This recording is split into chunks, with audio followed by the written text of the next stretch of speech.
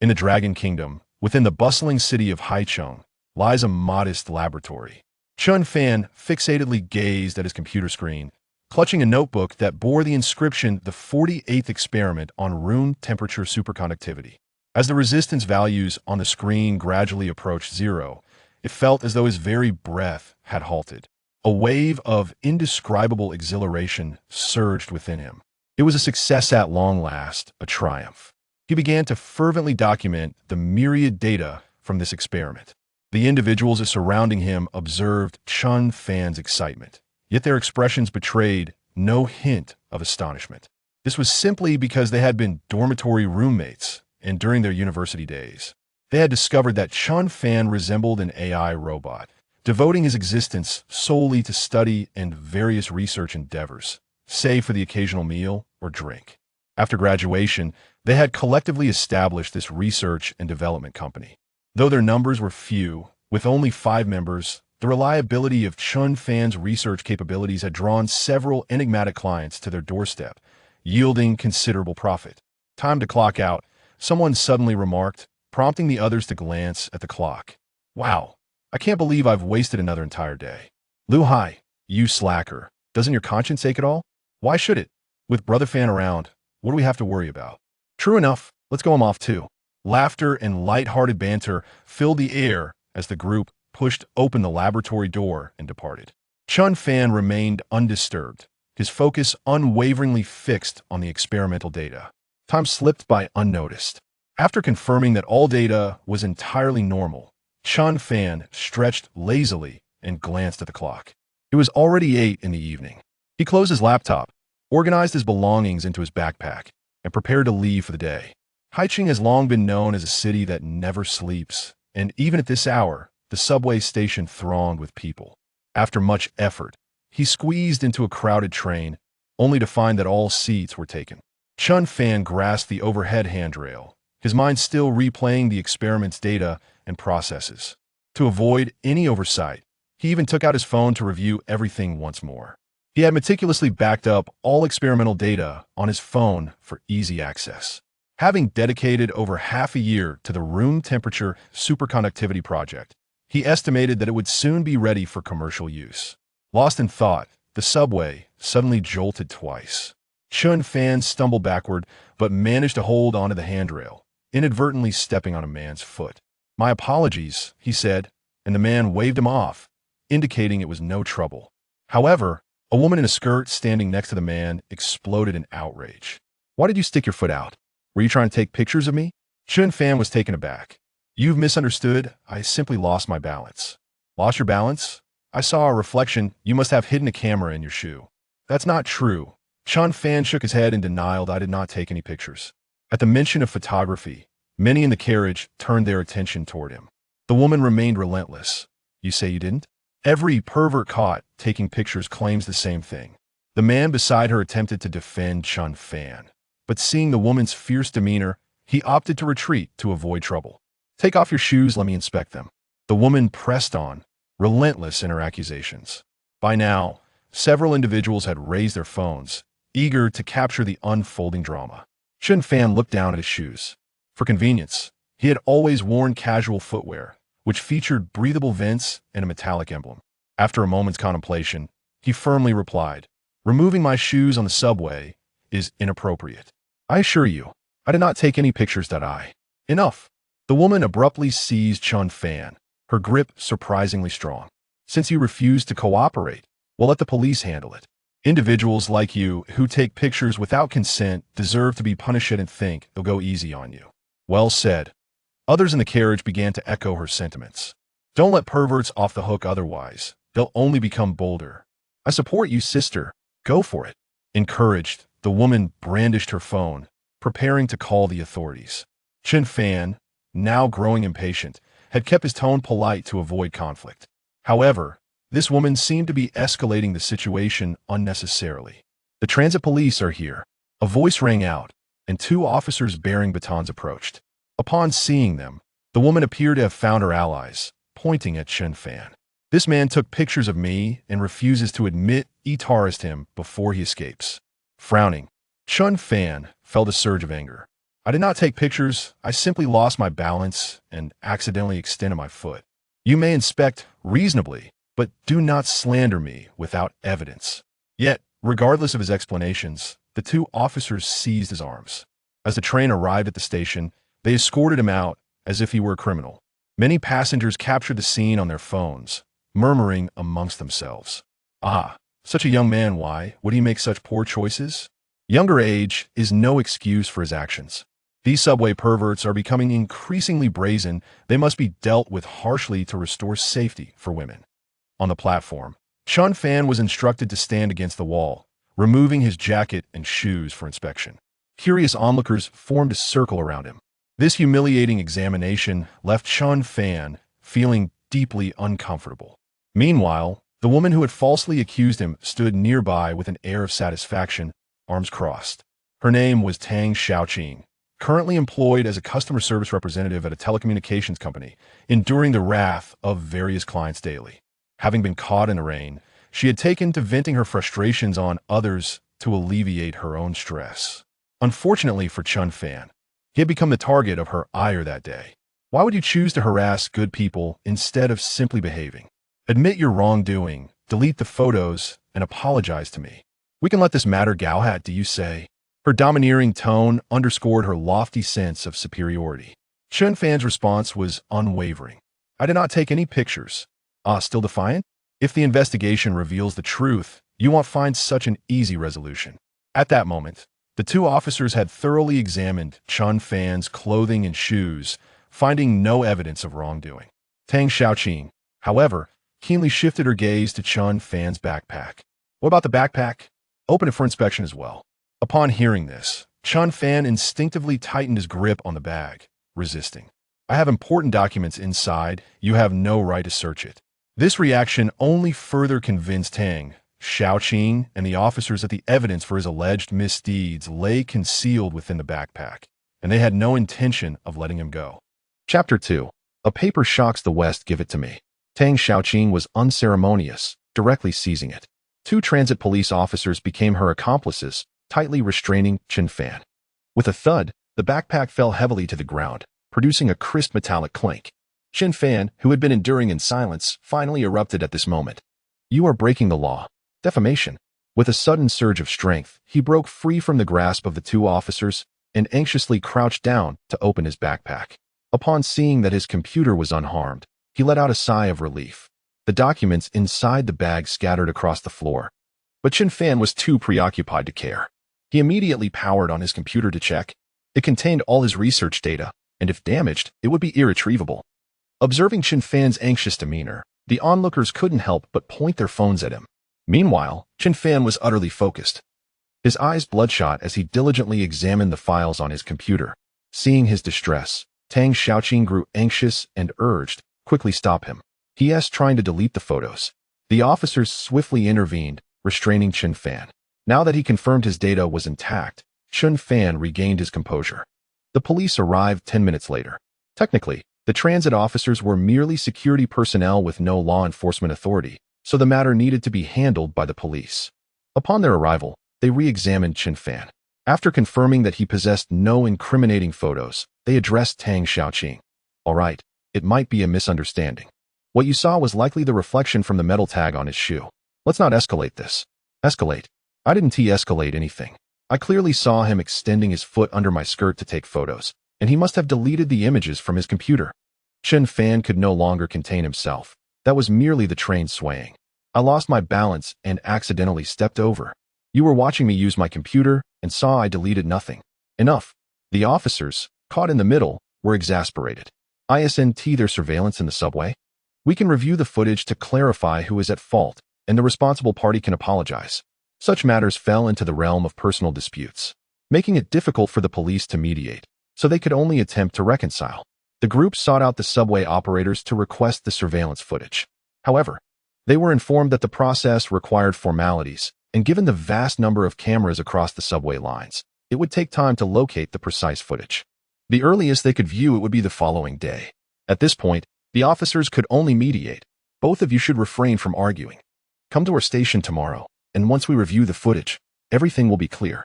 Why should I go to your station? I haven't done anything wrong. Tang Xiaoqing crossed her arms, a flicker of frustration in her eyes. She merely wanted an apology from Chen Fan. How had it escalated to this point? Oh, the subway is the worst at night. She silently lamented, looking at Chen Fan. Apologize to me, and I will forgive you. Let us put this behind us. Chen Fan flatly refused. I didn't take any photos, so why should I apologize? After we review the footage tomorrow, you must apologize to me. Fine, fine. Tang Xiaoqing was relentless, pulling out her phone and aiming it at Chen Fan's face, pressing the shutter button. Chen Fan recoiled, turning his head to shield his face with his hand. You have no right to photograph me. Delete that picture. The only response was Tang Xiaoqing's cold laughter. Just wait. I'm a beauty blogger, and I will expose you, making you a social pariah. With that, she disregarded the police's attempts to intervene and strode away. Left behind were Chen Fan and a throng of onlookers. The two officers sighed, feeling utterly helpless. Once the crowd dispersed, Chen Fan crouched down to gather the scattered documents. Upon returning home, Tang Xiaoqing's anger only intensified. Any normal man, when accused of taking illicit photos, would be eager to prove his innocence. Yet, Chen Fan remained stubbornly unyielding and even demanded an apology from her. Impossible. With this in mind, she opened her social media account and began crafting a post. Having previously dabbled as a beauty blogger, she had garnered a few thousand followers through her makeup skill Chapter 3, The Genius Scientist Chen Fan, the following morning. As dawn broke, Chen Fan awoke from his slumber. His long-established biological clock had instilled in him the habit of rising early. After completing his morning routine and dressing neatly, he hailed a cab and hurried to his studio. Upon arriving at the entrance, he was taken aback to find a crowd gathered, accompanied by a foul stench. Chen Fan hesitated momentarily, but ultimately decided to press on. The data from yesterday remained unfinished, and some areas required further input. He needed the equipment in the laboratory. However, as soon as the crowd caught sight of him, their anger erupted. There he is. It's Chen Fan. Perverse freak, stalker, go die, disgusting creature. Take that. You foul-smelling meteor hammer. You do not deserve to live in this world. Spit. Among the throng, various items were hurled at him, including rotten eggs, iced coffee, and milk tea. Chen Fan clutched his backpack tightly, wordlessly advancing toward the entrance. A sea of smartphones captured his disheveled state, laughter ringing out with abandon. It was only when the door closed behind him that their antics ceased. They immediately turned and uploaded the footage online. By the next morning, Chen Fan had become a pariah, reviled by all. Whether on Douyin, Weibo, or Xiaohongshu, his name consistently occupied the top 5 trending searches. Criticizing Chen Fan had become a means to garner attention, and the offline engagement garnered even more views. The moment the video was released, it was inundated with likes and comments from netizens. Wow, this is so satisfying. Bro, send me your QR code. I'll transfer you $100. I'll chip in 100 too. Can someone throw a rotten egg at Chen Fan for me? This person really brings shame to us men. Can you tell me where he is? I want to go too. Inside the studio, Chen Fan removed his jacket and quickly cleaned the stains from his clothes before retrieving his computer and notebook. Noticing the absence of his roommates, he assumed they would not be coming today. However, it mattered little. Even if they did come, they would merely engage in trivial tasks, as he could manage most matters alone. Soon, Chen Fan immersed himself in his research, undistracted and focused. Meanwhile, in a nearby CAF, 3 of his roommates, led by Lu Hai, convened with Han Qingmei, the studio's financial officer and receptionist. Each wore a complex expression. Did you all see the trending news? Lu Hai suddenly inquired. I did, replied Han Qingmei, the only female among them, nodding. I never imagined Brother Fan could be like this. Brother Fan could not possibly be that kind of person, interjected another roommate, Wu Feng, his grip on his coffee cup trembling slightly. There must be more to this story. For 4 years in college, Chen Fan was either in the library or the lab, showing no interest in anyone. How could he possibly engage in voyeurism? The remaining roommate, Zhu Weimao, wore a troubled expression, remaining silent. The 4 lapsed into a contemplative silence. Lu Hai's gaze suddenly shifted, and he spoke again. By the way, do you know what Brother Fan has been researching recently? The 3 shook their heads. They spent their days idling or assisting Chen Fan, thus were unaware of his current projects. I know, Lu Hai replied cryptically, leaning closer. Chen Fan has been working on room temperature superconductivity and has made significant breakthroughs. Once this technology is successful, it will undoubtedly alter the global landscape. I need not elaborate on its potential value, right? Except for Han Qingmei. The other two gasped in astonishment. As Chen Fan's university roommates and graduates from the Materials Science Department of Haicheng University, they were acutely aware of the implications of room temperature superconductivity. It could be said that whoever held this technology would dominate the world. Once a formidable power, the White Eagle would be relegated to the status of a sparrow in the face of the Dragon Kingdom's prowess. Should an individual possess this technology, they would inevitably become the wealthiest person on Earth, leaving figures like Bill Gates and Elon Musk in the dust. No one could resist such temptation. However, given Chen Fan's character, he would certainly not seek personal profit from this technology. His thoughts would be solely focused on benefiting society and contributing to the nation. Zhu Weimao suddenly remarked. After all, we know his character best. Indeed, Lu Hai nodded. To be honest, I have his experimental data. Should we consider going solo? Wu Feng, Zhu Weimao, and Han Qimei stared at Lu Hai in shock. Having voiced his inner thoughts, Lu Hai resembled a wolf revealing its fangs, unrestrained. During lunch yesterday, I noticed Chen Fan's computer left unattended. Out of curiosity, I glanced at it, and then I copied all the data, leading to today's events. So, what do you say? My family can invest $100 million in this project. Don't forget, I was the one who funded the studio's establishment. My family has the capability for this. Think about it. With this technology in Chen Fan's hands, you'd be lucky to receive a few thousand. Besides, Chen Fan is now mired in scandal, his reputation in tatters. Associating with him will only tarnish our names. It's better to distance ourselves. As long as we possess this technology, I guarantee we four will acquire endless wealth, enough to last a lifetime. Lu Hai, a wealthy second generation, had traversed various high-stakes environments, endowing his voice with a persuasive quality. In the face of such immense wealth, discussions of ethics and morals would only be seen as disrespecting money. The four quickly reached a consensus, opting to sever ties with Chen Fan and pursue their own path. Simultaneously, the fire of room temperature superconductivity inevitably caught the attention of social media in the Dragon Kingdom. A bombshell news story emerged, almost instantaneously dominating the headlines across major news outlets. Even the top trending search was room temperature superconductivity. Most crucially, in the morning, Chen Fan was still the reviled pariah of the internet. By the afternoon, he had transformed into the most dazzling news star in the scientific community. The phrases genius scientist and room temperature superconductivity resonated in unison, capable of stirring a monumental upheaval throughout the Dragon Kingdom. Netizens were left bewildered upon witnessing this. The top trending search, genius scientist Chen Fan. The second, subway stalker Chen Fan. This cannot be the same person, can it? Surely, it's merely a coincidence of names, after all. Such an extraordinary individual would not stoop to the indignity of riding the subway. In the public's perception, top-tier talents should be chauffeured in luxury vehicles, flanked by numerous bodyguards. They must have misidentified him. However, just as netizens began to breathe a sigh of relief, an astute observer unearthed the documents that Chen Fan had dropped on the ground the previous day. Look. The documents from the subway incident with Chen Fan seemed to be titled Room Temperature Superconductivity Experiment Records. In an instant, the online platforms erupted once more. The two events' protagonists were, astonishingly, one and the same. Chapter 4. Playing the victim. Continuing the smear campaign, the online community has become numb. This world is utterly insane. If the lewd voyeur, Chen Fan, is deemed a pervert, then what of the brilliant scientist, Chen Fan? When one possesses a radiance that outshines the ordinary, their flaws are often obscured. An increasing number of netizens have begun to sense the incongruities.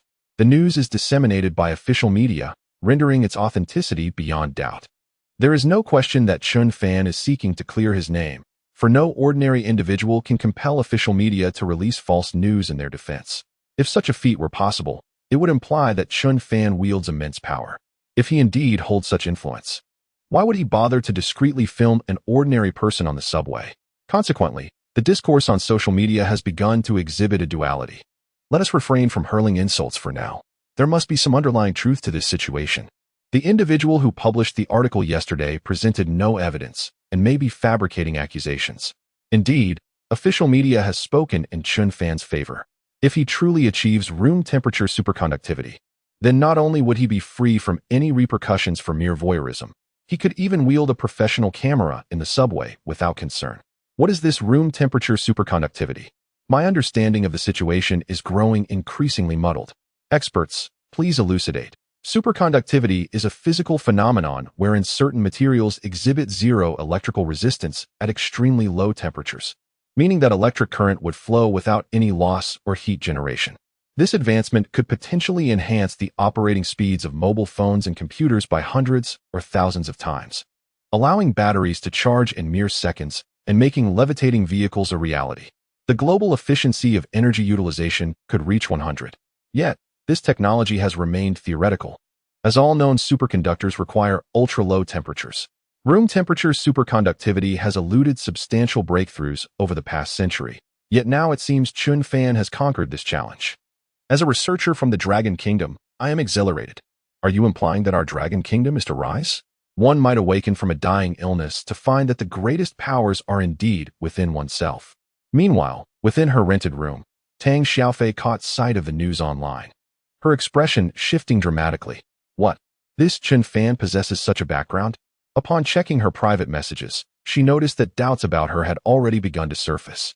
She could not afford to lose this newfound attention. She was already preparing to capitalize on it, and thus, she resolved to fan the flames of the situation. She meticulously crafted her script, even creating a new WeChat account to fabricate conversations that suggested she had been threatened. After stirring her emotions, she squeezed out a few tears. My dear friends, I have been diagnosed with a rare condition.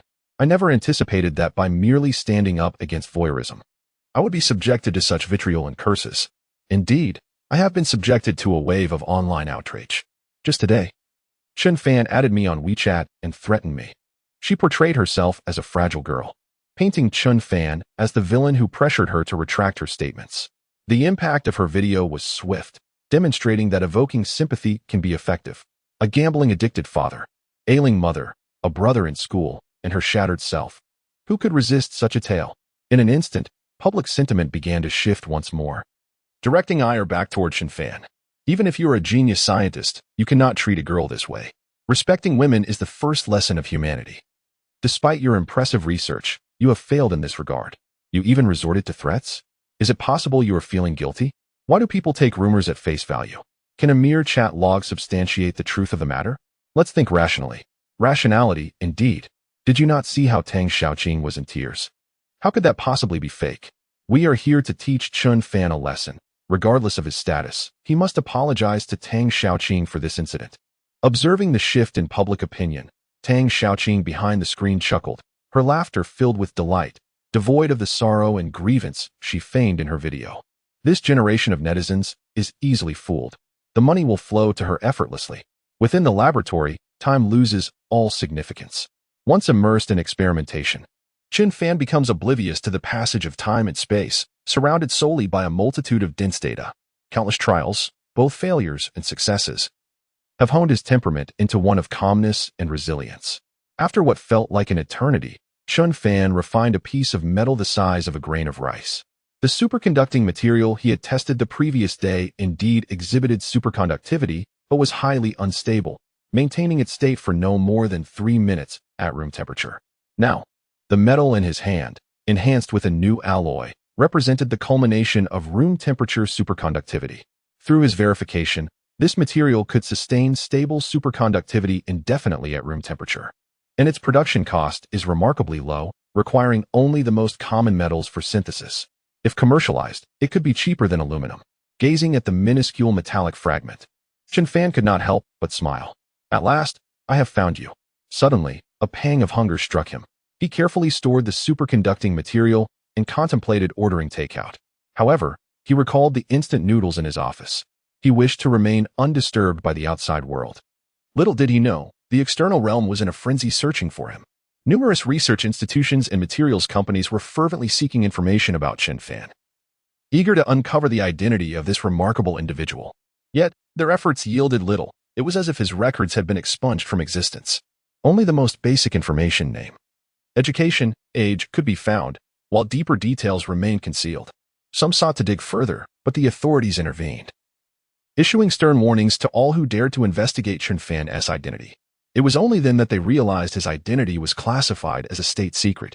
Their audacity was astounding, attempting to pry into such sensitive information.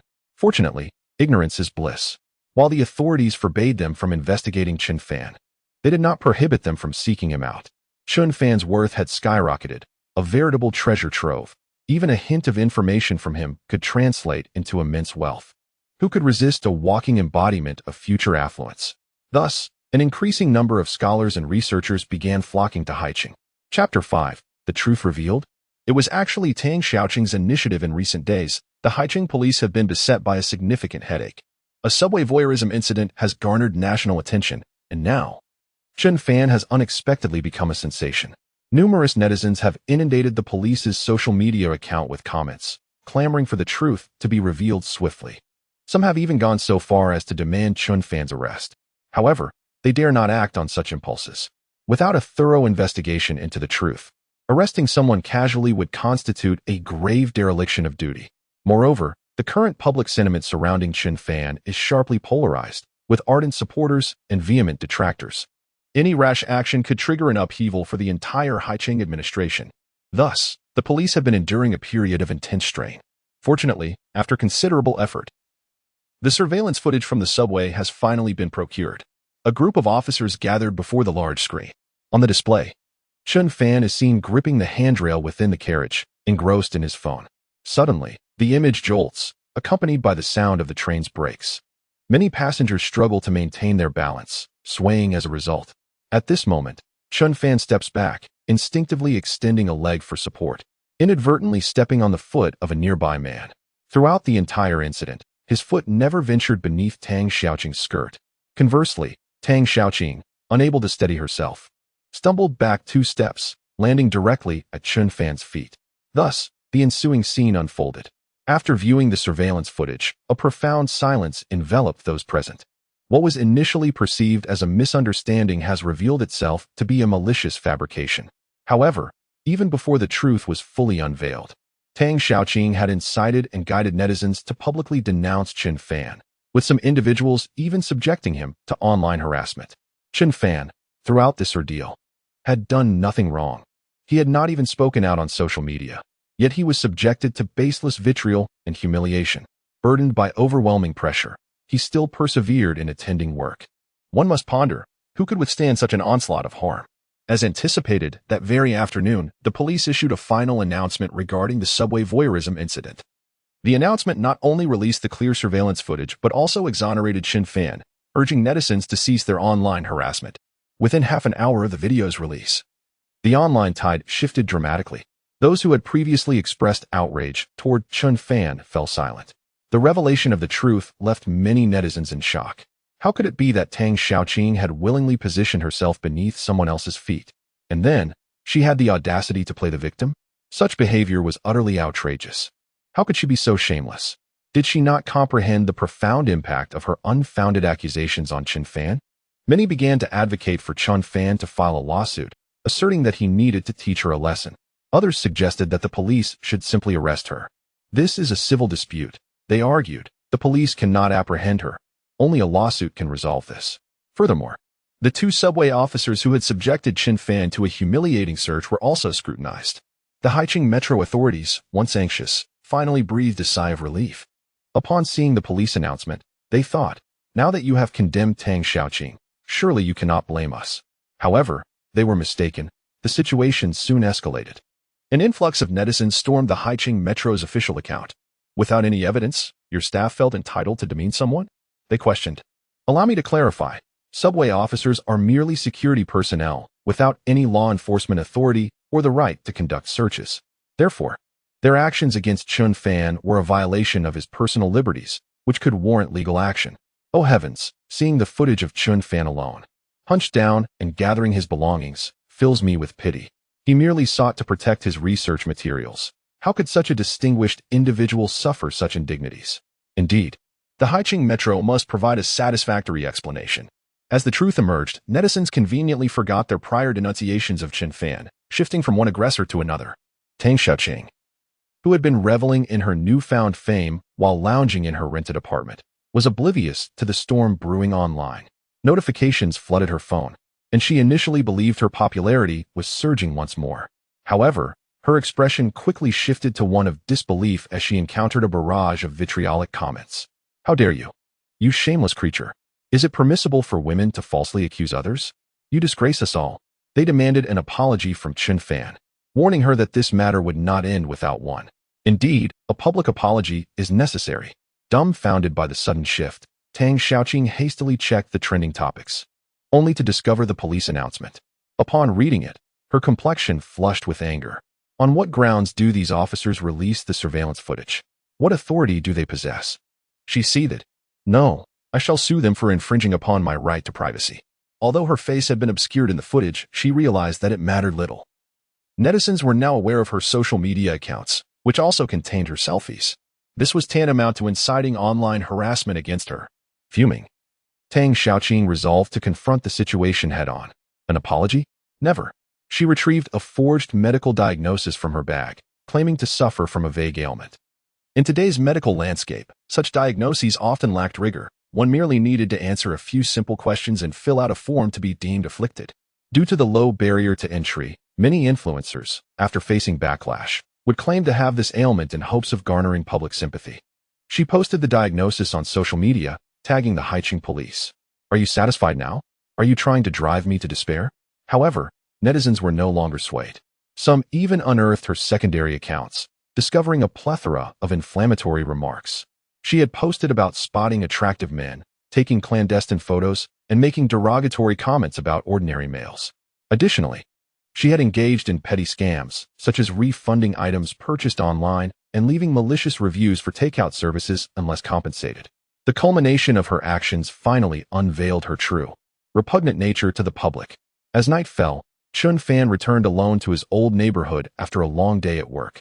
The streetlights were out, forcing him to rely on his phone's flashlight to navigate, his mind still occupied with various experimental operations and data. Upon reaching his doorstep, he was startled to find the door ajar. Alarmed, he wondered if he had been robbed or if the people harassing him had finally come to confront him. Chapter 6. How do you sleep at night? With a heart full of trepidation, Chen Fan stepped inside. Contrary to his expectations of a chaotic mess, the room was immaculate and refreshing, everything arranged in perfect order. At the center of the living room hung a grand family portrait. The family of 6 included Chen Fan's parents, grandparents, and his elder brother, with 4 military uniforms strikingly prominent. 6-year-old Chen Fan stood in the middle, his smile radiant. At that moment, an elderly man with graying hair stood beneath the frame, his gaze intense and demeanor solemn. After a moment, the elder raised his hand in salute and slowly turned around. Grandpa Hu, what brings you here? Chen Fan asked, slightly taken aback. After setting down his backpack, he went to prepare tea. The two sat across from each other, and Chen Fan turned on all the lights in the living room, flooding the room with dazzling brightness. Beneath the portrait lay numerous medals and trophies, all engraved with Chen Fan's name. Hu Deliang, visibly impressed, chuckled. You, young lad, still excel as you always have. Chen Fan smiled, but did not respond. This man was his grandfather's comrade in arms and his father's superior, yet now he was his god-grandfather. The only person Chen Fan felt close to in the world. I came to ask about the recent news surrounding you online. Have you considered moving to stay with Grandpa Hu? Or perhaps to the Chinese Academy of Sciences, where the environment is pleasant and you won't be disturbed? No need. Grandpa Hu, Chen Fan replied without hesitation, his gaze drifting to the family portrait. If I leave, the house will feel empty, and besides, this life is quite good as it is. Very well, I respect your decision, Hu Deliang said, rising with a warm smile. You are a promising child, and I am proud of you. Do not feel constrained while out in the world. With me backing you, no one in Longwa can force you into anything. Remember to call me whenever you need. And do visit your grandma. She often mentions you these days. Yes, I will, Chen Fan nodded.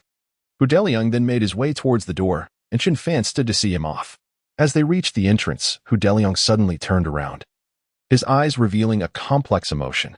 He placed a hand on Chen Fan's shoulder and said with a wry smile, I truly do not know whether my promise to your father to keep you from joining the military was right or wrong. You have your own ideas. All right, then follow your own thoughts. I support you. And no need to see me off. I have a driver. Hu Deliang laughed heartily, pretending to be carefree as he strode away. At the curb, a sleek black Audi A6L quietly awaited him. As Hu Deliang exited the old neighborhood, armed guards promptly approached, saluting and opening the car door. Sir. Hu Deliang remained silent, his expression darkening. The guards trembled at the overwhelming aura he exuded, which was suffocating.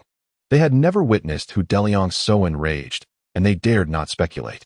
Once inside the car, it set off towards the military district, not heading home, but to Fonglin Bay. Hu Delyong's voice carried an edge of anger. He had the habit of keeping up with the news, and this morning, when he learned of Chen Fan's groundbreaking achievement in room-temperature superconductors, he felt a sense of pride. However, that joy quickly turned to fury upon seeing Chen Fan falsely accused, targeted online, and even pelted with rotten eggs and doused with coffee by a crowd outside his workplace. Despite having maintained his composure for most of his life, he found himself trembling with rage. Yet, Hu Delyong did not immediately intervene for Chen Fan. Instead, he visited Chen Fan's residence to gauge his demeanor. Seeing Chen Fan remain composed and unaffected by the incident that evening reassured him. While others might not comprehend Chen Fan's true identity, Hu Delyong understood all too well. He was a young man making significant contributions to the nation without seeking any reward. He could be a role model, a humble individual in obscurity, but he must not be a target of public scorn. Such a pillar of the nation faced such turmoil. Hu Delyong was determined to observe how those in high positions would respond to the situation. That night, at the upper echelons of Haicheng's police force, government officials, subway authorities, and the heads of the internet department, none of them could find rest. 70-year-old Hu Delyong spent the night berating them. The pressure from the former commander left them no room for rebuttal. They could only repeatedly apologize. I tell you, if my grandson truly committed a crime, I would be the first to execute him. But he hasn't. Look at how he is being portrayed online. How can you all sleep at night? At that moment, those present began to grasp the gravity of Chen Fan's identity, realizing it was far from simple. Especially the subway official, who, hearing Hu Delyong's tirade, was drenched in cold sweat, terrified his position might be jeopardized. Fortunately, Hu Delyong had no time to waste on such a minor figure. However, it dawned on him that this matter might not conclude easily. Their only recourse was to take responsibility, apologize, and seek Chen Fan's forgiveness. As time passed, the next day arrived. On major online platforms, all negative news regarding Chen Fan was erased, leaving no trace behind. The only articles visible were those celebrating the breakthrough in room-temperature superconductors. Simultaneously, the subway's official account issued an apology letter, acknowledging their lack of professionalism and stating that the two subway officers involved, both temporary workers, had been dismissed in hopes of soothing public outrage and winning Chen Fan's forgiveness. The response from netizens was swift. What? So it was the actions of temporary workers again? On construction sites, interns take the blame. In companies, university students handle the financial fallout, and when problems arise, it's always the temporary workers who are scapegoated. What have university students done to deserve this? We do not accept this apology. A proper explanation is necessary. Indeed, such a disingenuous apology was unwelcome. They thought merely firing the two would suffice. They demanded those responsible personally apologize. The outrage from netizens once again flooded the comments section. The subway authorities quickly realized the situation was dire. This approach would not work. If all else failed, they would have to apologize in person. The police were equally efficient after being scolded by the former commander. By the morning, those who had hurled rotten eggs at Chen Fan outside his studio were apprehended in no time. As for Tang Xiaoqing, she faced summons for inciting netizens to engage in online harassment and violating others' privacy rights. Chapter 7. Invitations from various nations. The studio remained desolate today, devoid of any presence. Upon Chen Fan's arrival, the door stood firmly shut, unchanged. After a brief wait, he dialed Lu Hai's number, only to be met with silence as the call went unanswered. He casually pulled over a chair and settled down. Chen Fan had observed Lu Hai's trivial habits over time, but had chosen to overlook them, recognizing their shared commitment to the studio and the necessity of earning a living. Consequently, he had refrained from guarding certain research data and conclusions from Lu Hai and the others. However, Chen Fan was acutely aware that Lu Hai's father owned a chemical materials company, and the initial experimental equipment and consumables in the studio were provided by Lu Hai. Thus, when Lu Hai appropriated some of the data, Chen Fan pretended not to notice. Yet, as the saying goes, all good things must come to an end. Chen Fan, as was customary, immersed himself in work at the laboratory until the afternoon. After completing his tasks, he tidied up his personal belongings and returned home. The following day, he did not revisit the laboratory. On another early morning, Chen Fan commenced his work within his modest home studio, where the walls were nearly adorned with white sheets of paper, showcasing the design of a rudimentary rocket. Additionally, various component diagrams cluttered the space.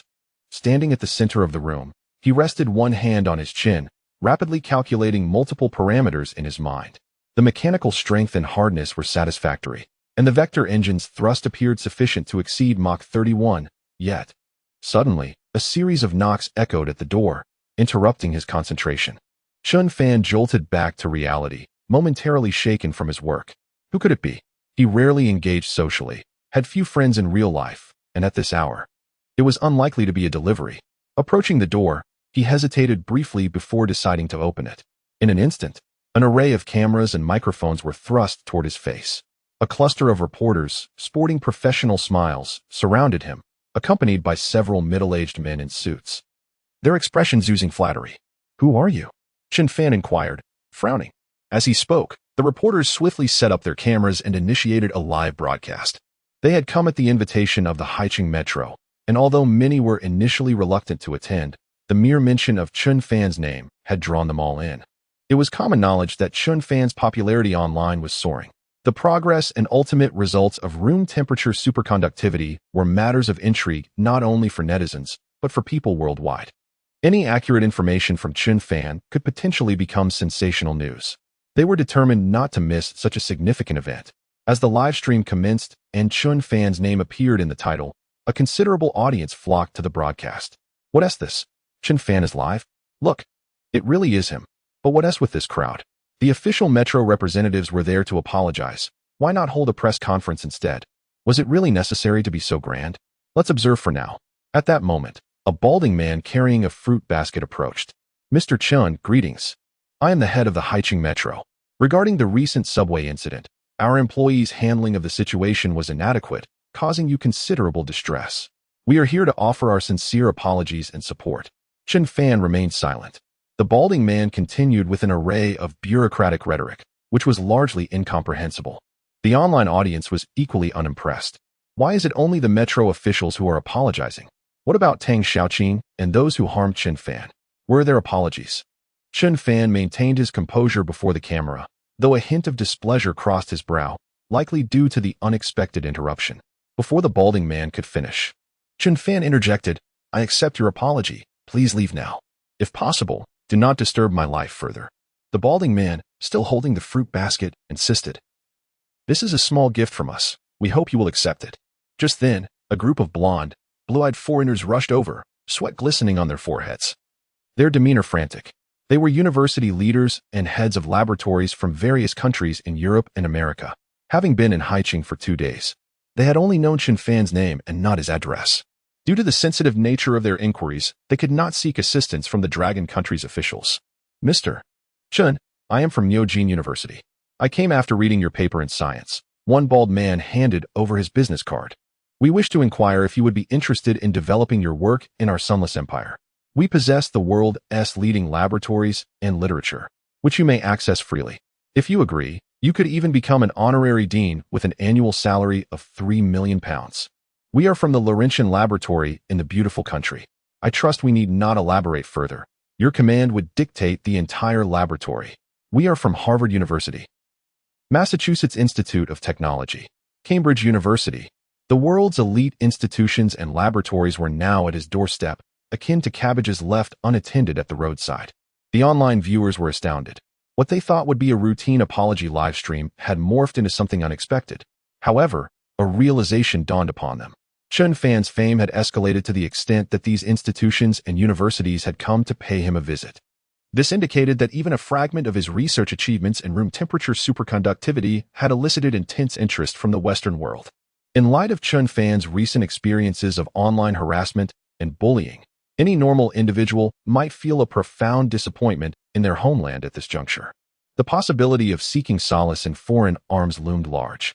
If Chen Fan were to take his technology abroad, it would spell a significant loss for the Dragon country. At that moment, the viewers felt an overwhelming urge to condemn Tang Xiaoqing and the others who had bullied Chen Fan, as well as the officials from the Metro. The situation felt dire, and everyone fixated their attention on Chen Fan before the camera. "Please, do not agree. This is a matter of personal choice." But I sense under the gaze of all present, Chen Fan raised his hand to touch his nose, as if about to speak in response. Chapter 8. The Interview. Chen Fan's identity revealed such a subtle gesture stirred the hearts of countless viewers in the live stream. Even the reporters present were tense, their gazes fixed on the unfolding scene. In truth, Chen Fan himself was somewhat bewildered. Upon hearing those words, his initial reaction was not one of joy, but rather astonishment. After all, he had not anticipated this outcome. A hastily written paper, merely a collection of fragments regarding room temperature superconductivity experiments, had sparked such an uproar. To be candid, he felt a sense of happiness at the acknowledgement of his research. However, the idea of pursuing development in the West. "I'm afraid I currently have no intentions of going abroad." Chen Fan's response was concise yet resolute. At the moment those words left his lips, the entire live stream erupted with excitement. The reporters breathed a sigh of relief. The representatives from the subway authority, who had arrived, appeared to be mere bystanders in the commotion. Nevertheless, seeing Chen Fan's indifference toward them, they too felt a sense of relief, at least knowing they would not be targeted by irate netizens. A group of foreign journalists, characterized by their golden hair and blue eyes, did not display disappointment upon hearing Chen Fan's reply. Instead, they became even more enthusiastic. "No matter, science knows no borders. We hope to join your team to collaboratively develop room temperature superconductors. Indeed, this is a matter that benefits the entire globe, and I trust you would not refuse, would you? We are willing to provide funding, equipment, and resources, simply seeking to share the research outcomes together." Upon hearing the remarks from these foreigners, netizens could not help but chuckle. Their audacity was almost comical. Were they so brazen as to extend their hands? Now they grasped that science transcends national boundaries? Where was this sentiment when they tightened the noose around our necks? A warship worth $250,000 was being sold to us for $50 million. A tunneling machine priced at $10 million was being demanded at $500 million, and we were barred from accessing the space station. Now, they exhibit such double standards? Surely, they must be jesting. The netizens appeared more anxious than Chen Fan himself, while the group of reporters observed the live stream viewership surpassing 10 million, alongside the humorous comments from viewers, and could not suppress their amusement. At this moment, Chen Fan gently shook his head, his tone unruffled. "Such matters should be addressed with the Dragon Kingdom's officials, rather than seeking me." Having said this, he stepped back, retreating behind the door. "Do you have any other business? If not, I must return to work." Work? The netizens quickly realized that Chen Fan was at home. Was he truly not resting even at home? What a dedicated individual. Especially considering that just days prior, he had been the target of online exposure. Alas, his predicament was dire. As Chen Fan prepared to close the door, the reporters grew anxious. "Wait, Mr. Chen Fan, may we have a moment to interview you? It won't take up too much of your time. Just half an hour will suffice." The door, which was almost closed, suddenly halted. Chen Fan poked his head out, surveying the room. "You may come in," he gestured, then glanced at the group of foreigners and the subway representatives. "Apologies, but the room is rather small. I cannot invite you all to sit." This was not a matter of arrogance, but rather a reflection of the room's limited space. With a modest two-bedroom layout, the apartment had seen many years, its furnishings beginning to show signs of age. Nevertheless, it was impeccably clean. As a few reporters entered, they caught a whiff of a delicate orchid fragrance.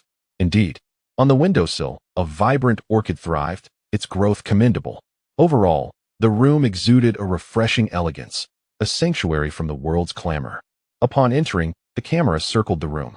Chen Fan remained silent, only noticing that the door to his workspace was ajar. He strode over and pulled it shut. Even so, the camera managed to capture a glimpse of the interior. Though there was but one lens, sharp-eyed netizens quickly spotted the details and captured screenshots. "Goodness, am I seeing this correctly? What is that? It resembles a rocket. Has Chen Fan already reached the point of crafting rockets by hand? If he dares to handcraft rockets today, tomorrow he might as well craft photolithography machines soon. He'll be a deity. Do you have no understanding at all? That is not a rocket. It is clearly the design blueprint of the Southwind Courier service. Wait, when did Southwind Courier have a platypus version?" The blueprint in Chen Fan's hands did indeed resemble that of the Southwind missile. However, the warhead was not of the traditional conical shape but rather flat, akin to that of a fighter jet, resembling a platypus. Among the crowd were military enthusiasts. "Is this the latest design blueprint from Southwind Courier?" "Truly. And that is not some platypus design. It is a wave-riding structure that enhances maneuverability and trajectory adjustment during flight. To put it simply, it can weave through the air, making it difficult to intercept. Delete it quickly." It was already too late. "Open the door." Chen Fan poured everyone present a glass of water. Time is limited, so let us have a swift question and answer session. In truth, he was reluctant to engage in this interview, but there were certain clarifications he wished to make regarding room temperature superconductors. The reporters, aware of the time constraint, were about to speak when their attention was suddenly drawn to a family photo displayed in the living room. From a professional standpoint, initiating conversation from a different angle could foster a connection with the interviewee, thus bridging the gap. One reporter pointed, "Chen Fan, may I ask if these are your family members?" The camera pivoted accordingly. Upon seeing the 6 individuals in the family portrait, netizens erupted in laughter. What a heartwarming scene. Who would have guessed that Chen Fan's family had 3 generations of military service? With such a prestigious lineage, it was no wonder he had declined the advances of those foreigners. Little Chen Fan looked adorable, round, and chubby. Don't you find the individuals in this family portrait somewhat familiar? What is this? Are you their long-lost son, hoping to establish a connection? Not at all. Qin Shu, revered as the mother of fruits in the Dragon Kingdom, once improved over 100 fruit varieties, enhancing their sweetness, particularly watermelons and melons. Modern hybrid fruits bear her influence. Tragically, she passed away in a car accident over a decade ago while on a breeding expedition to the frontier. Silence enveloped the room, a profound stillness. The moment this news broke, everyone fell silent, even the reporter who had pointed at the family portrait, stunned for over 10 seconds. Gradually, he lowered his hand. After a pause of more than 10 seconds, the barrage of comments resumed, this time filled with red flags of respect. A comment quietly emerged. Look at the medals on Chen Fan's grandfather's military uniform. He appears to be a veteran from the anti-Japanese war. I remember him. He was our old commander. During that tumultuous period, he sustained a disability in his right foot while battling the enemy, which caused his left shoulder to be higher than his right. I recognized him at a glance. Indeed, the old commander passed away 7 years ago. Additionally, Chen Fan's mother, a remarkably beautiful doctor, tragically succumbed to an unfortunate infection during her youth. His father was a valiant soldier who perished on the front lines. His brother, Li Ping, an anti-drug officer, sacrificed his life in the province of Kaiyuan, bearing the badge number 087. Chapter 9. Do not raise such a ruckus here. One by one, the faces in the family photograph were recognized. The netizens soon realized that this was not merely a family portrait. It was, in fact, a documentary rich with heroic deeds. The internet does not lack memory. It merely chooses to shroud the past in silence. When necessary, it unearths those memories for careful reflection. It is at such moments that one discovers a different kind of sorrow. Each time a name was uttered, tears welled in the eyes. Among the 6 family members captured in that happy photograph, only Chen Fan remained. At that moment, a singular phrase resonated within everyone's hearts: a family of loyalty and valor. Chen Fan had already borne enough.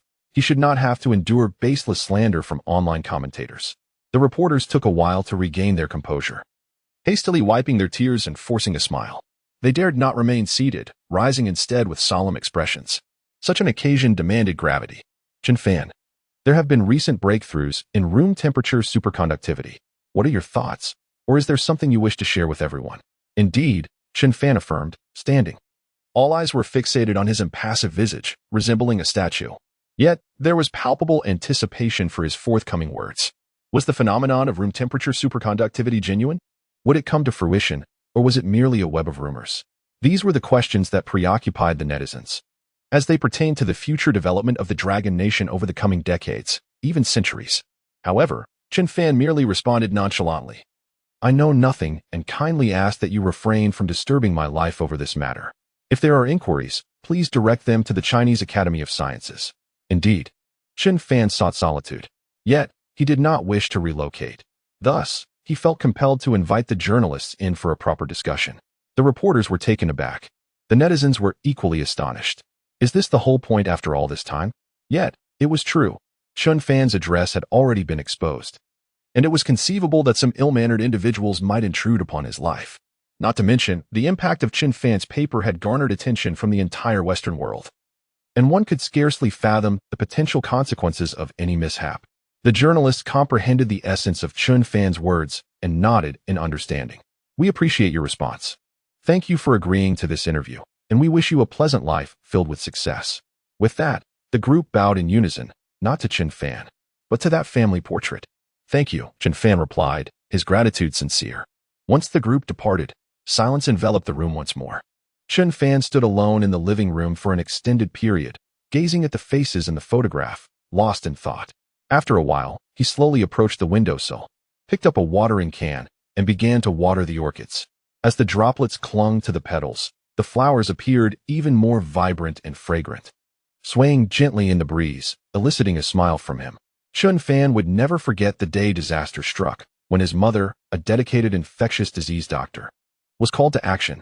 Before leaving home, she cast a final glance back and instructed Chen Fan, "Dinner is ready. Heat it up if you wish to eat. And do not forget to water the orchids." Little did he know that this farewell would be eternal. Years passed. Yet Chen Fan maintained the habit of watering the orchids, but he could no longer await the return of the one he longed for. Ding! Congratulations to the host for completing the task, publishing a paper in an internationally renowned academic journal and receiving global recognition. Reward: a blueprint for a Mach 50 hypersonic missile, along with black technology communication technology. Upon hearing the notification, Chen Fan instinctively looked up. Why had this once obscure figure in the scientific community suddenly published a groundbreaking paper on superconductivity in science? Why had it caused such a sensation? At that moment, the answer crystallized. When Chen Fan was 17, the successive deaths of his relatives inflicted profound trauma upon him. It was during the year that he inadvertently awakened a black technology system, revealing immense talent in the field of science and technology. By the time he graduated from university, he had lost count of the projects he had completed for his country, many of which were classified. This enabled him to establish a studio with Lu Hai and others after graduation, allowing him to live a tranquil life until he encountered Tang Xiaoqing. Ding! New task issued. Successfully test-fire the Mach 50 hypersonic missile to awe the world. Task reward: a mini-quantum computer implanted in the cerebral cortex, powered by bioelectricity. At the instant he heard this reward, Chen Fan felt his breath catch. In today's world, the fastest computing devices are supercomputers and quantum computers, both of which possess a significant drawback: their enormous size. Whenever Chen Fan required extensive calculations, he had to request assistance from the authorities, which was exceedingly inconvenient. However, possessing a mini quantum computer would mean he could perform complex computations anytime and anywhere, eliminating the need for constant travel. For him, efficiency would increase by 100-fold, if not more. After all, who could resist a portable supercomputer? Today, the online platforms were dominated by several sensational news items. Haicheng Metro issues a second apology after the initial statement. Multiple international academic institutions express interest in collaborating with Chen Fan. Latest news on Chen Fan, suspected of developing the newest generation of Nanfeng Express missiles. A salute to the era's heroes, a family of loyalty and valor. Chen Fan stated in an interview, "I do not wish for my life to be disturbed." The reactions of netizens upon seeing the trending topics varied: calm, anger, impressive, respect, understanding. The comment section was surprisingly harmonious. The Haicheng Metro handled the situation well, demonstrating wisdom and a willingness to rectify their mistakes. Have these foreigners no shame? Their double standards are astonishing. Oh dear, Chen Fan is so pitiful. Even if Tang Xiaoqing received the death penalty, it would not compensate for the harm she inflicted upon him. Please, let us not disturb Chen Fan any further, especially in person. He seems like a person who cherishes tranquility. The Haicheng police, after a day of pressure, saw the individuals who had hurled eggs at Chen Fan lower their heads and express remorse, seeking his forgiveness. Of course, if Chen Fan chose not to forgive, they would face charges of personal freedom infringement, potentially resulting in up to 3 years of imprisonment. They could appeal if they wished, but public outrage had already escalated, making leniency unlikely. As for Tang Xiaoqing, having spent an entire day in the interrogation room, she appeared quite deflated, yet remained obstinate. The police found her increasingly exasperating. In the interrogation room, officers provided her with dinner and water. Honestly, if not for the surveillance cameras and the current emphasis on civilized law enforcement, the officers might have been tempted to wrap her in. Regardless, she stubbornly clung to her words, insisting that she was blameless. After finishing her meal and regaining her strength, she resumed her tirade. "Why should I apologize to Chen Fan? I have done nothing wrong. If anyone owes an apology, it is he who should apologize to me. Let me make it clear that I have mental issues. Do not think you can intimidate me. As for imprisonment, if you have the capability, come and arrest me. Do not continue to shout at me here." Chapter 10. The interceptable missile outside the interrogation room. Tang Xiaoqing's parents were filled with anguish as they heard the shouts from within. Having received a phone call from afar, they learned their only daughter had been arrested for a crime, and they hurriedly made their way to Haiqing, their hearts heavy with worry. They had always cherished their daughter, doting on her as their sole treasure, never imagining that one day she would find herself confined in an interrogation room. A police officer emerged, closing the door behind him with a look of helplessness. As you have seen, he began. This is a rather straightforward matter that could have been resolved with a simple apology, yet it has escalated to this extent, making it difficult to conclude. The elderly couple wore anxious expressions, their bodies trembling uncontrollably. They had heard the details of the situation and were taken aback by the revelation of their daughter and Appo's unexpected side.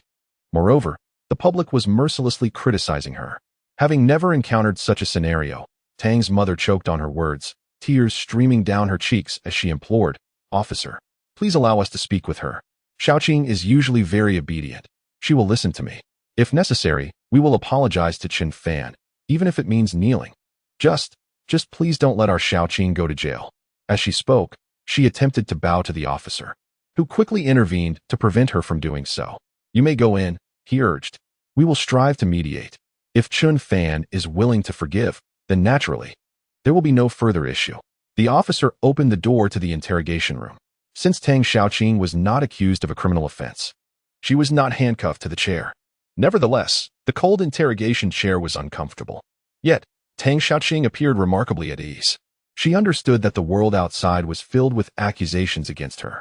Rather than endure the brutality of online harassment and the cold glares of the public, she preferred to remain at the police station, where at least she was provided food and drink, along with protection for her safety.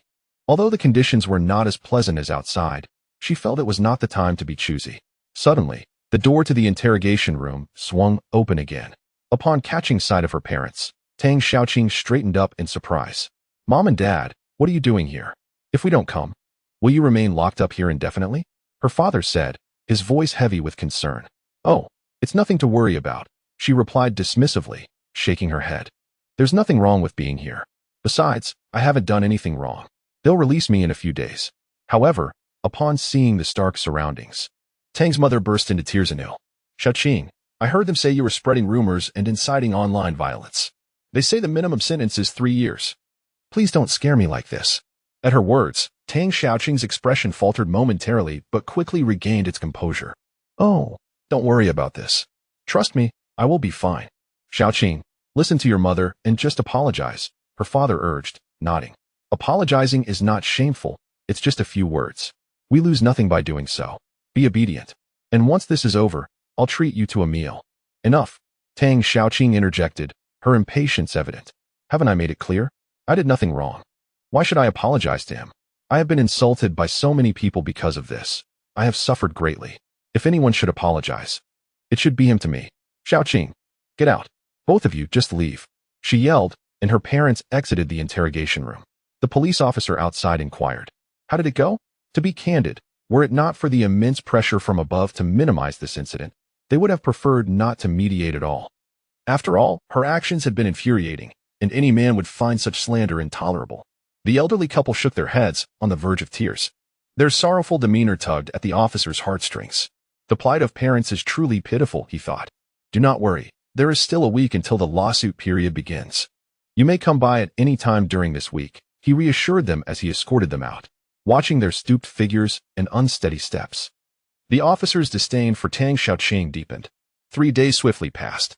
During this time, Chen Fan seemed to vanish from the public eye, and the online fervor surrounding him began to wane. However, the vitriol directed at Tang Xiaoqing showed no signs of abating. Not only that, but even her workplace was affected by the fallout. Unable to bear the burden any longer, the company reached out to Tang Xiaoqing, issuing her termination. They released a statement that she had been dismissed, hoping that the netizens would show some restraint. Naturally, the online community rejoiced at her misfortune.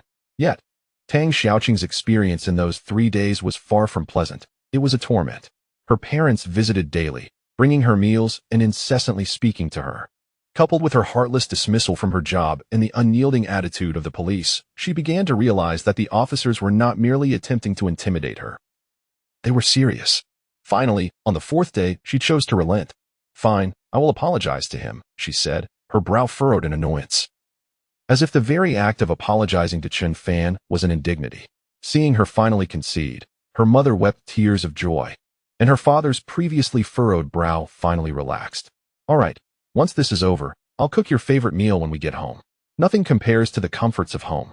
At that moment, the police officer reminded her, apologizing is merely one step. Whether he is willing to sign a letter of understanding is another matter entirely. His words fell like a bucket of cold water, dousing their hopes. The elderly couple resumed their gentle reminders to Tang Xiaoqing, urging her to maintain a good attitude and sincere expression during her apology, even suggesting she shed a few tears. In the afternoon, with a gentle breeze and pleasant sunshine, Chen Fan sat on the balcony, engrossed in a design diagram of a missile displayed on his tablet. It is widely known that the fastest missile in the world today is the Russian Avangard hypersonic missile, which can reach speeds of up to 27 Mach, allowing it to reach any location within half an hour. However, due to the presence of a blackout effect, the missile experiences a layer of ionized plasma that disrupts signal transmission during hypersonic flight. This means that once launched, the missile enters an uncontrollable state. Either it accomplishes its mission, or it gets intercepted. In any case, the outcome remains uncertain. Yet, in Chen Fan's hands lay a design that not only boasts a maximum speed of 50 Mach. He lost in thought. Chen Fan's phone on the table suddenly rang, without any warning. Chapter 11. I have forgiven them. Is this Mr. Chen Fan? A cheerful male voice resonated from the other end of the line. Yes, that's me. Chen Fan glanced at his phone with curiosity. It was a number he had never encountered before. He had not saved anyone's number in his contacts. Yet his memory allowed him to recall nearly all the numbers he had seen. He was certain this was an unfamiliar one. Hello. I am calling from the Haicheng Public Security Bureau. May I ask if you are available tomorrow? What is this about? Well, it is like this. The officer explained to Chen Fan that the group, including Tang Xiaoqing, wished to publicly apologize to him through a live broadcast, seeking his forgiveness before a nationwide audience. Chen Fan was taken aback. An apology? Yet, he had already moved on from this matter. What was the need for an apology? Thus, he replied directly, no need. I have already forgiven them. However, the officer hesitated. Their actions have violated the law, and you will need to be present to sign a letter of understanding for this matter to be resolved. Of course, it is fine if you choose not to forgive them. If it is inconvenient for you, we can let it go. After saying this, the officer prepared to hang up. Wait, Chen Fan called out to him. What time and where should I be tomorrow? It was not that he possessed an overflowing sense of compassion. Rather, he genuinely did not care about the incident anymore. If these individuals were sincere in their apology, he would gladly accept it. However, if their intent was insincere, attending would serve no purpose. Chen Fan considered the impending legal troubles these individuals would face, knowing their families would inevitably come seeking his forgiveness, which could complicate matters for him. In that case, it would be wiser to resolve these troubles before they even began. After discussing the time and location with the officer, the call ended, leaving the room in silence, fragrant with the scent of orchids. In the outskirts of Haicheng, within a heavily guarded military compound, Hu Deliang sat across from a middle-aged man in military attire. Both bore serious expressions, silently staring at one another. Suddenly, Hu Deliang could no longer contain himself and lightly tapped the table. General Wan, you, a major general of the rocket force, have come to my army's territory for what? Surely not just to pay me a visit? A chuckle escaped the man known as Ruan Tian. You caught me there. Despite his usual commanding demeanor, he felt like a child in the presence of the former army general Hu Deliang. Here is the point, Ruan Tian stated directly. Our Southwind 4-1 missile has not seen an upgrade in several years. For some reason, it leaves me feeling uneasy. As the internet puts it, it's a case of, what do they call it? Right, fear of insufficient firepower. Ruan Tian clapped his hands. General Hu, you know that when resources are scarce, precision strikes are necessary. But when affluent, we require overwhelming firepower. Our forces urgently need a missile with long range, high precision, rapid speed, and significant explosive capability. Recently, Xiao Fan designed a missile, and the general is quite interested in it. So, everyone knew Hu Deliang had devoted his life to the military, having no children of his own. Only his beloved grandson, Chen Fan. Who would dare seek Chen Fan without first going through Hu Deliang? Thus, this was the purpose of Ruan Tian's visit. 3 years ago, Chen Fan had participated in the enhancement of the Southwind 41 missile, significantly improving its trajectory and speed. He had also provided an advanced anti-missile system design that achieved a remarkable 99% interception rate during tests, successfully intercepting hypersonic missiles at speeds of 20 Mach. It became the world's first anti-missile system capable of intercepting intercontinental missiles. Due to its advanced technology, it had yet to be showcased, after all. Extraordinary capabilities are not meant for display, but rather to instill fear when it truly matters. The rocket force had even given this anti-missile system a resounding name, CNMD. Enough, enough. Hu Deliang interrupted him. I understand your intentions, but the Chen family has only one descendant. I will never agree to have him enlist in the military, especially since I promised his father. You may approach Xiao Fan directly. Whether he goes or not is entirely his choice. However, if you wish to keep him in the military, I will be the first to oppose. Unless what? Wang Tian's expression grew tense. Chen Fan was a treasure.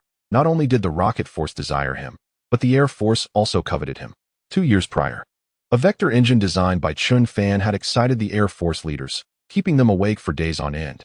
It was likely that the latest engine had already been installed in 5th-generation fighter jets. Unless the child wants to join himself, I will not hinder him. If you attempt to coerce him in any way, I will cause a scene at your headquarters. Without his military uniform, Hu Deliang appeared like a petulant child. Wang Tian could not help but chuckle at the sight. Rest assured, Xiao Fan possesses the ability to make his own choices. No one can force him. If there is nothing else, I shall take my leave, old general. Do not leave just yet. Are you unaware of what Xiao Fan has recently endured? Half an hour later. Bang! Wang Tian slammed his hand on the table, seething with anger. Given the isolated nature of military life, he was shocked to learn that Chen Fan had been subjected to such significant troubles without his knowledge. How dare they bully one of our own? I will go confront them immediately. His outburst was merely frustration. He had no intention of actually confronting anyone. However, applying pressure to the Haiqing authorities was indeed within his capabilities. Confront? Enough of that. Hu Deliang admonished. We live in a society governed by law. Do you understand? Look at your uniform. Even if we cannot publicly defend Xiao Fan, we certainly must not create further chaos for him. How can you lack such basic patience? Yes, a public statement.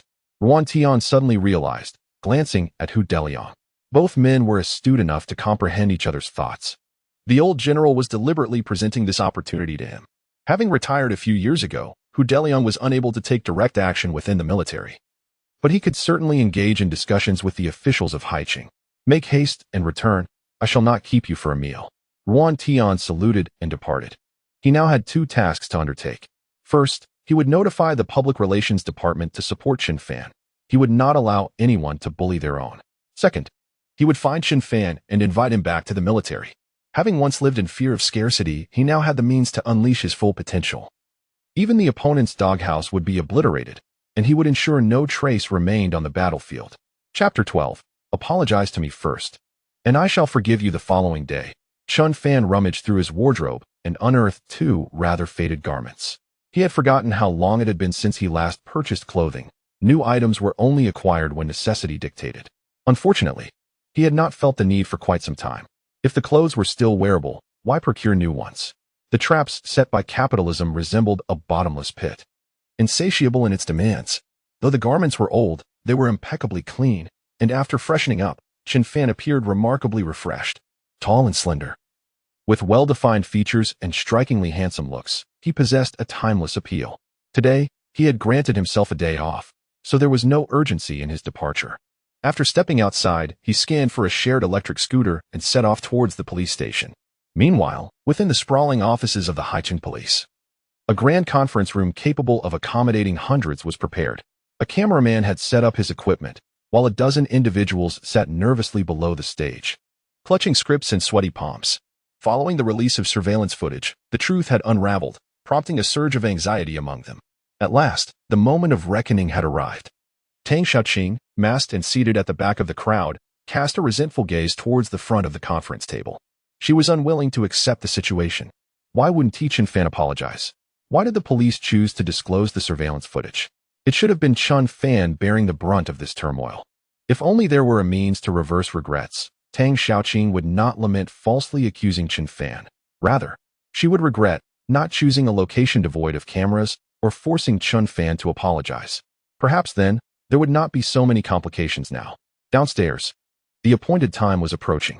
Several officers stood at the entrance, scanning the distance for arriving vehicles, yet none were in sight.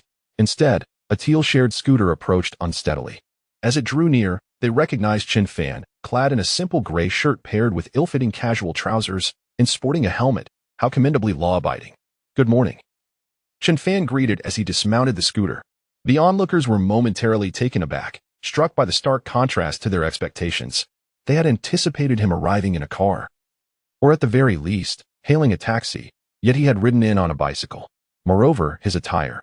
To be frank, it was exceedingly plain. Nevertheless, his face was undeniably flawless, youthful, handsome, and charming. Good morning, Mr. Chen. Please follow me, an officer responded, while the online community remained unaware. The officers were acutely aware of the influential military connections backing Chen Fan, given his lineage of loyalty and valor. Any injustice he faced outside was a failure of the state to protect its citizens. As he was escorted to the conference room, Chen Fan entered and immediately requested, "Please hand me the letter of understanding. I will sign and leave." No one anticipated such straightforwardness. A wave of relief washed over the crowd. The officers could barely contain their composure. While Chen Fan could simply leave, they had duties to fulfill. How could they showcase the capabilities of the Haicheng police without broadcasting this event? It was an opportune moment to enhance their reputation. Mr. Chen, perhaps you could take a seat first while we go through the formalities? One officer suggested. Chen Fan was not fond of such protocols, social niceties, or the culture of banquets. Civilization should embrace the essence while discarding the dross. Though he could not claim these traditions were entirely flawed, they certainly were not commendable. Nonetheless, he proceeded to a chair and sat down. Let us begin. With his words, the cameras whirred to life. As the live stream commenced, tens of thousands of viewers flooded in, and the number continued to swell. What am I doing here while scrolling doing? An apology meeting? Do they really need to live stream this? Wait, is that Chen Fan? Wow, I didn't notice before. He is quite handsome, rather appealing. What is this? Is Tang Xiaoqing finally willing to apologize? Quite the audacity. I thought she'd been run over by a car. Late apologies are worth less than grass. Malicious comments quickly overwhelmed the chat, projecting onto a large screen at the front of the conference room, visible to Tang Xiaoqing, who felt her face flush with embarrassment. The first individual approached Chen Fan with trembling hands, reading an extensive apology letter akin to a schoolchild's confession, complete with self-reproach. Chen Fan patiently listened, nodding at the end. I accept your apology. The next individual stepped forward. The comments section erupted with laughter. Such a quiet voice. Who are you trying to convince? Speak up. This isn't an apology. It sounds like my younger brother reciting an essay. Did you copy that apology letter from the internet? Do you understand what it means to apologize, to appeal to reason and emotion? Chen Fan's generosity in forgiving them was widely acknowledged. The next speaker, having noted the comments, raised their voice. They infused their recitation with genuine emotion, ultimately breaking down in tears. Chen Fan was taken aback. This was unnecessary. A simple "I'm sorry" followed by "as I forgive you" would suffice. Why complicate matters? He did not comprehend the need for such theatrics. Enough with the tears. I accept your apology. Chen Fan quickly signed the letter of understanding. Next, as the session continued, Chen Fan remained unresponsive, mechanically repeating, I accept your apology, followed by a signature. Half an hour passed swiftly, and it was now Tang Xiaoqing's turn. Though masked, her appearance elicited outrage among the viewers. She dares to show up? What audacity! Is Chen Fan really going to forgive someone like her? Such individuals deserve to be locked away for a few years until they learn their lesson. Ultimately, Tang Xiaoqing felt a twinge of anxiety. She feared imprisonment and worried that Chen Fan harbored resentment towards her. However, witnessing the previous individuals receiving forgiveness, her anxiety began to dissipate. After all, if Chen Fan could forgive those who had thrown verbal abuse at him, surely he could extend the same courtesy to her. With this thought, a smirk appeared on her face as she relaxed her demeanor, adopting a more flippant tone. Chen Fan, you want me to apologize? Fine, I'll agree, but first, you must apologize to me. After all, she had endured such unwarranted online harassment and insults because of him. Let us exchange apologies. We can move past this. What do you say? You have no objections, right? Chapter 13. Refusal to accept an apology. Her words carried an air of assertiveness, leaving no room for doubt. Those present were left in a state of bewilderment, as were the viewers in the live stream. What was happening? Wasn't this supposed to be an apology session? Instead, it seemed to have spiraled into chaos. Moreover, she appeared utterly unrepentant. How dare she demand an apology from Chen Fan? By her logic, should I also be compelled to bow before her? Setting aside the facts, did the audience not bear any blame? It was utterly outrageous. She was like a pure fairy, delivering a blow that even the Soul Emperor could not withstand. My wrongs do not equate to your inability to apologize. Men merely need to apologize.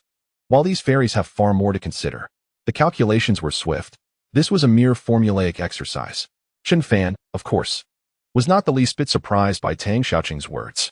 Throughout the encounter, his expression had remained consistently placid. He did not disappoint the online spectators, gently shaking his head. He pushed the letter of understanding away. I do not accept your apology. The surrounding officers, witnessing the scene, exchanged glances with a newfound understanding towards Tang Xiaoqing. Initially, once the apology session concluded, the matter would fade away and the fervor would gradually diminish. Yet now, it seemed that Tang Xiaoqing was intent on stoking the flames of disarray, doing so before millions of viewers nationwide. They could already foresee the heated discussions that would erupt online after this day. Once Tang Xiaoqing stepped out of the police station, she would undoubtedly be besieged by a throng of reporters and inquisitive netizens. Upon hearing Chen Fan's words, she erupted in indignation. On what grounds? What right do you have to refuse? I have been coerced into this situation, and you still wish to harm me? Truly, not a single one of you men is decent. As she spoke, tears began to stream down her face, leaving a wet patch on the table. Chen Fan did not spare her a glance. He simply rose from his seat. If there is nothing further, I will take my leave. Thank you for your assistance. His final words were directed at the officers. Stop right there. Tang Xiaoqing called out from behind. Sign the letter of understanding for me. Let us each take a step back. I no longer require your apology. As a man, you should exhibit a bit of magnanimity. Chen Fan took a step back. I owe you nothing. Your current predicament is entirely of your own making and bears no connection to me. I now refuse to accept your apology. Is there an issue with that? No issue, came the resounding response. Well said. A barrage of comments flooded the screen. This woman has resorted to moral coercion after throwing punches. Enough is enough. The rural women's rights movement advocates for equality. Why is she now seeking special privileges? The juxtaposition was striking. You men are all scoundrels. Contrasted with you are a man. You should be more magnanimous. The hypocrisy was glaring. Laughter erupted. It was clear that anyone in Chen Fan's position would likely not forgive her. A few days in jail would surely humble her. The screen was filled with derisive remarks. Tang Xiaoqing tried to approach Chen Fan, but several officers intervened. At this point, her fate was sealed. 3 years minimum, 5 years maximum. Chen Fan, under the scrutiny of all, pushed open the door. Instantly, reporters waiting in the corridor surged forward. Chen Fan, may I have a moment for an interview? Chen Fan. Rumors are circulating online regarding the latest design of the Nanfeng missile. Is there any truth to this? Why have you chosen to forgive so many, yet refused to absolve Tang Xiaoqing? Chen Fan was momentarily taken aback by the onslaught of microphones thrust in his direction. A throng of female reporters encircled him, each vying for his attention. Naturally, Chen Fan had no time for interviews. He merely raised his hand to signal them to part. Excuse me, please make way. The officers soon emerged to restore order, dispersing the female reporters. Just then, 2 elderly individuals rushed in from nowhere. Upon sighting Chen Fan, they wailed, "We beseech you, spare our daughter. She is our only child. If she goes to prison, her life will be ruined. We will accept any terms, even financial compensation. If necessary, we will kneel to apologize." As they spoke, the elderly couple bent their knees, attempting to kneel before Chen Fan. Fortunately, he reacted swiftly, supporting them. The surrounding reporters reveled in the spectacle, their cameras flashing incessantly. The live stream continued, leaving viewers stunned. In a moment, the sentiments shifted. Damn it, Tang Xiaoqing truly deserves her fate. What a wretched creature, still relying on her parents at her age. It was said that such individuals did not deserve parental love. Yet, conversely, it was indeed tragic for the 2 old souls to have a daughter like her. Tragic? Nonsense. Tang Xiaoqing's arrogance and disregard stemmed directly from the indulgence of such parents, the netizens mused. They were all too aware of the reality. The appearance of the elderly couple did nothing to elicit sympathy for Tang Xiaoqing. The scene before them was undeniably shocking. After helping the elderly couple to their feet, Chen Fan refrained from further comments. The tearful eyes of the old couple were filled with desperation as they gazed at him. For reasons unknown, his mother's visage flashed through his mind. Young man, we know you are a good person. Xiaoqing understands she has erred. She has merely been spoiled by us. Unable to lower her pride, regardless of her actions, she is still our daughter. If you are angry, Feel free to strike or scold us, but please. Chen Fan did not let her finish. He inhaled deeply, then turned back into the room, signing his name at the bottom of the letter of understanding. Before departing, he cast a glance at Tang Xiaoqing, his eyes betraying a hint of disdain. This was the sole moment he allowed his emotions to surface before the cameras. Alas, Chen Fan's heart softened. His kindness was evident. One could feel for the plight of parents. But wait, Tang Xiaoqing was certainly no easy adversary. Her parents would likely face their own tribulations in the future. A prophet? The blade was drawn. It was over. Hopefully, Tang Xiaoqing would gain some self-awareness moving forward. As Chen Fan exited the building, a throng of reporters followed closely behind. Yet, there lingered an undeniable shadow of gloom in his gaze. Until a voice called out from a distance. Xiao Fan, you finally emerged. Chapter 14. The technology is too advanced to display Lu Lingli. Dressed in modest attire and in her 60s, bore the appearance of an ordinary grandmother, her skin lacking the meticulous care one might expect of a wealthy matron. Yet, the Audi A6L parked behind her and the upright guard beside her hinted at a more complex identity. As Chen Fan approached, Lu Lingli embraced him warmly, her tone affectionate and indulgent. Xiao Fan, have you been wronged? Come, let Grandma take you home for some soup. Grandma, Chen Fan replied with a smile. I've missed you too. Lu Lingli's expression suggested skepticism. If you truly missed me, you would have come to visit long before today, wouldn't you? Lu Lingli had only learned of the recent events concerning Chen Fan that morning. She had heard about the troubles he faced and initially intended to use her connections to assist him. However, Hu Deliang had intervened, advising her against complicating matters further. It was only after some time that she could no longer refrain from seeking him out. The sight of the affectionate reunion between grandmother and grandson, coupled with their endearing terms of address, left the journalists trailing behind in stunned silence. Viewers in the live stream were equally baffled. What is going on? Chen Fan's grandmother?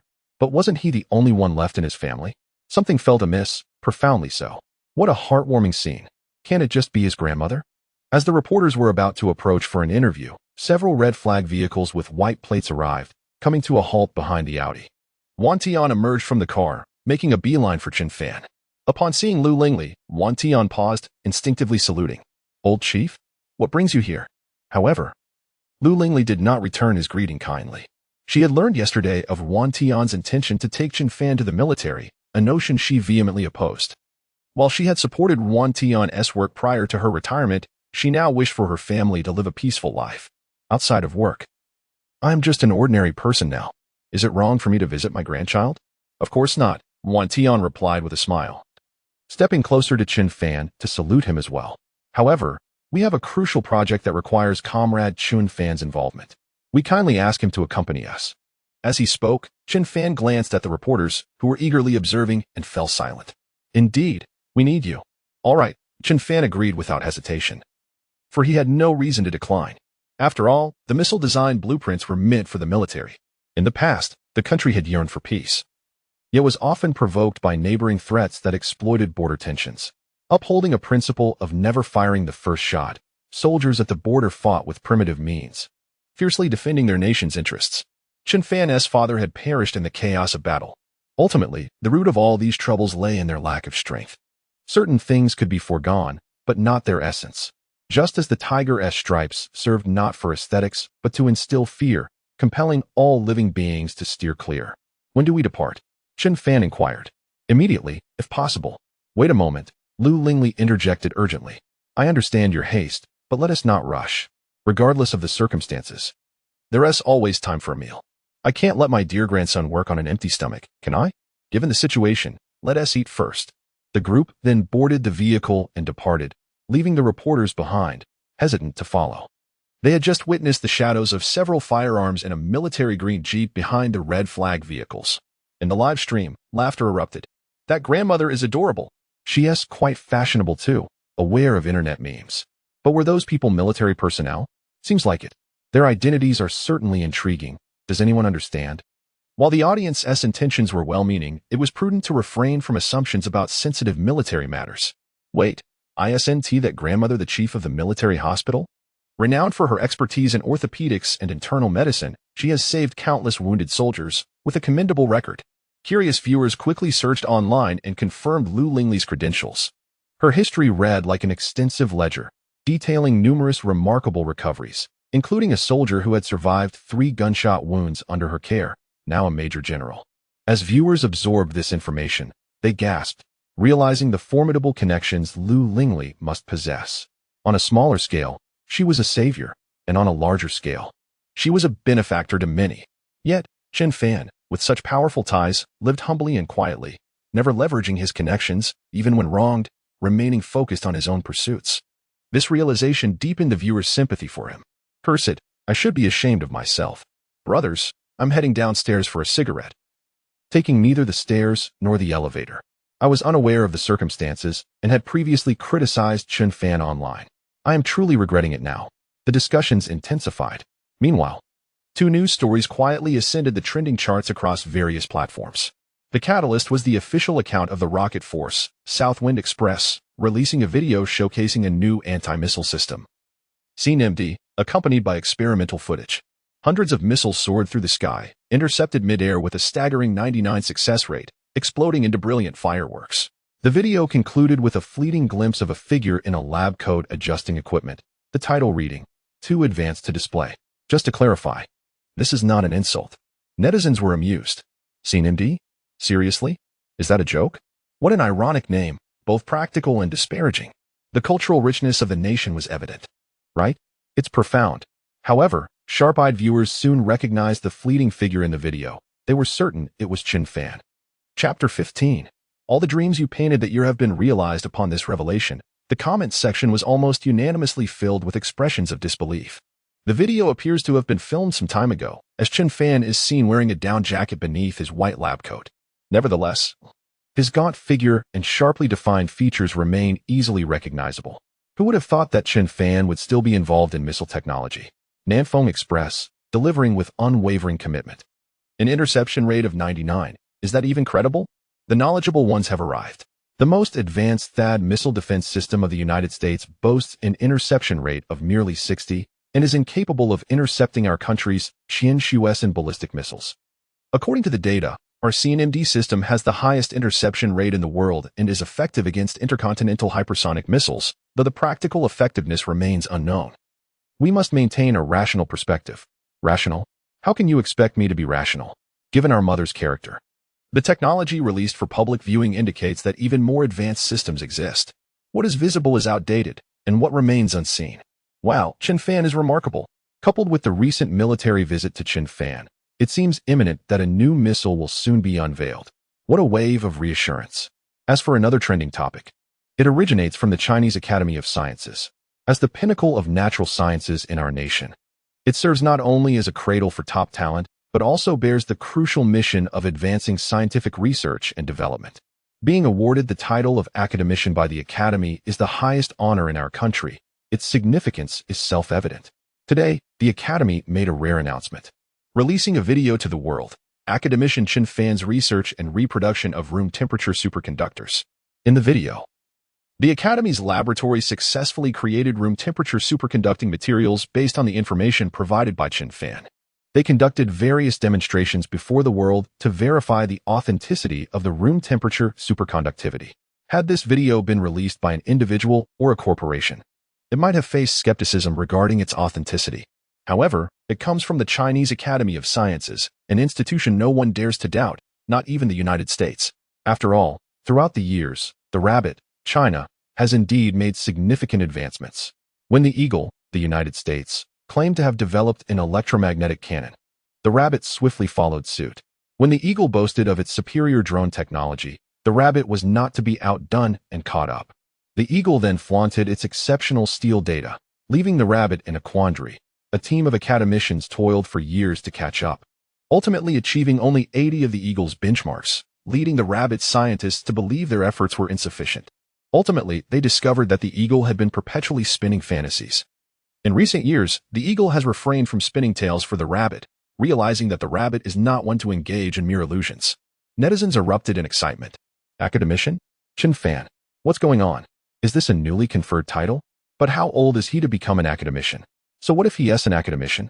If you create room temperature superconductors, not only should you be an academician, but you could also be a president. He seems only to be 22, right? The youngest academician in history has been born. Incredible! I wouldn't even dare to dream of such an achievement. With the release of the Academy's video, an invitation letter followed. The Academy invited top scientists from around the globe to collaborate on the research of room temperature superconducting materials, emphasizing that science knows no borders and welcoming everyone to explore together. However, there was a condition. Those wishing to participate must proactively submit an application to China. Only those who passed the review would be eligible for entry. Understandably, the allure of room temperature superconductivity was enough to entice nations worldwide. Within merely an afternoon, the Chinese Academy of Sciences amassed applications from materials scientists and physicists from nearly every corner of the globe, including researchers from prestigious institutions and top laboratories. The advent of room temperature superconductivity is anticipated to lead to commercial applications within 3 years, heralding an era devoid of war and alleviating global energy concerns, ushering in a new spring for various industries, including civil engineering. Chen Fan's name is destined to be etched in history, and those who participated in the research will also find their names recorded in the annals of time. No one can refuse the opportunity to immortalize their name, not even those from foreign lands. The Chinese government promptly drafted the first list of participants, including individuals from nations such as Russia, Germany, and Serbia. Even the sheep from a distant land managed to gain entry, which was beyond their wildest imagination. Given their limited national strength, they could hardly produce a competent scientist. Having even scavenged nuclear weaponry from the desert, they had merely submitted a tentative application, never expecting approval. The importance of having a strong ally cannot be overstated. As for those who submitted applications but were rejected, including the eagle, the stick, and the chicken, all expressed their outrage on the international stage, accusing China of unfair practices. The eagle exclaimed, "You claim that science knows no borders, yet you exclude us? We possess the most advanced technology and literature. Are we not allowed to join?" The stick retorted, "If we were not approved, it's no loss. We never really wanted to join your research anyway. How laughable." The chicken remained silent, and the third brother was left speechless. In response, the rabbit provided an explanation. These nations had previously imposed technological embargoes on China and thus signed the Ward Agreement. The essence of the agreement prohibited signatory nations from collaborating with China, forbidding joint research and technology transactions under the threat of hefty fines. Although China was the targeted party, it chose to honor the terms of the agreement. To spare them from exorbitant penalties, it had no choice but to reject their cooperation requests. In an instant, China emerged as the aggrieved party, enhancing its international reputation. Upon hearing this news, netizens erupted in laughter. It was the first time one had lifted a stone only to drop it on their own foot. China has come a long way, and now the eagle must seek permission for every matter.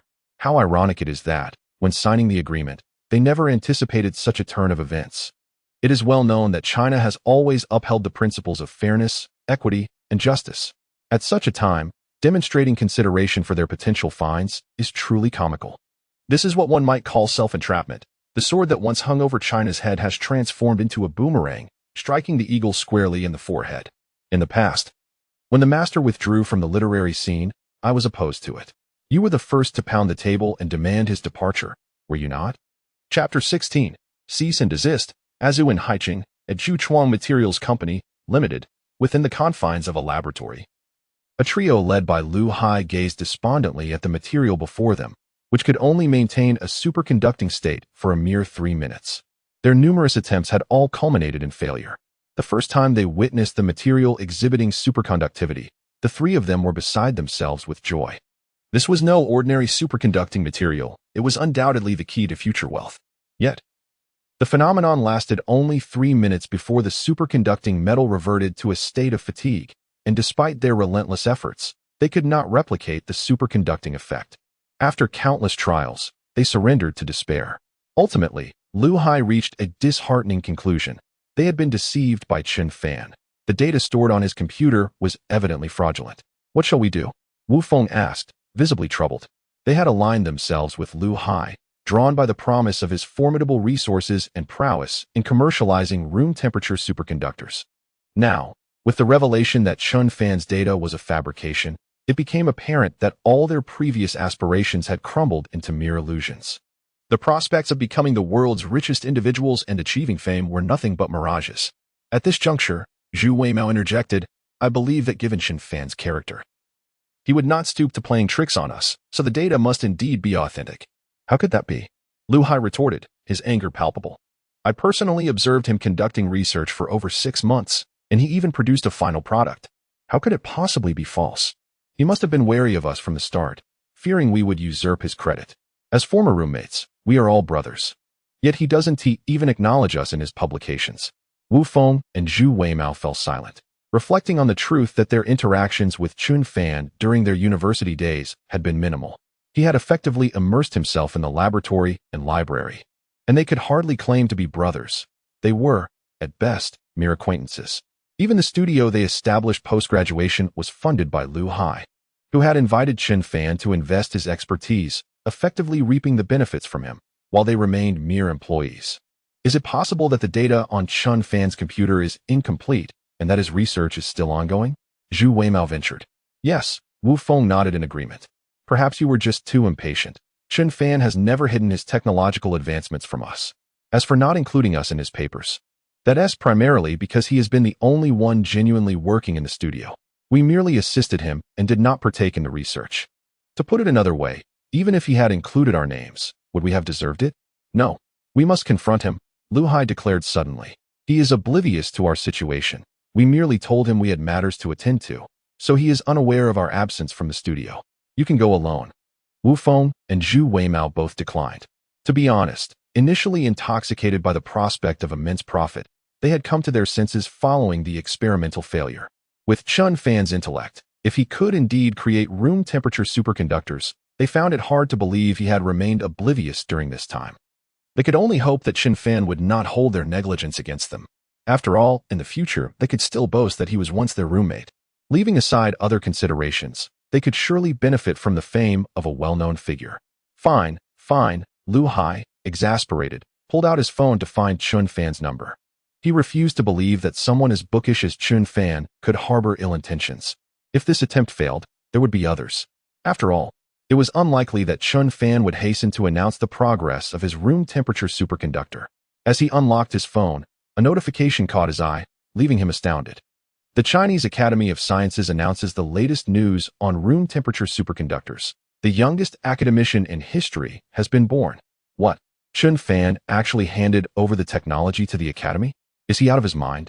Such a groundbreaking technology, and all he receives in return is an academician title? This is akin to finding gold on the ground, surrendering it to the state, and receiving merely a banner and a 500 yuan reward. This cannot stand. I must inform him, Lu Hai muttered to himself, while the other two stared in shock, hastily checking their phones. Before long, Wu Feng pointed at his screen and exclaimed, Brother Hai, look, Chen Fan even has military connections. Even Nanfeng Express has disclosed his identity. We cannot afford to cross him. After reading this, Lu Hai's frustration intensified. When had he ever been entangled with the military? Zhu Weimao reminded him. Have you forgotten? During our junior year, Chen Fan took a year off from school. Wu Feng nodded in agreement. Yes, I recall vividly. Upon his return, he aced all his finals and topped the entire grade. He was practically superhuman. Humph.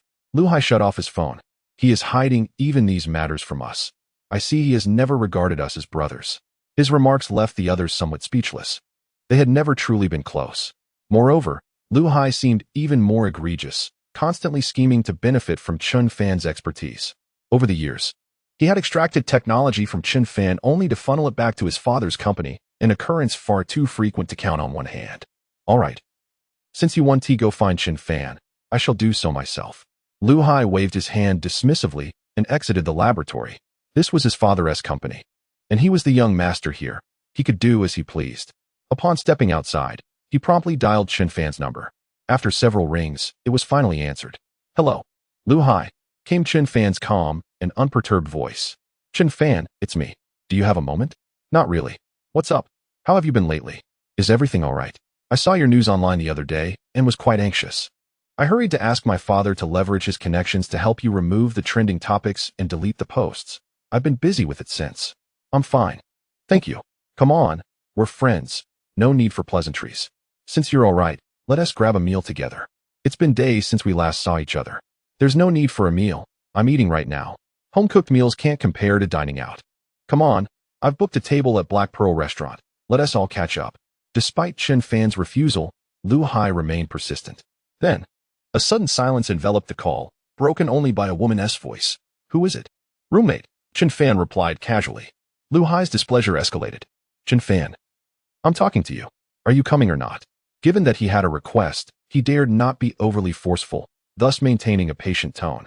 However, the next moment, Chen Fan's cold response came through. Lu Hai, there are certain matters I prefer not to spell out. I hope you can recognize your position and know when to stop. Beep, beep, beep. The call was disconnected, leaving only a busy signal in its wake. What the hell? Lu Hai, consumed by anger, hurled his phone to the ground, shattering it into a myriad of pieces that lay scattered about. Chapter 17. At work with plants drink more? And if it's not enough, there are the chickens raised by my grandmother, which you won't find anywhere else. Since Chen Fan's arrival at the military compound, the chickens downstairs have met an unfortunate fate. One was stewed, another stir-fried, and the last one was stored in the refrigerator. With only 3 chickens in total, Lu Lingli felt that the remaining one seemed rather lonely, so she decided to slaughter it as well. Upon hearing this, Chen Fan could only exclaim about the tragic fate of the chickens. After hanging up the phone, Chen Fan remained unaffected by Lu Hai's mood and began to savor the chicken soup. Grandma, with so much food, we won't finish it all. Don't worry about that. You eat your fill. If there's any left, your grandfather will help. Meanwhile, Hu Deliang, sitting on the sofa nearby and smoking, felt his defenses crumble. However, witnessing the warm interaction between the grandmother and grandson filled him with a sense of warmth. Having spent a lifetime in the military and witnessed countless grand events, Hu Deliang had never once contemplated life after retirement. Although he had no children of his own, to him, Chen Fan was not merely the son of a comrade in arms. He felt as if he were his own grandson. He vividly recalled the first time he met Chen Fan 5 years ago during a particularly critical period when hospitals were overflowing and neighborhoods were locked down.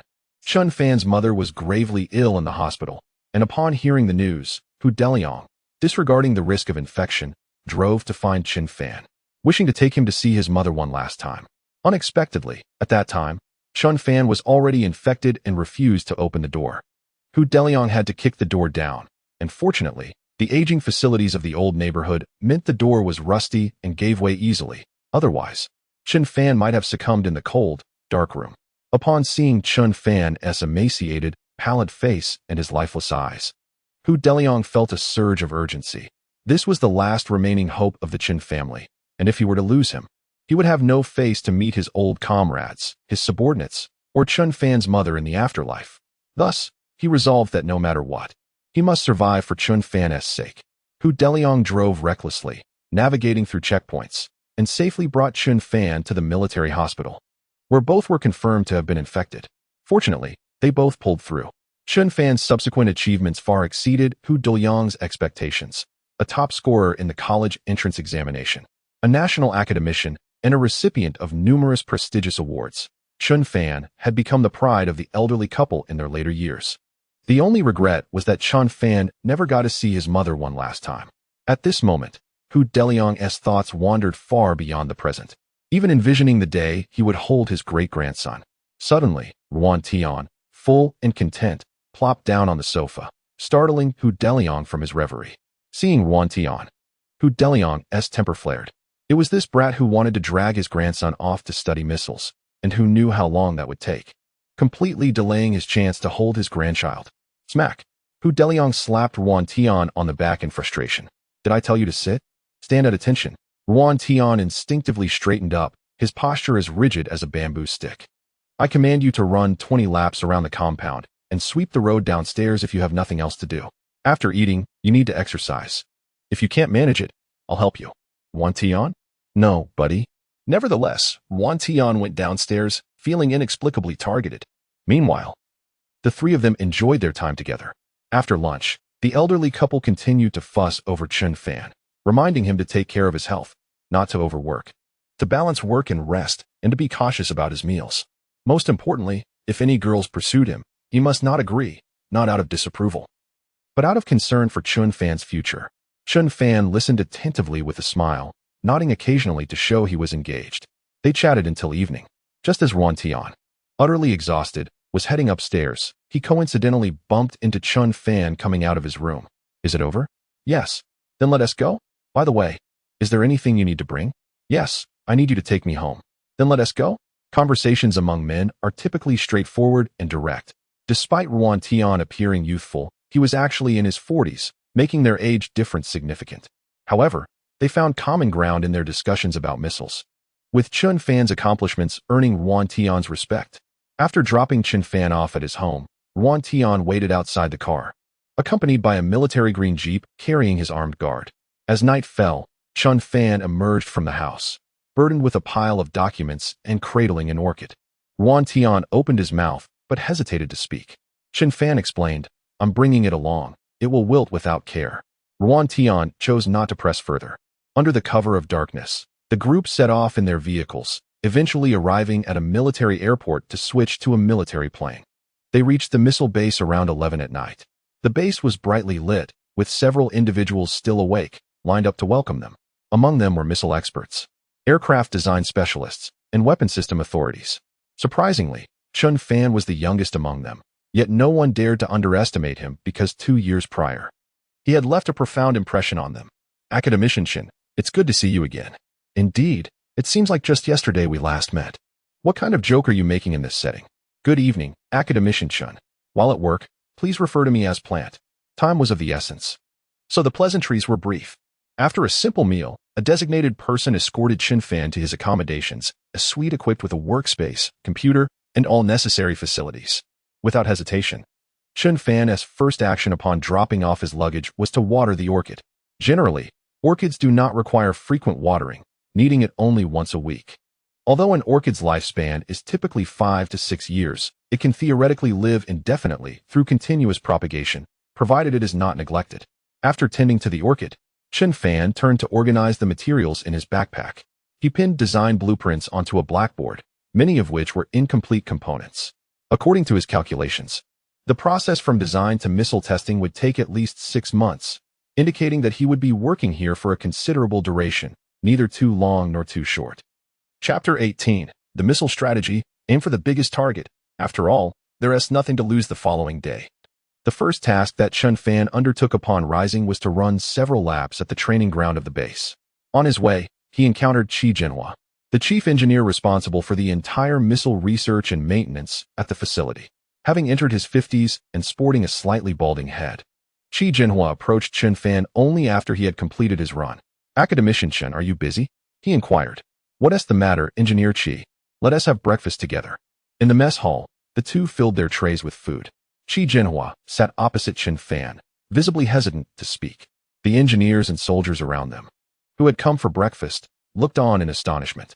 It was well known that Chief Engineer Qi was notoriously strict, both in his work and in the military. He often berated staff and soldiers alike, instilling a sense of fear among them.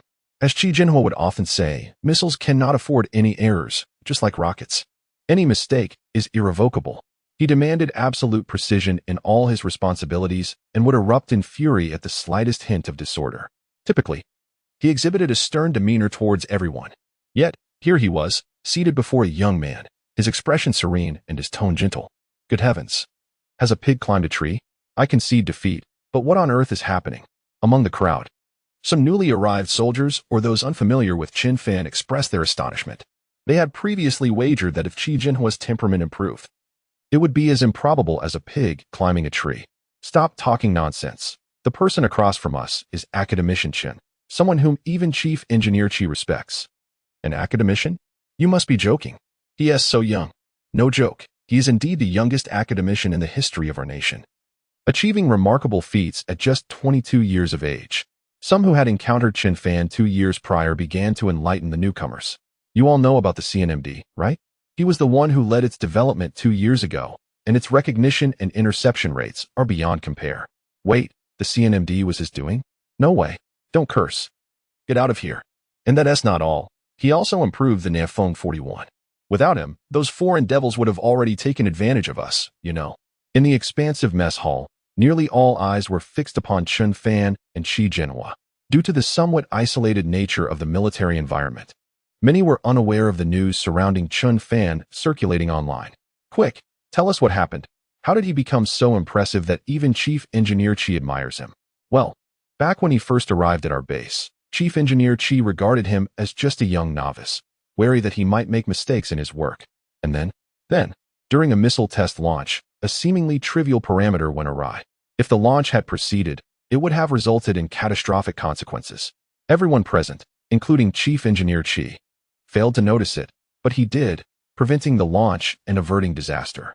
Remarkably, he corrected the erroneous data in just 3 minutes, allowing the missile to launch successfully. After that, Chief Engineer Chi's attitude toward him changed dramatically. Wow, so that's what happened there. Whispers were hushed, as decorum dictated a certain level of discretion when discussing such matters, and they hurriedly returned to their meals. Chen Fan's pace of eating was unhurried. Yet when he finished and wiped his mouth, he noticed that Chi Jinhua's plate had hardly been touched. Engineer Chi, we are colleagues. If you have something to say, please go ahead. Well, actually, I have a question I'd like to ask you. Chi Jinhua hesitated but eventually spoke up. Chen Fan was taken aback. The chief engineer sought his counsel. Nevertheless, he quickly composed himself, concealing his surprise. Please, go ahead. It's like this: I've been leading the development of a new anti-ship missile, which is flawless in every aspect, except for one persistent issue, the guidance system. Currently, there are 7 conventional guidance methods. In simpler terms, guidance involves providing the missile with a target and maintaining a lock on it. Only then can precise strikes be achieved. However, the existing guidance methods, such as wire guidance, radio guidance, infrared guidance, and laser guidance, each exhibit flaws when employed in anti-ship missiles, whether due to insufficient guidance range or inadequate resistance to jamming. After all, these methods have been extensively utilized by various countries. A simple close-in weapon system could easily intercept them. Moreover, this ultra-low-altitude cruise missile has little to no trajectory, rendering evasive maneuvers ineffective. Upon expressing his concerns, Chi Jinhua did not expect Chen Fan to offer an immediate solution. He merely hoped for some advice. However, Chen Fan was momentarily taken aback. Engineer Chi, why are you so troubled by this? I'm not troubled. It's just that I'm unsure which guidance method to choose. Considering that anti-ship missile trajectories are generally quite fixed, Chen Fan interrupted him. Just aim for the biggest target. Pardon? I said, aim for the biggest target. Chen Fan's words were succinct yet profound. He continued to elaborate. All existing guidance methods have their shortcomings. Even infrared and laser systems can be jammed by enemy forces, causing the missile to lose its target. So, why not implement a system setting that automatically locks onto the largest vessel on the sea when the missile is jammed and loses its target? What larger target could there be than an aircraft carrier? Even if there were, we wouldn't be at a loss. Chi Jinhua was left in stunned silence. He had adhered to convention throughout his life and had developed numerous missiles, yet he had never encountered such an audacious strategy. Aim for the biggest target. After all, there is nothing to lose. Could such a statement genuinely come from an academician? However, it did sound remarkably plausible. Imagine an enemy aircraft carrier cruising the seas when suddenly a missile hurtles toward it, prompting them to activate electronic countermeasures and intercept systems.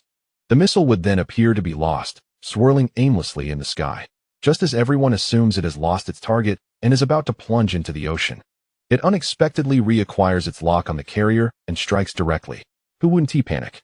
Those unaware of the situation would undoubtedly attribute this to the missile's advanced jamming resistance and sophisticated technology.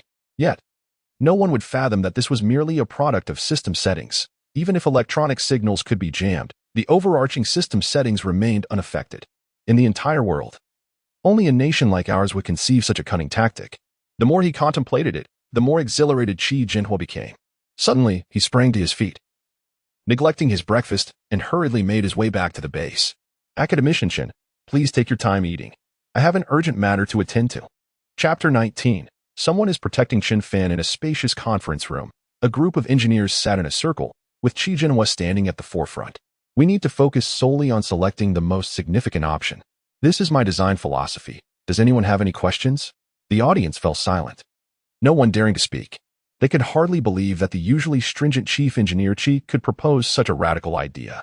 What did it mean to select the largest target? Wasn't that just sheer audacity? If that were the case, unless intercepted by close defense artillery, it would guarantee a 100% hit rate. Concepts like interference and electronic warfare were rendered non-existent. The attendees took a deep breath. Had Chief Engineer Chi changed? It's all right. It's all right. No response. Did that mean there were no objections? They had to admit, they truly had no objections, for this audacious proposal was seemingly flawless, nearly unsolvable. The practical attributes of the design were maximized. What more could they say? Just then, Chen Fan arrived at the conference room at a leisurely pace. He knocked and pushed the door open, greeted by a round of enthusiastic applause. Qi Jinhua seized the moment. I need not introduce him further. Academician Chen, the very proponent of the aforementioned design, is here to assist us in developing the next generation of the Nefeng missile. Upon hearing this, the attendees immediately felt relieved. It turned out that it was Chen Fan's suggestion, which made it understandable. Otherwise, if Chief Engineer Qi had conceived such a reckless scheme, they would have had to endure untold hardships thereafter. The applause grew even louder. Chen Fan smiled in acknowledgement and took a vacant seat. Qi Jinhua, not daring to overstep, promptly ceded the floor to Chen Fan. Standing up, Chen Fan contemplated briefly. I won't be here for long, so let us expedite our progress. I'll deliver the blueprints to you in 3 days, aiming for a test launch within 6 months. As for the timeline for mass production and deployment, that is beyond my concern. A collective gasp filled the room. 3 days to produce blueprints? Such speed and efficiency. They had anticipated a lengthy development cycle. Who could distinguish between Chen Fan and Einstein at this point? The meeting adjourned, and everyone returned to their respective duties. Chen Fan also returned to his workspace to continue drafting the blueprints. In truth, he would not need 3 days. He had nearly completed all the component designs. However, he still needed to compile various parameters to ensure that the missile would require no adjustments upon production. Chen Fan was meticulous and disliked any errors in his work. Meanwhile, in the suburbs of Haicheng, within a residential home, Tang Xiaoqing had been staying at her parents' house, too afraid to venture outside. The incident had garnered such notoriety that even the villagers were gossiping about her, looking down upon her. Currently, her every need was catered to by her parents, rendering her life one of indulgence. Confined indoors, she spent her days absorbed in her phone. Whenever she stepped outside, she was inevitably photographed by busybodies, only to be met with a fresh wave of scorn online. Ching, your mother made stir-fried ribs. Come out and eat a little. I don't want to, came Tang Xiaoqing's impatient retort from within. Lying on her bed, she turned over and pulled the blanket over her head. Her mother stood at the door, a look of uncertainty on her face, and after a long pause, sighed. Please come out and eat. It's getting late, and dinner is ready. I've already said I don't want to. What are you shouting about every day? Mom is just trying to help you. You want me to thank you for that? Who asked you to plead for Chen Fan? It's so humiliating. I don't want a mother like you. Hearing her daughter's harsh words, Tang's mother leaned against the doorframe, tears streaming down her face. Indeed, since the day Tang Xiaoqing returned, she seemed to have transformed, exhibiting a tempestuous temperament and refusing to heed their words. The root of her ire lay in that fateful apology meeting, where her parents had implored on her behalf before the entire nation. But what could they do? As parents, they could not bear witness to their daughter being imprisoned. At that moment, Tang's father approached. If she doesn't want to eat, let it be. Just keep the food warm. When she is hungry, she will eat. For now, that was the only course of action available. Meanwhile, Tang Xiaoqing lay in her darkened room, curtains drawn tight, with only the faint glow of her phone illuminating her oil-slicked face. She meticulously scrolled through the trending topics, witnessing the accolades showered upon Chen Fan. A wave of bitterness surged within her. Here she was, reduced to hiding behind a screen like a rat in a sewer, crawling in the shadows. Why? Why was this happening to her?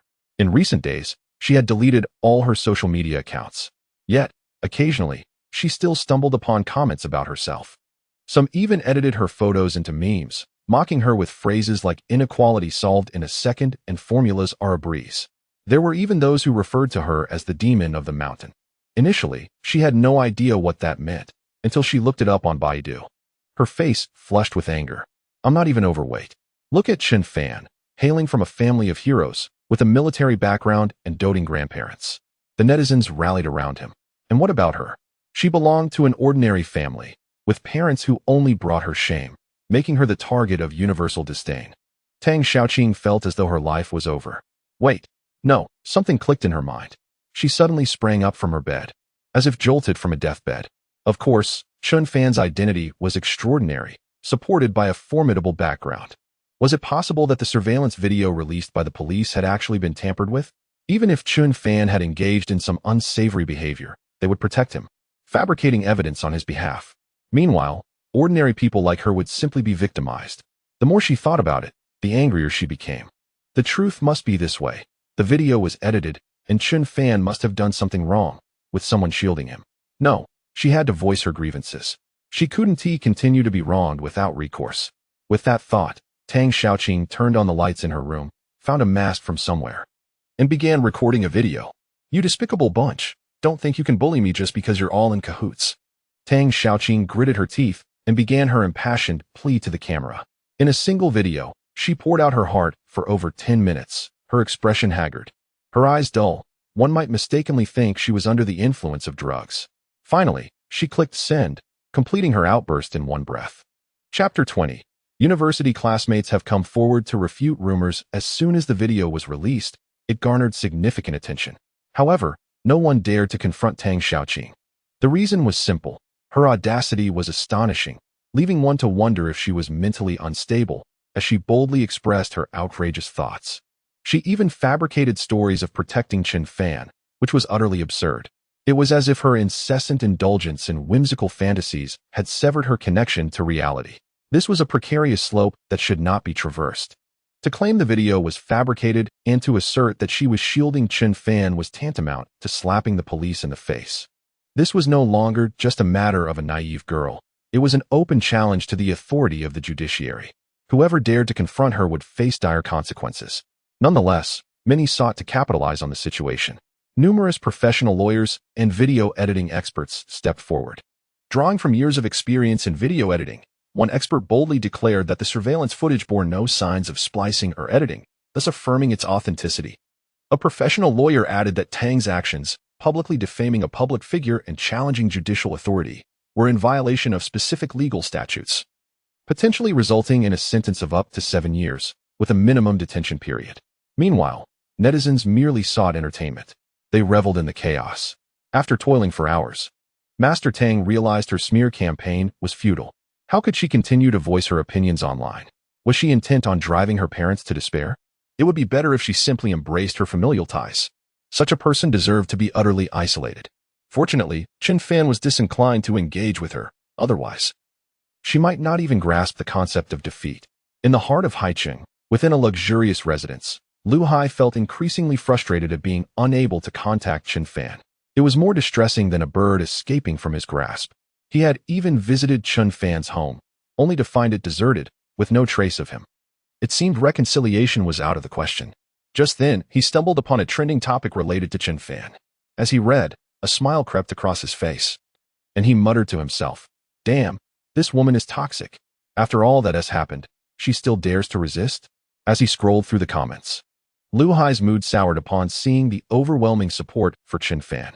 It was particularly vexing given their recent fallout, compounded by his failure to gain anything from Chen Fan. Why did Chen Fan deserve such backing? It was perplexing, considering that during their university days, Chen Fan had been a rather inconspicuous figure. As a roommate, they had shared moments of indolence, even though Lu Hai's family had some wealth. Yet seeing Chen Fan's current triumphs filled Lu Hai with envy, torn between concern for his friend and jealousy at his success. Since Chen Fan had acted unjustly, Lu Hai felt justified in fanning the flames of this controversy. After some contemplation, Lu Hai opened his social media account and began crafting a post. "Hello everyone, I am a university classmate of Chen Fan. Recently, Chen Fan has been in the limelight for various reasons, and as a former peer, I feel compelled to share some heartfelt thoughts. Firstly, Chen Fan was quite average during our university days. He was not as diligent as many believe. I hope people do not idolize him excessively.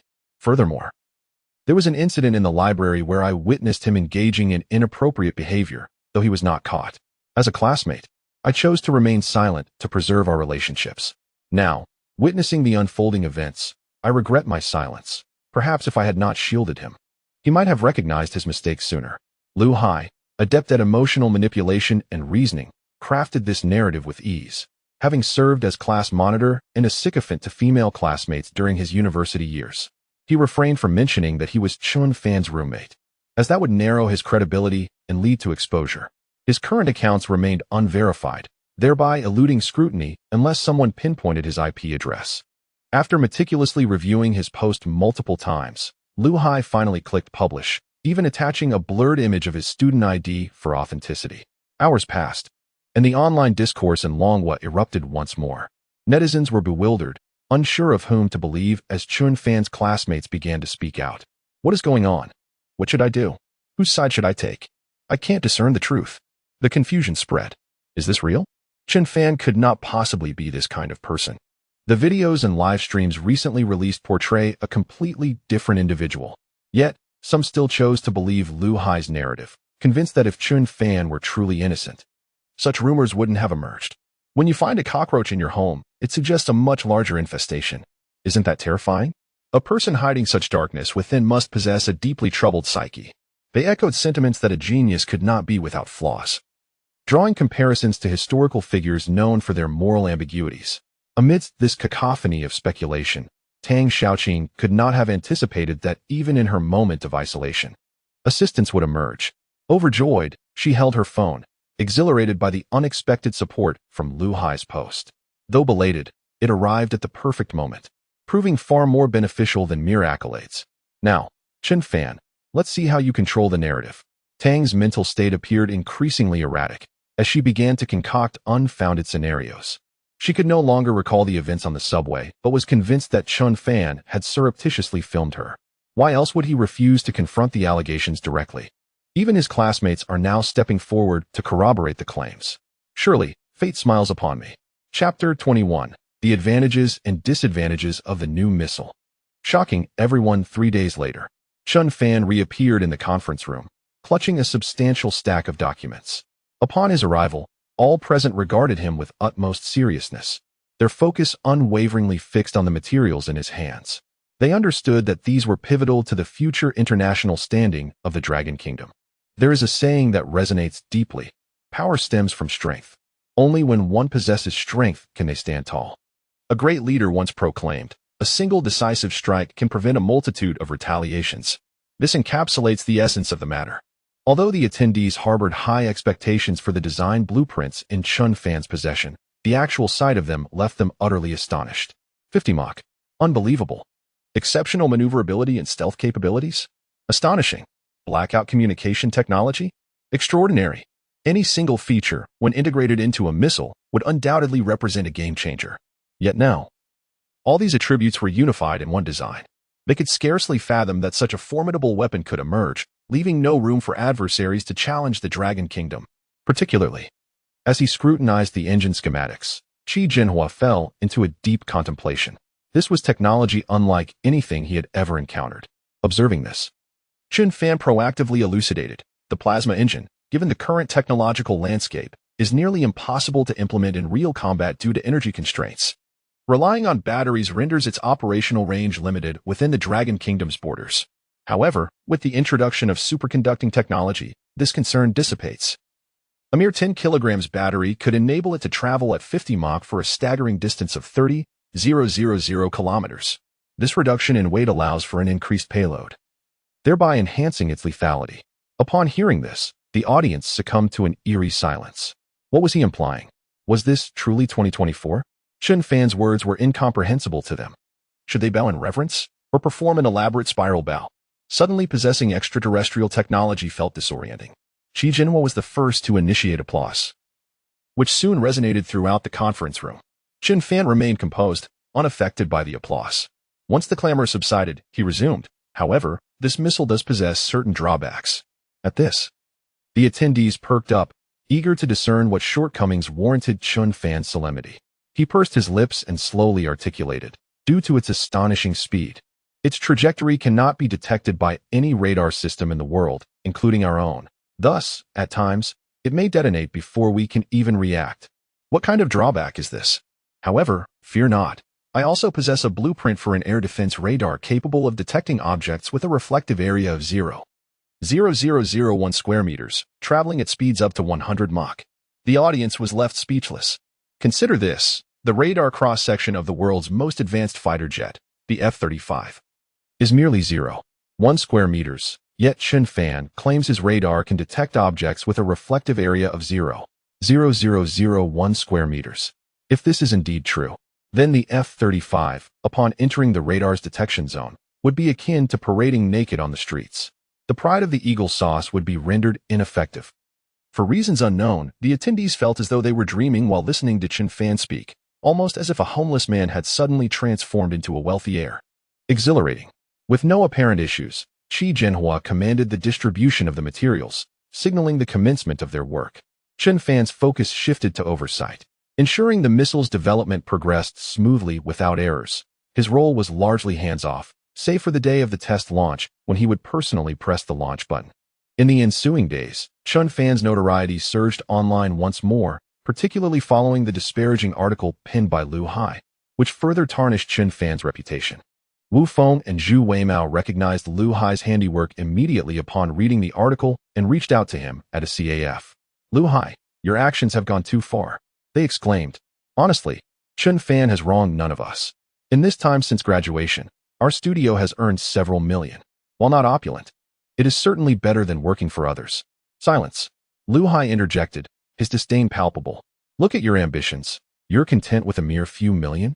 You probably haven't even pocketed 100,000. And what does this imply? Are you attempting to expose me?" "Not at all," they quickly denied. "It's your own affair. We merely wish to advise you against straying from the righteous path." "Huh? Straying from the righteous path? My family is wealthy and influential. How could I possibly stray? Even if you were to expose me, I could simply leave the country. What could you do about it?" They exchanged a worried glance, each recognizing the trepidation reflected in the other's eyes. Lu Hai's obstinacy stemmed from a lifetime of privilege, fostering a mindset where any deviation from his desires was perceived as opposition. His thirst for retribution was palpable, and they dared not act against him. Discovering they had betrayed him could spell disaster for their families. Wu Feng sighed deeply. "Lu Hai, we've shared a bond. It's time to stop." "Indeed," Zhu Weimao concurred. "There's no need to escalate matters. What benefits could you possibly gain from this?" "Benefits?" Lu Hai retorted. "I lack for nothing financially. I simply cannot stand to see Chen Fan thrive.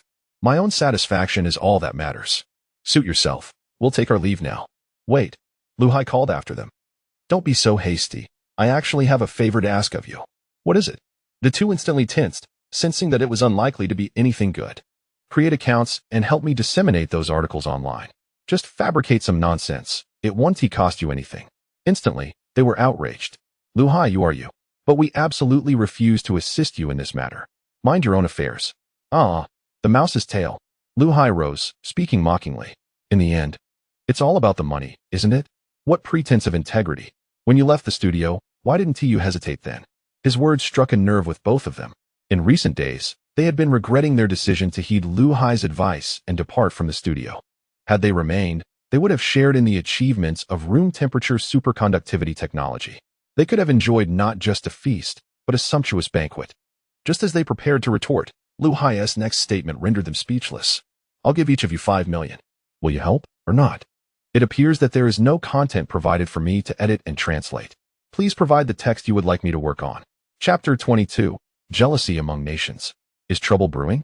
5 million, an amount of wealth that many would toil a lifetime to amass, now laid bare before two individuals. Who could possibly refuse such an enticing offer? Zhu Weimao instinctively inclined to accept. However, upon noticing this, Wu Feng grasped his arm, contemplating the matter, only to eventually release him. Perhaps it was best to abstain. He decided to take his leave. He declined the offer, but did not impose the same refusal upon Zhu Weimao. He could not obstruct another's path to fortune. For should Zhu Weimao later regret his choice, he would undoubtedly blame Wu Feng for his interference. Thus, Wu Feng chose to safeguard his own integrity, leaving Zhu Weimao to make his own decision.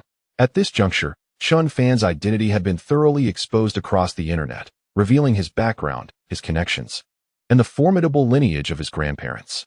The mere act of slandering a national academician was a burden far beyond what they could bear. Wu Feng hoped Zhu Weimao would grasp the gravity of the situation. As a roommate, if Chen Fan's circumstances were indeed valid, it would be one thing. But Lu Hai was shamelessly defaming him without cause. Under the machinery of the state, uncovering the truth about such an individual required no effort at all. Regrettably, lured by the temptation of wealth, Zhu Weimao ultimately succumbed. "All right, I agree," he declared. "Good. Thus, we remain brothers." Unlike some who foolishly believe their conscience is virtuous and their morals impeccable, aware that he no longer belonged in that setting, Wu Feng promptly rose and walked towards the door. Before departing, he paid for the trio's coffee, casting a profound glance at Zhu Weimao. Time swiftly passed, a month elapsed. The missile engines and various components had been fabricated and were on the brink of entering the assembly phase. For a supermanufacturing power, the mere presence of blueprints rendered the construction of such machinery achievable within a month. Indeed, even handcrafted, it could be ready in mere days. They had gravely underestimated their efficiency. If progress continued at this rate, they would likely enter the test launch phase within another month. During this month, Chen Fan had become a near-mythical presence at the missile base. As he traversed the grounds, he was greeted with enthusiastic salutes from all who crossed his path. This place seemed almost to exist apart from the world. Meanwhile, Tang Xiaoqing, Lu Hai, and Zhu Weimao had not been idle. They had garnered significant attention by disseminating slanderous remarks against Chen Fan online, even enlisting a legion of internet trolls to amplify their reach and incite conflict. Initially, Lu Hai and Zhu Weimao felt trepidation. Lu Hai even procured a passport, prepared to flee the country at a moment's notice. Yet, nothing transpired, allowing him to relax his vigilance. Apparently, their actions had yet to attract scrutiny, a testament to their cautiousness.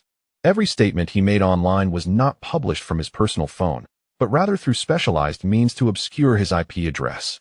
Even if the authorities sought to investigate, they would find no trail leading back to him. During this period, he also leveraged the surge in traffic to vigorously promote his company, resulting in an avalanche of orders and a continuous stream of clientele. In the span of a mere month, the company's market value skyrocketed by over $1 billion. Upon returning home, even his father praised his newfound success. Lu Hai felt justified in his actions. Despite not reaping the benefits of Chen Fan's room temperature superconductivity, he had nonetheless capitalized on this wave of attention. Perhaps this was indeed a silver lining amidst adversity. As for Tang Xiaoqing, her fortunes had shifted dramatically.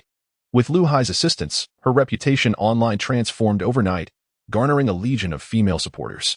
Under the guise of advocating for women's rights, she initiated a fundraising campaign, establishing a foundation and amassing considerable wealth. In just a month, her bank account swelled with cold, hard cash. Ah, life. How liberating it feels to have money, she mused. Her transformation left her parents utterly astonished. Mom and Dad, I found a lovely apartment in the city, impeccably renovated. Let's go see it tomorrow, and if it suits us, we shall purchase it outright. The moment they heard about the prospective house, her parents' expressions turned grave. Qingqing, why the sudden desire to buy property? Our family has never. No worries, I have money. What? Where did you acquire such a fortune? Don't do anything reckless. This is legitimate money. It's all from those kind-hearted netizens who sympathized with me and made donations. Rest assured, Tang Xiaoqing replied with a smile, all the while dreaming of purchasing a new car and embarking on her journey towards financial freedom. Online money is indeed easy to earn, she thought. With just a little effort, and voila, millions in my account. Unbeknownst to them, the Haiqing police had long been monitoring the trio. Within the military compound, several documents found their way to Hu Deliang. As he perused the materials, he could not help but chuckle, though it was a bitter laugh, filled with ire. Ah, the scion of Juchuang Materials, a former roommate. A staff member in uniform hesitated and inquired, Chief, shall we take legal action against them? Not just yet. The international situation is volatile. Let us refrain from stirring up trouble domestically for now. We shall simply suppress the trending topics, Hu Deliang responded, returning the documents to his aide. After this tumult passes, you may proceed as you see fit. I am but a retired elder. You need not seek my counsel. Understood. The staff member saluted and quietly withdrew. At that moment, the television in the living room broadcast the latest news. On June 25th, Filipino soldiers, without our consent, intruded into our territorial waters, landing on the Zia Reef with a grounded warship, attempting to challenge our territorial sovereignty. The Coast Guard has dispatched vessels to drive them away. We will continue to follow the latest developments. Hu Deliang squinted at the screen, his posture giving the impression of drowsiness. Yet his eyes were as sharp as ever. Once the broadcast concluded, he could not suppress a chuckle. The room temperature superconductivity has indeed attracted a swarm of attention. As the mantis stalks the cicada, the yellow sparrow waits in the shadows. The next move from the powers behind the scenes should soon arrive. Rising from his seat, Hu Deliang seemed to unravel the intricacies of the situation. The Philippines was but a pawn in the grand chess game of international relations, incapable of inflicting any real harm upon the Dragon Nation. Yet, as the pawn splashes into the water, it inevitably creates ripples. For those orchestrating events from the shadows, that was sufficient. Recently, Chen Fan's room temperature superconductivity technology had caused a sensation on the international stage. In less than a month, several nations had begun to stir with restless intent. Once again, the adage rings true: when friends arrive, fine wine awaits. When wolves approach, there are shotguns at the ready. Hu Deliang possessed ample experience in handling such matters. As anticipated, 2 days later, another news story seized the international headlines. Chapter 23. The world kisses me with pain. Yet I respond with song. The citizens of the Philippines have taken residence on a grounded warship, boldly proclaiming that the Scarborough Shoal is their territory. In an audacious move, the Philippine government even dispatched helicopters to supply these individuals. In the course of attempting to deter and expel them, the maritime police of the Dragon Kingdom resorted to water cannons, rendering the intruders momentarily dazed. This confrontation led to a verbal altercation. With a spirit of peace and camaraderie, the Dragon Kingdom's maritime police extended an invitation to the Philippine soldiers, offering selfie sticks and ice pops in hopes of fostering amicable dialogue and enlightening them to their misjudgment. To their astonishment, the Philippine soldiers, oblivious to the goodwill, insisted on striking the selfie sticks with their hands. The unfortunate outcome included one soldier suffering a fracture and another inadvertently severing a finger with an ice pop. The Dragon Kingdom's maritime police, displaying remarkable magnanimity, even upgraded the soldiers and oppos phones to foldable screens. This episode epitomizes the adage, "The world kisses me with pain, yet I respond with song." However, the Philippine soldiers appeared ungrateful. Upon returning, they alleged that our maritime police acted unethically, claiming that axes and knives were employed during the dispute. They even released footage from the day of the incident, which depicted the maritime police holding selfie sticks and ice pops, engaging in what seemed to be a friendly exchange with the Philippine soldiers, who repeatedly rejected our overtures. Yet, rather than retaliating in anger, our maritime police continued to exhibit warmth and enthusiasm. The release of this video ignited international upheaval. The United States condemned the Dragon Kingdom for allegedly employing lethal weaponry, warning that such actions could exacerbate tensions. The Foot Basin Chicken issued a statement supporting the Philippines in conducting all lawful activities at Scarborough Shoal. The Stick Nation publicly declared that Scarborough Shoal is Philippine territory, asserting that the Dragon Kingdom's intrusion was akin to that of a thief. Meanwhile, the third brother remained silent. Nonetheless, numerous countries openly rallied in support of the Dragon Kingdom. In response, the Dragon Kingdom's officials boldly retorted that Scarborough Shoal has belonged to their maritime domain. Chapter 24, the spy detector and the hope of deciphering under the leadership of the Eagle Nations. Several countries suddenly deployed a fleet of more than a dozen warships, heading towards the maritime territories of the Dragon Country. Although they claimed it was an exercise, it was evident that their intentions were far from benign, a sentiment universally acknowledged. After all, who conducts drills with live ammunition? In response, the Dragon Country also refused to show weakness, dispatching 3 Type 55 destroyers to confront the incoming threat. However, this was merely the facade. The clandestine operations behind the scenes remained known only to a select few. In any case, not only did the international political climate grow increasingly tense, but subtle changes also began to manifest within the internal affairs of the Dragon Country. At the missile base, preparations were being made with utmost urgency. All personnel were on high alert, and dozens of missile vehicles were deployed to various secret locations for potential launches. Yet, the research center remained unaffected by these developments. Chen Fan continued his routine, diligently working from 9 to 5, often laboring until around 11 at night before retiring to rest.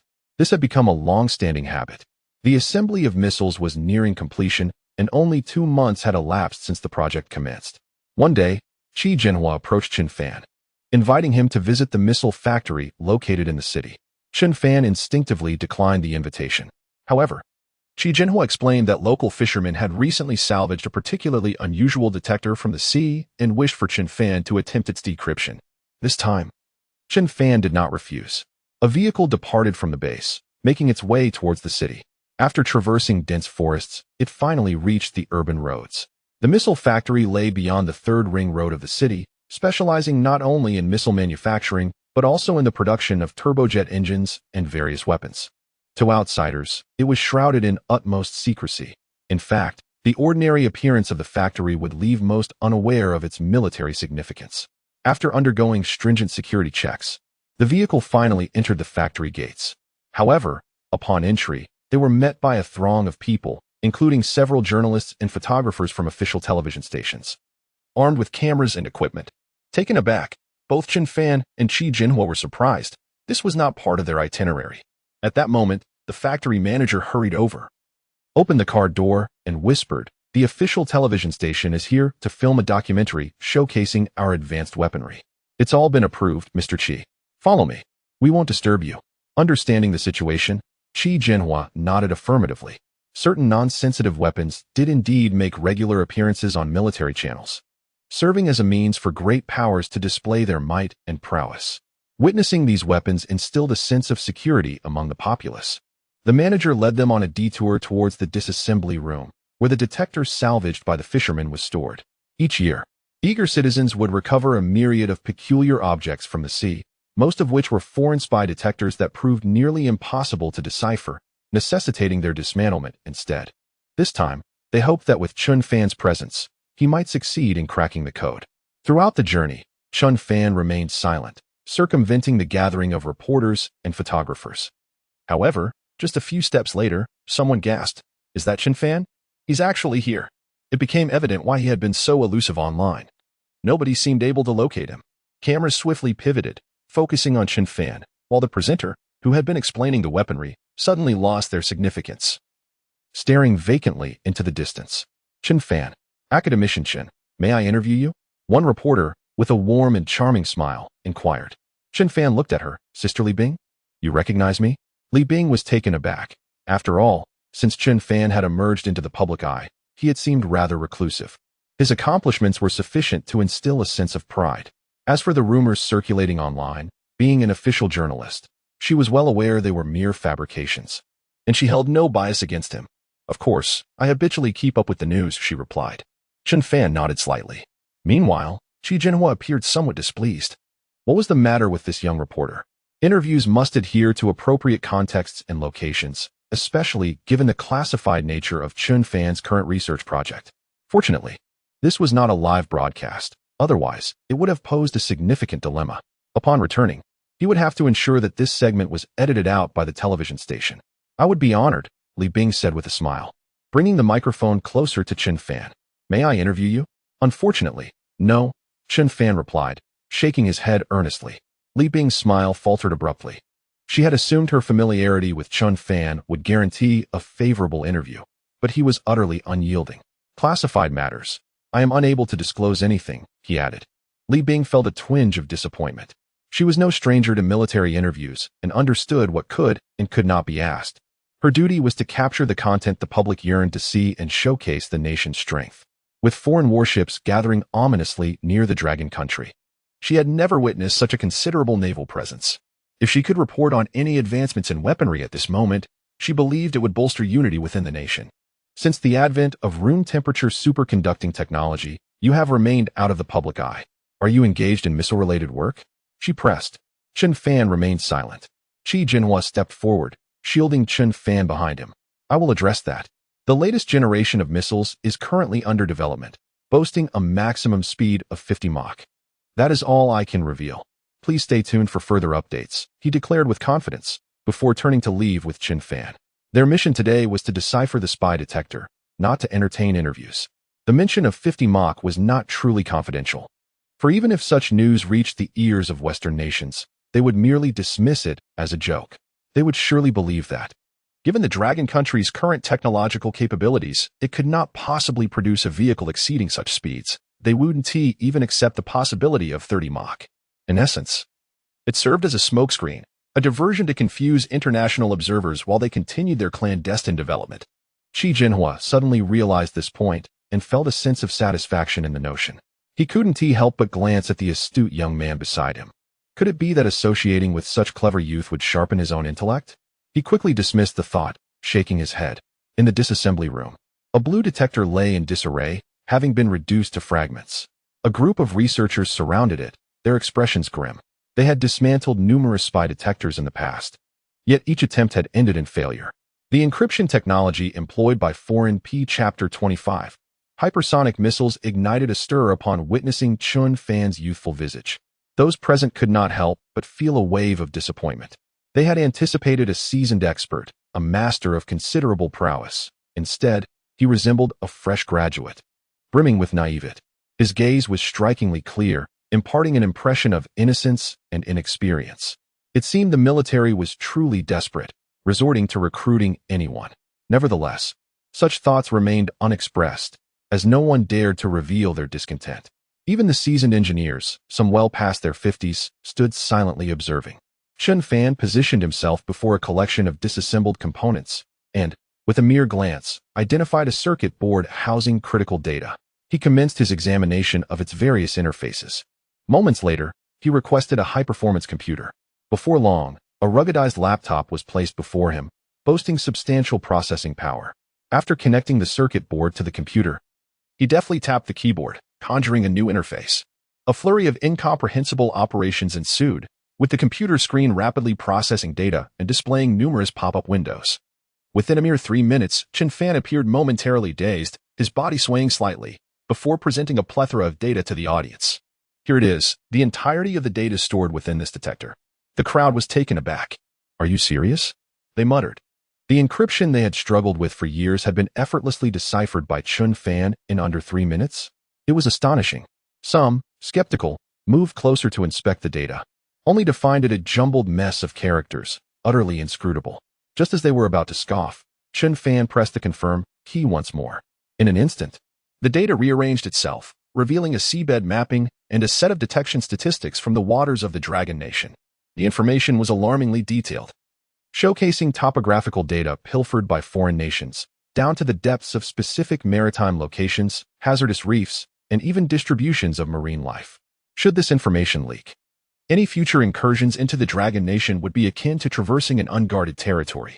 A chill swept through the onlookers as the gravity of the situation sank in. They had to devise a plan to counter these espionage devices. The threat was too dire to ignore. Those foreign devils remained relentless in their pursuits, they thought. Meanwhile, Chen Fan suddenly lifted his gaze.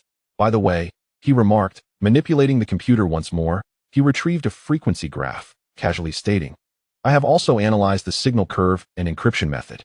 Should similar detectors infiltrate our waters in the future, we can intercept the signals and ascertain their precise locations for accurate retrieval." A grimace spread across the faces of those present. They felt utterly inadequate. Yet, rather than despair, they felt a swell of pride. It was individuals like Chen Fan who would propel the Dragon Nation towards strength and prosperity. If they had harbored doubts about his capabilities upon his arrival, those reservations had vanished, replaced by a singular sentiment: genius. The room erupted into exuberant applause. Qi Jinhua, too, could not restrain his admiration, clapping alongside them, his gaze at Chen Fan resembling that of an awestruck acolyte. The true treasures of the nation are not the weapons of destruction or fearsome nuclear armaments, but rather the countless minds like Chen Fan's. Following the decryption, the head of the unit insisted on treating Chen Fan and his team to a meal, modest in grandeur yet rich in academic ambience. A multitude surrounded Chen Fan, beseeching him to elucidate the decryption process and key points. Chen Fan, demonstrating remarkable patience, began his explanation. As the session progressed, an impromptu blackboard appeared, allowing him to illustrate his points freely. Despite the complexity of his teachings, each word was imbued with profound insights. As he spoke, beads of perspiration formed on his brow, and the audience mirrored his effort, equally drenched. At times, even a momentary yawn led to a complete loss of comprehension. Helplessly, they resorted to photographing Chen Fan's notes for further study. As night fell, the two finally returned home. Chen Fan reclined wearily in the vehicle, his exhaustion palpable. It appeared his mind struggled under the weight of such strenuous operations. The intensive calculations had drained him, though he had seemingly resolved the issue in 3 minutes. The truth was that his brain had been engaged in high-intensity work for over 3 minutes to unravel the detector's encryption. He nearly collapsed upon completing the task, but managed to persevere, lest he suffer humiliation. However, the day concluded successfully. Once this missile launch mission was completed, he would acquire a micro-quantum computer, alleviating the need for such taxing mental exertion. Observing Chen Fan's fatigue, Qi Jinhua expressed concern. "Academician Chen, are you all right? Perhaps you should take a couple of days to rest. Consider it a holiday?" "No need," Chen Fan replied promptly, his gaze fixed resolutely out the window. He was determined to successfully conduct the test launch within a fortnight. Qi Jinhua felt a surge of respect. chastising himself for even contemplating rest while a young man focused on crucial missile trials. The disparity was stark, filling him with a sense of inadequacy. The following day, an interview featuring Chen Fan and Qi Jinhua was released. In the footage, the long-absent Chen Fan stood within a military factory, flanked by rows of missiles and shells. Qi Jinhua boldly declared that the latest generation of hypersonic missiles had surpassed speeds of 50 Mach and would undoubtedly exceed expectations. The announcement ignited a frenzy across the nation. Official news from the Dragon Nation could not be doubted, and no one questioned its veracity. Even if some dared, their voices were drowned out by the collective excitement. Moreover, Chen Fan's appearance only served to bolster the credibility of the claims. Just prior, during an interview, he had revealed the design schematics of the newest missile from his home, further solidifying the truth of the matter. While there may be skepticism regarding Chen Fan's character, his abilities were beyond reproach. With the precedent of room-temperature superconductors, even those harboring doubts about his integrity were willing to momentarily set aside their misgivings to embrace the achievements he represented. However, while the Dragon Nation rejoiced, the international response to this news was a different story altogether. Chapter 26. Victorious, the genealogy opens a new page upon the boundless expanse of the vast ocean. A colossal aircraft carrier glided silently across the water's surface. Surrounding it were over a dozen cruisers and destroyers, accompanied by several logistical support vessels, all majestically making their way toward the waters of the Dragon Kingdom. General Mike Ash, a five-star general of the Eagle Nation and the captain of this formidable vessel, sat in the captain's quarters, perusing information on his computer. Upon reading that the Dragon Kingdom had announced the development of a 50 Mach missile, he could not suppress a hearty laugh. Ha! 50 Mach. Does the Dragon Kingdom not even know how to tell a believable story? Are they aware of what 50 Mach entails? That's 17 kilometers per second. Even Voyager 1 only barely surpassed that speed, and that was in a vacuum. How brazen they are. The crew members around him chuckled at Ash's words. The notion that the Dragon Kingdom could produce something even the Eagle Nation lacked was preposterous.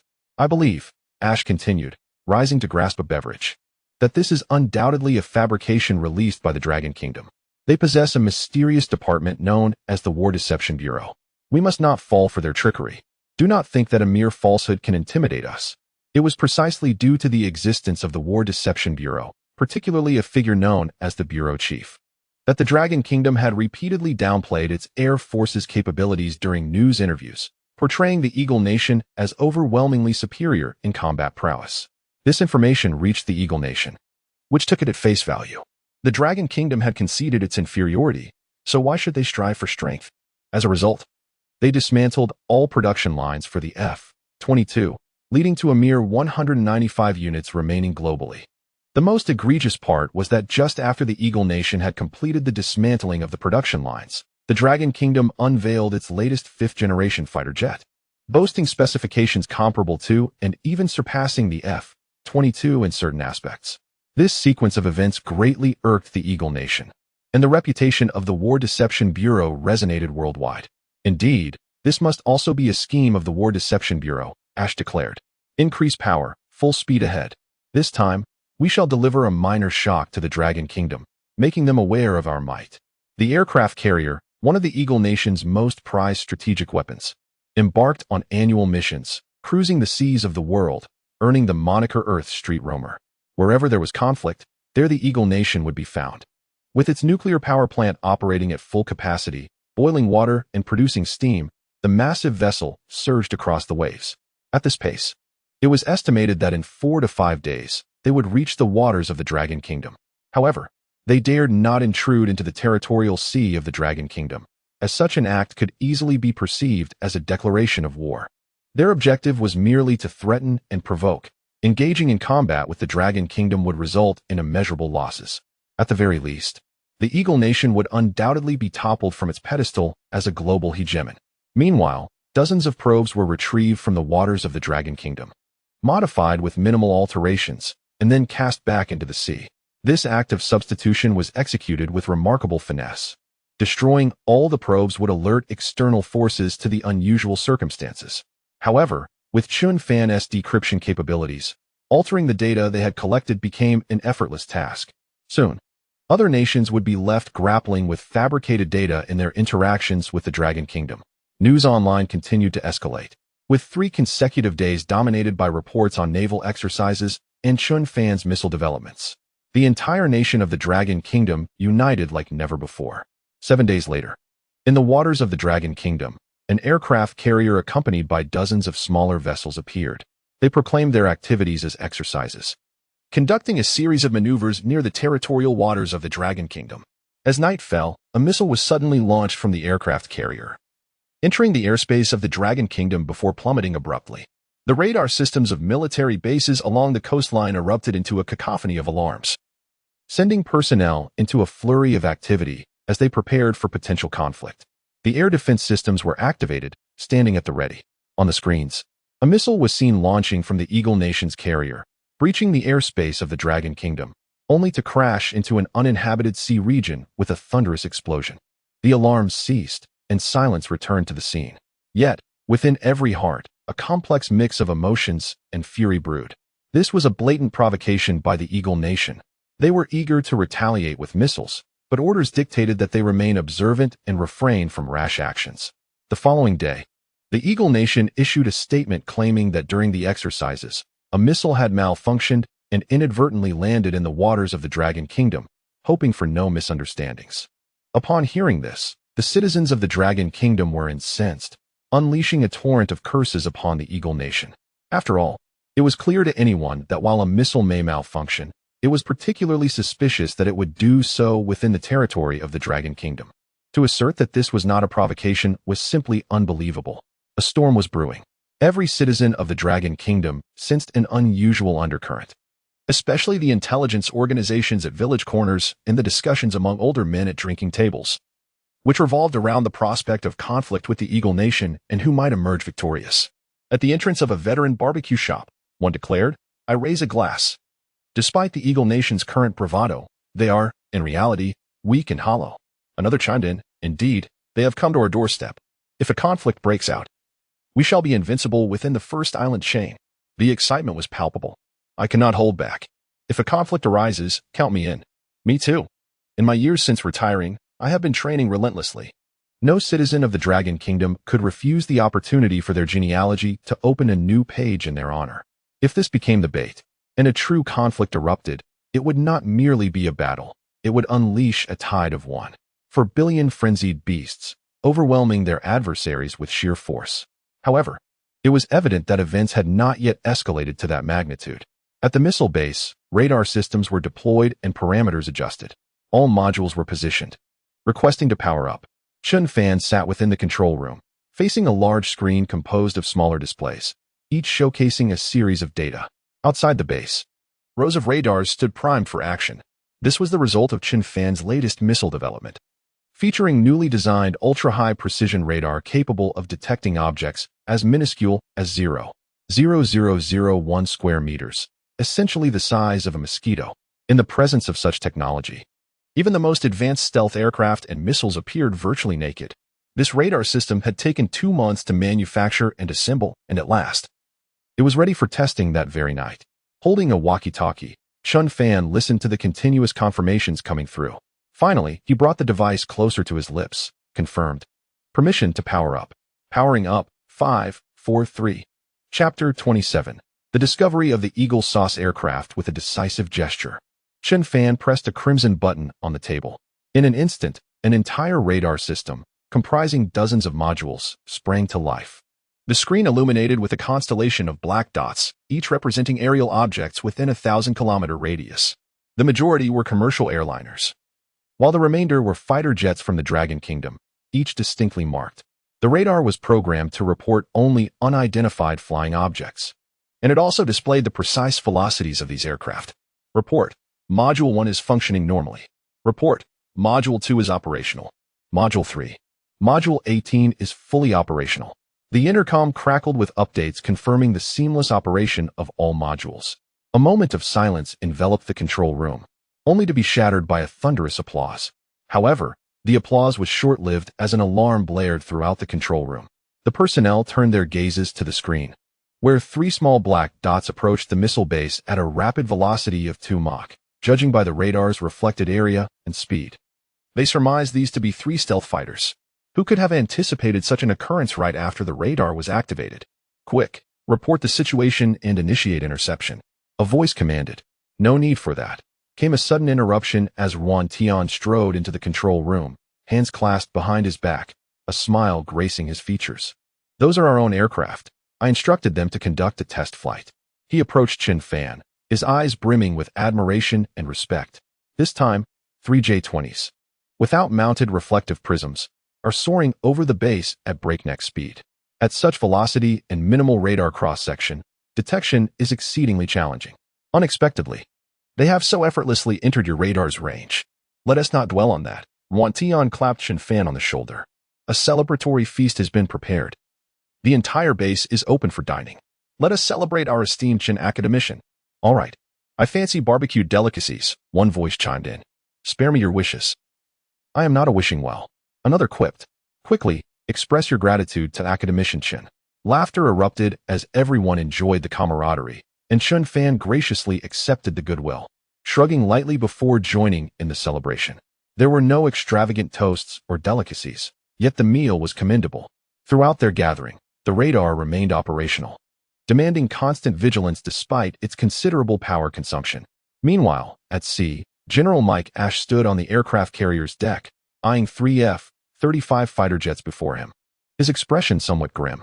Yesterday, a missile had been launched right at their doorstep, yet the Dragon Kingdom had not responded. It seemed he needed to escalate the situation. According to General Ash's plan, the F-35s would stealthily circle the skies above the Dragon Kingdom, remaining undetected. They would capture a few photographs, claiming the aircraft inadvertently strayed into Dragon territory during a mission. Once those images circulated, the Dragon Kingdom would undoubtedly suffer significant embarrassment on the international stage.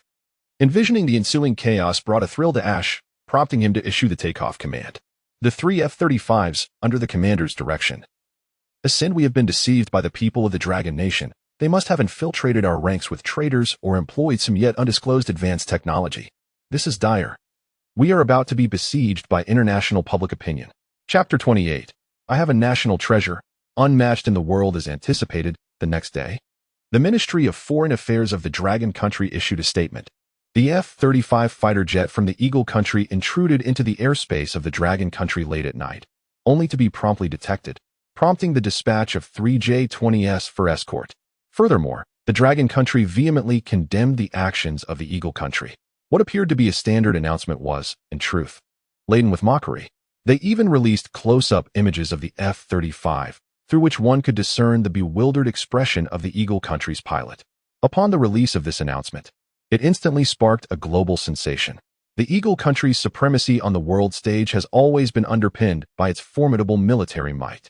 Their fighter jets have long been celebrated for their exceptional performance and stealth capabilities. However, the moment their aircraft encroached upon the airspace of the Dragon Country, it was immediately detected by radar. In fact, the Dragon Country's jets swiftly pursued and engaged in a close encounter. This was an absurd occurrence for nations worldwide, indicating that the Eagle Country was not invincible. At the very least, the announcement from the Dragon Country suggested that they possessed not only the technology to detect the stealthy F-35, but also the capability to shoot it down. It is widely recognized that in gaming, a boss without a health bar seems unbeatable. However, the appearance of a health bar signifies that the boss can indeed be defeated. It is merely a matter of strength and duration. Consequently, nations across the globe began to whisper about the Eagle Country, causing significant discomfort to them. Indeed, being outmaneuvered by the Dragon Country was humiliating. Their aircraft had been detected, locked onto by fire control radar, and ultimately expelled from the Dragon Country's airspace. While this in itself was manageable, the key issue was the immense humiliation brought upon them by the Dragon Country's actions, which blatantly challenged their authority as a global hegemon. Thus, a call was made to General McAsh's command room, where he was met with furious reprimands. After hanging up, McAsh was livid. Damn it. The Dragon Country has gone too far. So what if their aircraft flew over our territory? The airspace of the Foot Basin and the Stick Country belongs to us. On what grounds do they act so brazenly? Lu Hai suddenly awoke, beads of cold sweat streaming down his forehead. Chapter 29. I can't believe I didn't conceal it from you. The missile assembly project is nearing completion. Chen Fan has been spending less time at the base. Yet he still isolates himself in his room, rarely venturing outside. Within the entire base, there is virtually no one to oversee him. Nor does anyone dare to manage Chen Fan. It can be said that he enjoys unparalleled freedom. One afternoon, before lunchtime, there was a knock on Chen Fan's door. Upon opening it, a look of confusion crossed his face. Standing at the threshold were two men and a woman, all wearing smiles as they gazed at him. The trio consisted of 2 guards assigned to him and a life assistant. Although she was designated as a life assistant, Chen Fan hardly ever troubled her. He had not yet reached the point of needing someone to cater to his daily needs. Knowing to run home when it rains and to go to the cafeteria for meals sufficed. Sorry to disturb you, academician Chen, the girl in uniform. His life assistant named Han Han said. With her neat shoulder-length hair and a healthy wheat-colored complexion, she looked delightful and charming when she smiled. What brings you here? Chen Fan, oblivious to the smile on Han Han's face, scanned the 3 of them and asked, if you have something to say, just go ahead. Actually, we were sent by our superiors to assist you with your work, but we feel we haven't been of much help. We thought it only right to invite you for a meal as a way to make amends, she explained eagerly, understanding her intent in an instant. Chen Fan recognized the monotony of life in a military camp, where opportunities to go out were scarce. With a figure like Chen Fan present, getting a chance to leave would be a simple matter. As his guards and assistant, they surely wished to elevate their circumstances by association. All right, that sounds good. You may arrange it, Chen Fan replied with a smile. Yay, Han Han exclaimed excitedly, only to immediately cover her mouth in horror, glancing at Chen Fan. It is our honor to invite you for a meal, academician Chen. Chen Fan raised an eyebrow, sensing a hint of pretense. Yet the charm in Han Han's demeanor rendered any irritation moot. The 2 guards behind her shared in her amusement, albeit their laughter carried an air of seriousness, imposing a strong sense of pressure on anyone who might observe. Before long, the 4 of them drove out of the base, freed from their confines. Han Han felt like a bird released from its cage, bubbling with excitement in the car. Wow, academician Chen, you're so wonderful. You have no idea how long it's been since I've been out. I should be thanking you for the meal, Chen Fan replied. All right, academician Chen. We'll be honest with you, please don't be upset. The truth is, we have a small ulterior motive for this outing, Han Han admitted, a hint of guilt creeping into her voice. I figured as much, Chen Fan replied, his expression stern. Do I really appear that gullible? Hee hee. I can't believe I didn't keep that from you in a modest restaurant. The 4 of them ordered a few home-style dishes and began to eat. Throughout the meal, the 2 guards frequently glanced at the drinks displayed on the counter. After finishing most of his meal, Chen Fan stood and approached the counter, retrieving a few bottles of beer. Stop staring, drink less, he advised, but the 2 guards quickly waved their hands in refusal. No, we cannot drink alcohol while on duty. It's against regulations. I'll take care of it, Chen Fan assured them. Don't worry, I'll drive back. Since we're out to have fun, let us relax. I'm not so unreasonable. Beer 1 tea get me drunk. But they hesitated. We need to stay alert to ensure your safety. Suddenly, Chen Fan snatched a disposable chopstick from the table and thrust it directly at one guard's throat with blinding speed. The guard barely had time to react before the chopstick halted a mere millimeter from his throat. The precision and swiftness of the move rendered his years of training futile in the face of Chen Fan's terrifying reflexes. Drink without worry. I'll take a stroll, Chen Fan declared, discarding the chopsticks as he turned to exit, leaving the trio in a state of bewilderment. Moments later, they simultaneously exclaimed, "What the heck?" Once outside, Chen Fan strolled leisurely along the street. He cherished these moments of solitude, allowing his mind to wander. At home, he typically circled around his neighborhood, but it had been ages since he had the opportunity to walk freely here. This city, like Haicheng, was a coastal metropolis. Yet it lay over 1,000 kilometers away in opposite directions on the map of Longhua. Reaching the edge of a river, he sat down, lost in contemplation. With the acquisition of the microquantum computer, there remained much for him to accomplish. The system had provided him with resources that were undoubtedly far more extensive than what had been revealed thus far. Military applications were merely the tip of the iceberg. There were also realms such as education, healthcare, energy, and agriculture, an abundance of possibilities. With the microquantum computer, his efficiency would soar, bringing many aspirations closer to reality.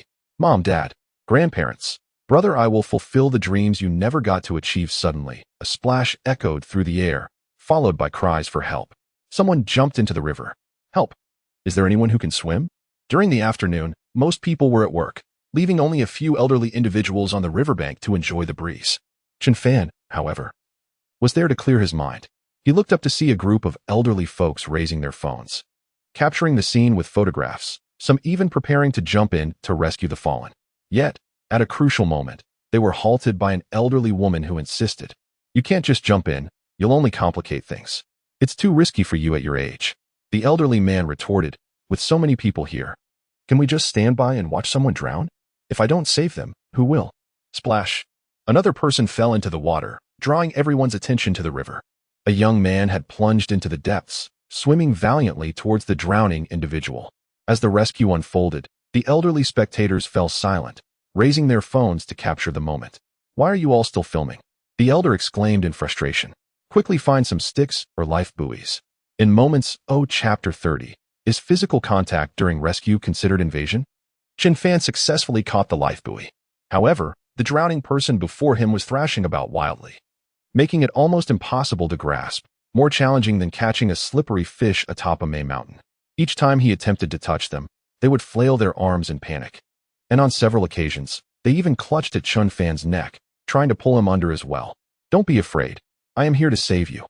Chen Fan shouted in vain, his words falling futilely on deaf ears.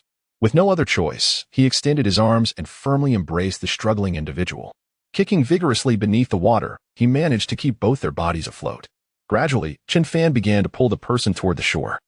Only upon reaching the concrete embankment did he secure the life buoy around the individual. "Here, young man, grasp the pole." An elder on the bank extended a bamboo pole, ready to assist Chen Fan.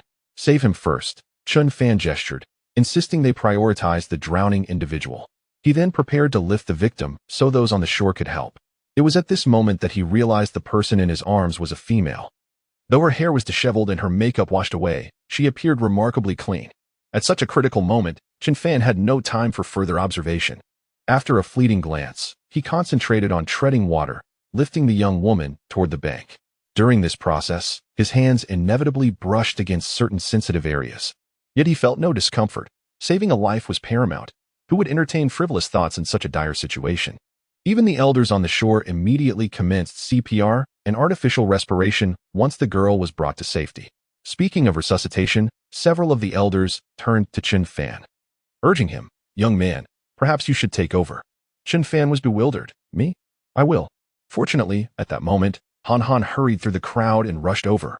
Though her pace was swift, it was steady, her strides confident and poised, drawing the attention of everyone present. Who was this remarkable woman? As a medical soldier, Han Han was undoubtedly skilled in life-saving techniques.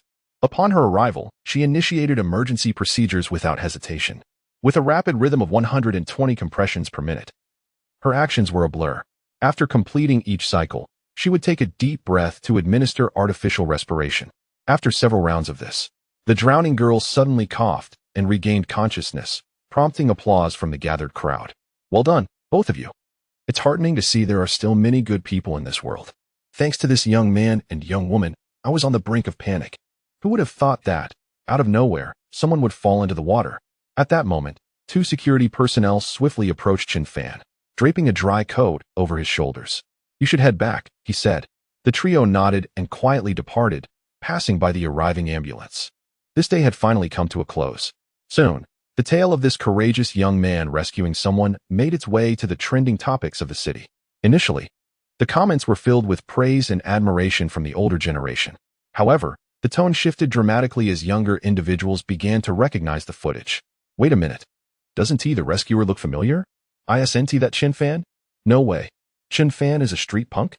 He was just messing with radar yesterday, and now he is saving someone from a river? It must be a coincidence. I think I saw him dining with 4 others at a restaurant today. Someone must have captured that.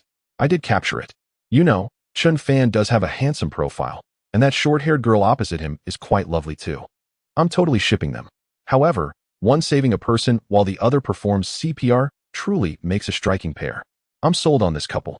Unlike the typical banter of ordinary netizens, this incident soon attracted the attention of another faction. Suddenly, the online discourse began to shift. Screenshots circulated, depicting Chen Fan's hands brushing against the drowned girl's private areas during the rescue. Particularly on Weibo and Xiaohongshu, many users, armed with just a single screenshot, began to vehemently criticize Chen Fan. What is this nonsense?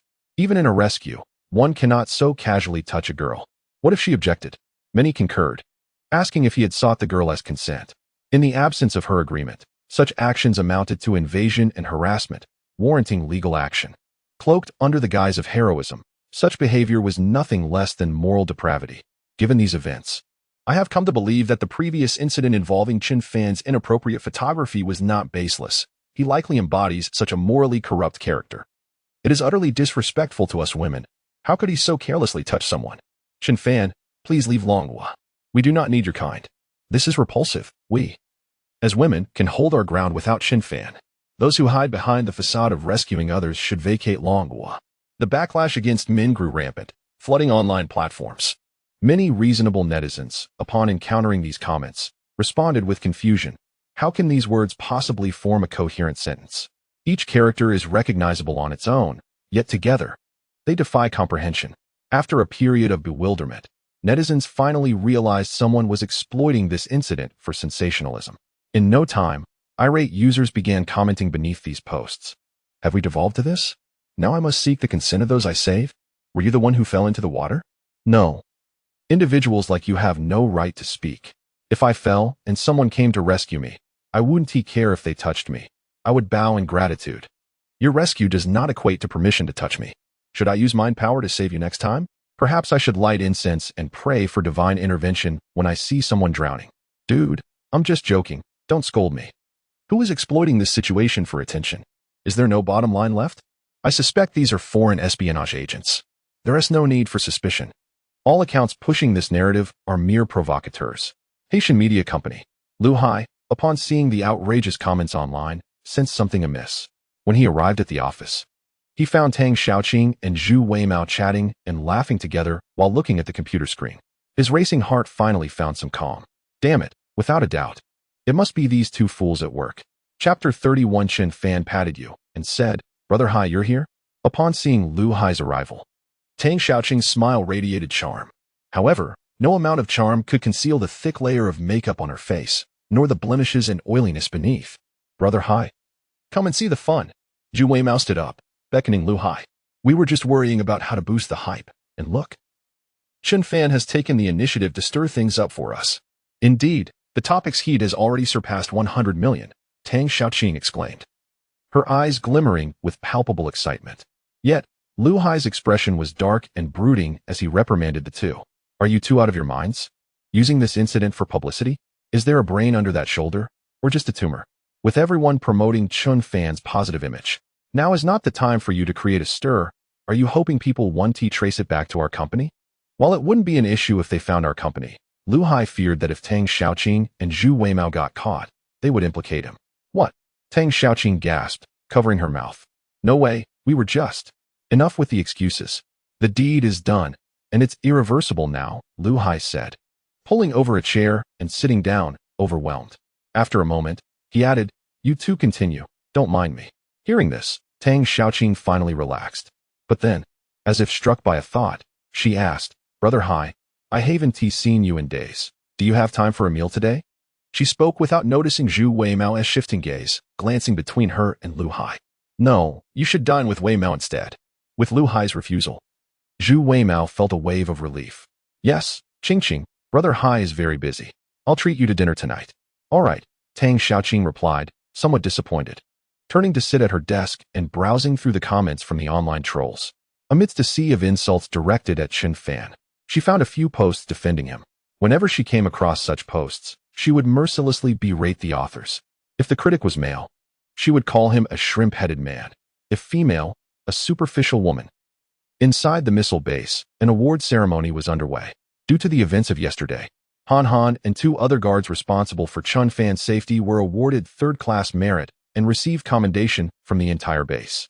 As for Chen Fan, he naturally had no need for such accolades, and being a civilian, he was ineligible for any awards. Han stood on stage, holding her medal, filled with surprise. They had not expected such unexpected rewards from merely stepping outside. The audience sat upright and attentive. After the ceremony concluded, a round of enthusiastic applause erupted, with Chen Fan among those smiling at the trio. Today was Sunday, a rare occasion for the soldiers to enjoy 2 days of rest. The confiscated phones would be returned today, allowing the soldiers to connect with their families. The moment Han retrieved her phone, she rushed to add Chen Fan on WeChat. Upon seeing the girl standing before him, Chen Fan was momentarily taken aback. He then pulled out his phone. He seldom used WeChat, having only 4 or 5 contacts, including Lu Hai and his 3 companions, as well as a girl from his former studio who worked at the front desk and handled finances. Now, Han Han was added to that list. After successfully adding him, Han Han put away her phone and said to Chen Fan, "All right, academician Chen. Even if we can't work together, if I come to find you later, you must treat me to a meal." Of course, Chen Fan smiled, putting away his phone and watching as Han Han departed. She left quietly, closing the door with barely a sound, as if afraid of disturbing Chen Fan. Once outside his room, Han Han took a deep breath, her cheeks flushed. Many boys at the base had asked for her WeChat, but she had never added anyone before. This was her first time. With excitement bubbling within her, she clicked on Chen Fan's profile. Nervousness caused her to accidentally send a poke to him. I poked Chen Fan. When she saw the prominent line of text on her screen, her breath nearly caught in her throat. Oh no, now Chen Fan will know I was peeking at his moments. This poke, even if retracted, would still send a notification. There was no escaping it. Oh dear. As Han Han pondered how to explain, her phone vibrated twice. She picked it up and felt a wave of dizziness. Chen Fan poked my bottom and said to change my posture. At that moment, Han Han wished she could switch to another planet. This infernal poke. She had set it up as a playful joke while chatting with her best friend, thinking it amusing, but had completely forgotten about it until now, when it turned into a sharp arrow aimed at her. This was truly social death. Chen Fan. Han Han. Academician Chen. Let me explain. Chen Fan. In his room, Chen Fan stared at the striking text, lost in thought. It was only after adding Han Han that he remembered to check his WeChat messages. Then he saw her poke and thought, are today's youth really this playful? What a loss, such a tremendous loss. Oh no, I can't show my face to anyone. What should I do? Little did Han Han know, Chen Fan had tricked her into revealing her big move. When she clicked into his moments, however, it was utterly barren, nothing at all. Of course, someone like Chen Fan, always engrossed in research and immersed in the laboratory, had no time to post on social media. Yet she had held on to a foolish hope. Now, she was at a loss, unsure how to face Chen Fan the next day. After all, the development of the new missile was still ongoing, and she might have to care for Chen Fan for many days to come. Lying on her bed, Han Han grabbed her pillow and began to pound it in frustration, leaving her bed in disarray. After calming down, she decided to seek some amusement online. She opened Douyin. First, the steps of the refined lady from the preteen period. What nonsensical content. She exited. Then she opened Weibo. Celebrity announces relationship. As if that were of any concern to her. She exited again. Next, she opened Tieba. Egg chicken Tieba. Just a corner for experience 3. Satisfaction guaranteed. Finally, she opened Zaihongshu. A brief discussion on whether bodily contact during a rescue counts as sexual harassment. Did Chen Fan engage in any inappropriate behavior while saving others? Resisting Chen Fan should be T Chapter 32. Is there still law and justice? The content above paints Chen Fan as a nefarious villain of the utmost degree. No, it's not just Chen Fan, it's almost all men. Some individuals have brazenly inscribed on their profiles messages declaring their disdain for men, urging only female responses. If this were merely a case of psychological disorder, Han Han could comprehend it. However, this group has clearly descended into outright misogyny. Yet, this is not the crux of the matter. What truly matters is that the slander and portrayal of Chen Fan are entirely fabricated, devoid of any truth. It is not mere fabrication. It is a manifestation of delusion and storytelling. Having spent considerable time with Chen Fan, she has a fair understanding of his character. Time and again, to facilitate his daily life, she has lived next door to him. She has shared a room with him on numerous occasions. If Chen Fan were truly as depraved and villainous as they suggest, how could he have hidden his true nature for so long? If there were no truth to their claims, how could one conceal themselves so adeptly? Han Han remains unconvinced, especially in light of Chen Fan's selfless act of heroism yesterday. No matter what, she cannot bear to see him defamed. Even though she knows her voice is but a whisper among the clamor, she feels compelled to act. Thus, Han Han swiftly composed a post, declaring, "It is impossible. Chen Fan is not that kind of person, and ISNT physical contact during a rescue entirely normal? If I were drowning and a man saved me with CPR, my first instinct upon recovery would be to express gratitude, not to lash out. Moreover, while you all engage in slander and defamation against Chen Fan, how can you not see the contributions he has made? Such a bunch of ingrates." After posting, Han Han spat in disdain. Upon seeing more defamatory posts about Chen Fan, she did not hesitate to report them. Her personal integrity forbade her from engaging in online disputes, yet her temperament would not allow her to turn a blind eye. Meanwhile, at the dining table, Tang Xiaoqing noticed Han Han's post. She couldn't help but laugh. "What is so funny?" inquired Zhu Weimao, sitting across from her. Tang Xiaoqing raised her phone and said, "Look, here is someone defending Chen Fan. I just can't fathom how such a scoundrel could garner so much support." With that, she began to edit her response. Hearing this, Zhu Weimao hesitated. After all, they had once been roommates, and Chen Fan had helped him earn money. Yet now Qingqing actually. Chen Fan enough. I just gave her a piece of my mind. How dare she speak well of that scoundrel? After finishing her response, Tang Xiaoqing set her phone down and looked at Zhu Weimao. "What did you say?" Nothing at all." Zhu Weimao chuckled, trying to mask the unease flickering in his eyes. "By the way, Qingqing, how about we catch a movie after dinner?" "No, that sounds dull. Can you get Haiga to join us?" At her words, Zhu Weimao's eyes dimmed with disappointment. Lying in bed, still fuming, Han Han suddenly noticed a reply to her post and clicked to view it. The comment read, "How do you know Chen Fan isn't like that? Do you know him personally? Do you understand him? Did he save your entire family in a past life? You're so eager to defend him. Can you even survive without men? You're not fit to be one of us." Han Han's expression fluctuated dramatically as she read the comment. Is there still law and justice? Is anyone going to intervene? Ironically, she did know Chen Fan, while she couldn't claim to know him intimately. She certainly had more credibility than these ignorant netizens. Thus, she decided to share a photo taken during dinner the previous day. Originally, she intended to capture the food, so Chen Fan was only partially visible in the image. However, this was sufficient to validate her connection to him. "Oh, I do know academician Chen. I am his assistant and one of the people who rescued him yesterday. Why shouldn't I defend him?" Meanwhile, you lot are making baseless accusations without understanding the truth. Honestly, I've been by academician Chen's side for 2 months and have never witnessed any inappropriate behavior. Our conversations have been few, and he is a person immersed in his laboratory work. What ill intentions could he possibly harbor? Han Han's anger swelled. Isn't it absurd? If you're going to accuse someone, at least have a target in mind. This group, without any substantiation, begins to slander. Thankfully, as a medical worker, I have a good temperament. Otherwise, I would want to reach through the internet and deal with each of them. On the other side of the screen, Tang Xiaoqing quickly replied, "So you're the one who saved him yesterday? Defending Chen Fan so ardently. You must have something going on with him, right? Come on. Be brave and admit it. We'll understand." At this, Han Han found herself at a loss for words.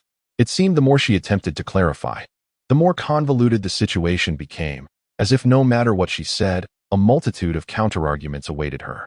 It left her feeling as though she was punching into a cloud. What should I do? What should I do? Han Han anxiously stared at her phone.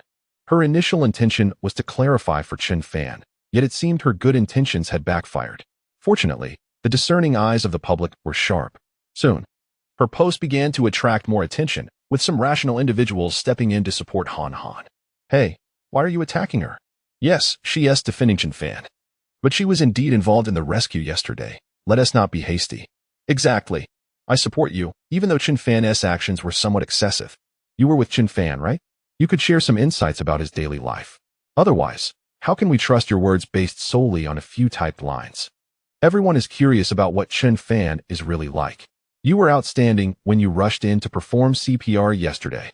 Of course, Han Han could never share the details of Chen Fan's work and life. This was simply not the appropriate forum. The data and blueprints involved in his projects were classified information. Even her role as Chen Fan's personal assistant had undergone rigorous scrutiny and selection, ensuring her background was spotless before she was chosen. Nevertheless, seeing so many people stand up for her eased Han Han's heart considerably. Moreover, she began to suspect that someone was orchestrating the public opinion against Chen Fan. With this thought in mind, Han Han unlocked her phone and dialed a number. "Hello, brother. I'm being bullied. Woe is me." Chapter 33. Missile Test Launch. Maritime Blockade. Recently, missile test launches are scheduled to take place in the southern maritime region. Vessels in the vicinity are advised to steer clear. The military has cordoned off the entire area, and everyone should take heed, especially fishermen. It would be unwise to venture there idly. Not only might you return empty-handed, but you could also find yourself in peril. With only 3 days remaining, those with fishing boats should hastily return home. A recent announcement from the Dragon Nation has swiftly circulated throughout the coastal areas. All fishermen and boaters who received the news have been dutifully staying at home. They unconditionally support the government's decision. After all, it is merely a matter of a few days without fishing. Once the missiles have detonated, they can go collect the fish without issue.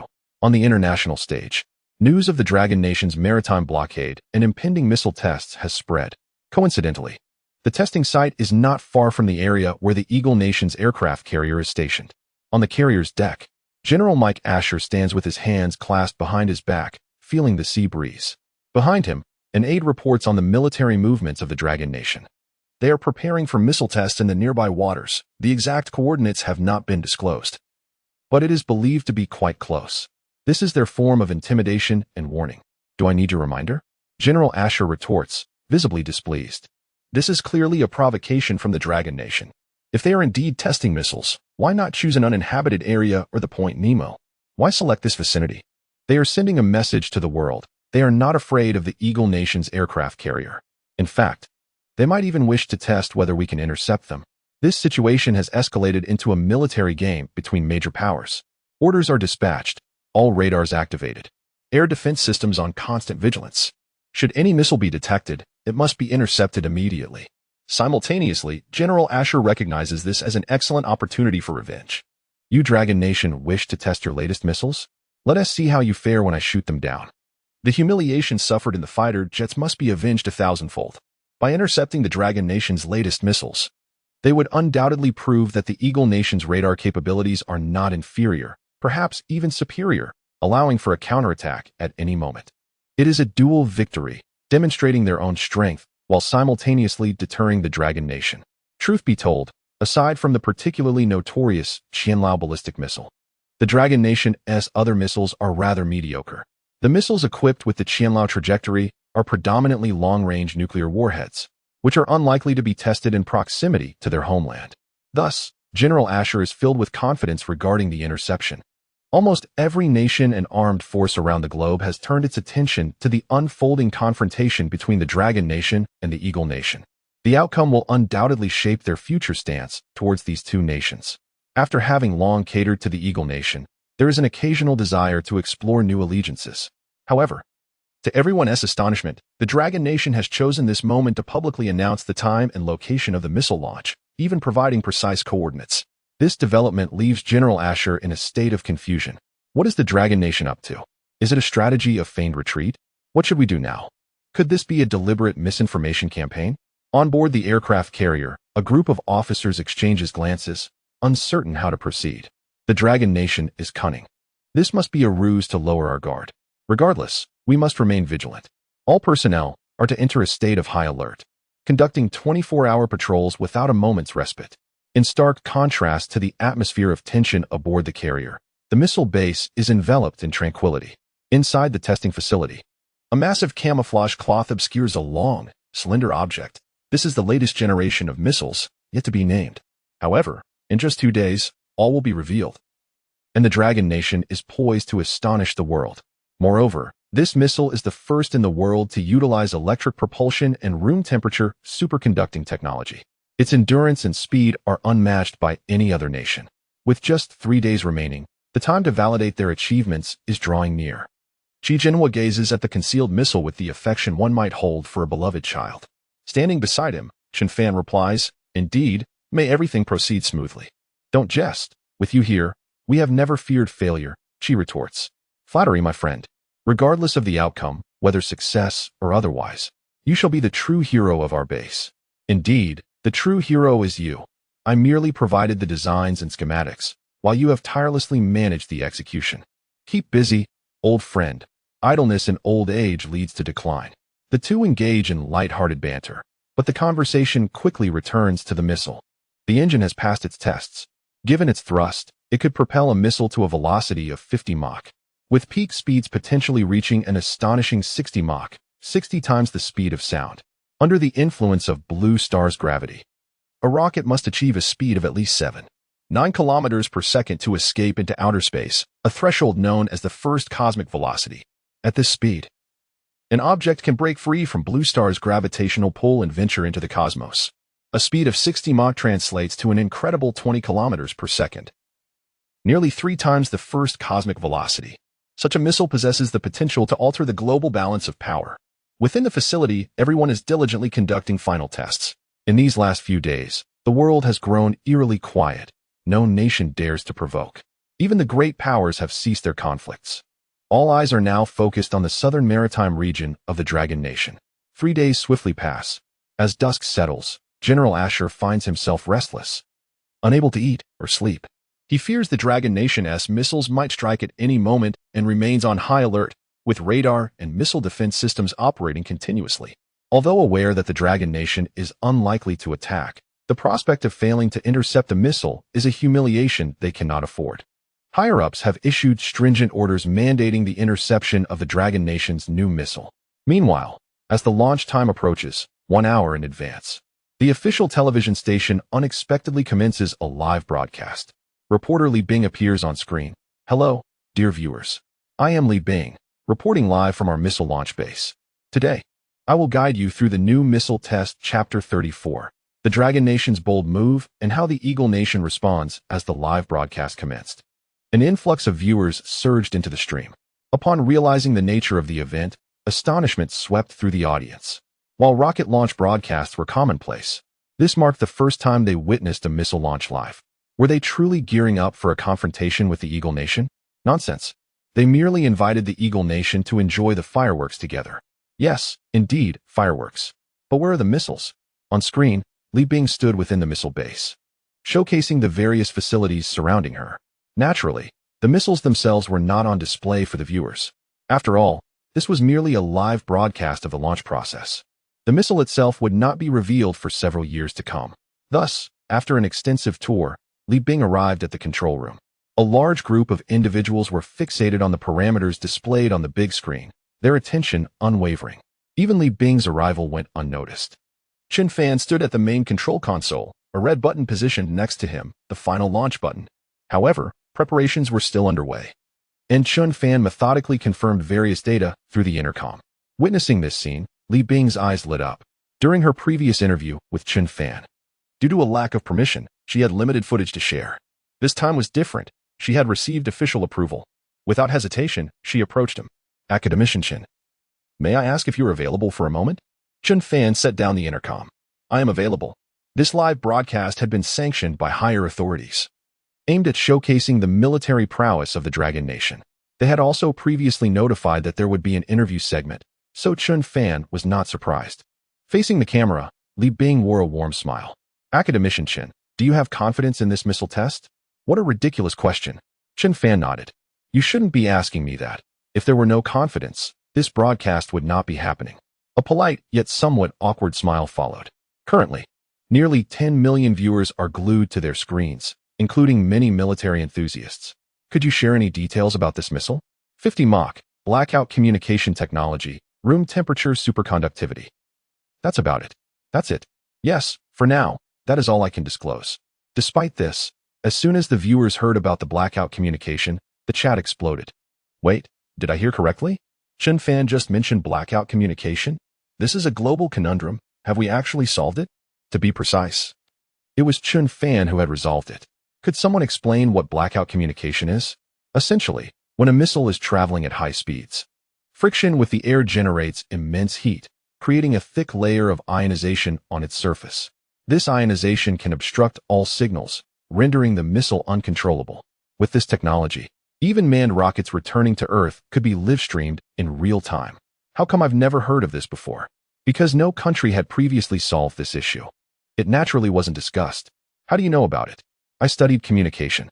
Oh, why did you choose that field? Enough chit-chat. This is a comment section. Take it to private messages. However, with the insights provided by knowledgeable commenters, the audience began to grasp the concept more clearly. Soon, the term blackout communication trended across multiple platforms. In reality, Li Bing continued her line of questioning. Academician Chen, the excitement among the viewers is palpable. How much longer until the missile is launched?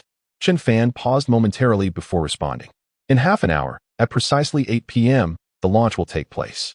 The impact point will be in the Southern Sea area, at a longitude of 115 and a latitude of 11. The missile will reach the vicinity of the impact point approximately 45 seconds after launch, at which time we will also provide a real-time broadcast to the entire nation. Chen Fan nearly divulged the color of the clothes he was wearing that day. It was evident that this data held no privacy whatsoever. The audience couldn't help but think of the Eagle Nation's aircraft carrier group stationed near the Southern Sea area. The two were not far apart. Yet the Dragon Nation had chosen tonight for its missile test, publicly disclosing all data and even live-streaming it globally. Was this not a testament to their confidence?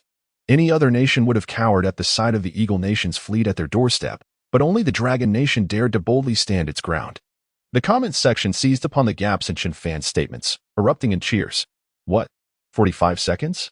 We must be at least 700 to 800 kilometers inland from the Southern Sea area, right? No, the Southern Sea area, where the Eagle Nation's aircraft carrier is docked, is about 900 kilometers from our nearest land, which means this thing travels nearly 1,000 kilometers in 45 seconds. Over 20 kilometers per second? Wow. When I first heard 50 Mach, I didn't grasp it, but now this is incredible. This speed would take an airplane over an hour. Chen Fan is amazing. Meanwhile, aboard the Eagle Nation's aircraft carrier, General Mike Ash was fuming, having shattered his coffee cup in frustration. What did the Dragon Nation mean by this? In their eyes, the Dragon Nation was a cunning and devious country. Under such circumstances, one would expect them to conduct a stealth attack, launching missiles unexpectedly to catch them off guard. Yet, the Dragon Nation had laid all its cards on the table, openly disclosing the launch time, explosion site, and all relevant details. They seemed to have no intention of launching a surprise attack. It felt akin to holding two aces, only to have the system reveal a mere jack. They convened for an extended discussion, but could not comprehend the Dragon Nation strategy. Little did they know, not only the Eagle Nation was watching this live broadcast. Nations around the globe were tuning in as well. The number of viewers surged to 80 million, with at least 1/8 being foreign accounts. Everyone understood that the Dragon Nation was not merely broadcasting out of confidence. The primary motive was to flex their muscles. The ongoing contest with the Eagle Nation gripped the hearts of nations worldwide. 50 kilometers from the Eagle Nation's aircraft carrier, on a deserted island, a camera emitted a faint glow. Soon, half an hour elapsed. The moment for the launch approached, and tension filled the control room at the Dragon Nation's base. Everyone anxious about any potential misstep. Meanwhile, aboard the Eagle Nation's aircraft carrier, all personnel were equally occupied. They possessed the world's most advanced equipment and weaponry. And if they failed to detect the Dragon Nation's missile, it would be a monumental embarrassment. Thus, no one dared to relax. Confirmation complete. Everything is normal. Launch. Without hesitation, Chen Fan pressed the launch button after setting down the intercom. Chapter 35. The world's first plasma propulsion missile contrary to expectations. The missile launch was devoid of the anticipated roar. Instead, only a sound reminiscent of electricity filled the air. The scene then transitioned outdoors, revealing a missile vehicle suddenly erupting in a burst of blue light. Unlike the flames typical of missile launches, this luminescence bore more resemblance to the ethereal glow emitted by alien spacecraft in science fiction films. The comments section was ablaze with astonishment. Is this a plasma propulsion system? Surely, apart from the sound of electricity, do you not hear the slightest hum of an engine? Goodness, is it still 2024? Have they truly developed this technology? This capability has existed, yet the challenge lay in energy constraints that hindered prolonged operation, making commercial use unfeasible. I suspect Chen Fan has integrated room temperature superconducting technology, thereby resolving the missile's energy and endurance issues. So, are we the first nation in the world to possess a commercially viable plasma propulsion system? Not quite. We can at most claim the first military application. But it's still remarkable. I believe it won't be long before this technology becomes commercially available. I look forward to flying on a plasma-propelled aircraft before I depart this world. Warning of a crash. In the midst of this conversation, the missile, trailing a blue tail flame, vanished into the sky in an instant. The crowd's gaze remained fixated on the screen, counting down the seconds in their minds. On board the Eagle Sauce aircraft carrier, General McArsh surveyed the live feed before him. 30 seconds have elapsed. Have we detected any signals? No. We have observed no trace of the missile in the skies. How is that possible? General McArsh slammed his hand on the table. Is Long Nation playing us for fools? As he uttered these words, 45 seconds had passed. The missile remained absent, and the anticipated explosion visuals had yet to materialize. Or perhaps, under pressure from our beautiful nation, they launched the missile elsewhere. Boom. The live stream shifted once more, unveiling a missile that appeared to teleport into the night sky. Moments later, A colossal fireball erupted upon the ocean's surface. The shockwave radiated outward with devastating force, lifting the seawater to heights of several dozen meters. In the distance, a slender black silhouette floated quietly on the waves, unmistakably the Eagle Sauce aircraft carrier. The live stream fell silent for 3 seconds. Suddenly, comments flooded in like a tidal wave. What did you see? Tell me what you witnessed. It truly exploded, or was it beside the Eagle Sauce carrier? They said 45 seconds, and they delivered without a hitch. Why is there no response from the Eagle Sauce? Could it be they didn't detect the missile? With a 0 frame start, how will Eagle Sauce even respond? Ha ha ha, I feel extraordinarily powerful right now. Our nation is truly impressive. We have developed such a formidable weapon. The excitement was not confined to the netizens of Long Nation. Foot basin chicken, hee, after calculations. This missile takes only a minute to reach our capital from Long Nation. Stick country, not hee, it takes only 20 seconds to reach us. Barbarian sheep, good. In a couple of days, we can go to the desert to collect missiles again. Shade, esteemed friends of Long Nation, would you sell this missile for 10 billion? If it's not enough, I can add more. Oh, by the way, that's in US dollars.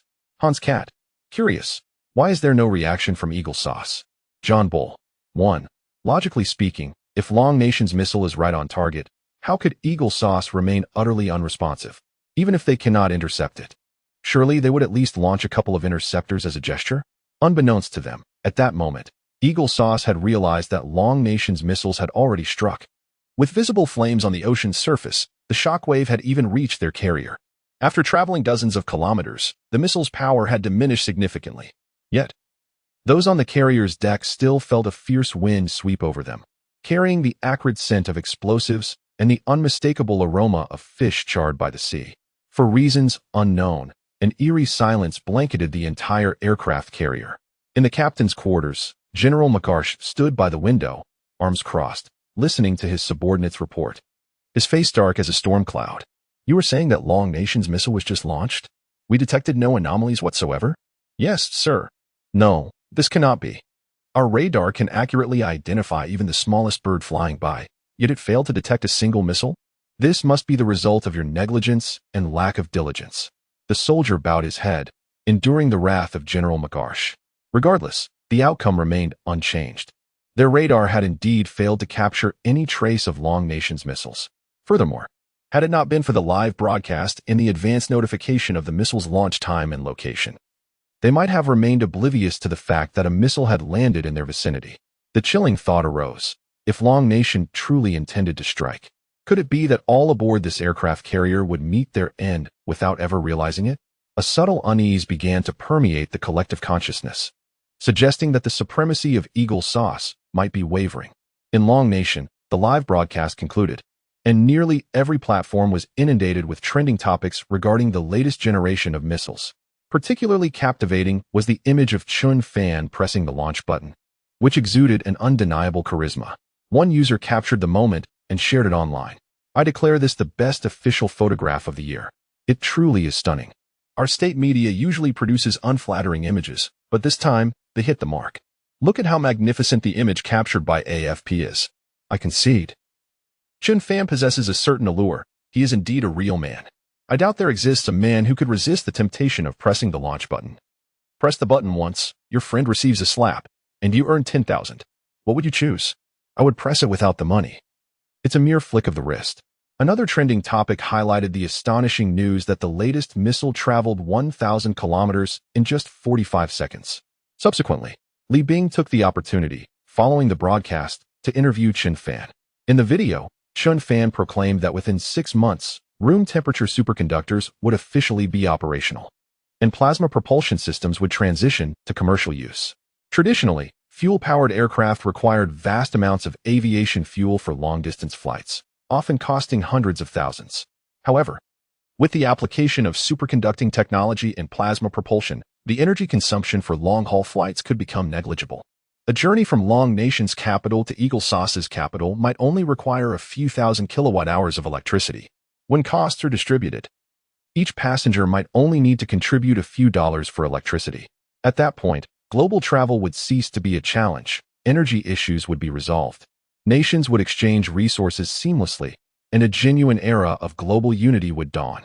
Chapter 36. The shock of the global netizens upon hearing Chen Fan's account. The entire Dragon Nation was momentarily engulfed in profound astonishment. Furthermore, someone translated and uploaded the interview video onto foreign websites, leading to a swift shift in sentiment among international netizens, who began to rally in support of the Dragon Nation. This is truly the life I have longed for. I cannot fathom the happiness that the people of the Dragon Nation must feel at such a moment. Unfortunately, Chen Fan is not a scientist from our country, but I eagerly anticipate the day when the Dragon Nation might colonize us, hoping we too can partake in the benefits it offers. I apologize, everyone. Starting tomorrow, I shall begin learning Mandarin. To those above, let it be known, if one is to pursue a trade, one must excel in it. If one cannot, then what use is it to engage in such a pursuit? From the very first glance at Chen Fan, I knew he belonged to our great Han Nation. Cursed Dragon Nation, return Chen Fan to us. Dear netizen from above, please remain calm. The detestable Kimchi Nation, had Chen Fan been from your country, your love for kimchi would have surely muddled your mind, rendering such achievements impossible. The candid remarks from our Russian friend strike a chord, revealing the international climate as decidedly favorable. In summary, by the following day, the Eagle Nation's aircraft carrier had retreated in disgrace from the southern seas, subsequently releasing a report regarding its radar maintenance, claiming that no anomalies were detected the previous evening due to scheduled repairs. While sternly condemning the actions of the Dragon Nation for firing near their carrier, labeling it as perilous, their tone bore a hint of grievance. Radar maintenance was their last bastion of stubbornness, for everyone understood that the Dragon Nation was playing with clear intentions. It was unlikely that their radar would conveniently malfunction at such a critical time. Although they claimed it was for maintenance, who truly knows the reality? Nevertheless, everyone tacitly refrained from exposing the truth, allowing the Eagle Nation to preserve a shred of dignity. As for the Philippines, with the departure of the Eagle Nation, they were left unsupported and quickly subdued. A speedboat retrieved those left stranded at the Compassion Reef, and they no longer dared to assert ownership over the territory. It was the Eagle Nation that had encouraged such behavior. Otherwise, not even with tenfold courage would they confront the Dragon Nation. It is known worldwide that the Philippines is akin to a sleeping maid. Once awakened, they will clean their room immaculately. A missile at Mach 50, once launched, reveals its formidable power. In the Dragon Nation's missile base, a celebratory feast was underway. Today, the cafeteria unexpectedly had extra rations, and after tidying up, Chen Fan stepped out, ready to dine. However, before he could take more than a few steps, he was halted by Han Han. Academician Chen, you cannot go to the cafeteria. Why not? Chen Fan inquired, perplexed. If you go now, you will be besieged, she replied. Oh, in any case, Chief Engineer Chi and General Ruan have asked me to take you to them. Upon his arrival, Chen Fan discovered that the two had secretly stashed away some liquor in their office and invited him to partake. Naturally, Chen Fan declined, opting instead to enjoy a boxed meal prepared by the kitchen, which was delightful, even surpassing the fare from outside restaurants. Academician Chen, now that this mission is complete, what reward do you desire? General Ruan casually asked after taking a sip. Do not think we will forget your contributions. If you wish for anything within our power, I shall immediately draft a report to procure it for you.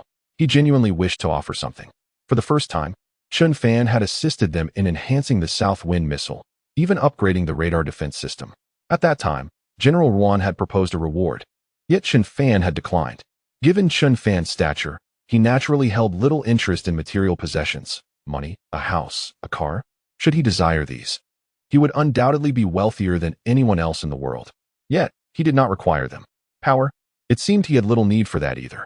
Faced with such an unambitious individual, General Ruan felt a rare headache.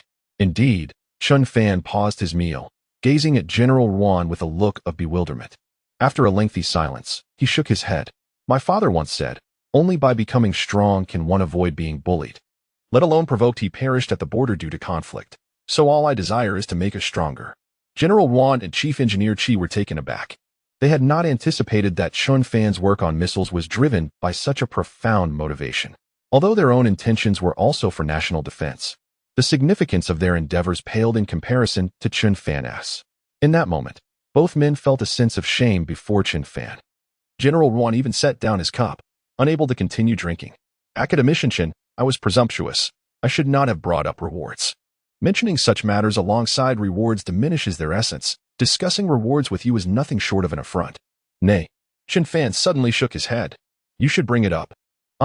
General Yuan and Chief Engineer Qi were taken aback. Chen Fan responded languidly, I did not refuse a reward, if possible. My home as security door is rather old. Might I request a new one as a reward?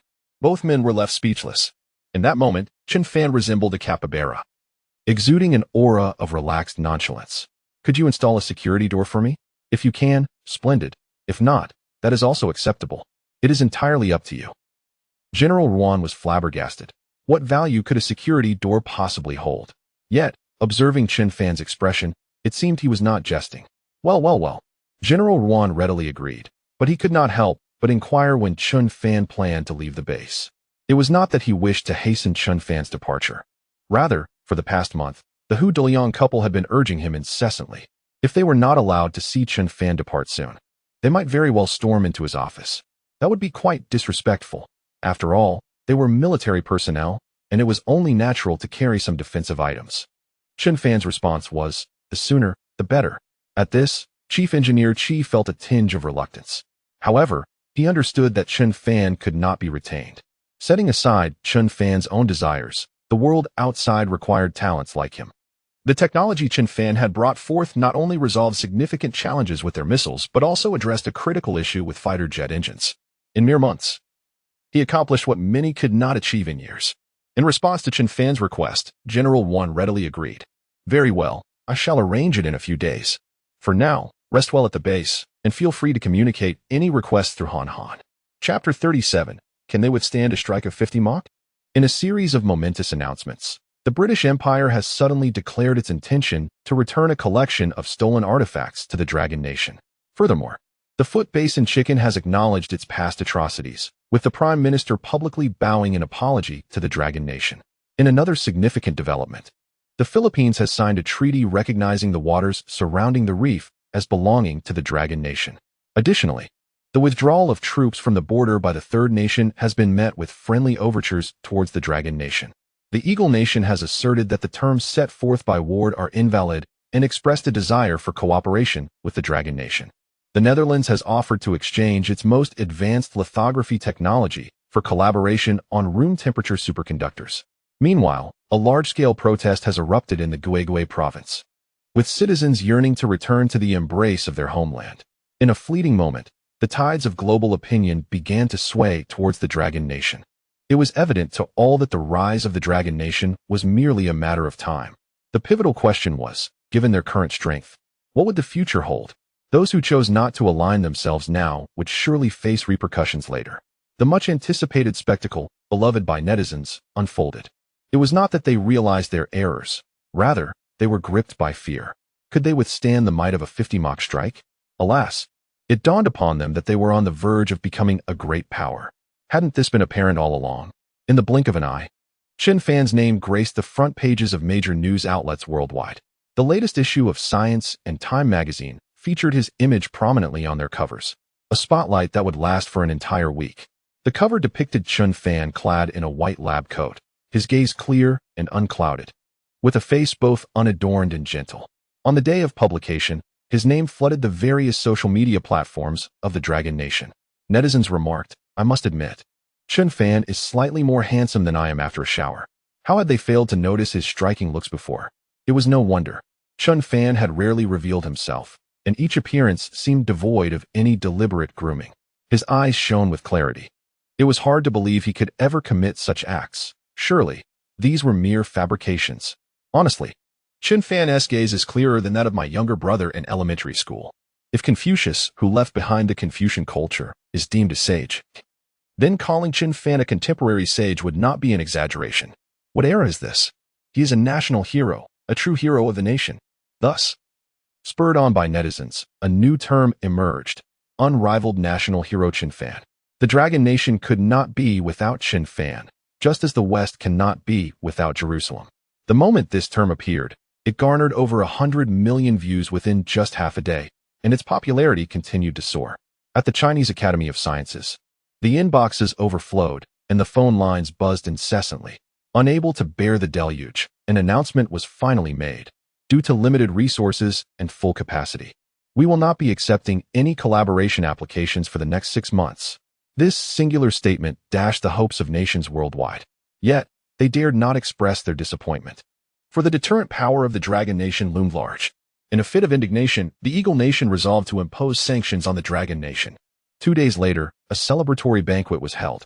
All engineers involved in the research gathered together, along with a group of military officers led by Ruan Tian. Everyone raised their glasses, proclaiming that they would not leave until intoxicated. Chen Fan, however, held a bottle of beverage, quietly standing to join them. After this night, he would be departing from this place, uncertain if he would ever return. Yet, each person here had treated him well, granting him a tranquil environment over the past few months without any disruptions. As he resumed his seat, Han Han offered him a piece of meat. "Academician Chen, you should eat this." "Thank you," Chen Fan replied, accepting her offering. Han Han's gaze was filled with reluctance. She wondered if she would ever have the chance to see Chen Fan again. Suddenly, Qi Jinhua, sitting directly across from them, spoke up, startling Han Han. Realizing what he was about to say, her face flushed, and she shot him a warning glance. Qi Jinhua laughed heartily. It was merely a jest. He could tell that Chen Fan held no romantic interest in the girl. Being of a certain age, he refrained from meddling in matters of love. Love, after all, is a matter of fate, akin to magnets. Positive and negative poles may be forcibly pressed together, but ultimately, they would part. As Qi Jinhua fell silent, Han Han breathed a sigh of relief, tinged with disappointment. In the hall, someone initiated a cheer. Without academician Chen, our missile technology would remain stagnant for many more years. Indeed, the current impact is largely due to academician Chen's contributions. A toast to academician Chen. Academician Chen, please say a few words. Everyone wishes to hear from you. Amidst the crowd's encouragement, Chen Fan reluctantly stood up. The banquet was held in a hotel ballroom, complete with a large screen and podium for speeches. As he stepped up, a server handed him the microphone. Nearby, several servers activated their phone cameras to record the moment. Chen Fan hesitated for a moment, seemingly out of place. Yet his face betrayed no sign of anxiety. After some time, he finally spoke, echoing sentiments previously shared in Ruan Tian's office. "My father once told me that only by becoming strong can one prevent others from bullying you, let alone provoking you. He perished due to a conflict at the border, so all I desire is for us to grow stronger.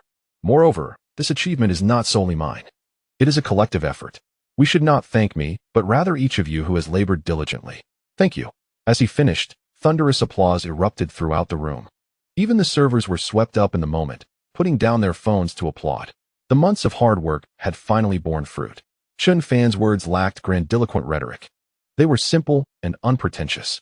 He sought neither fame nor fortune. The crowd found it difficult to fathom Chen Fan's true nature. As if he were indeed a divine envoy sent to embody the spirit of the nation. As the banquet concluded, attendees bid farewell to Chen Fan with heartfelt sentiments. Han Han could not contain herself and gently embraced him. Chen Fan's shoulders were slim yet sturdy, giving an impression of fragility. However, Han Han remembered well his explosive strength and agility. With a slight smile, she said, "Academician Chen, I will come to find you in the future. You mustn't pretend not to know me. Never. You are always welcome," Chen Fan replied, waving goodbye to everyone. A light private plane took off from the base, swiftly disappearing into the clouds. Chapter 38. The reward of a miniature quantum computer on board the aircraft. Chen Fan was engrossed in a specialized book. Suddenly, a mechanical voice echoed in his mind. "Ding! Congratulations, host, for completing the task. Reward, miniature quantum computer." In an instant, a sharp pain surged at the back of his head. He gently closed his eyes, and when he opened them again, the miniature quantum computer had already been implanted into his cerebral cortex. With a mere thought, the quantum computer activated, inundating his mind with a torrent of numbers and calculations, operating at an efficiency far surpassing the speed of his own cognition. Chen Fan's eyes sparkled with astonishment. With this advancement, the progress of many developments could finally be expedited. At that moment, the system's voice resounded once more. "Ding! New task. Disseminate molecular medical technology and promote it worldwide." Chen Fan paused, momentarily taken aback. Truth be told, he had some acquaintance with medical research, given that his mother worked in that field. However, molecular medical technology was foreign to him. For the world, exploration in the realm of molecules was merely in its infancy, with little to no progress made. As atoms compose molecules, and molecules constitute all matter in existence, humanity's research in this domain had been painstakingly slow. Mastering molecular medical technology would enable the reconstruction of the human body at the molecular level. healing severed limbs, and even curing incurable diseases. Though resurrection was impossible, the technology could potentially reclaim lives from the clutches of death, mocking the limitations of the underworld. This was the endeavor the system now urged Chen Fan to undertake. I have not studied this before, Chen Fan mused, stroking his chin. It seemed he would need to delve into relevant literature upon his return. With a newfound purpose, he resolved to proceed. Moreover, the reward for this task sounded quite enticing: virtual reality technology. It appeared that certain companies were already researching this, such as the gaming company Miu and Elon Musk's Tesla in the United States, both seemingly engaged in this project. In essence, through brain-machine interfaces, human consciousness could be downloaded and stored, allowing individuals to enter a virtual realm and surf freely within it. Furthermore, people could create and alter the virtual world according to their whims, becoming the sovereigns of their own domains. However, this research was still in its preliminary stages. Presently, brain-machine technology could only facilitate basic control of machinery and computers through brainwave signals, failing to immerse individuals in a virtual experience or influence their mental and sensory realms. For Blue Star, this path remained long and arduous, yet it would not be long before advancements were realized. Chen Fan closed the book and turned his gaze toward the airplane window. Though outwardly serene, his mind raced with calculations. The quantum computer, despite its name, could not function like an ordinary computer. It could not browse the internet or perform arbitrary tasks. It was capable of conducting vast computations, far exceeding those of supercomputers. However, such processing would demand considerable physical and mental energy from Chen Fan, which explained his silence as he stared out the window. In Haicheng, at Haitian Media Company, it was an ordinary day, with each employee diligently attending to their work.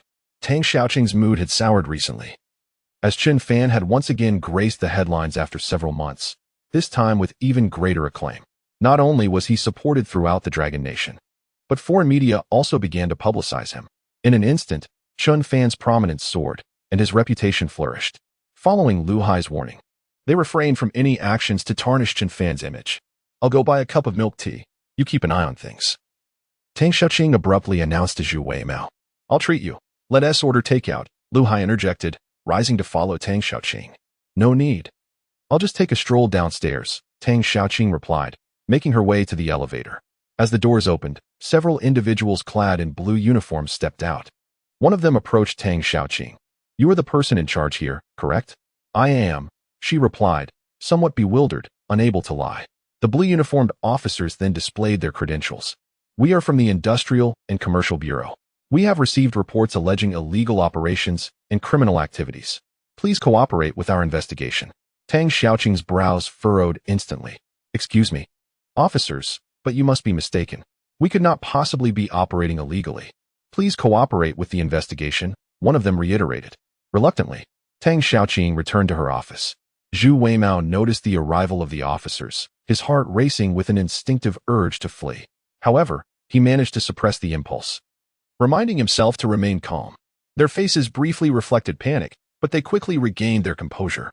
The officers conducted a thorough inspection of the company, including workstations and documents. After their examination, they found no discrepancies. "Everything seems fine," one officer nodded. "It appears to be a false report. Regardless of the circumstances, it is imperative to operate within the law. This is the baseline for every business owner in the nation." "Thank you, officers. Would you care for a drink before you leave?" Zhu Weimao suggested, ushering the officers swiftly out of the company. Once the door closed behind them, the two leaned against it, exhaling in relief. How strange that the Industrial and Commercial Bureau would come here for an inspection, Zhu Weimao pondered. "Who knows? Which fool would report us?" Tang Xiaoqing replied. "Fortunately, Brother Hai had the foresight to move important documents beforehand. Otherwise, we would have faced dire consequences today." "Indeed, Brother Hai is impressive. Regardless, let us call him to update him on the situation." The two exchanged relieved glances, and Tang Xiaoqing dialed Lu Hai's number. The call rang several times before being cut off, and after multiple attempts, it remained unanswered. A hint of embarrassment flickered across Tang Xiaoqing's face. Lu Hai had been ignoring her on WeChat, and was now not answering her calls either. It was Zhu Weimao who took out his phone and called. The call connected immediately. "Hello, Brother Hai. A few officers from the Industrial and Commercial Bureau came to inspect today." "What?" Lu Hai's tone shifted to one of urgent alarm after hearing the news. He hurriedly exchanged a few sentences before abruptly ending the call. Chapter 39. The arrest operation commences. Lu Hai was unexpectedly presented with a silver bracelet. Why was Brother Hai in such a hurry? Perhaps he was frightened. Nevertheless, the information had already been transferred, so there was little cause for concern. No, Brother Hai's timidity was quite excessive. He had always been like this since his school days. The two appeared utterly unconcerned within the company. Little did they know, on the other side, Lu Hai was in the villa, panicking. It was over. He had been targeted. He did not believe for a moment that the Industrial and Commercial Bureau was merely conducting a routine inspection due to a report. Having associated with his father for so long, he was aware of the fundamental realities. His father had advised him to always prepare for unforeseen circumstances. At the slightest hint of trouble, one should prioritize self-preservation above all. After all, no amount of wealth is of any use if one cannot enjoy it. With this thought, Lu Hai hurried upstairs and retrieved his pre-prepared passport. As for the visa, he possessed a business visa, allowing him to flee at any time. Subsequently, Lu Hai called his father. "Hello, Dad. Please have your assistant book me a ticket to the beautiful country. The sooner, the better, preferably departing today. Soon." A response came from the other end. Yet, Lu Hai did not allow himself to relax. As long as he remained in Longhua, he could not afford to be complacent. After hanging up, he pulled out a pile of documents from his room. To be honest, he had always entrusted the operations of Haitian Media Company to Zhu Weimao and Tang Xiaoqing. Even the company's general manager and legal representative were registered under their names. Lu Hai had no real need for such anxiety. However, given their financial dealings, it was only a matter of time before the investigation would turn towards him. It was better to lay low for a while. He took out a lighter, ignited the documents, and meticulously shredded the USB drive with scissors. Inside were materials that maliciously defamed and slandered Chen Fan online for an extended period.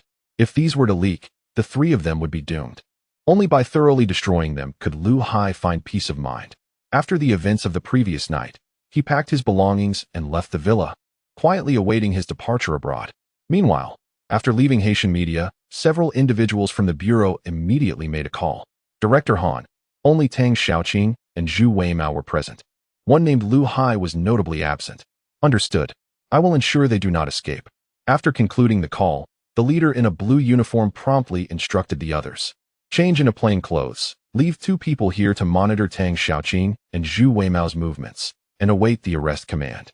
The rest, follow me to locate Lu Hai. We must apprehend all 3 simultaneously, preventing any opportunity for them to flee or destroy evidence. A group of individuals found a secluded spot to change out of their uniforms. They were indeed operatives, but from the Public Security Bureau, not the Industrial and Commercial Bureau. The incident had originated when Han was verbally attacked online by Tang Xiaoqing, prompting her to call her brother for support. As the third in command of the police force, Han Qingsong naturally comforted his sister with kind words. However, he could not abuse his power to investigate on her behalf. Yet, he became increasingly intrigued by the matter. Upon further examination, it appeared to be a company of internet trolls, specializing in disseminating derogatory, insulting, and defamatory information about Chen Fan. Throughout this process, they occasionally promoted a company named Juchuang Materials. Han Qingsong began to suspect that the situation was more complex than it seemed. It appeared that corporate interests were profiting from tarnishing Chen Fan's reputation, employing unscrupulous methods. Such behavior had crossed a serious line. If an ordinary person could not tolerate this, how could a national academician and important talent be subjected to vilification by these companies?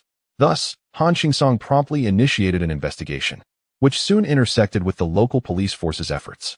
After discussions, they swiftly decided to launch a joint operation. The authorities in Haicheng had already thoroughly investigated this company. Along with Lu Hai, Tang Xiaoqing, and Zhu Weimao, they were merely waiting to gather sufficient information and evidence before commencing the arrests. However, today, they noticed that Lu Hai seemed overly sensitive. A simple inspection by the Industrial and Commercial Bureau had alarmed him, revealing his inclination to escape, necessitating an expedited operation. Lu Hai stepped out of his home and into a business vehicle. As the car set off towards the airport, a black Volkswagen stealthily followed closely behind. The radio crackled with static. The target has left home, heading towards the airport. Everything is normal on my end. The 2 targets have left work and are heading home.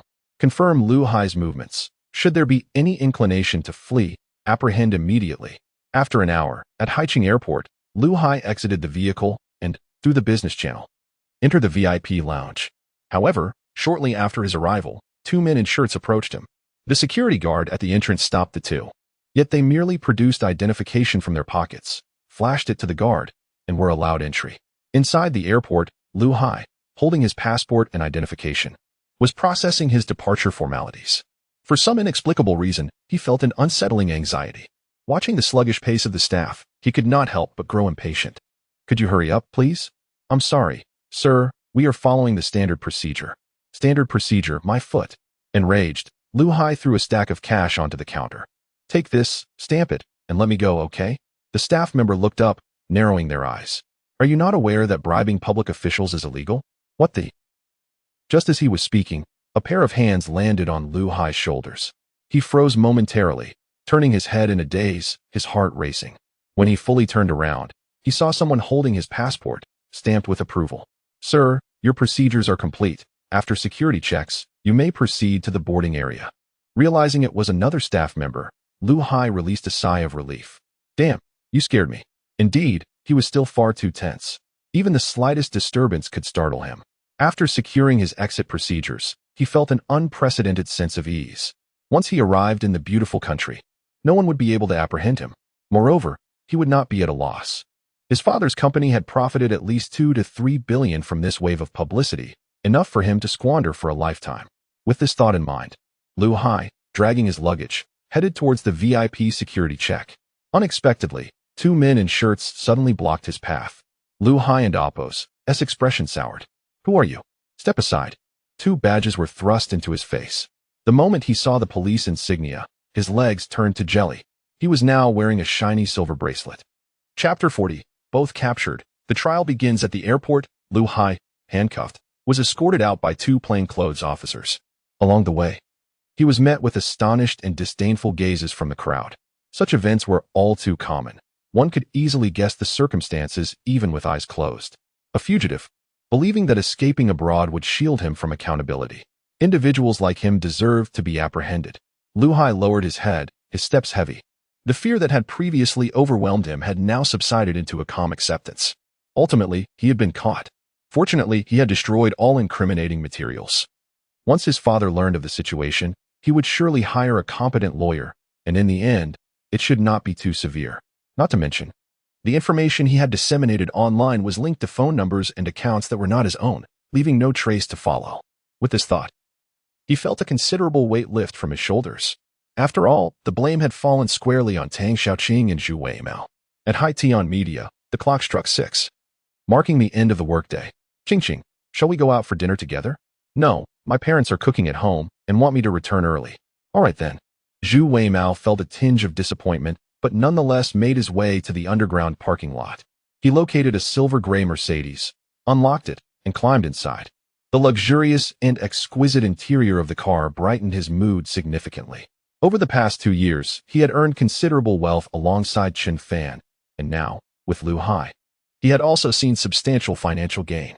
A few months prior, Lu Hai had promised him 5 million. After managing the company, his earnings had surpassed that amount. Now, apart from this car and a suite in High City, he was left with a mere 3 million in his account. Oh, life. Zhu Weimao felt assured he had made the right decision.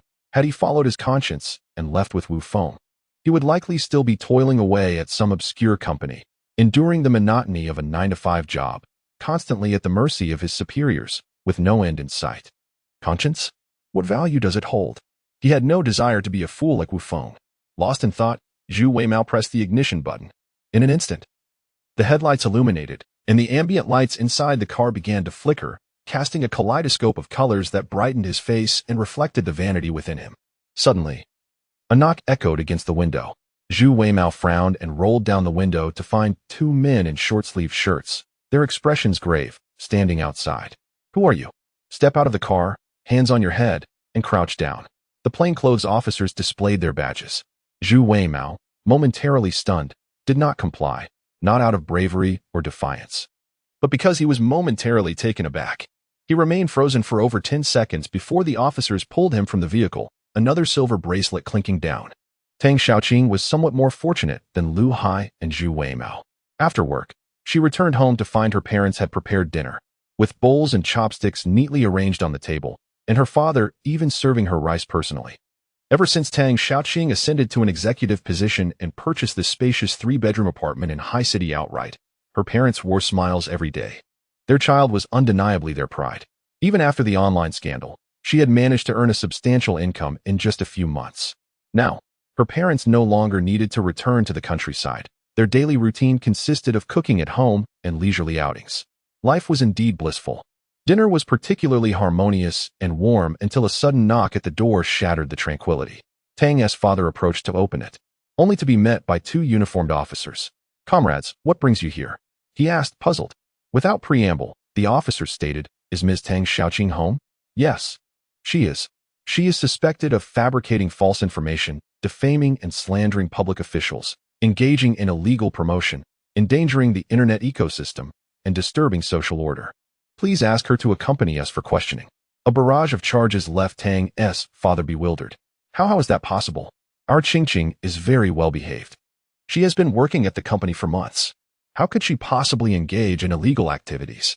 Please cooperate with the investigation. Just then, hearing the commotion, Tang Xiaoqing emerged from her room, a box of cherries in hand, deeply engrossed in her snack. Upon seeing the officers at the door, she froze, the fruit slipping from her grasp and scattering across the floor. Tang's mother, having tidied the room, emerged to witness the scene, feeling as if the sky itself were collapsing. "Qingqing, tell us what is happening. Did you earn that money through crime? How could you do this? We would rather live a little poorer than have you involved in such matters. If you go to prison, what will happen to us?" The wails grew louder, heart-wrenching, drawing the attention of curious neighbors. Despite the commotion, the officers remained resolute, handcuffing Tang Xiaoqing and escorting her downstairs. At the police station, the three were detained in separate interrogation rooms, with the involvement of the venerable Mr. Hu and the third in command of the public security system, Han Qingsong. The pressure on the High City police was immense. Upon receiving the order to act, they wasted no time in apprehending the trio. The three individuals found themselves in distinct states of mind. Lu Hai sat in his interrogation room, appearing indifferent, his gaze wandering about the unfamiliar surroundings, intrigued by the novelty of it all. In the adjacent room, Zhu Weimao's countenance was grim, his life seemingly devoid of color. He could hardly fathom how, despite having destroyed all evidence and maintaining such secrecy, they had still been caught. Lu Hai's capture was inconsequential. He had a wealthy father. But what about him? His family was destitute, with no influence or power. In a single glance, Zhu Weimao saw his bleak future. Tang Xiaoqing, however, wore a defiant expression, seemingly unaware that she should be apprehensive. Bang! The door to Lu Hai's interrogation room swung open, and an officer stepped inside. "Do you comprehend the gravity of your actions?" "I don't know. I am a model citizen. I will cooperate with your inquiries, but I have never committed any unlawful acts." His face bore no trace of fear or concern following his capture. Rather, he seemed to be on a vacation. The officer's face was obscured by the harsh lighting, making his expression indiscernible, yet his tone was undeniably serious. "It appears you are confident that your father can bail you out." "I never claimed that." "Very well. Let us have a thorough discussion." The officer took a seat. "You are acquainted with Chen Fan, are you not?" "Yes, he is my roommate. For months ago, you fabricated a defamatory post about Chen Fan from the perspective of a classmate, causing significant repercussions. Do you recall this incident?" "That never happened. Chen Fan and I are close friends. There is no way I would do such a thing." "Clearly, showing you some evidence is necessary to convince you," the officer said, producing a transparent sealed bag containing various items. Chapter 41. The reasons behind Chen Fan's development of missiles and the grudges of netizens. Do you recall this mobile phone? It was the very device you utilized to post updates 4 months ago. A month later, you erased all data from it and left it at the company for employee use. Through our data recovery efforts, the account associated with your posts and all relevant data have been retrieved. Do you have any questions? Upon hearing this, Lu Hai was taken aback, his face momentarily reflecting panic. "How can you prove that this phone belongs to me?" Yet, to his astonishment, the interrogators presented the purchase records of the phone along with a plethora of documents. Lu Hai's eyes nearly bulged out in disbelief. The documents in the interrogator's hands were precisely those he had destroyed. How could they possibly have ended up in the police's possession? What was going on? In an instant, the realization struck him. There was a traitor within the company who had leaked all the information, leading to the current predicament. Lu Hai's countenance turned ashen. Everything was lost. as the instigator and mastermind behind the scheme. If the situation escalated, the consequences for him would undoubtedly be far graver than those for Tang Xiaoqing and Zhu Weimao. Consequences so severe that even his father would be unable to shield him. The interrogators, observing his astonished expression, couldn't help but chuckle. From the moment you drew public attention with your post, we began our investigation into you.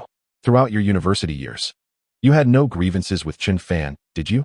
In fact, you even established a studio together after graduation, earning a considerable sum. To my knowledge, there were no conflicts of interest between you. Yet, as a roommate, you fabricated baseless accusations to tarnish the reputation of your classmate and friend. Do you think that is appropriate? The interrogator's words were clearly laced with anger. Without Lu Hai stirring the waters, such a tumultuous situation would never have arisen. It was evident that Tang Xiaoqing alone could not have caused such a significant uproar. Now, the authorities demanded a thorough investigation into the matter, and those involved would face severe repercussions. The futures of the three individuals were irrevocably shattered, yet sympathy for them was unwarranted. After the interrogator finished speaking, he departed from the interrogation room, turning off the lights as he left. The room was instantly enveloped in darkness and silence, leaving the anxious Lu Hai to await the inevitable judgment. Meanwhile, Zhu Weimao, who had never encountered such a situation, quickly divulged all the details after just a few intimidating remarks. In the end, he even pleaded with the interrogators not to inform his parents, citing his mother's heart condition. If she were to learn of this, it would surely lead to an unfortunate outcome. The interrogators paid him no heed. As for Tang Xiaoqing, despite the overwhelming evidence against her, she stubbornly refused to admit her involvement. However, that mattered little. The evidence in the police's possession was sufficient to keep the three of them entangled in legal troubles for a considerable time. The multitude of charges they faced compounded the complexity of the situation, with nearly every employee at Haitian Media bearing some degree of responsibility. Thus, the handling of this matter proved to be quite troublesome. Nevertheless, under immense pressure, they were compelled to provide an account to society and to Chen Fan within 3 days. At the same time, the video captured by the waiter during the celebration banquet was uploaded to Douyin.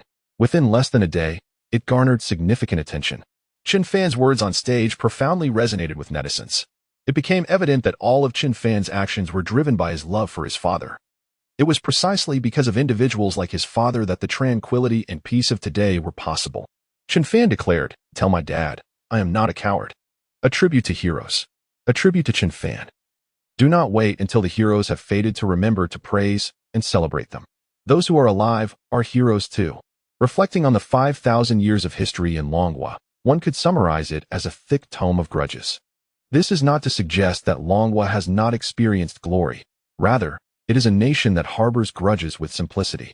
Everyone has their moments of brilliance. One should not mistake a fleeting moment for eternity.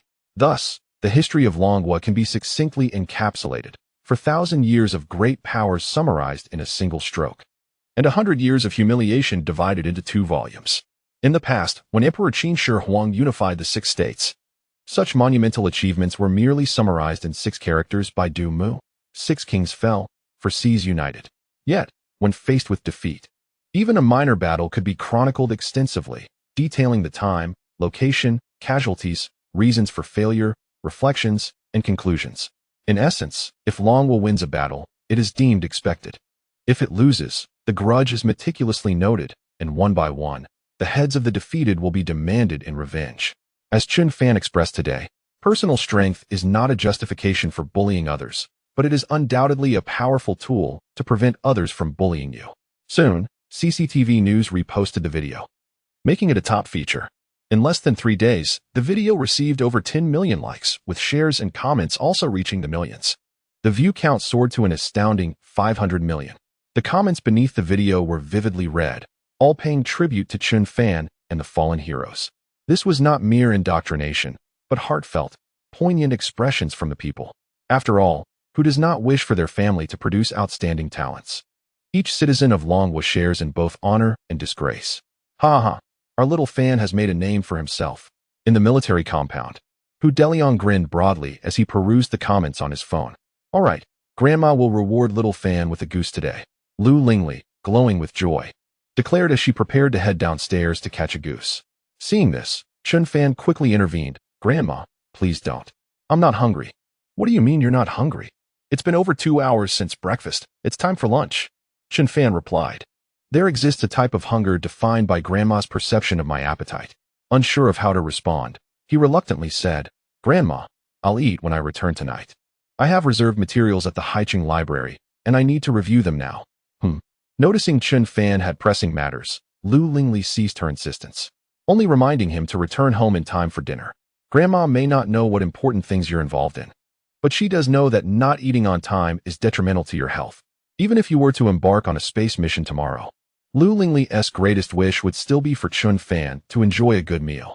After Chen Fan left, Lu Lingli wiped her hands and settled down on the sofa. The room fell silent. Hu Deliang took a puff from his cigarette and coughed a couple of times. Now that those individuals have been apprehended, we should try to keep this from Little Fan. I understand. Little Fan is so busy. He wouldn't have the time to concern himself with this. We simply need to ensure he receives justice.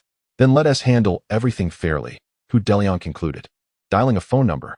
Chapter 42. The company's collapse and the unveiling of truth for 4 months. Hu Deliang had been suppressing his feelings regarding this matter.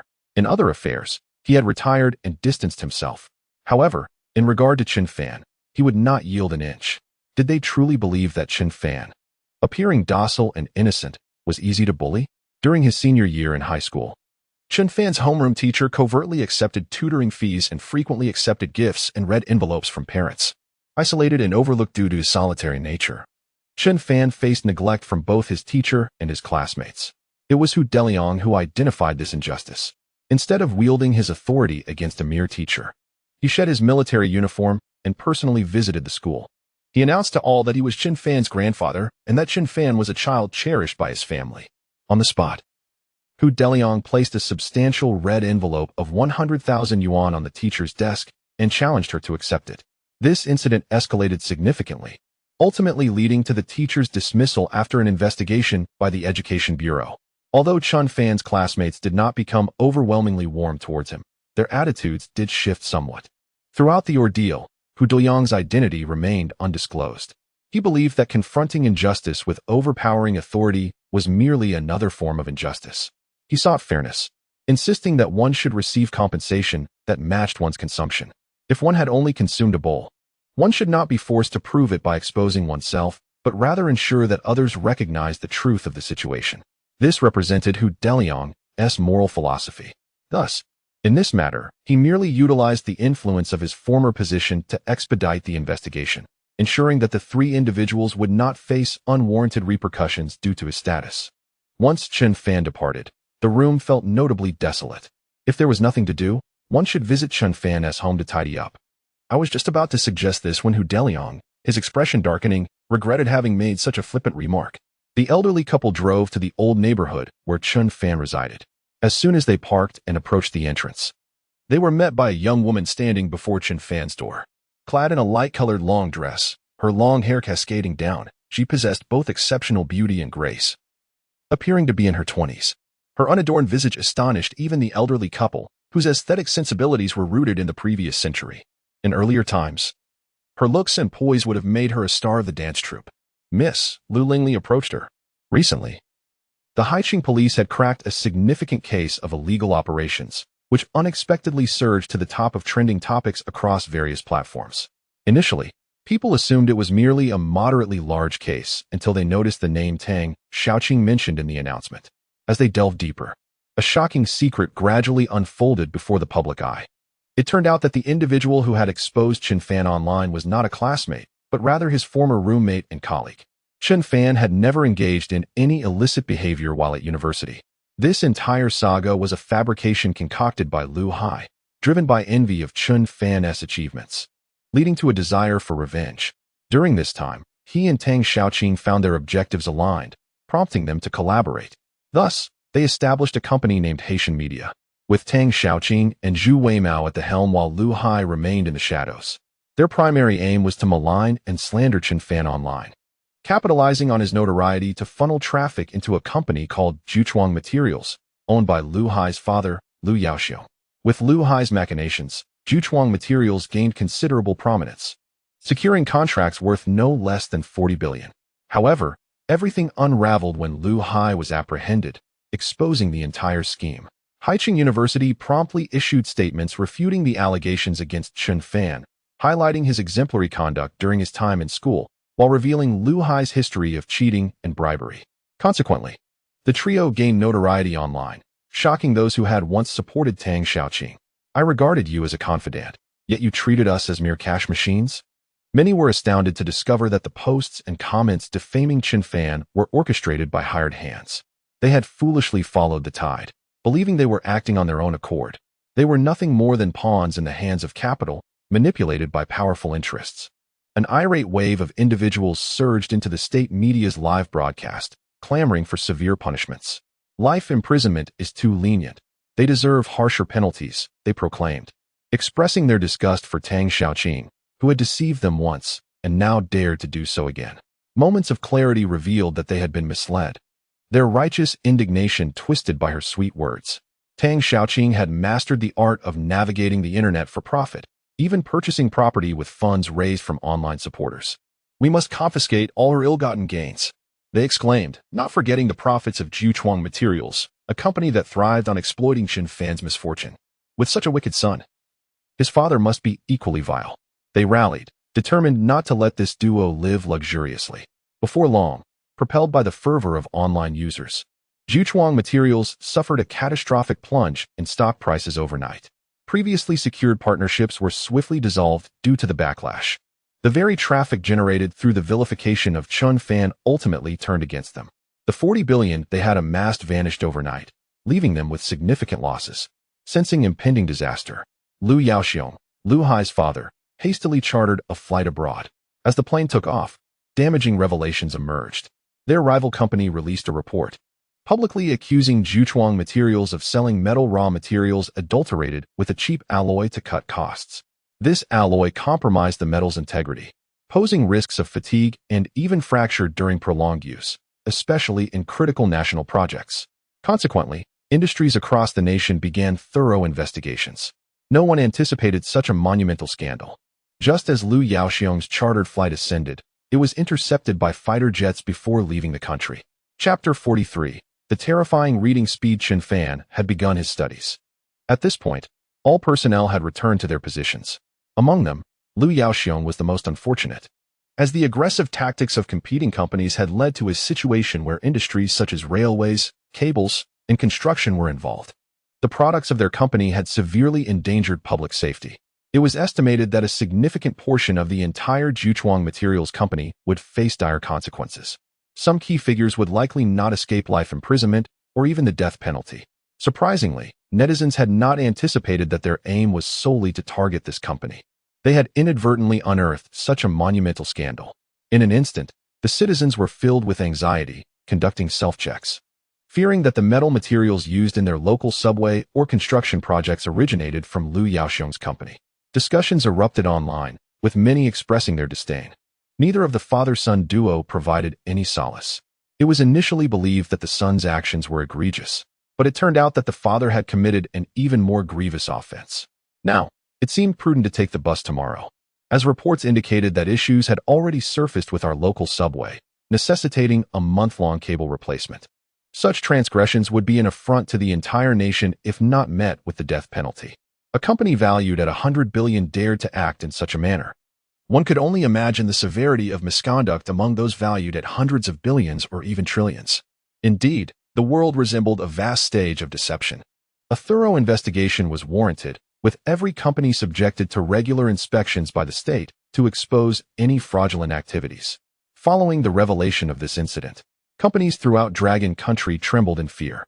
Many hastily showcased their product inspection certificates, while those that did not were viewed with suspicion by netizens. Companies lamented the misdeeds of Lu Yaoxiong and his son in private. No one could have foreseen that Chen Fan would inadvertently spark a nationwide quality inspection of the market, revealing the true nature of many companies. At this moment, netizens recalled Chen Fan, acknowledging his indirect contribution to society. Grateful messages flooded the internet in appreciation of his efforts. Haicheng Library, one of the largest libraries in Dragon Country, boasted an impressive collection of books. Here, one could find virtually every professional book in existence, save for those written in alien languages. The instant Chen Fan stepped into the library, he was enveloped by an atmosphere of tranquility and freshness. The librarian, an elderly gentleman in his 60s clad in a traditional Zhongshan suit, appeared robust, his hair a striking blend of silver and black. Academician Chen, the books you requested are ready for you. Feel free to browse them at your leisure, he announced, leading Chen Fan to a secluded corner where a small cart was laden with a substantial stack of books. Titles such as Molecular Biology of Medicine, Molecular Cell Biology and Disease, and others filled the cart, amounting to over 200 volumes. For an ordinary individual, it would take at least a year or two to complete such an extensive reading list, given the thickness of these specialized texts, which could require 5 to 6 days merely to read through, let alone retain the theories and key points contained within. Thus, to fully comprehend and absorb a single professional book would typically necessitate several months of dedicated study. Yet, Chen Fan had taken so many at once. The librarian could not help but inquire, "Academician Chen, would you like to take these books home, or would you prefer to read them here? If you need, I can prepare a private reading room for you. You may come here daily to study." "No need," Chen Fan replied, waving his hand. "I can find a quiet spot to read." With that, he pushed the heavy cart to a corner and began to read, picking up a book at random. The librarian, observing Chen Fan's retreating figure, felt puzzled. What an enigmatic individual, he mused. Borrowing so many books to read here? Surely, he could not intend to finish them all in a single day. Such a feat was impossible for anyone, even if one flipped through the pages without reading. It would take more than a day to complete. Shaking his head in bewilderment, the librarian decided to leave, reasoning that perhaps Chen Fan merely sought to consult some references. Shortly after his departure, 3 young students entered the library. Haiqing Library was open to all, offering a comfortable environment free from disturbances, thus attracting numerous students from Haiqing University for their studies. These 3 third-year students, preparing for their postgraduate examinations, frequented the library daily. Like Chen Fan, they sought a quiet corner to study. However, they quickly noticed that Chen Fan's cart was quite obstructive, and they soon spotted him in the corner, quietly engrossed in his books. At first glance, one might think, how rude. He should move the cart aside. Upon a second glance, one of them recognized him but could not quite recall his name. The third glance prompted a student to pull out her phone. "Wow," she gasped, covering her mouth in astonishment as she pointed at Chen Fan's back. "Isn't that Chen Fan?" "Chen Fan." The 2 boys paused, quickly realizing that this was the same Chen Fan who had recently garnered significant attention online. "I can't believe he is here. Look at how many books he has. Can he possibly read them all at once?" "Forget it. Let us not disturb him," one of the boys suggested. "He does look quite handsome from this angle." The trio settled into nearby seats, focusing on their studies. After all, they were in a library, and it would be inappropriate to disrupt someone else's concentration. They maintained their silence, and before long, an entire morning slipped by. The girl closed her tablet, lifted her head to stretch, and realized she was quite hungry. But when she looked over, she was taken aback. The table where Chen Fan sat was now piled high with books, and the cart had lost nearly a fifth of its load. Could it be that Chen Fan has read all of that in just one morning? She pondered, astonished. Yet, her friends remained absorbed in their studies, and she abandoned the idea of calling them over. Instead, she turned her attention back to Chen Fan. She observed him intently, noting how his hands moved tirelessly, his eyes scanning the pages with the precision of a scanner, flipping to the next page every second or two. This continued in an endless cycle. She watched for over 10 minutes until she felt a gentle tap on her shoulder. "Jingyi, what are you looking at?" Chapter 44. The unassuming Chen Fan and her hesitation. Sun Jingyi regained her composure, pointing at Chen Fan. "Look at the speed at which Chen Fan reads." The 2 companions were momentarily taken aback, inhaling sharply. Could this be what he has read in just one morning?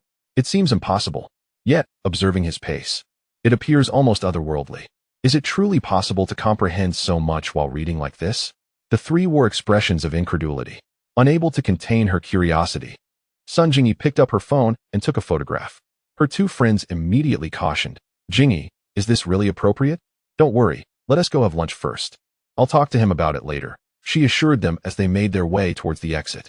Meanwhile, Chen Fan remained seated, engrossed in his book, seemingly oblivious to his hunger. An hour later, the trio returned with a takeout meal in hand.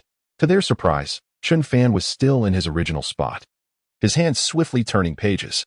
Had they not seen his fingers in motion, they might have mistaken him for a statue. How could anyone be so utterly absorbed in reading? Sun Jingyi approached Chen Fan from behind, yet he remained unaware of her presence. In that brief moment, she hesitated, contemplating whether to greet him. After a moment's thought, she resolved to interrupt his concentration, considering that he had likely not eaten after studying all morning. Thus, she gently tapped his shoulder. Startled, Chen Fan jolted, his brows furrowing, then relaxing, an ordinary reaction when one emerges from deep focus. He turned to face Sun Jingyi. Is there something you need? Sun Jingyi stammered, her earlier courage evaporating in the face of Chen Fan. I'm Sun Jingyi, a junior from the Material Science Department at Haicheng University. I'm your junior. Oh, is there something I can assist you with? Yes, actually. Sun Jingyi extended the takeout meal toward him. I noticed you've been here all morning, and I thought you might not have eaten, so we packed this for you. If you don't mind, how much do I owe you? Sun Jingyi's inquiry made Chen Fan acutely aware of his hunger. No need for payment. Then please take it back. He turned away, intent on resuming his reading. Though usually open to others, Chen Fan had learned from his experience with Tang Xiaoqing that maintaining a healthy boundary with strangers was prudent. He preferred not to disturb others, nor did he wish to be disturbed himself. Seeing him refuse the meal, Sun Jingyi froze, a whirlwind of thoughts coursing through her mind until a sudden idea sparked. Chen Fan, I don't need payment, but I have a question I can't figure out. Could you help me? Consider this meal as compensation. At last, this piqued Chen Fan and Appo's interest. That is acceptable. I am happy to help you out. He was aware that he could have a warm meal delivered to him with a simple phone call, yet he preferred not to trouble anyone. Sure, what is your question? Wait a moment. Sun Jingyi set down the food and hurried back to retrieve her tablet. Her two friends quickly followed, eager to seize the rare opportunity to learn from a national academician. After all, he was the youngest academician in the history of Longhua, the pioneer of room-temperature superconductors, destined for the annals of history, and they were merely trading a takeout meal for such invaluable knowledge. Sun Jingyi pointed to a problem on her screen, and Chen Fan glanced at it. Do you have a pen? Yes. She quickly handed him a stylus.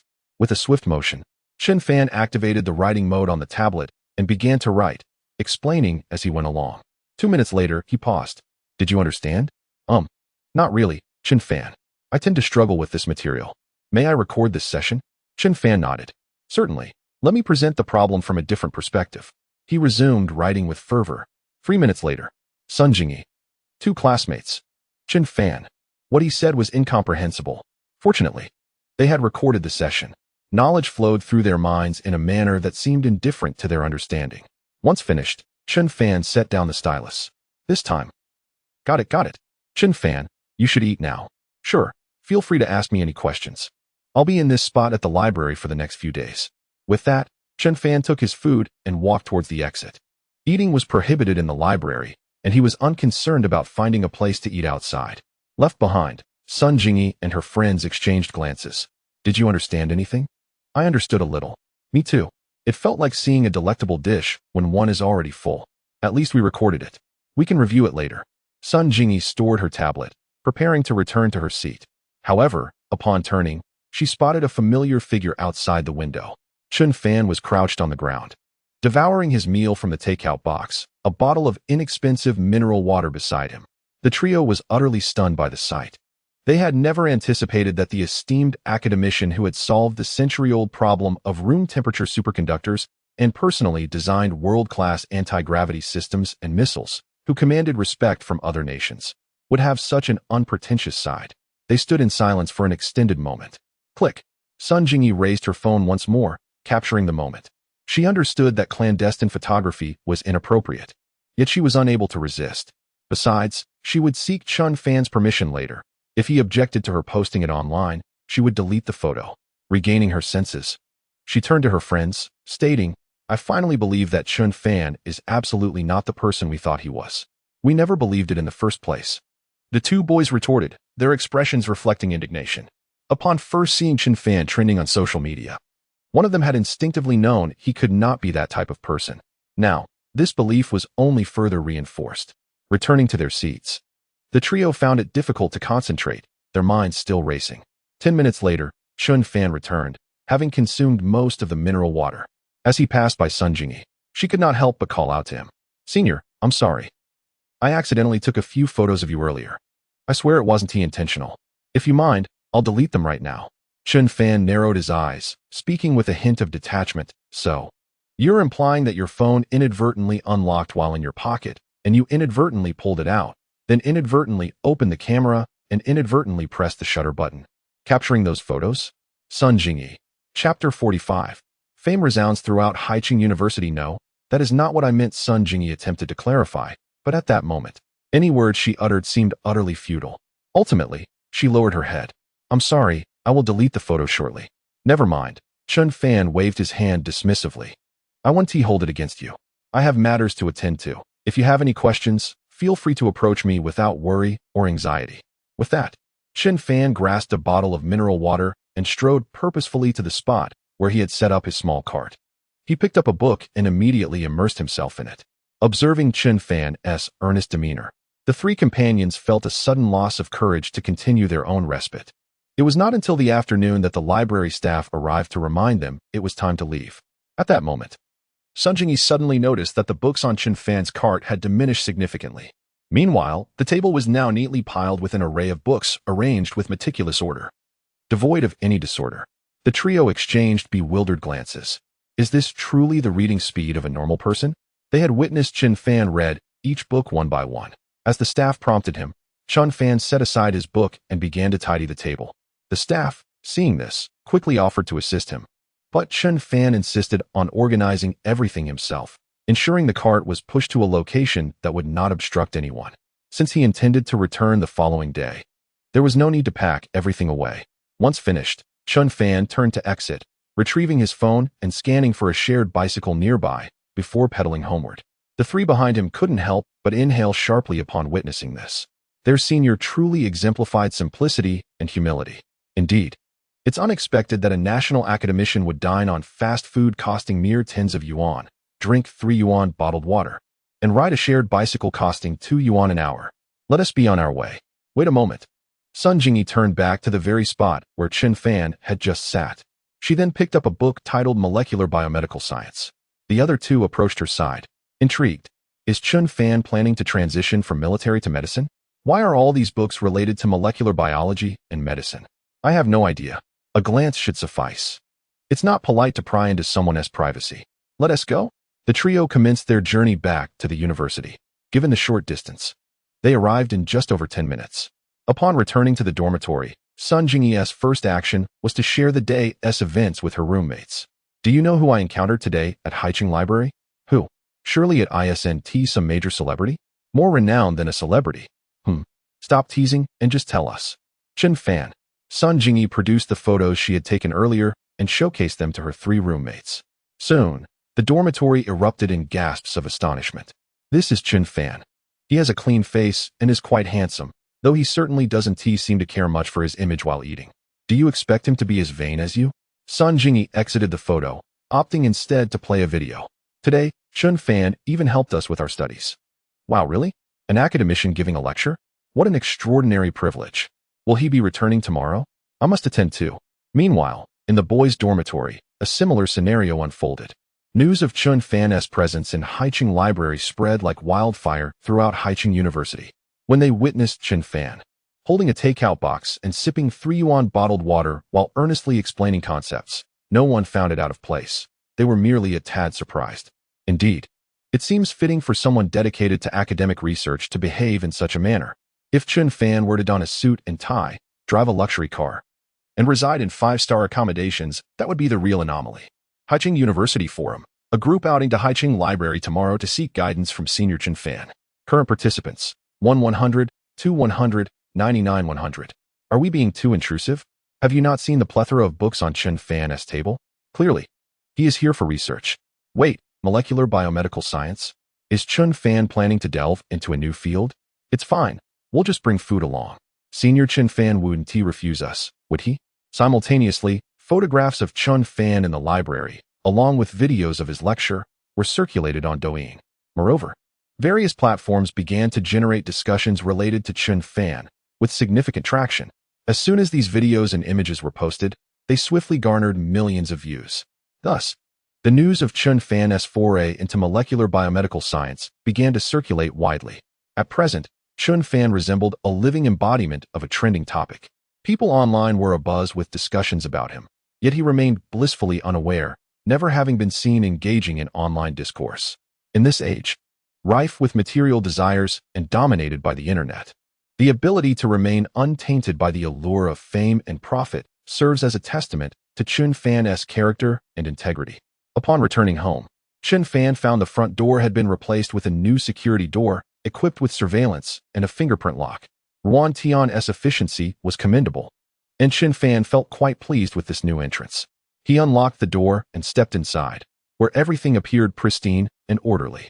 Evidently, Lu Lingli had come to clean. This house had been inherited from his grandfather's generation, where once his entire family had crowded into this modest dwelling. Even now, he found it difficult to part with the place. Should he leave, the home would lose its vitality and quickly succumb to neglect. Just then, a car horn sounded from outside. Chen Fan opened the door to find his grandfather's driver waiting.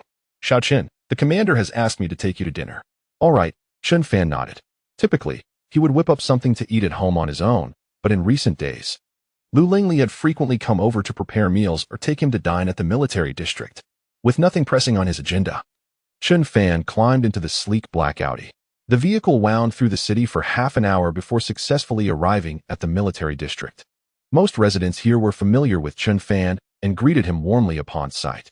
Some even offered to introduce their granddaughters to him, but Lu Lingli promptly declined all such proposals. After a laborious ascent up the stairs, upon opening the door, a delightful aroma wafted through the air. "Is that braised pork? It smells incredible." This was Lu Lingli's signature dish, one she rarely prepared.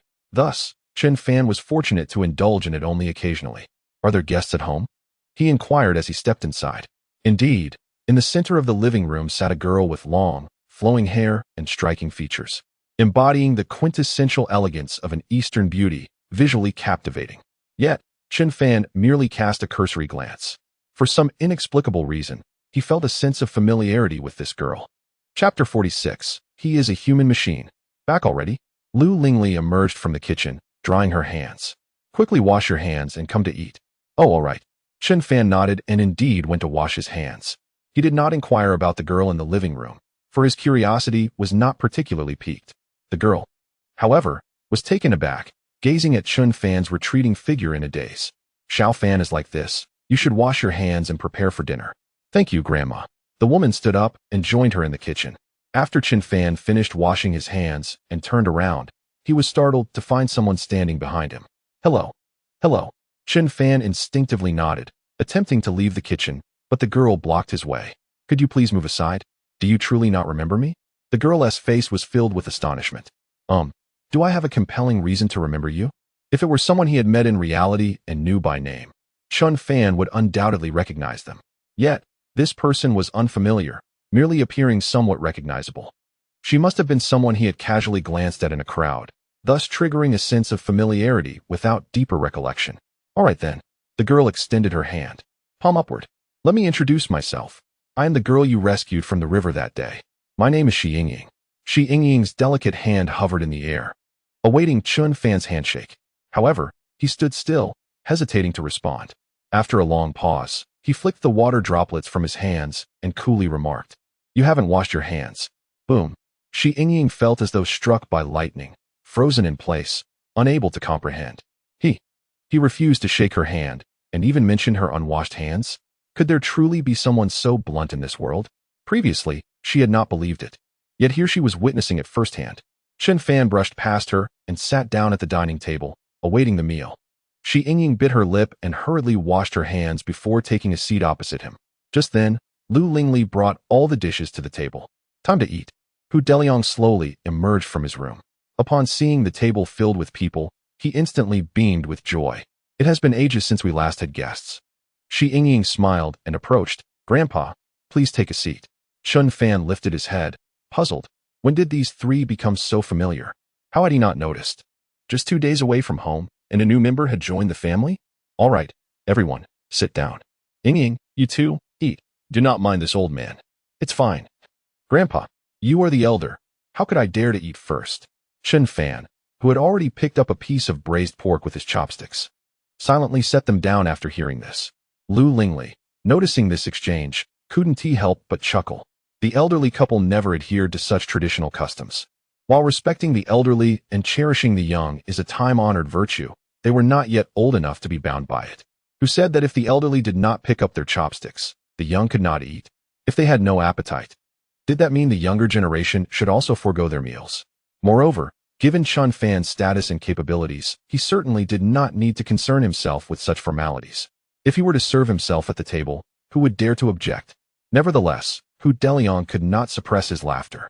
During the meal, silence enveloped the table as everyone quietly enjoyed their food. Afterward, Lu Lingli went to cut fruits, while Hu Deliang retreated to the balcony for a smoke. In the living room, only Chen Fan and Shi Yingying remained. Do you not have any questions? Shi Yingying suddenly turned to Chen Fan. Yet, she found his gaze as calm as a still pond, devoid of curiosity or inquiry. Chen Fan was indeed a human machine. Shi Yingying felt a tinge of boredom. Never mind, I actually came here simply to express my gratitude to you. You saved me last time, yet that group of people put you on blast online. Even I, the person involved, had no objections, yet they were the ones who grew anxious. But rest assured, I have clarified everything online for you. Online blast? Is that so? Chen Fan furrowed his brow, belatedly realizing the situation. Shi Yingying's eyes widened in surprise. You truly know nothing? Now she was certain that Chen Fan was merely a research-focused human machine. After a moment, Chen Fan continued. So, why did you seek me out? I recall. There was also Han Han. Who is Han Han? The one who performed CPR on you. Do not worry. My first task after being discharged was to send a banner to her workplace. I even pretended not to find her, asking from the security room all the way to the commander's office. A proud smile adorned Shi Yingying and Appo's face.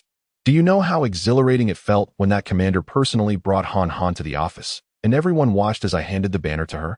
Listening intently, Chen Fan could not help but visualize the scene in his mind. He then shook his head. You are impressive. This was the first time Shi Yingying had heard a word with a hint of tone from Chen Fan. A sense of pride swelled within her. Of course. To thank you, I specifically flew here from City F, waiting at your doorstep for quite a while. It's a pity I didn't catch you, but ended up meeting your grandparents instead. It was just 2 days prior that Hu Deliang and Lu Lingli, having nothing to do at home, decided to tidy up Chen Fan's room. The elderly couple subsequently invited Shi Yingying over, leading to the scene of today. All right then. Since I have found you, how would you like me to express my gratitude? Please, do not hesitate to ask. Chen Fan? Isn't a simple thank you sufficient? Was there something more? Indeed. Shi Yingying stood up, placing her hands behind her back, her silver hair cascading down. She appeared somewhat mischievous and adorable. You may request a token of gratitude. Houses, cars, money. I have it all. Anything you wish for. As long as it is within my means, I can provide. Having said this, Shi Yingying noticed that Chen Fan was intently staring at her, his eyes slightly narrowed, as if he were regarding her as prey. She was taken aback, hastily covering her chest and retreating 2 steps. That is unacceptable. Absolutely not. What? Which part? Chen Fan reclined on the sofa, asking nonchalantly. You. Shi Yingying felt a surge of irritation, unable to comprehend the meaning behind Chen Fan's earlier gaze. It left her with an uncomfortable sensation of being completely exposed, devoid of any secrets. Chen Fan inquired, May I ask why you jumped into the river? What other reason could there be? I was walking by the river and accidentally fell in. Besides, I cannot swim. Chen Fan chuckled softly, shaking his head. First, the railing by the bank is over 1 meter high. A normal person would never fall in while walking by the river. Second, the location where you fell and the distance from the bank indicate that you must have jumped from a bridge nearby. Therefore, your explanation does not hold. Moreover, Chen Fan rose from his seat. You are kind-hearted, but not clever enough. I know why you jumped into the river. Chapter 47. The reason for Shi Yingying's drowning. Shi Yingying's eyes widened, filled with curiosity and shock. Just as she was about to speak, Lu Lingli emerged from the kitchen, balancing a plate of freshly cut fruit in her hands. Come and have some fruit, she said, skewering a piece with a toothpick and offering it to Shi Yingying. This watermelon is homegrown, exceptionally sweet. We have a large plot of land behind our courtyard. If you like it, Grandma will pick a couple more for you later. Thank you, Grandma. Shi Yingying immediately resumed her obedient demeanor, accepting the fruit with a beaming smile. This is delicious. Did you grow it yourself? It's so much sweeter than the one sold outside. Her emotional value soared. Even Lu Lingli, who had often received flattery throughout her life, couldn't help but bask in such praise. If you like it, Eat as much as you want. I'm not worried about you eating too much. I'm worried you won't enjoy it, Lu Lingli encouraged. Then I want to hold back, Xi Yingying declared, devouring another couple of pieces. Standing nearby, Chen Fan felt like an outsider. However, he reassured her, I haven't finished what I wanted to say. Xi Yingying shot him a glare. Let us talk about it later. Okay. Chen Fan nodded in agreement and took a bite of watermelon. 30 minutes later, downstairs. Chen Fan picked up a leaf from the ground and released it, watching as it floated down gently. You were actually contemplating ending your life that day, weren't you? Faced with an incurable disease, feeling hopeless, thinking everything is meaningless, you wanted to escape it all? Leukemia? Only 6 months left to live? Hearing Chen Fan articulate these words with stark emotionlessness, Xi Yingying instinctively took 2 steps back, her eyes wide with disbelief. How do you know? Are you wondering if I've investigated you? You. Do I need to say even this? Chen Fan accurately predicted every thought coursing through Xi Yingying's mind, leading her to gaze at him as if he were a monster. Previously, Chen Fan had not observed with such meticulousness, but enhanced by quantum computing. His cognitive abilities had multiplied, allowing him to perceive details he had previously missed. Thus, every change in Xi Yingying's expression and body language was evident to him. Especially in her eyes, though she smiled, there was no hint of a desire for life. Chen Fan easily saw through her faade. Coupled with her physical condition and the medical literature he had studied the previous day, it was undeniable that she was indeed suffering from leukemia. All right, you win. Xi Yingying suddenly deflated like a punctured balloon, plopping down on the curb, indifferent to the dirt. Supporting her chin with one hand, she gazed up at the pitch-black night sky. The stars were obscured by clouds, with only the streetlights casting a glow. Do you know? My family runs a hospital. Every private hospital in Province F is ours, including collaborations with tertiary hospitals, and we are affiliated with the International Hospital Association. Yet, ironically, I am afflicted with this terminal illness. Even the hospitals we operate cannot cure it. I can only rely on medication to prolong my existence. My father has even resorted to using his power to secretly investigate patient data to find a suitable bone marrow match for me. I don't want my condition to harm others, so. Thus, she had chosen to end her life, to avoid burdening others. She had dismissed her personal caretaker one afternoon and driven alone to the bridge, resolutely leaping off. Unfortunately, she survived. More regrettably, she was saved by Chen Fan and Han Han. She no longer had a reason to die, as, from an outsider's perspective, she owed her life to the two of them. So, you came to repay them, and then chose to continue dying? Xi Yingying murmured in agreement, then pointed. My life is like this streetlight, bright for others, but failing to illuminate my own path. Chen Fan responded, if you wish to continue in this manner, seeking me is futile. I would not only fail to feel gratitude, but would also feel guilt over your demise. At his words, Xi Yingying was taken aback. Could her death truly evoke guilt in Chen Fan? After all, they were merely strangers who had crossed paths once. Chen Fan continued, however, if you desire to live, seeking me might be the wisest choice. Can you cure me? With a 99 certainty. The remaining one is merely to show respect to death. What a bold statement. Yet, hope ignited in Xi Yingying's eyes. Had someone else made such a claim, she would have dismissed it as deceit and berated them. But this was Chen Fan, the renowned figure in the international community whose research shaped the world and the future. Moreover, she had come across his recent activities online, where he was seen studying molecular biomedical literature at the Haicheng Library. At that moment, his appearance felt like divine intervention, a savior sent to rescue her. I need 6 months. I hope you can hold on until then. What are you saying? Xi Yingying stood up indignantly. This young lady intends to live to 99. And you dare to curse me to not survive beyond 6 months? Chen Fan responded, are all women this capricious? You may possess extensive knowledge, but you clearly do not understand women. I understand that, aside from the XY chromosomes differentiating us physiologically, we are fundamentally the same. However, studies indicate significant differences in emotions and thought processes between the two. You're not an AI, are you? Current AI technology cannot match my level of intelligence. What do you mean by that? Xi Yingying noticed that no matter what she said, Chen Fan's responses were, as if culled straight from an encyclopedia, precise, official, and formal. Conversing with such an NPC felt less engaging than chatting with GPT. At least the latter would share a few jokes. Nevertheless, at that moment, Xi Yingying felt elated. She extended her hand toward Chen Fan. May I borrow your phone? Here. He handed her the latest model of a smartphone. As Xi Yingying took it, she teased, wow. The latest model, quite impressive. However, when she unlocked it, she discovered it had no password. The wallpaper displayed the emblem of the Chinese Academy of Sciences, suggesting it was a custom-made device. The only applications available were basic communication and payment software. She found no trace of entertainment apps. Fortunately, she only needed to make a call to arrange for someone to pick her up. During this outing, she had brought nothing but a bank card with millions in savings. The call was made, and soon someone would come for her. They remained seated on the curb, with Shi Yingying still resting her hands behind her head, tilting her head to look at Chen Fan. Chen Fan, does your research require funding? Chapter 48. Even if he rides in a luxury car, I find it quite normal. Chen Fan pondered, perplexed by the sudden inquiry. If you're in need of funds, I have over 6 million here. You can take it and spend. If it's insufficient, I can speak to my father when I return home. He runs a hospital, so he has both wealth and resources. Whatever you require, he can provide. After a brief silence, Chen Fan replied, I don't need money, but if possible, I would appreciate borrowing some equipment. Not a problem. Shi Yingying exclaimed with delight. Let us add each other on WeChat. After all, I've entrusted my life to you, so I should be kept informed of your progress. Certainly. Upon hearing Chen Fan's agreement, Shi Yingying quickly rummaged through her pockets, only to realize she hadn't brought her phone. Then please share your phone number with me, and I'll add you once I get home.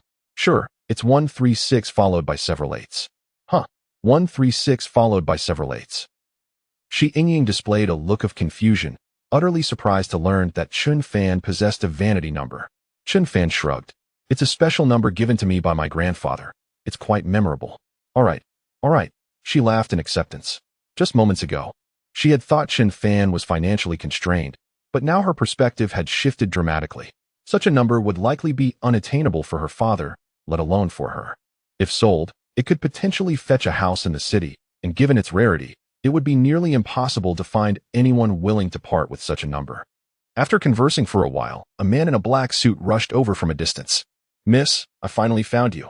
The chairman has been frantic at home. Qin Good. I must apologize for worrying you. We should head home now. Since they were within a military compound, ordinary vehicles were prohibited. Qin Ge had to sign a visitor record and call Hu Deliang's residence for permission to enter.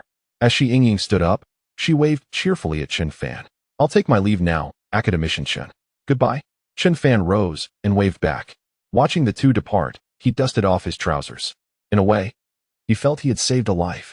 The advancement of medicine is fundamentally aimed at preserving lives. He did not perceive his actions today as mere empty promises to Shi Yingying. In 6 months, the truth would reveal itself. After lingering downstairs for a while, Chen Fan ascended once more. Hu Deliang had moved from smoking in the yard to the living room, where remnants of uneaten watermelon lay on the coffee table. How did the conversation go? The couple asked in unison. This time, Chen Fan found himself utterly bewildered. What do you mean by how it went? We've met her. She comes from a good family and is quite lively and cheerful. Importantly, she is articulate and capable. She even came all the way to express her gratitude for saving her. We believe she is quite suitable for you. Chen Fan. He had no thoughts on the matter, yet this elderly couple seemed eager to matchmake him. Their good family and character had nothing to do with him. Furthermore, just as he was about to mention Shi Yingying's illness, he reconsidered, realizing it was her personal matter and not something to be divulged. Thus, he shook his head and said, let nature take its course. Please don't concern yourselves with it. All right, we won team medal. As long as you are happy. That's what matters. Come, have some more watermelon. It's quite late already. The driver has also taken a break. You might as well stay the night. Grandma has prepared your bed. In this home, there would forever be a meal for Chen Fan and a warm room available at any time. He found it difficult to refuse. The notion of the driver taking a break was merely his grandmother's ruse. The security personnel were on duty around the clock. The following day, bright and early, the driver took Chen Fan to the library. He intended to finish reading all the specialized books that day. With the aid of quantum computing and his extraordinary memory, knowledge flowed into his mind like a photocopier, allowing him to grasp it all in a mere 2 days. Unbeknownst to him, a crowd had already gathered in front of the library, a sea of students from Haicheng University, their eyes wide with anticipation. Some held buns. Others carried soy milk and fried dough sticks, and a few even clutched bowls of spicy soup. They were eagerly awaiting Chen Fan's arrival, transforming what had been a quiet library into a bustling hub. Even Sun Jingyi and her companions could not secure a spot and had to stand outside, waiting. If only we had known, we shouldn't have spread the word yesterday. They were all there to hear Chen Fan explain problems. With a screech, a black Audi came to a halt in the library square. As Chen Fan stepped out, the driver and security personnel rushed to stand in front of him. Why are there so many people today? Chen Fan exclaimed in astonishment. However, the students waiting in the square were even more astonished. Wow, Chen Fan is in an Audi? The license plate has 4 6s. How impressive. So what if he is in an Audi? Given his contributions, should he be riding a shared bicycle every day? Exactly. Even if he drove a Rolls-Royce, I would still find it entirely normal. We are here to listen to Chen Fan's lecture, not to scrutinize what car he drives. Agreed. It must be said that the values and character of contemporary university students are commendable, unlike some uncouth critics who, upon merely touching a luxury car, find themselves trending on social media for the wrong reasons. In contrast, this group of students appeared quite endearing. As Chen Fan approached, the crowd parted to allow him passage. The security personnel followed closely behind, ensuring his safety, for he was a cherished asset of the old leaders, and any mishap would be intolerable. Upon reaching the same spot as the previous day, Chen Fan was taken aback to find the table laden with a variety of breakfast items. A dazzling array that overwhelmed the senses. The air was thick with the aroma of morning delicacies. At that moment, someone called out, "Academician Chen, I have a question about a problem. Could you assist me?" This sparked a ripple of requests. Me too, Academician Chen. My project has stalled. Could you take a look? Does Academician Chen specialize in agriculture? My final project was eaten by chickens. Can you help me? Academician Chen, my graduation project is about raising chickens, but they were stolen. What? Your chickens ate my final project? What? You stole my chickens? The cacophony of voices grew louder and more chaotic. The enthusiasm of the crowd was overwhelming, leaving Chen Fan with a headache. The library, which usually prized tranquility, had transformed into a tumultuous scene, making it impossible for him to focus on his studies. Yet, the fervor of the students was so high that he felt reluctant to turn them away. After a moment's contemplation, Chen Fan devised a compromise. Chapter 49. The Lecture Series, Time Undetermined. Thank you all. Chen Fan clasped his hands together, a smile gracing his face. I can feel the enthusiasm of everyone present, yet today, the crowd is rather overwhelming, and the library is a place that necessitates tranquility. Therefore, I shall refrain from addressing each of you individually. When time permits, I will personally visit Haicheng University to conduct a lecture, at which point I welcome your inquiries. And I shall endeavor to provide clarity to your questions. Chen Fan's tone was remarkably sincere, and there was not a hint of insincerity in his gaze. Consequently, the atmosphere fell into a hushed stillness. Some even recorded videos of the moment. Brothers, I have captured this on film. Let us disperse. Even if academician Chen wished to retract his words, it would be too late now. Indeed, it is better not to disturb academician Chen. It is rather inappropriate to be noisy in the library. The crowd began to disperse in an orderly fashion. After hearing Chen Fan's words, some in attendance ceased their entanglement. Nevertheless, a substantial number of individuals remained. After all, the library had ample seating, air conditioning, and the opportunity to observe Chen Fan. It is worth noting that the current Chen Fan is rarer than a giant panda, an encounter not to be missed. Perhaps being closer to Chen Fan might imbue them with a hint of scholarly essence. Today's university students face a dilemma, choosing between the mundane and the aspirational, often opting for the former. The psychological effect outweighs all else. At noon, when the librarian of Haicheng Library pushed open the office door, an overwhelming sense of unconfidence washed over him. The seats were filled to capacity.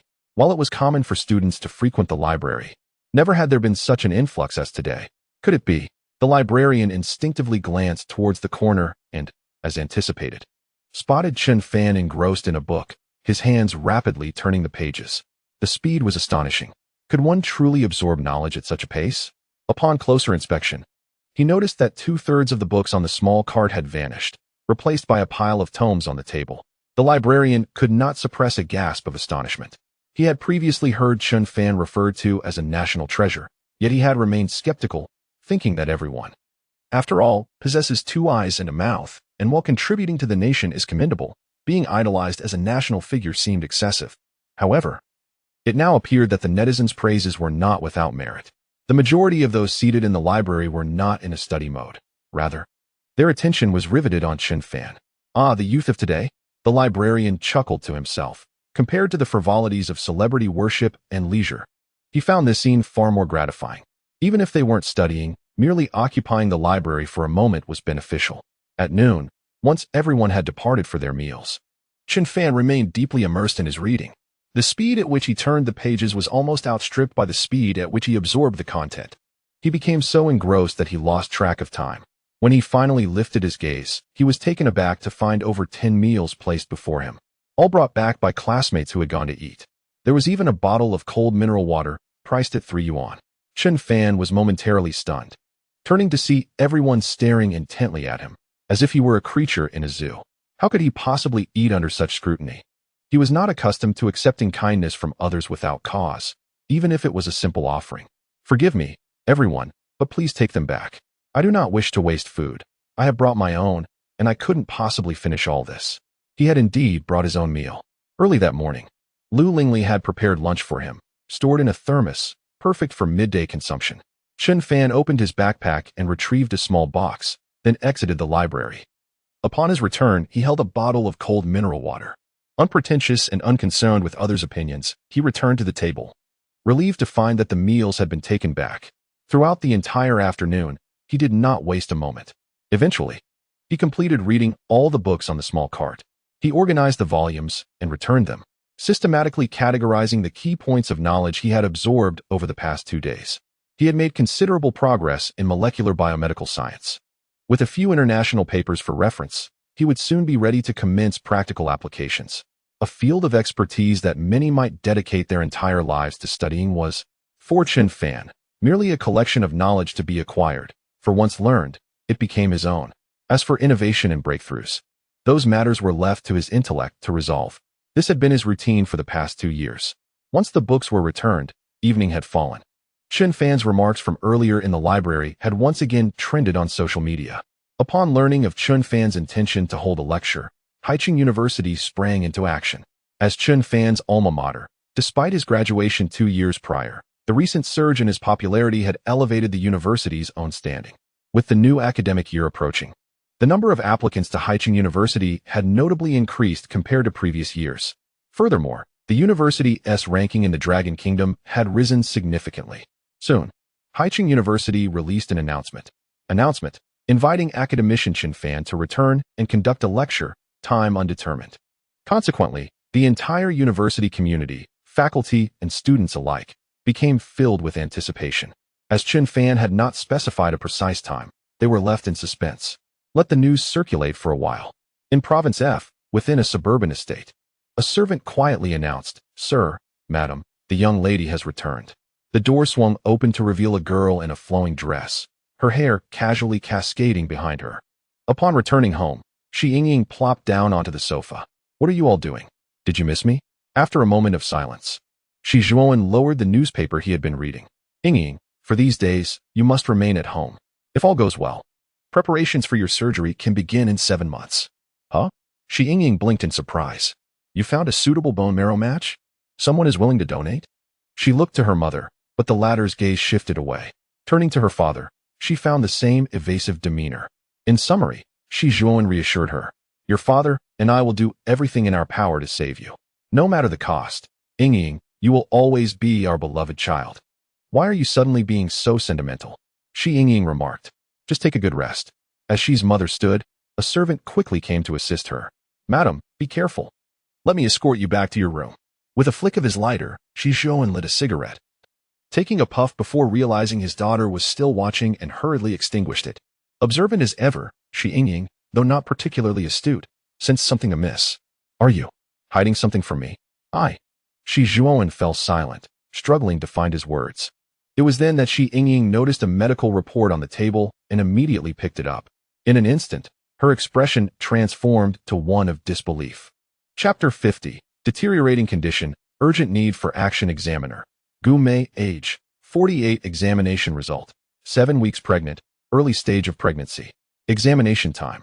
Shi Yingying's hand trembled uncontrollably as she held the medical report. She understood that for leukemia, the most suitable bone marrow match comes from siblings, followed by parents, who also carry a risk of incompatibility, unless there is umbilical cord blood. Unfortunately, at the time of her birth, medical advances were not as significant as today. and very few opted to preserve umbilical cord blood, leading to the current predicament. She empathized with her parents but could not accept that her survival could cost the life of her younger brother or sister. Moreover, her mother, Gumei, was already past 50. Continuing to bear children could pose a grave risk to her life. In such a case, she would rather perish. Yet, at this moment, there was still hope. Wiping away the tears from her eyes, Shi Yingying forced a smile. Dad, you know, a few days ago, I accidentally fell into the water. And it was Chen Fan who saved me. Yes, I know, Shi Zhuan replied in a deep voice. Shi Yingying continued. Actually, during these past few days away from home, I went to find him to express my gratitude, but he immediately discerned my illness. And then, Shi Zhuan's demeanor grew serious as he straightened in his seat. He had seen financial and political news, and he had heard of Chen Fan. When he learned that the person who saved his daughter was Chen Fan, he felt a sense of disbelief. Sometimes, fate truly is a curious thing. Chen Fan's room temperature superconductivity technology had taken the world by storm, ushering in a new era for the tech industry. His missile technology had also contributed to the prosperity of Longguo's economy. Shi Zhuan, too, had benefited from this. He claims he has a way to cure my illness, and it will only take half a year. Upon hearing this, Shi Zhuan furrowed his brow deeply. It was not that he disbelieved Chen Fan. It was simply that leukemia fell into the category of terminal illnesses, and without a suitable bone marrow match, even the most powerful figures would be powerless. No matter how capable Chen Fan was, could he truly revolutionize the existing medical system and technology? As a professional in the medical field, Shi Zhuan knew this was impossible, unless there were some sci-fi-like molecular technology, where one could lie on a hospital bed and be restored to health with a mere laser sweep. But if such technology existed, Shi Zhuan would be the first to scoff. Those who believed in it were foolish. After a moment, Shi Zhuan stood up, took the examination report from Shi Yingying's hand, and took a deep breath. Perhaps he is merely trying to comfort you. He is a materials scientist. How could he suddenly claim to be a medical expert? Yingying, you must believe that your parents would never harm you. Shi Yingying stubbornly turned her head. I believe in him. Foolish child. Shi Zhuan chose not to argue further with his daughter. To him, if it brought her joy and hope, then it was a good thing. Oh, by the way, Dad, during this time, Chen Fan might need to use our equipment and laboratory, so you'll have to lend it to him. Have you given him money? No. He doesn't lack for money. He wouldn't and oppose. Take it. And Shi Yingying seemed to recall something. By the way, Dad, you might not even have as much money as he does. Oh. Shi Zhuan appeared somewhat displeased, but considering Chen Fan and Appo's status, it was unlikely he would engage in deceit. Perhaps he merely wished to use their equipment and laboratory for some research. He did not mind, as long as Shi Yingying was happy. With matters settled, Shi Yingying raised her hand. Yay! Running back to her room, she eagerly took out her phone. She had memorized Chen Fan's number, 136 followed by several 8s. A quick search revealed a WeChat ID, and without a second thought, she clicked to add it, expecting an immediate acceptance. However, time ticked by with no response, as if her phone were malfunctioning. What was happening?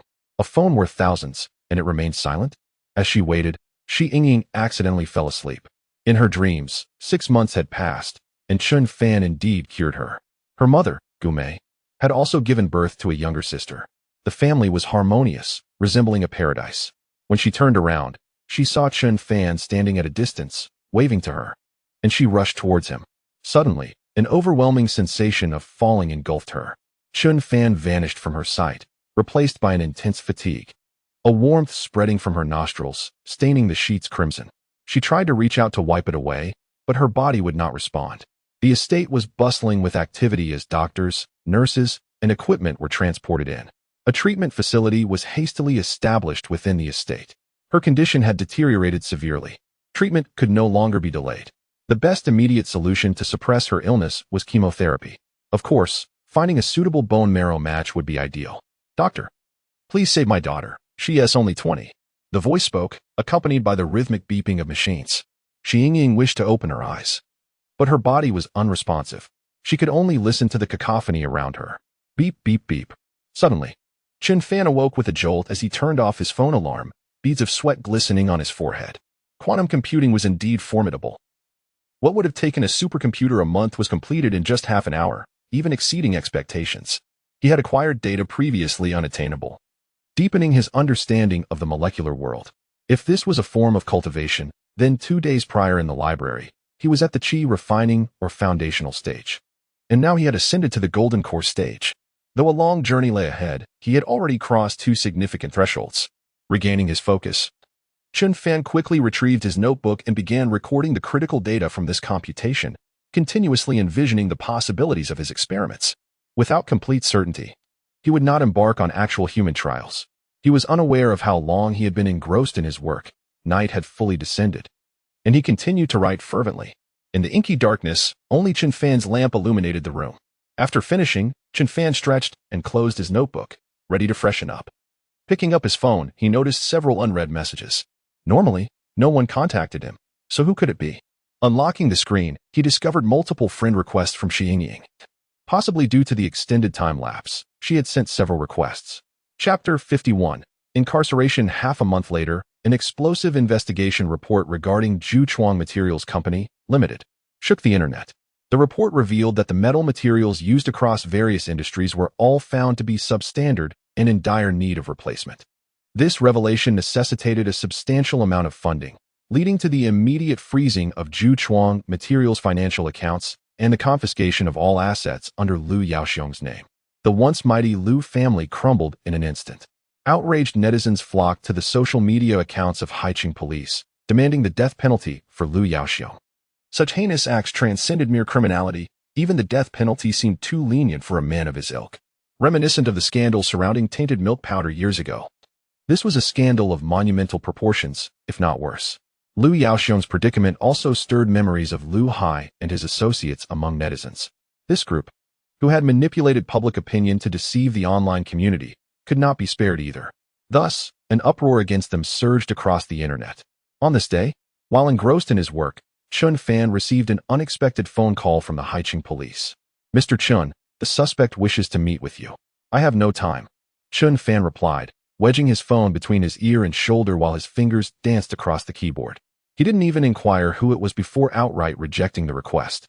Chen Fan led a simple life, devoid of much social engagement, and any request for a meeting could only signify troublesome matters. It was best to decline outright. Very well. As the call ended, within the confines of the detention center, an officer observed Liu Hai, who was weeping uncontrollably, and remarked with disdain, "Enough of this. A grown man should compose himself. Focus on rehabilitation while you can. The trial will commence soon, and with your charges, you might serve a maximum of 8 to 10 years. Don't make foolish choices upon your release." The officer's words, meant as consolation, only resonated in Liu Hai's mind as the phrases 10 years and 8 years. Overwhelmed, he collapsed to the ground. Did this not signify the end of his life as he knew it? For the remainder of his days, he would bear the stigma of a reform inmate, forever estranged from the once glamorous life he had led. As this thought engulfed him, an immense wave of regret surged within Liu Hai. Not far away, in another cell, Zhu Weimao also requested to see Chen Fan, declaring he would refuse to plead guilty otherwise. During their detention, suspects were permitted to make certain requests, and the police would strive to accommodate them. Unfortunately, Chen Fan declined all meetings with them. Had Chen Fan spoken on their behalf or offered them forgiveness, their sentences might have been mitigated, or they could have even received probation. Under probation, as long as they exhibited good behavior, incarceration could be avoided. Zhu Weimao sat despondently in his cell, feeling utterly hopeless. He believed he had been the most grievously wronged by Liu Hai. 998. Someone has come to see you, an officer suddenly announced, appearing at the door and calling through a small window. Startled, Zhu Weimao's heart raced. Could it be Chen Fan?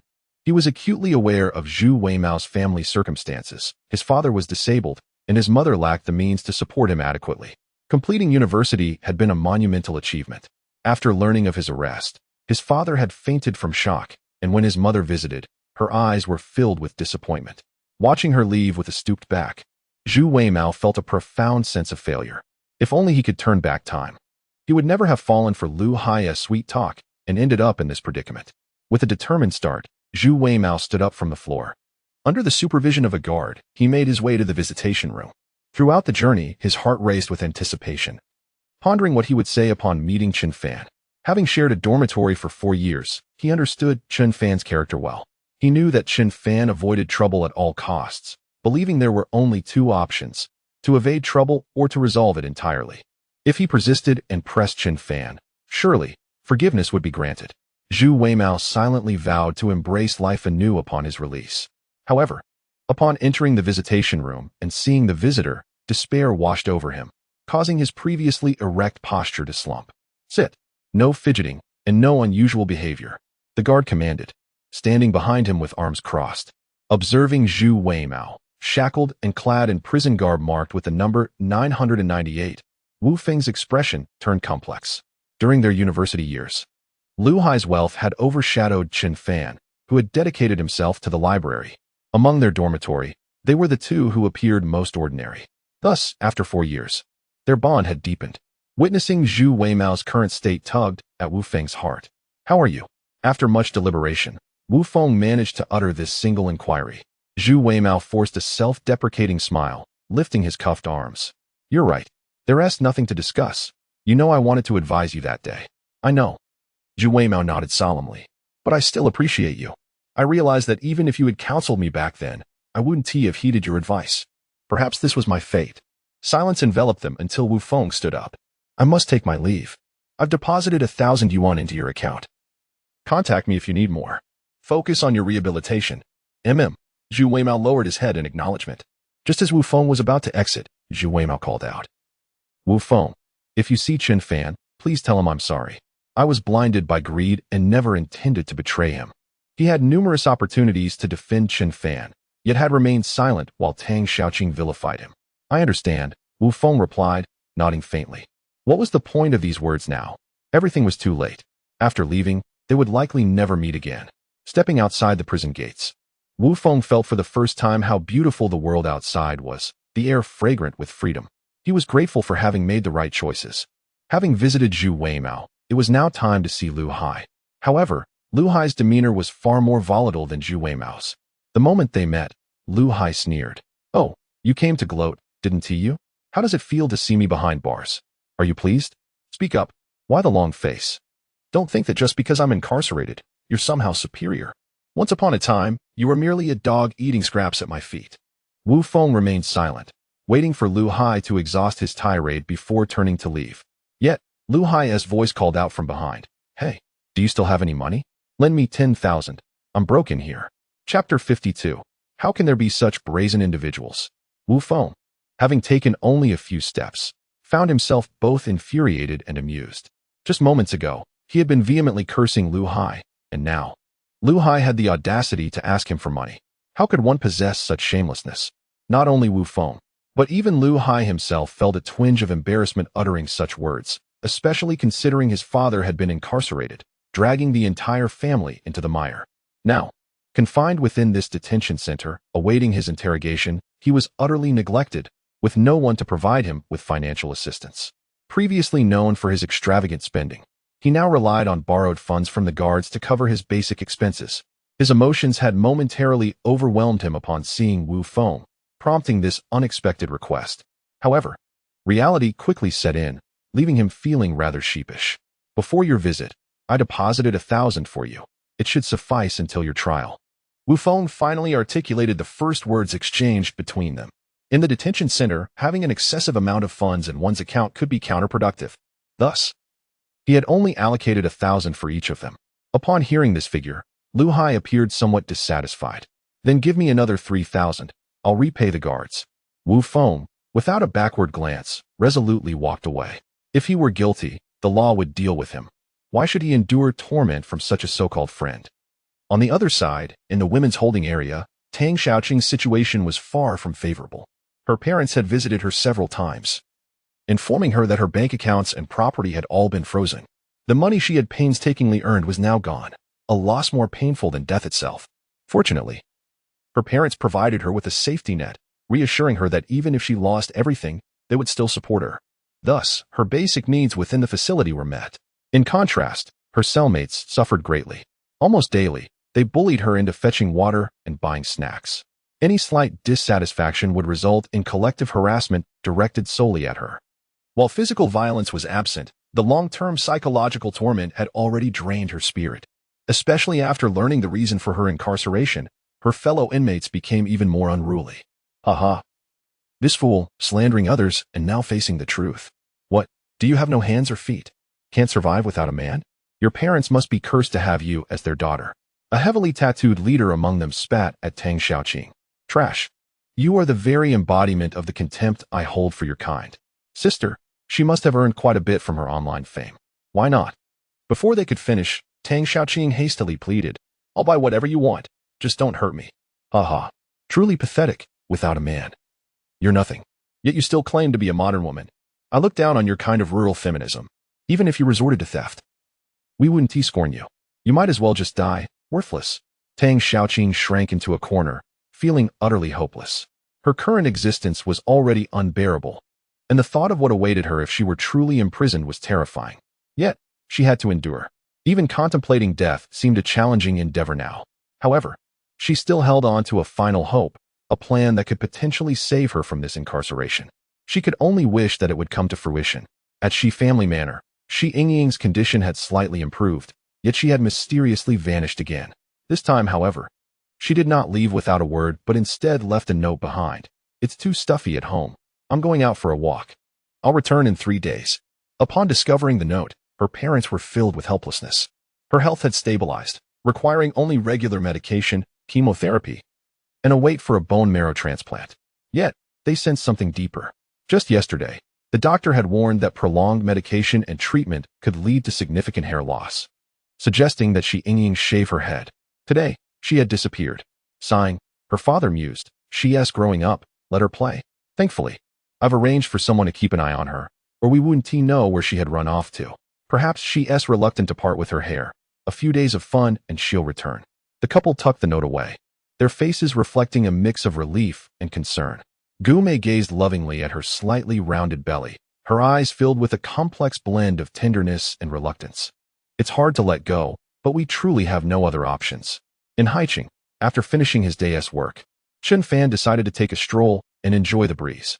His research had progressed to 30, and upon reaching 50, he could commence testing. Remarkably, only a month had passed since he began. Time, indeed, flew by swiftly. He settled onto a bench by the roadside, lost in thought as the summer faded and autumn approached. Leaves began to fall, dancing in the wind. Half an hour slipped by as Chen Fan remained motionless in his reverie. Hey, are you counting leaves? Do you know how many have fallen? Chen Fan instinctively replied. There are 3 trees around me. The number of leaves fallen in half an hour is 25,696, with an average wind speed of 5 meters per second, resulting in a leaf descent rate of 13 centimeters per second. Shi Yingying, standing behind him, was taken aback. No way. Are you really that bored to count leaves? Only then did Chen Fan snap back to reality and turn to see her, dressed in a JK skirt. Her white stockings hugged her shapely legs, presenting a harmonious silhouette. Her hair flowed freely, swaying in the breeze. What brings you here? He asked, realizing his earlier response was merely a product of quantum calculations that had instinctively spilled from his lips. I saw you looking bored, so I thought I'd join you. I'm not bored. You're so boring. I'm not. All right. Shi Yingying abruptly interrupted. When I said you were boring, I meant your personality. Not that you yourself are bored. I know. I'm truly at a loss with you. Do you have time? I'll treat you to dinner. I don't have time. I still have work to finish. Sometimes, work can be set aside. Unable to resist Shi Yingying's insistence, Chen Fan ultimately found himself in a car heading to a hot pot restaurant. Along the way, Shi Yingying inquired about his research progress. Chen Fan launched into a barrage of technical jargon, leaving her utterly bewildered. Consequently, she made an effort to steer their subsequent conversation toward more familiar topics. Chapter 53. The trial begins. Chen Fan's absence. The spicy Chuanyu Hot Pot Plus was so delicious it made one stomp their feet in delight. Is it tasty? Indeed. Then why are you just drinking milk? Chen Fan remained silent. The deliciousness was merely a fade. In truth, he was not fond of hot pot. The flavors were quite delightful, yet he found the process of waiting for the meat to cook a waste of time. A meal could be resolved in 10 minutes. Yet hot pot required half an hour to an hour. Shi Yingying sat across from him, her lips swollen from the spice, yet she stubbornly insisted, it's not spicy at all.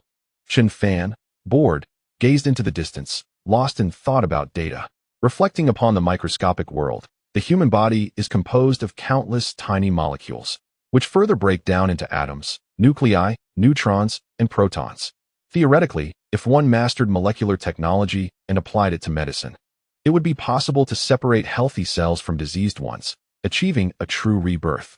At that point, ailments like cancer, leukemia, or even amputations and organ deficiencies could be repaired or cured through molecular techniques, potentially eradicating 99% of suffering in the world.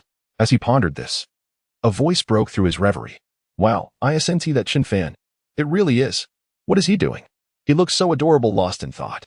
In less than 2 minutes, their table became the focal point of the hot pot restaurant, with people rushing over to take photos with Chen Fan. Soon, their table was overflowing with dishes, all gifted by enthusiastic patrons. There was simply too much food to consume, although Shi Yingying had offered to treat. By the time they left, someone else had already settled their bill. Exiting the hot pot restaurant, Chen Fan shook his head.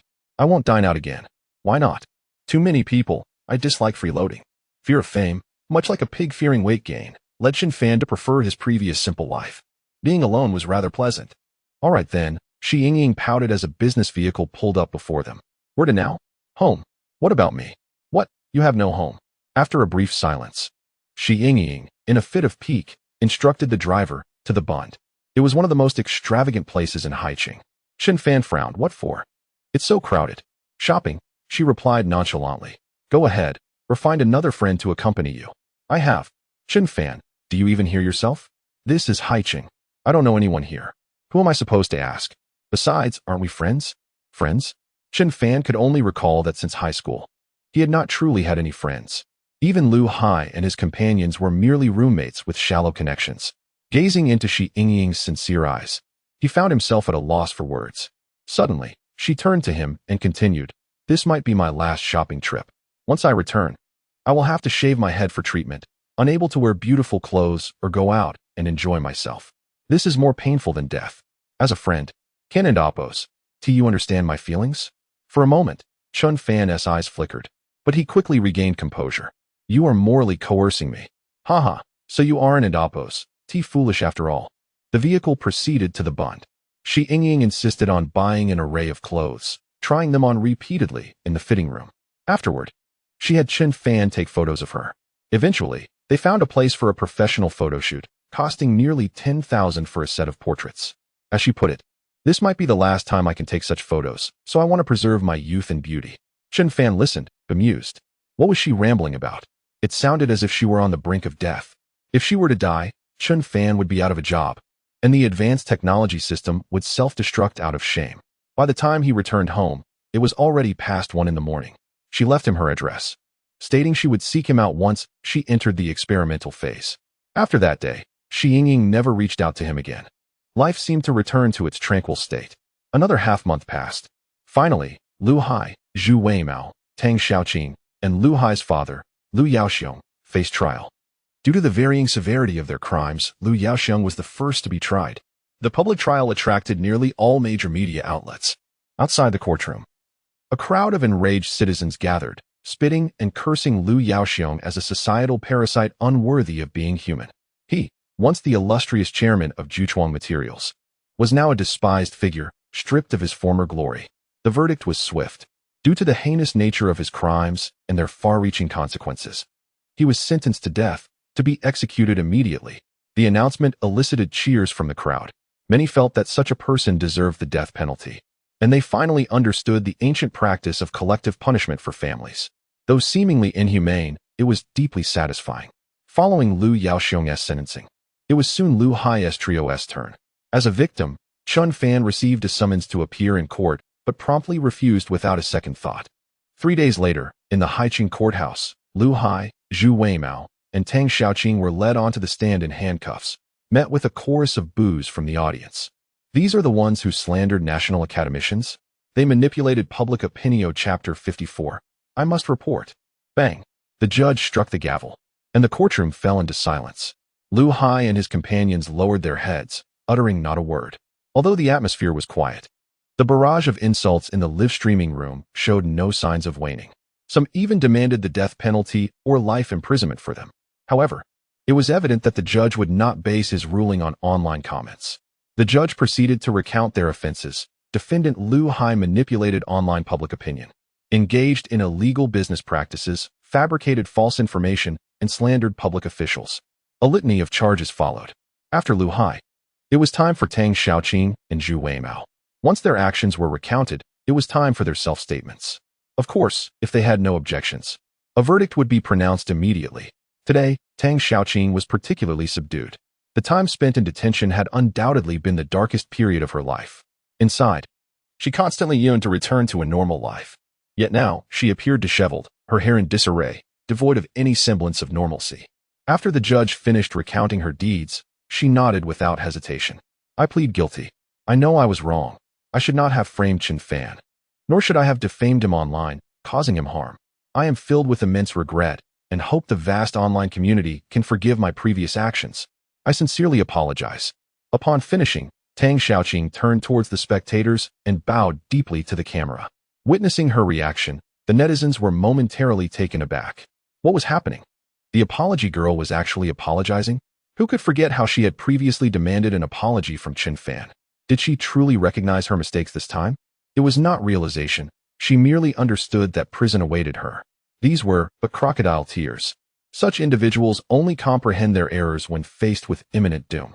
The online commentators remained clear-headed, showing no sympathy for Tang Xiaoqing simply because of her apology. If apologies truly held value, what purpose would a court serve? Observing Tang Xiaoqing's straightforward acknowledgement of her wrongdoings, Zhu Weimao realized that there was no turning back. Before the camera, he too admitted to all his actions. I sincerely apologize.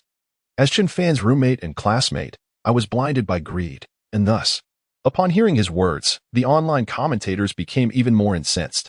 How despicable! I somehow find him more loathsome than Tang Xiaoqing. For 4 years in university, Chen Fan never wronged them. He even helped them earn money post-graduation. Yet they repay him with such ingratitude. Their capture is hardly unjust. What good is knowing one's faults when Chen Fan is now even unwilling to accept their apologies? Soon, it was Lu Hai's turn. Defendant Lu Hai, do you have any objections? Lu Hai raised his head, casting a glance at the judge with a flicker of color igniting in his dim eyes. Your Honor, I wish to report. A wave of astonishment swept through the courtroom. No one had anticipated Lu Hai would make such a declaration at this moment. The judge's expression shifted, furrowing his brow as he inquired, What do you wish to report? Do you have evidence? What are the specifics? Lu Hai took a deep breath. I wish to know if reporting a crime would result in a lighter sentence. The judge nodded slightly. If the circumstances are valid, we will consider this. Instantly, all eyes were fixed on Lu Hai, the cameras trained on him. Everyone anticipated what astounding revelation might emerge from his lips.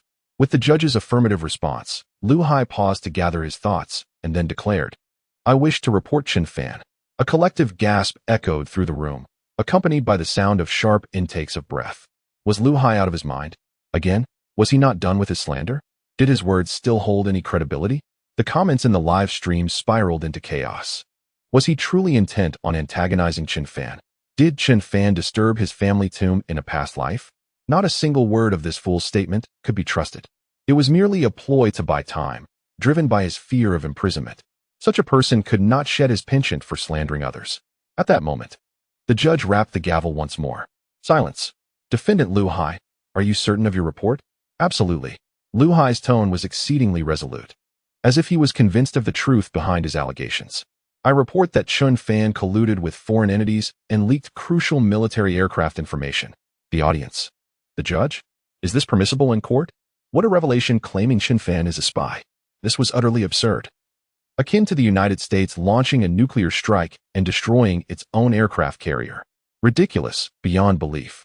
After all, just last month, Chen Fan had developed the latest generation of the Nanfeng 51 missile for Longhua, striking right at the heart of the U.S. Now, to label him a spy? Truly, no one would believe it. Defendant Lu Hai, please ensure your allegations are well-founded. Do you possess any evidence? I do. I have evidence stored on the computer I used during university. I personally witnessed Chen Fan sketching a diagram of a fighter jet part and then stealthily leaving campus to hand the design to an individual of African descent. I was on my way to dinner when I stumbled upon this scene and managed to capture a photograph. As his words concluded, the courtroom fell into an oppressive silence. A fighter jet, an individual of African descent? Lu Hai's description was so vivid. It seemed as though the incident had transpired just yesterday. However, few truly believed his account. They merely thought Lu Hai was weaving an elaborate tale. Seated in the spectator section, Wu Feng's expression shifted as he recalled the incident Lu Hai had just described.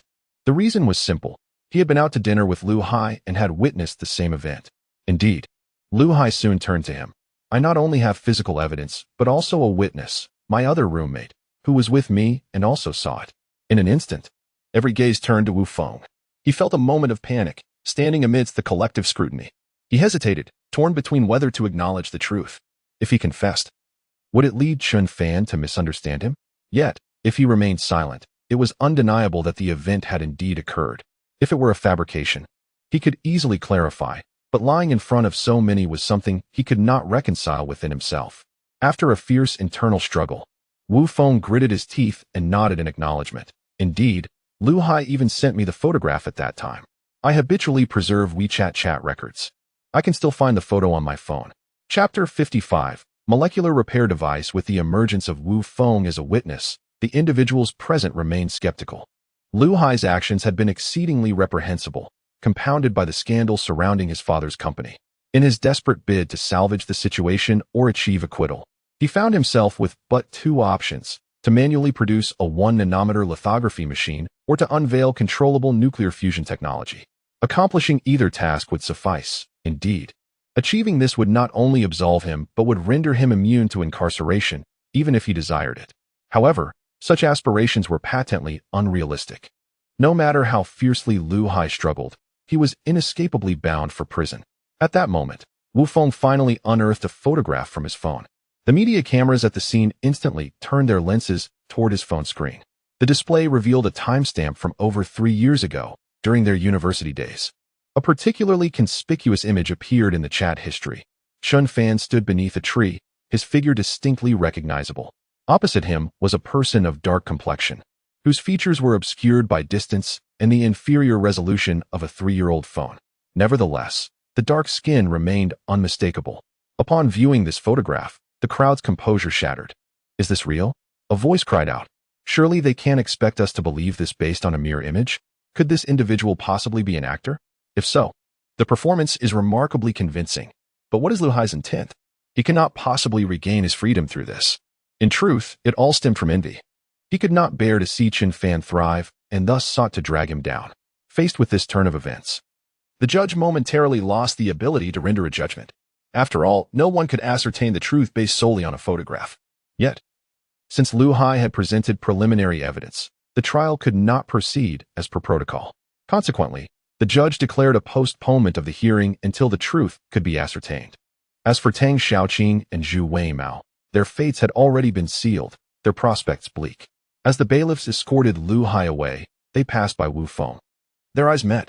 Lu Hai's gaze was cunning, while Wu Feng's was laden with resignation. He had wished to remain uninvolved, yet Lu Hai had ensnared him in this predicament. Following the conclusion of the proceedings, the chat records and photographs were submitted as evidence to the court.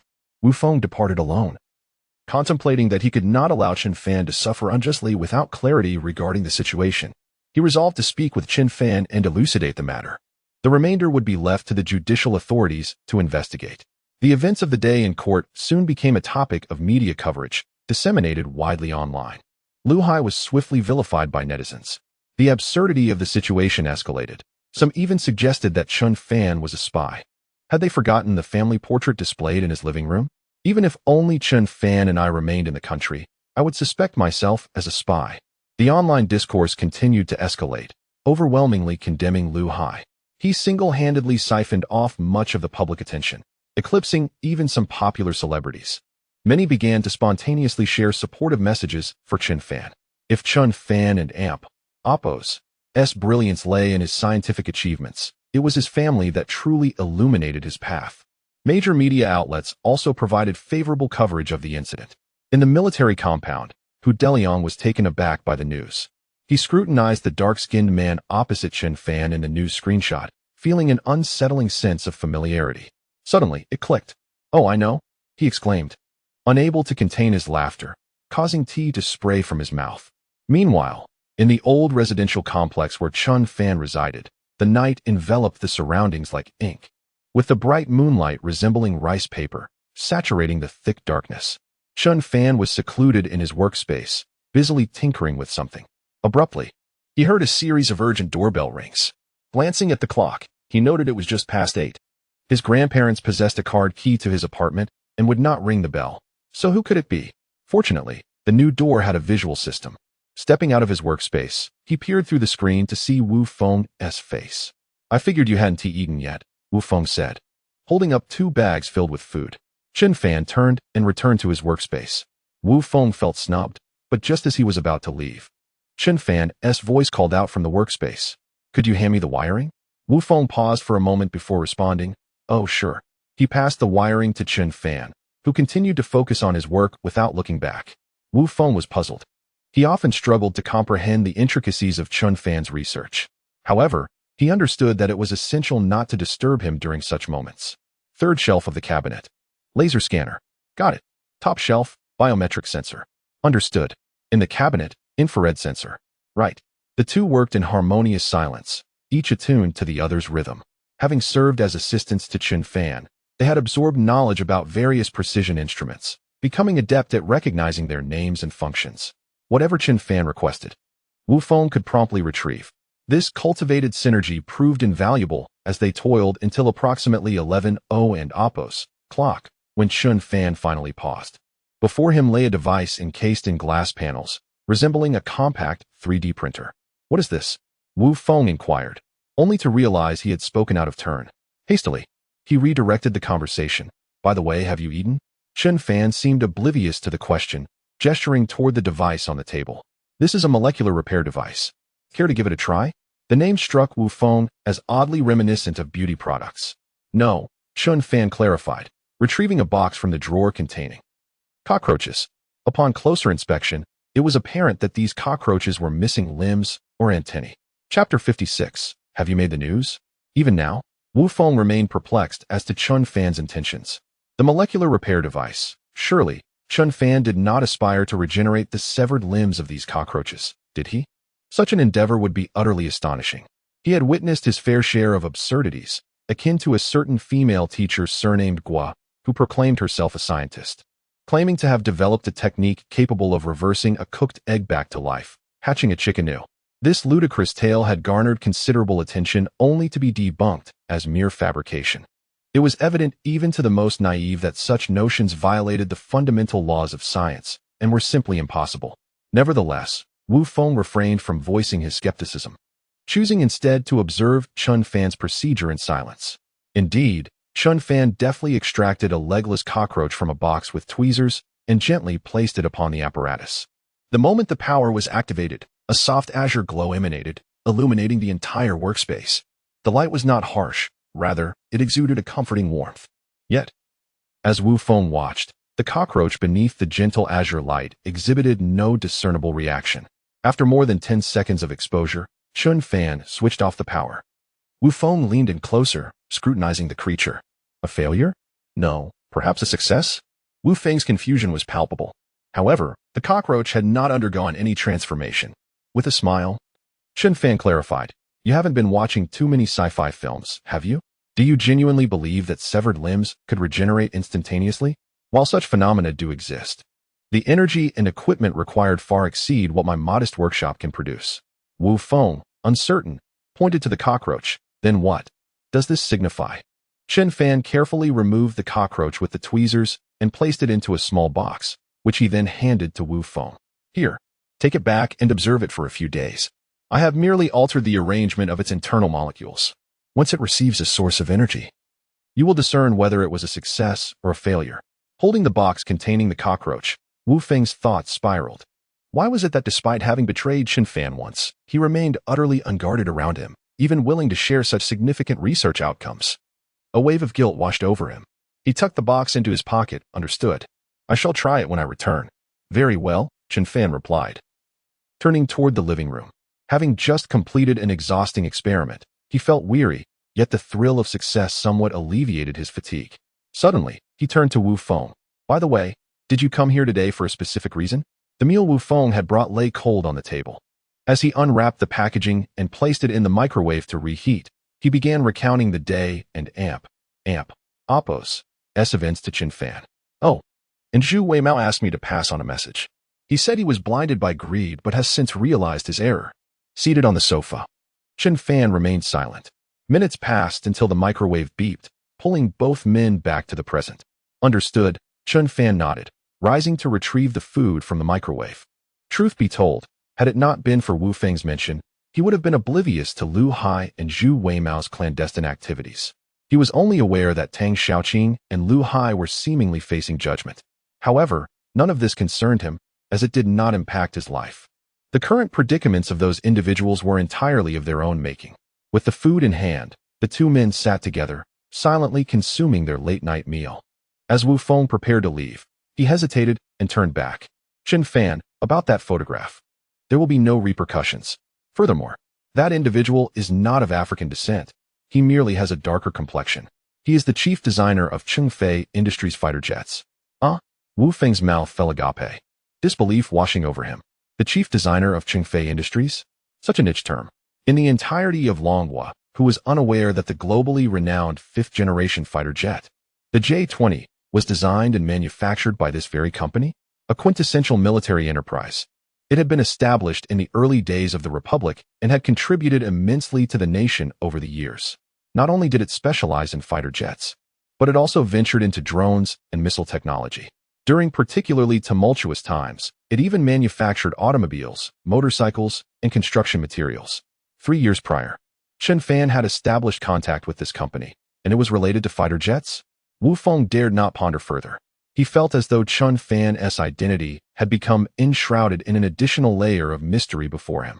Should we clarify this online? No need. Chen Fan waved his hand dismissively.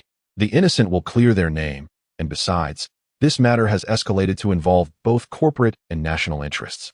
I doubt Chen Fan Industries would remain apathetic upon seeing the news. Wu Feng felt as though he was overstepping, and thus nodded quickly. All right, if there's nothing else, I shall take my leave. He secured the box containing the cockroach in his pocket and hastily departed, ordering a ride share. Once he left, Chen Fan closed the door behind him. Time to rest. The following day, in Sichuan Province, Chen Fan Industries Group. On the tarmac, dozens of fighter jets awaited test flights.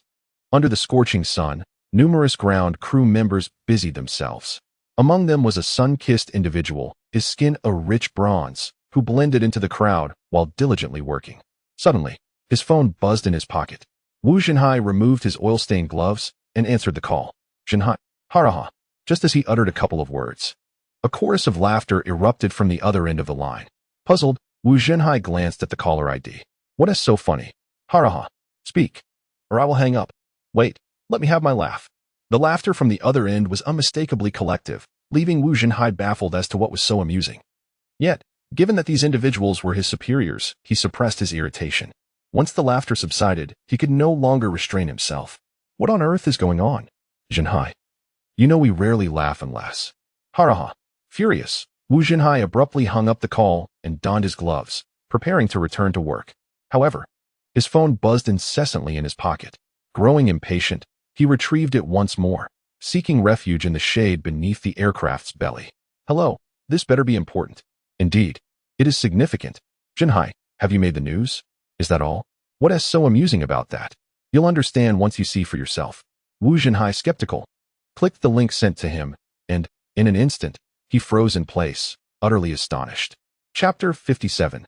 The revelation of events from 3 years ago. He initially presumed it to be a favorable news story and paid it little mind. After all, the J-20 fighter jet frequently graced major media outlets, especially with its piercing, resonant roar that often ignited a stir across the skies. This time, Wu Zhenhai believed it to be no different. However, upon delving deeper, he discovered the comments section rife with accusations labeling him as a foreign agent. Merely skimming through a couple of comments turned his demeanor crimson with indignation. Who on earth was spreading such vile rumors?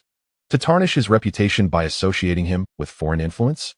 The events from 3 years past had nearly faded from his memory, yet they were now resurrected. Reflecting on that time, he recalled that he had been following orders from his superiors to procure a set of turbofan engine blueprints from Chen Fan. Wu Zhenhai quickly realized that this matter required clarification. Otherwise, allowing the situation to fester would undoubtedly impact Chen Fan. With this thought in mind, he hastily returned the call. Before he could say much, he was informed that his superiors were already addressing the issue, but required his cooperation. Wu Zhenhai had no objections. He harbored a modicum of admiration for Chen Fan. Without him, the current domestically produced J-20 fighter jet would have never been equipped with the WS-15 engine, and its performance would not have reached such heights. After all, he had been the one to oversee the handover of the turbofan engine design blueprints. 2 days later, the press conference commenced. The nature of the announcement remained uncertain, but it was indeed a press event. All invited journalists gathered at the Chen Fan Industrial Group's airstrip, surrounded by an array of fighter jet models. Among them, the J-20 stood out prominently.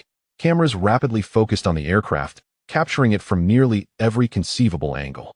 Dressed inconspicuously in ground crew attire, Wu Jinhai blended into the crowd, feeling somewhat bemused. What was there to photograph? Thankfully, the J-20's appearance was not classified information. If they wished to take pictures, so be it. After a while, the journalists remembered their purpose. May I inquire what Chen Fan Industrial, as the largest aircraft manufacturing and design company in the Dragon Nation, aims to announce today? They anticipated some significant news. A representative, hearing the question, smiled gently and gestured towards the J-20 fighter jet. Ladies and gentlemen, behold our latest fifth-generation fighter, the J-20. The reporters exchanged puzzled glances. Isn't this aircraft already in service for 6 years? The news back then was overwhelming. Why the need for an introduction now? The journalists were at a loss, unable to comprehend the representative and Oppo's intentions. The representative continued with unwavering conviction. 6 years ago, the Dragon Nation and Oppo's first fifth-generation fighter, the J-20, was officially commissioned. At that time, its capabilities had only just crossed the threshold into fifth-generation standards. In terms of speed and maneuverability, it paled in comparison to the fighter jets of the Eagle Nation and the Bear Nation. The reporters were taken aback. There's more to this story than we realized, they thought, having never heard of such details. The representative elaborated further. 2 years ago, a new engine was introduced, the WS-15 engine. Thanks to its integration, our fighter jets have seen a 45% increase in maneuverability and speed, surpassing the most advanced fighters from the Bear Nation and the Eagle Nation, the F-35 and Su-57, with a maximum speed reaching 2.5 Mach. The journalists gasped in astonishment. They had never encountered such data before. The engine, which had been upgraded 2 years prior, was only now being publicly revealed. Chen Fan Industrial and Oppo's confidentiality measures were indeed impressive. However, with the current international and domestic landscape flourishing, one had to question the significance of this disclosure. Just as the crowd pondered these implications, the representative suddenly pointed towards Wu Jinhai, who had been standing among them. This gentleman is our chief designer for the J-20 fighter, Engineer Wu. He will now provide us with further insights. With the handover complete, Wu Jinhai naturally took the microphone. Greetings, I am Wu Jinhai. Flashbulbs erupted around him, illuminating his dark skin, which glistened under the sun, accentuated by beads of sweat. This scene evoked profound respect from everyone present. He was indeed a man of action, his skin bronzed from the sun, and from a distance, he might even resemble someone of mixed heritage. 2 years ago, the WS-15 engine did not emerge from nowhere. Prior to its development, we must extend our gratitude to a comrade who toiled day and night, providing us with the blueprints that led to the newly equipped J-20 fighter with the WS-15 engine. The audience and Oppo's interest peaked. Who could have been instrumental in supplying engine designs to Chen Fan Industrial? Surely, such an individual must be noteworthy. I wanted Oppo's to keep you in suspense. That person is the recently renowned Chen Fan, academician Chen. Wu Jinhai rolled up his sleeves to reveal his skin and then stepped back slightly, causing his figure to blur in the camera's view. The realization hit some reporters, and one exclaimed, "Wow, I see it now," before they could inquire further. Wu Jinhai proactively clarified, "Indeed, I am the black person who met with Chen Fan 3 years ago, but I must clarify that I am not affiliated with any foreign powers. My name is Wu Jinhai, and I am the chief engineer of fighter jet design at Chen Fan Industrial Group, holding the rank of." He concluded with a salute to the camera. The reporters stared in shock at the unfolding scene, comprehension dawning upon them. The true purpose of the press conference was to dispel the rumors. The unveiling of the previously concealed engine technology underscored the importance placed on Chen Fan by the higher-ups. Consequently, all allegations of Chen Fan being a spy were decisively debunked. However, few had genuinely believed he could be a spy. It was simply an implausible notion. At the conclusion of the conference, 3 J-20s were even organized for a flight demonstration, showcasing aerial maneuvers to provide material for the journalists' reports. What had been billed as a press conference effectively turned into an extended interview lasting 30 minutes. Once finished, everyone returned to their respective roles. The video was released at noon. The trending topic emerged by afternoon, and Lu Hai found himself in despair by evening. He had initially hoped that Chen Fan would be found guilty, allowing them to share a prison cell. Even if the circumstances were dire, he anticipated his father's intervention, as he was known for his resourcefulness. Yet by nightfall, the warden entered to inform him of 3 developments. Chapter 58. The extent of Chen Fan and Appos' hidden accomplishments. Firstly, the investigation is concluded. The individual who initially contacted Chen Fan was not associated with any foreign entities, but rather the chief designer of Chengdu Aircraft Industrial Group. Lu Hai was also shown the video of the daytime interview. With the official refutation from Chengdu Aircraft Industrial Group, Lu Hai and Appos' accusations were rendered baseless. Secondly, due to his false accusations and suspected crimes of slander and spreading misinformation, his sentence may be increased. The original 10-year sentence could be extended to 12 or even 15 years. Thirdly, his father is scheduled for lethal injection. His final wish is to see his son one last time. This series of events would overwhelm anyone, let alone Lu Hai. He was aware that his father had been detained, but he never imagined the situation was so dire. A death sentence? How could this be? He assumed his father would at most be implicated, investigated, and soon released. He also believed his father would secure his release from prison through connections. Despite his hardships, he held on to hope. However, the news of his father's death sentence struck him like a thunderbolt. How is this possible? Lu Hai desperately reached out to the warden, but his handcuffed hands hindered his movements. What do you want? Please, tell me what happened to my father. Why a death sentence? It's impossible. He did nothing wrong. So that's the reason, the warden sneered. Your father was reported by his peers for falsifying data and selling substandard products. This affected various industries, as the materials used did not meet standards, leading to a nationwide investigation and significant losses. The nature of his actions was extremely reprehensible. Lu Hai's eyes widened. A realization dawned on him. His father had often told him that as a businessman, money could be earned again, but losing one's conscience would lead to even greater gains. So, my father was so unscrupulous? Your father will be executed by lethal injection tomorrow. Prepare yourself. The superiors have granted you one last night together. With that, the warden unlocked Lu Hai's cell. The greatest tragedy in life is the death of hope. Lu Hai had lost all hope and resigned himself to his fate. Expressionless, he followed the warden out of the cell. 3 days later, the Haicheng court reconvened to hear Lu Hai's case. This time, there were no surprises. Lu Hai was sentenced to 15 years in prison and stripped of various rights. The news was met with cheers from netizens. That guy is finally in. He was willing to do anything to avoid prison, even slandering Chen Fan. That designer is hilarious. He and Appos' so tanned from the sun, no one would recognize him from afar. What a blunder. Poor Lu Hai. He would have only gotten 10 years, but his accusation backfired and added 5 years to his sentence. Incredible. This is the most amazing thing I and Appos' seen this year. Chen Fan is awesome. I never knew he was behind our fighter jet engines. Lu Hai deserves some credit. If he hadn't and Appos' reported it, we wouldn't and Appos' have known. How many more amazing things is Chen Fan hiding from us? We demand a full disclosure. One reveal at a time is exhausting. A request to reveal more about Chen Fan trended online. Everyone was eager to know what other achievements Chen Fan had concealed. Besides room temperature superconductivity, missile and radar technology, and engine technology. However, little information was uncovered. Chen Fan and Appos' identity is classified as top secret by the nation. Only the revealed information is accessible. Yet, netizens were not disappointed. The deeper the concealment, the more impressive Chen Fan and Appos' accomplishments must be. When the nation finally discloses them, it will signify the emergence of even more groundbreaking technology. In an apartment in Haicheng, Wu Feng woke up early and habitually approached a glass box. He scooped up a small amount of food and dropped it inside. A cockroach with several missing legs lay inside. Upon receiving the food, it became active, fluttering its wings and eating. Wu Feng fed the cockroach and nonchalantly prepared to wash up. However, he soon realized something was amiss. Turning back, he noticed that the cockroach's severed legs were sprouting small protrusions. Curiosity piqued. He used tweezers to extract the cockroach and examined it under a magnifying glass. To his astonishment, the cockroach and Appos' legs were regenerating. Moreover, the previously listless cockroach seemed to have regained its vitality, flailing and struggling on his tweezers. Wu Feng inhaled deeply, astounded. Although not a biologist, He knew that some animals possessed the ability to regenerate lost limbs, such as earthworms and geckos. Cockroaches also have this ability, but only juvenile cockroaches. Adult cockroaches lose this ability.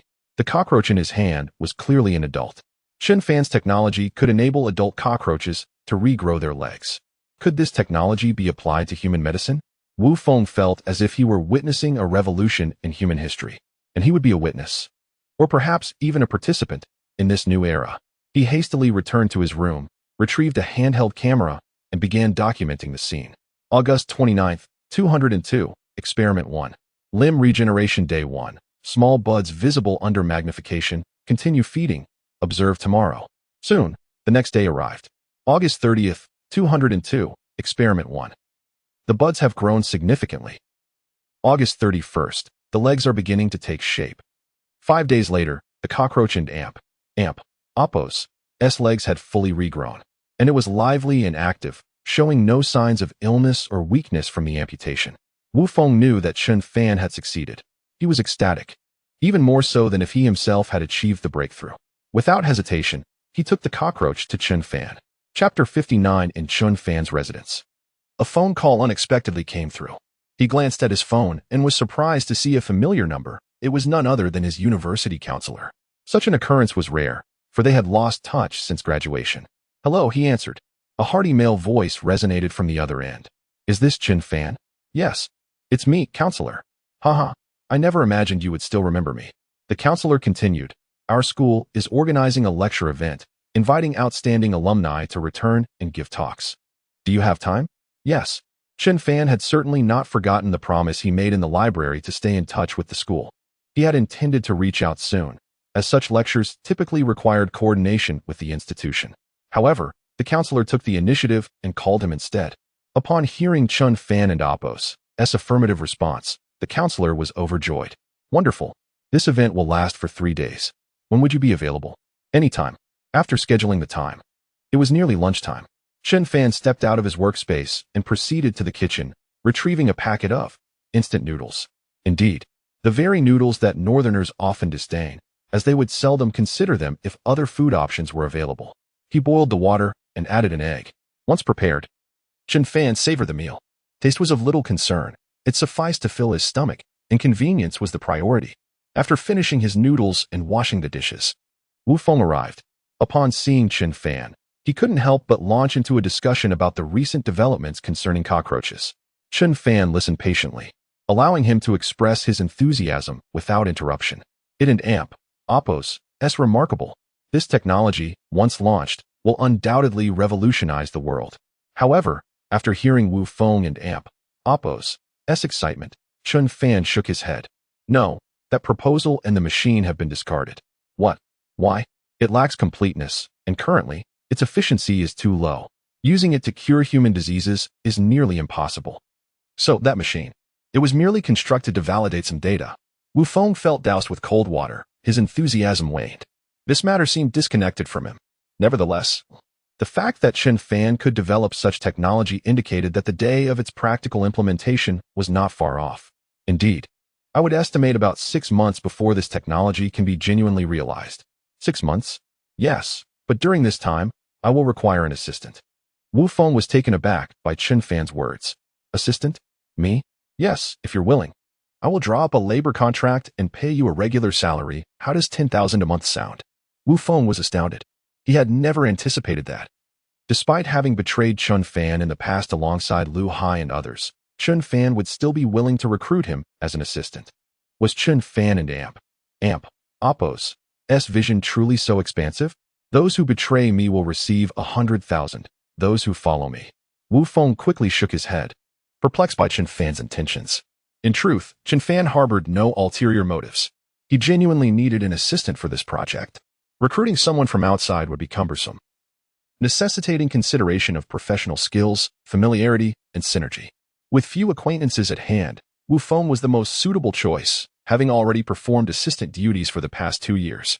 Of course, if you decline or find the salary unsatisfactory, I want an Apos' insist.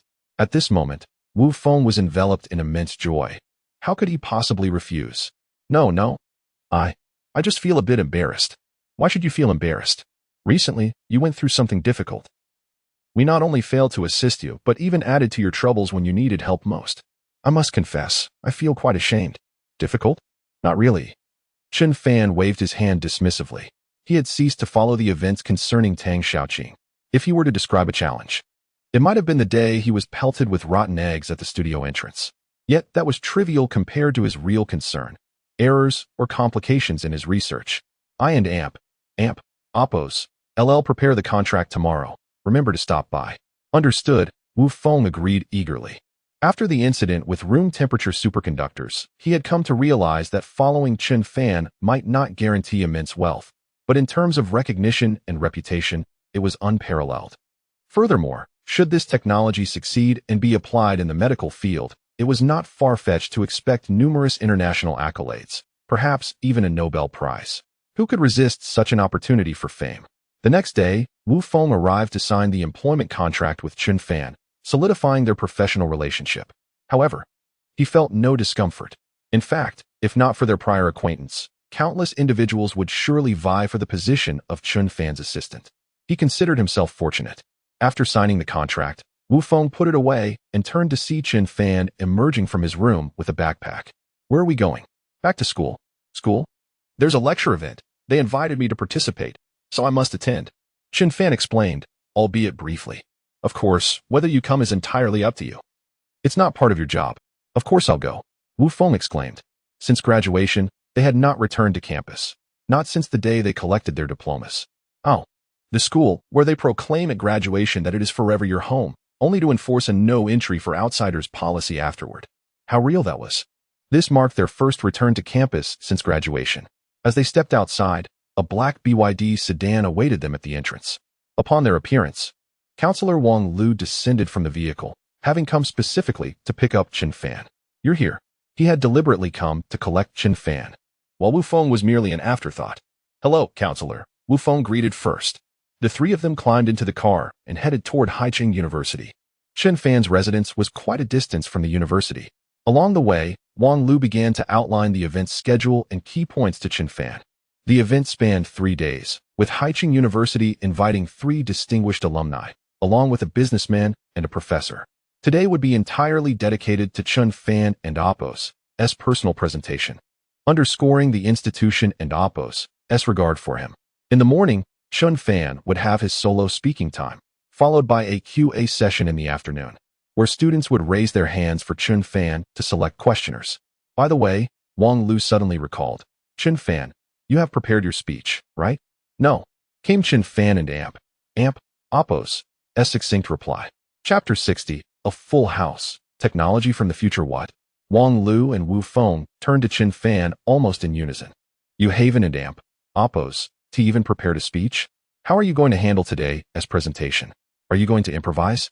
While some individuals possess remarkable improvisational skills, it is inevitable that one would feel a twinge of anxiety when under the gaze of many. I don't need that, Chen Fan replied with unwavering confidence. To him, a pre-prepared speech was far less stable than speaking extemporaneously. Everything is already in my mind. With the assistance of a quantum computer, Chen Fan's cognitive processing abilities were unparalleled, rendering any speech notes a mere burden. All right then. Both men sighed in relief, their gazes shifting to the backpack in Chen Fan's hand. If he hadn't prepared a speech, what was he carrying? They hesitated to ask, and Chen Fan remained silent on the matter. Half an hour later, at Haicheng University, the first-tier lecture hall, the venue for today's seminar, was already packed to the brim with eager students. Word had spread about Chen Fan's lecture, and the anticipation had finally culminated in this moment. At the entrance, a cluster of university leaders stood ready to welcome him. Some students had even set up live streams on their phones, broadcasting Chen Fan and AMP, Oppos' name, which quickly drew a substantial online audience. Where is this? Haicheng University? Chen Fan is giving a lecture here? Wow, I'm right in Haicheng. How did I not know about this? I wish I had known. I would have gone to Haicheng University without a second thought. Turns out the students at Haicheng University are secretly enjoying such privileges. A chorus of demands ensued for Chen Fan to visit their school after his engagement at Haicheng University. The number of viewers in the live stream soared past 100,000, with those streaming receiving an overwhelming amount of donations. At that moment, a few figures emerged from the distance. Under the collective gaze of the crowd, Chen Fan gradually stepped into view. He wore a simple striped shirt paired with slightly faded jeans and carried an old backpack slung over his shoulder, his feet adorned with a pair of Crocs. Despite his unremarkable attire, his youthful features and pure gaze captivated everyone present. "Is this really Chen Fan? He is not bad looking at all," someone remarked. "He is the type of person who truly gets things done, unconcerned with material appearances. I admire that. Look, he is wearing Crocs, just like me." I didn't end Oppos. To expect him to be a fellow member of the Crocs Club. Amidst the murmurs, Chen Fan and Oppos' arrival remained unaffected. As he approached, a wave of enthusiastic applause erupted. "Welcome back to your alma mater, academician Chen. Welcome." With a warm smile and waves of acknowledgement, Chen Fan expressed his gratitude. The welcoming ceremony was brief, for the focus was on the matter at hand. Soon, amidst the crowd, Chen Fan ascended the podium. The expansive lecture hall was already overflowing with students, with hundreds seated, while many stood or brought their own stools due to the lack of space, paying little mind to the situation. Chen Fan seized the moment of calm to open his backpack. He retrieved a glass panel and posed his first question since entering. "Have you all seen a science fiction film?" The audience responded unanimously in the affirmative. Chen Fan and Oppos' reply was straightforward. He activated the glass panel, and in an instant, a burst of light illuminated the room, projecting a semi-transparent screen into the air, reminiscent of futuristic technology from a sci-fi movie. With deft gestures, he navigated the screen, opening a file that displayed a delicate blue butterfly dancing in midair, vividly lifelike. The audience gasped in astonishment. Yet, being university students, they had some grasp of the underlying principles. Holistic projection technology, Chen Fan elaborated, has existed for years, but due to the lack of reflective mediums in the air, it could only be projected onto glass or reflective surfaces to create an illusion of projection in midair. While I cannot disclose my methods, I am pleased that you understand the basic concept. Yet, witnessing true holographic projection technology for the first time left the audience in awe. The online viewers erupted with excitement. "Wow, this is incredible. When can we expect this to be commercially available? That way, I can see beautiful streamers up close. Don't get too carried away. Wouldn't watching movies with this technology feel almost too real?" Chen Fan is remarkable. He is starting with a bang. Ignoring the chatter from the live stream, the atmosphere in the lecture hall was unexpectedly hushed. Chen Fan, unhurried, waved his hand, causing the butterfly to vanish, replaced by a motorcycle, inexplicably suspended in midair. Since you are all familiar with science fiction, I shall not elaborate further. Today's lecture theme is future technology. With that, he flicked his finger, and the motorcycle zoomed through the air, appearing as though it were gliding just above the ground. The crowd instinctively recoiled, the sensation strikingly realistic. With another wave, the motorcycle morphed into a car, then a drone, and finally an anti-gravity spaceship. Now, let us discuss the transformations that room temperature superconductivity will bring to our lives, from everyday electricity to military weaponry and aerospace advancements. Chen Fan patiently elucidated, speaking without pause, his tone unwavering. The audience remained completely engrossed, so much so that those streaming live hardly noticed the viewership numbers surging past 10 million, then 20 million, 30 million. More and more people flocked to the stream, eager to witness Chen Fan and Oppos' visions of the future. After discussing room temperature superconductivity, the scene shifted to the medical field. Chen Fan showcased the technology of biological molecular repair, leaving everyone mesmerized. "This feels like bringing a sci-fi movie into reality," someone remarked. Although Chen Fan is demonstrating animations, I can't shake the feeling that we have to wait long for this to become a reality. As the saying goes, one may doubt Chen Fan's character, but his capabilities are undeniable. Did you think the title of a national treasure was something to be taken lightly? Chapter 61. An invitation from the former world's richest. The discourse presented by Chen Fan encompassed a myriad of domains, including technology, military, and medicine. Although much of it was incomprehensible, the holographic projections left an indelible mark on the hearts of all present. It is believed that, before long, these innovations will find their way into the fabric of reality. Chen Fan and Oppos' prowess in research and development is indeed formidable. In a climactic moment, he retrieved several boards from his backpack and positioned them within the lecture hall. Instantly, the environment transformed, unveiling a realm reminiscent of a fairy tale kingdom. In the blink of an eye, the scene morphed into an ancient battlefield, followed by a cybernetic world. Gasps of astonishment erupted within the classroom, with some individuals exclaiming their national pride in sheer excitement. Incredible, truly incredible, Chen Fan proclaimed. The technology of brain-computer interfaces will enrich our lives beyond measure. Simply by closing one's eyes, one can access the metaverse. This technology has applications in gaming, military training, and treatments for vegetative states and mental illnesses. The atmosphere was charged with exhilaration. ISN and AMP, Oppos, this akin to the technology depicted in Ready Player One? The metaverse, brain-computer interfaces. Could Chen Fan truly make this a reality? Had Chen Fan transformed a lecture into a product launch? If this were indeed true, it would be nothing short of revolutionary. One could only wonder if he would, like in the anime, imprison everyone's consciousness in a virtual realm while he governed the physical world alone. Perhaps those upstairs had indulged in too much anime. Come to me. I possess the key to unlock the world of the second dimension. Venture forth as a hero in another realm. If such a feat could be realized, Chen Fan would indeed be extraordinary. The anticipation for its fruition was palpable. After a simple lunch and a brief respite, the afternoon question-and-answer session commenced, where attendees eagerly raised their hands, and Chen Fan welcomed every inquiry. Time slipped away until 8 or 9 in the evening, yet the event showed no signs of concluding. The audience appeared insatiable until a faculty member finally recognized Chen Fan's fatigue and brought the gathering to a close. As night fell, whether in Longhua or on foreign media platforms, Chen Fan and Oppos' name dominated the discourse. The various images and technologies he showcased through holographic projections left an awe-inspiring impact on people worldwide. Videos circulated wildly, with attendees exclaiming their exhilaration. Even those watching remotely were rendered speechless by the spectacle. If all these innovations were to come to fruition, it would indeed signify an explosion of technological advancement.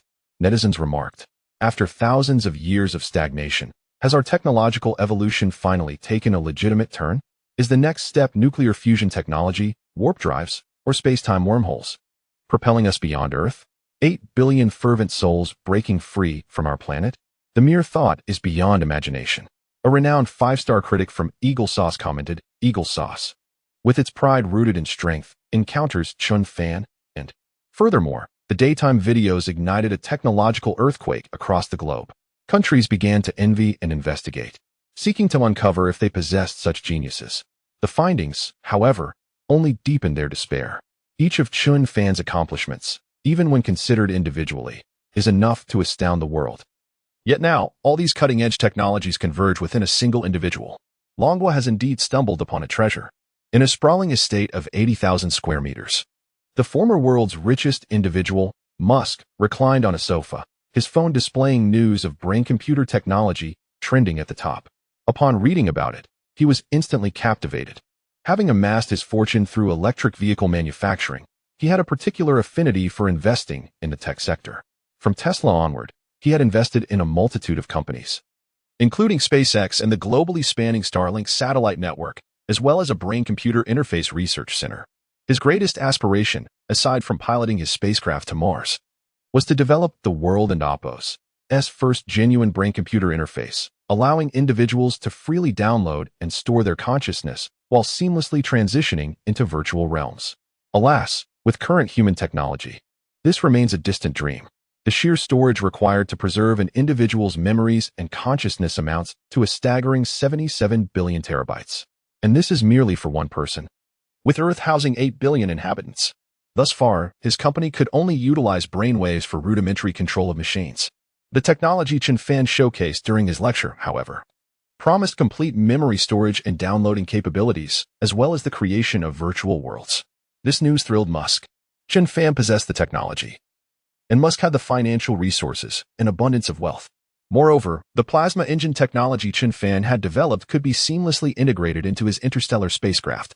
The prospect of collaboration was tantalizing. With this thought in mind, Musk eagerly posted a message on social media. To my esteemed friend from the mysterious eastern nation of Longhua, if you are amenable, we could certainly forge a partnership. I possess the world and Oppos' most advanced brain-computer research center and an abundance of financial resources. Of course, if you prefer not to collaborate, I would still be delighted to offer you a donation of $100 million to express my gratitude for your contributions to the world. The former world's richest individual and a prominent entrepreneur on social media had publicly extended an invitation to Chen Fan. The foreign audience erupted in excitement. Musk is the epitome of entrepreneurial excellence. A partnership of titans will undoubtedly lead to a brighter future. The concept of a global village, championed by Longhua, urged unity in this moment. Indeed, Longhua would not be so narrow-minded, especially considering Musk and Apple's generous offer of a $100 million contribution, which would provide significant assistance to Chen Fan. Longhua warmly welcomes your arrival, Chen Fan. You are our hero. Here, we offer the freest air and the best conditions. With an exceptionally inclusive atmosphere, you may even encounter individuals of diverse identities. Return to us, Chen Fan, my proud faith. In an instant, the international community buzzed with excitement as nations around the world welcomed Chen Fan. Even on video sharing platforms, some users altered Chen Fan and Apple's nationality. Just as oil breeds mold. Wherever Chen Fan appears, so too does. News of this soon reached Longhua, where netizens reacted with sorrowful emojis. Chapter 62. The envy of prestigious universities. The people of Longhua, who have always relished the spectacle, are now consumed by envy as they witness their compatriot Chen Fan soaring to fame. Since the fervor ignited abroad, a multitude of Longhua citizens have flocked to partake in the unfolding drama. The pride swelling in their hearts is palpable, especially as they observe the impotent howls of netizens from other lands. Chen Fan, a paragon of authenticity and a native son of Longhua, could hardly be swayed by foreign influences. Had he been driven by greed or ambition, his remarkable achievements would have already catapulted him into the ranks of billionaires, occupying high office with ease. As he dedicates himself to the realm of scientific research, Longhua's netizens cannot help but feel a twinge of sympathy. It is only Chen Fan who receives such adoration. Were it any other academician, they would scarcely be regarded with such reverence. Launching lectures without hesitation and showcasing groundbreaking technology merely for amusement. This very enthusiasm for lectures has ignited a fervor among Longhua's esteemed universities, prompting both institutions and students to reach out to Chen Fan online. Peking University, the venue is ready. When shall we expect your arrival, Chen? South China University, ISN Chen on a tour? Come around for a visit. Fujian University, we await eagerly. We too wish to attend academician Chen's lecture. Longhua Drama Academy, we warmly welcome academician Chen to guide our artistic endeavors. Ocean University, we want in too. In a moment, the students of Haicheng University found themselves buoyed by pride, flaunting photos of Chen Fan's speeches in the comment sections, inciting envy among their peers from other institutions. The online discourse buzzed with excitement, unbeknownst to Chen Fan, who remained oblivious to the commotion surrounding him. At that moment, he had just landed in Province F, whisked away by a luxury vehicle. After several hours of travel, he arrived at a private sanatorium. While it was termed a sanatorium, it was essentially an upscale private hospital nestled in a serene forest, reminiscent of a quaint park, far removed from the clamor of the city. Many affluent individuals from Province F chose this haven for their recuperation and treatment, and it happened to be a property of the Shi family. Naturally, the medical equipment and laboratories were state-of-the-art. Awaiting Chen Fan was the director of the sanatorium, a gentle and intellectual woman adorned with gold-rimmed glasses. Welcome, academician Chen. I am Wen Yu, the director of this facility. The chairman has informed me of your arrival. You are free to utilize any of the facilities and rooms as you see fit. Allow me to show you to your accommodations. Guiding Chen Fan and Wu Feng through a luxurious apartment building, they entered a room that exuded opulence. The spacious living area, well-appointed rooms, and expansive floor-to-ceiling windows offered breathtaking views of the valley. One might easily mistake it for a hotel in a five-star tourist destination. Wu Feng, taken aback by the grandeur, was astounded, though he had seen his fair share of luxury in his career. However, this lavish suite was a first for him. The Shi family truly possessed remarkable resources. Chen Fan, indifferent to the lavish surroundings, moved to the windowsill and set down a potted orchid, watering it with care. Only then did he turn to Wen Yu, inquiring, "Where's Shi Yingying? Miss is currently not at the sanatorium, but is receiving treatment at her family and Appo's estate. If you wish to see her, I can arrange transportation immediately." "No need. Please familiarize me with the premises first," Chen Fan replied, devoid of any pretense. He was not here for leisure. And since she was in charge of his hospitality, he felt no hesitation in expressing his needs. Familiarizing himself with the environment was essential for his forthcoming work. "Very well," Wen Yu replied with a gentle smile. "I have important clients to attend to. I will have my assistant guide you around. She then made a phone call. And shortly after, a young man in his 20s approached, clad in a suit and sporting glasses, a smile gracing his lips as he addressed Wen Yu. Director Wen. You called for me. Yes, please show these two around and help them acclimate to the surroundings. At this juncture, the young man noticed Chen Fan and Wu Feng. He smiled warmly. Hello, my name is Wen Bin. I'm the director's assistant. Please follow me. There was no trace of surprise or astonishment on his face upon seeing Chen Fan. Instead, he walked ahead, leading the way while explaining the various facilities within the sanatorium. This is our surgical department. Over there is our neurology unit. And here we have the cafeteria, the park, and the artificial lake. After a tour of several locations, the vastness of the complex became apparent. A mere half day was insufficient to explore it thoroughly. Before a villa, Wen Bin merely paused, offering no introduction or invitation to enter. Wu Feng, unable to contain his curiosity, finally asked, "What is this place?" "Oh," Wen Bin replied, as if just awakening to the question, "This is the residence for our foreign medical staff. Entry is restricted to outsiders." "Foreign medical staff?" Wu Feng echoed, intrigued. "Indeed. Our doctors are all hired from abroad and come with their own specialized teams. This entire villa area is their residence," he explained, gesturing to a cluster of about 7 or 8 villas nearby. "Oh," Wu Feng responded, a peculiar expression crossing his face, but he chose to refrain from further inquiries. "It's getting late. Let me take you to the cafeteria." Wen Bin led the two towards the dining hall. The cafeteria was rather quiet, mostly frequented by staff. Though the culinary standards were exceptionally high, most guests were accompanied by personal chefs or family members. Upon entering the cafeteria, a dazzling array of food was on display. Yet the offerings were predominantly Western cuisine: salads, pasta, steak, caviar, with scant regard for Chinese dishes, which were relegated to the back, seemingly overlooked. Several nurses in white coats filled their trays and made their way to the dining area. Wu Feng pointed out to the window, "What about these?" "Oh, we feared that the foreign medical staff might not be accustomed to Chinese cuisine, so we specifically hired Western chefs. It may not suit your palate. But if it doesn't appeal to you, you can always order takeout," Wen Bin added with a slight smile. "We usually rely on takeout for our meals. Although it is a bit distant from the city, the delivery fees can be steep." "Very well," Wu Feng conceded, accepting the customs of the place. He and Chen Fan did not press further, engaging in light conversation before picking up their trays. The serving area was entirely self-service, with no charges for the food, allowing one to take as much as desired. As Wen Bin stood at the front, preparing to serve himself, a group of blonde, blue-eyed foreigners entered the cafeteria. They immediately grabbed trays and positioned themselves directly in front of Wen Bin, who, accustomed to the scenario, stepped back without a hint of discomfort. Chapter 63. The kindness of Shi Zhouwen. Upon witnessing the scene, Wu Feng could not contain his bewilderment and directed a puzzled glance towards Wen Bin. Are they really cutting in line? Wen Bin merely shrugged, accustomed to such behavior. But why should they? Wu Feng could no longer hold back and addressed the group of foreigners in fluent English. "Please queue up." "Okay." One doctor, donned in a white coat with a name tag reading Smith, turned around and, with a dismissive smile, responded in Chinese, "So what?" Wu Feng was about to retort when he was suddenly restrained by Chen Fan and Wen Bin, both shaking their heads in disapproval. "Let it go, brother," Wen Bin said. "This is a renowned hematologist invited from the beautiful country, celebrated globally, with leukemia patients lining up to consult him. Even President Wen wouldn't dare offend him. So what if he is an expert?" Wu Feng protested. "In our territory, how can we allow foreigners to bully us? Don't they understand their place? Shidong's daughter suffers from a rare form of hairy cell leukemia and relies on his expertise for salvation. The crucial point is that he is acutely aware of this, hence, Wen Bin's meaning was clear. That is why he feels so brazen.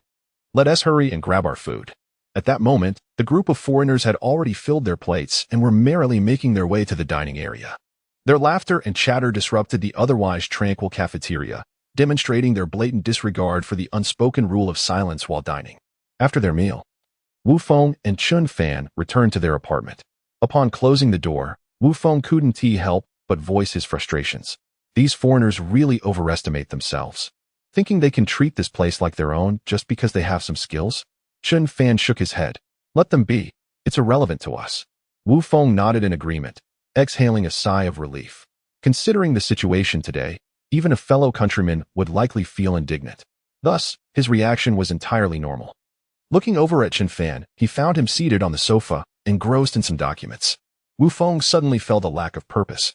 As Chen Fan's assistant, he only assisted during work hours. Otherwise, he had little to do. They were meant to eat, drink, and play, just as they had in the studio before. However, now he felt somewhat out of place. After a while, Chen Fan glanced up and noticed Wu Feng pacing in the living room. Contemplating for a moment, he tossed a document towards Wu Feng. If you have nothing to do, you might as well familiarize yourself with this. Huh. Wu Feng was initially taken aback, followed by a surge of excitement. Before long, he too was engrossed in the material. The two had arrived with a clear plan and arrangement. Utilizing the advanced instruments and equipment available here, Chen Fan was confident he could complete the project within 3 months. Meanwhile, in the Shi family estate, Shi Zhuowen stood on the balcony, phone in hand, smoking a cigarette while listening to reports from his subordinates. Upon hearing that Chen Fan had arrived at the sanatorium with his assistant, he could not help but interject, inquiring, "Have all the arrangements been made?" "Yes. The best suite has been prepared, and they are free to use the equipment," came the reply. "Good. If they need anything else, let us provide them with a lifestyle assistant, but only if they request it. We cannot appear to be monitoring them. After all, he is a national academician with a significant reputation. We must not offend him." At this moment, Shi Zhuowen believed that Chen Fan merely sought to utilize their medical equipment for research purposes and was skeptical of his so-called molecular biomedical technology. Even if such a technology existed, it would be impossible to implement it within 6 months. Meaningful progress in this project, suitable for commercial use, would take at least 3 to 5 years, if not longer. By then, Shi Yingying might not have the luxury of time. Thus, Shi Zhuowen placed all his hopes on the bone marrow matching in the yet-to-be-born life. After completing the report, he sighed deeply. At that moment, a sound came from behind him. It was Shi Yingying, being wheeled in by a servant. Upon seeing his daughter, Shi Zhuowen's furrowed brow relaxed. "Yingying, shall I take you out for a stroll?" "No," Shi Yingying firmly declined. "I've already been in the sun during the day. I don't want to go outside now." "All right, if you don't want to, then rest early. I just heard you mention that Chen Fan has arrived?" "Yes.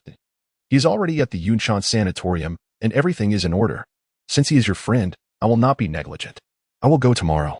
"That works." Shi Zhuowen nodded in agreement. "Dr. Smith is also there, making it more convenient for you, saving you the trouble of running back and forth during chemotherapy." Seeing Shi Yingying wear a hat, Shi Zhuowen felt a pang of sorrow. Now, with all her hair shaved off, she could only wear a hat or wig when going out. At just 21 years of age, she should not be enduring such suffering. "I don't want to see Dr. Smith. He is too arrogant and overly confident, always acting as if without him, I would surely perish." Sighing, Shi Zhuowen remarked, "What can we do? He is a doctor. A bit of arrogance is to be expected. Our family has competent doctors as well. They do not fear me. If I were ill, even if they turned their noses up at me, there would be nothing I could do. I don't care. I refuse to accept his treatment." "Yingying, my dear, please listen to your father. Stabilize your condition first. Do not worry your parents, all right? Rest assured, once you are well, I will promptly kick Dr. Smith out, letting him take his money and return to his beautiful country." A chuckle escaped Shi Yingying at her father and Apos' words, lifting her spirits considerably as she nodded. "I know, don't worry." Their conversation came to a halt as the servant wheeled Shi Yingying back to her room. However, she did not retire for the night. Instead, she sat by the window, gazing at the bright moon in the sky. On her phone, a message sent long ago awaited a reply that never came. Does Chen Fan never check his phone? She wondered, biting her lip. "Oh dear, I don't want to go. I must look so unattractive right now." The reflection in the window revealed her pale and emaciated figure. Slowly, she removed her hat, and the room seemed to brighten a fraction. "Haraha, I am the Buddha." She laughed heartily. Chapter 64. The most blissful second party in the world? The following day at the Yinshan Sanatorium, several business vehicles entered in a procession. A large group of bodyguards clad in black suits bustled about, transporting wheelchairs and various necessities. Shi Yingying, donning a mask and hat that enveloped her completely, emerged with assistance. A significant number of the sanatorium staff had gathered at the entrance to greet her.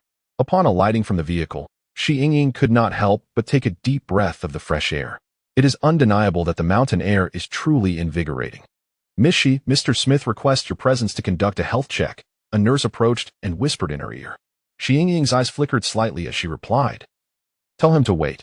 I am not ready to go just yet." Then, turning to the servant behind her, she instructed, "Aunt Lu, Let us head to the 6th floor of the treatment department. Of course, miss, came the prompt reply. She arrived swiftly and departed just as quickly, vanishing from the crowd and Oppo's sight. Though everyone was aware that this person was the chairman and Oppo's daughter, some individuals present still wore complex expressions. Before Mr. Smith and Oppo's arrival, the atmosphere had been congenial. However, his presence seemed to introduce an unspoken hierarchy that rendered everyone uneasy, yet none dared to offend him. The nurse, witnessing Xi Yingying and Oppo's departure, could only sigh in resignation and prepare to relay her response to Mr. Smith. The treatment department was located in the same building where Chen Fan resided. Upon reaching the 6th floor, there was no sign of Chen Fan, and inquiries revealed that he had gone to the laboratory early that morning. Reluctantly, Xi Yingying made her way toward the laboratory. Upon her arrival, she discovered the door locked, accessible only from within. Entering now would undoubtedly disturb Chen Fan, leading her to abandon the effort. She instructed Aunt Lu to take them to the villa area instead. The personnel she brought along were efficient, and soon a villa was arranged for Xi Yingying's rest. It was furnished with everything, including servants, chefs, and ingredients, embodying the concept of a ready-to-move-in residence. Once settled, Xi Yingying wheeled herself to the expansive floor-to-ceiling windows, basking lazily in the sunlight. A servant approached to remind her that it was time for her examination but was promptly intercepted by Aunt Lu. Let the young lady rest for a while. After all, our doctors are personally hired. The timing of her examination is of no consequence. This is the beauty of having private physicians. Thus, Xi Yingying closed her eyes, and upon reopening them, it was precisely 3 o'clock in the afternoon. After lunch, she was finally escorted to the treatment department for her examination.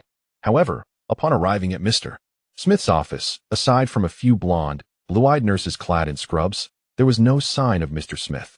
Where is Mr. Smith? Aunt Lu could not restrain her curiosity. The nurses merely cast a glance their way, replying, Mr. Smith is taking his afternoon rest. Please do not disturb him. Afternoon rest? Aunt Lu exclaimed in disbelief. It was already 3 in the afternoon. The lunch break should have concluded, now marking work hours. Apologies, but Mr. Smith is accustomed to sleeping until 3 and Oppo's clock in the afternoon. We ask for your understanding. You may either wait or leave. Hearing this response, Aunt Lu was incensed. Miss requires her examination now. You expect her to wait? Is this how you treat your employers? Even employers cannot infringe upon employees' rightful rest. And there is no stipulation for 24-hour service in the contract. So, the group of nurses shrugged with nonchalance. Aunt Lu trembled with anger, momentarily at a loss for words. At that moment, Xi Yingying raised her hand to rub her temples, exclaiming with mild exasperation, Enough, Aunt Lu, let us wait. Miss, I must call the chairman. These people are utterly insufferable. What good would that do? They are far too brazen. However, let us wait a moment. It is not worth fretting over the time. Very well, Aunt Lu conceded with resignation. It was not that Xi Yingying was weak. Upon hearing the nurses instruct them to wait, her brows had furrowed deeply. She merely wished to observe just how arrogant this Mr. Smith could be. Time passed, and after half an hour, neither Mr. Smith nor any sign of him appeared. Aunt Lu could no longer contain herself. Did you not say Mr. Smith was accustomed to napping until 3 o'clock? It is now 3:30.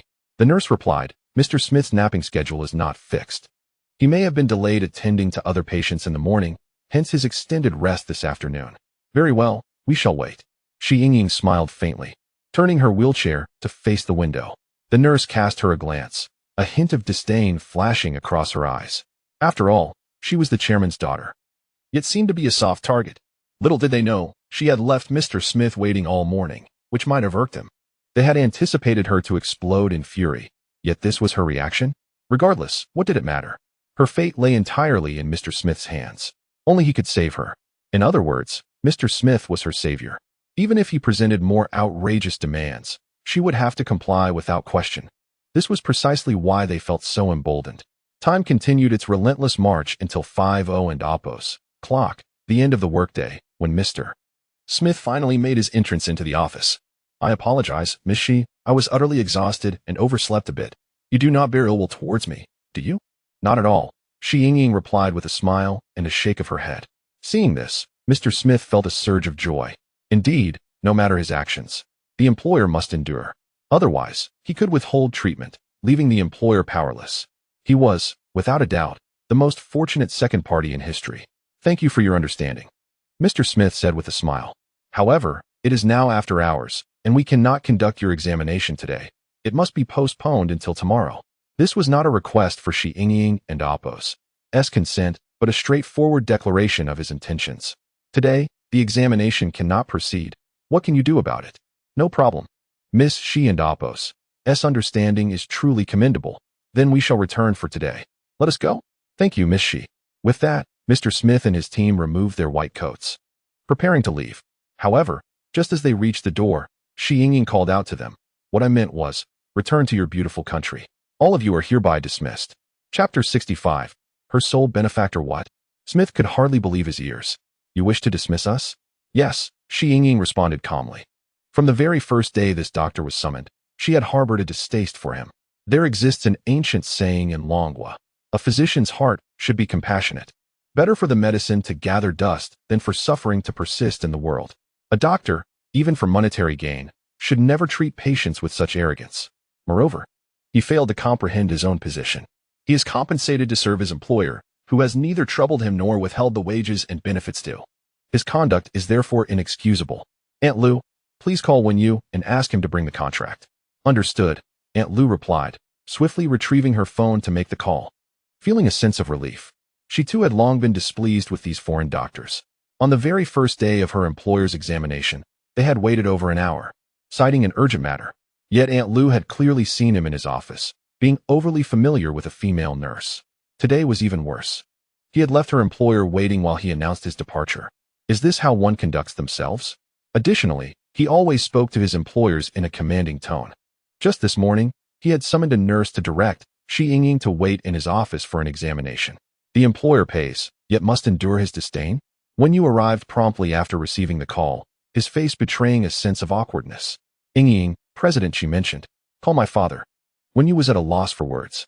He understood that these foreigners were generally arrogant, but he had not anticipated that they would provoke such ire in Shi Yingying today. After calming herself, she said, Yingying, please temper your anger. I will call President Shi to explain the situation. After all, Dr. Smith's expertise is internationally acknowledged, and it would be difficult to find another specialist in hematology of his caliber. Indeed, Dr. Smith interjected, your leukemia can only be treated by me. Am I to be treated in this manner by my own benefactor? Benefactor? Shi Yingying scoffed. How laughable. She had but one true benefactor, and that was Chen Fan. This Dr. Smith merely represented a hired physician at best. Was he under the impression that he had been her savior all along? Wen Yu, bring forth the contract. Wen Yu, understanding the gravity of the situation, handed over the document. Shi Yingying opened a page and read aloud. According to the contract, your duty is to serve in this institution for the employer.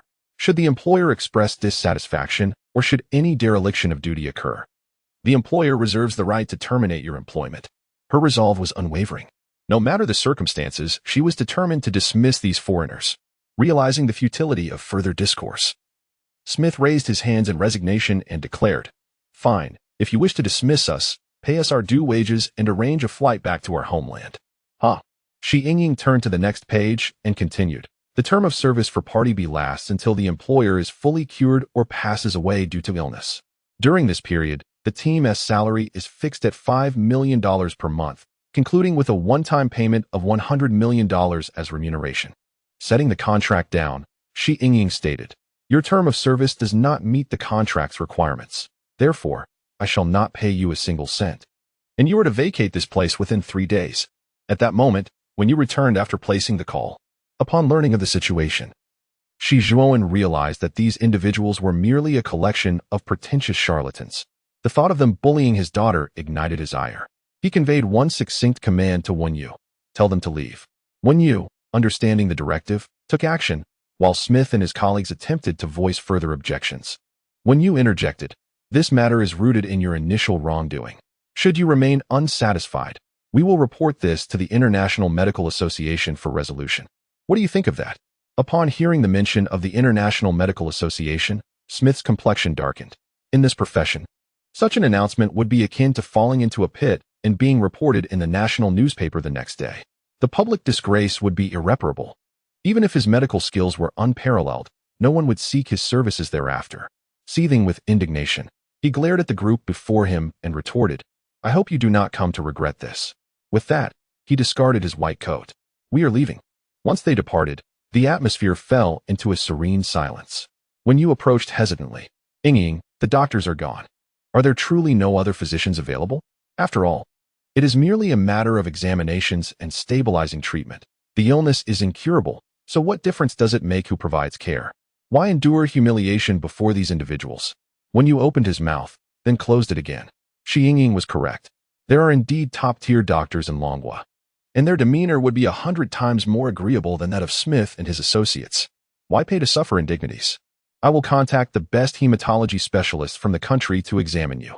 Very well, Ying nodded, glancing at the time. It is getting late. Let us proceed to the cafeteria. Miss, the chef has prepared dinner and awaits your arrival. Allow them to eat. Do not waste food. I am not particularly hungry. I will simply grab a bite in the cafeteria. Understood. Aunt Lu gently urged her toward the dining area. In truth, Ying was not hungry. She merely hoped to encounter Chen Fan during dinner to inquire about his progress and engage in conversation.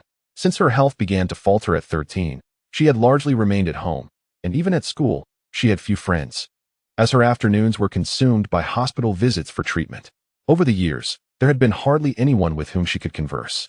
Though Chen Fan was somewhat awkward, she enjoyed teasing him. In the cafeteria, the sight of a row of Western dishes extinguished her appetite. Tomorrow, I shall hire a Chinese chef. Eating these high-calorie, protein-rich foods daily is hardly beneficial.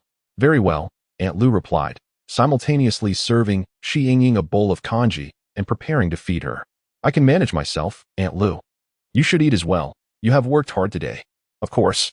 Before long, at 6:00 and Amp, Oppos, Clock, Chen Fan, and Wu Feng emerged from the laboratory, clad in white coats, and entered the cafeteria.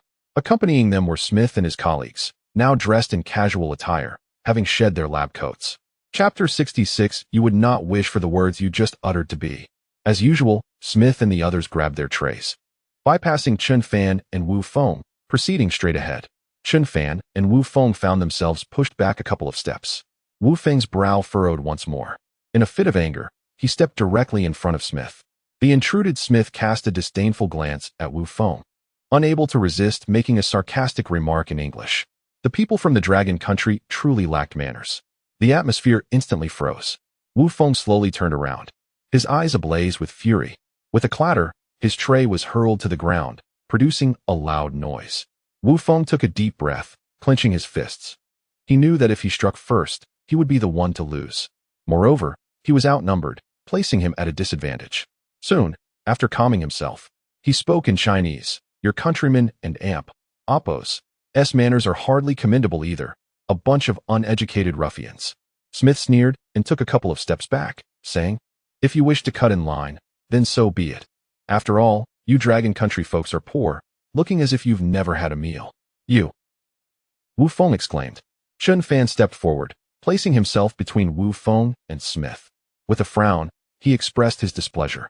Standing alongside Smith, he towered over him by several centimeters, exuding an undeniable sense of intimidation, especially with his displeased expression, which made Smith squint his eyes, ready to strike first if the situation escalated.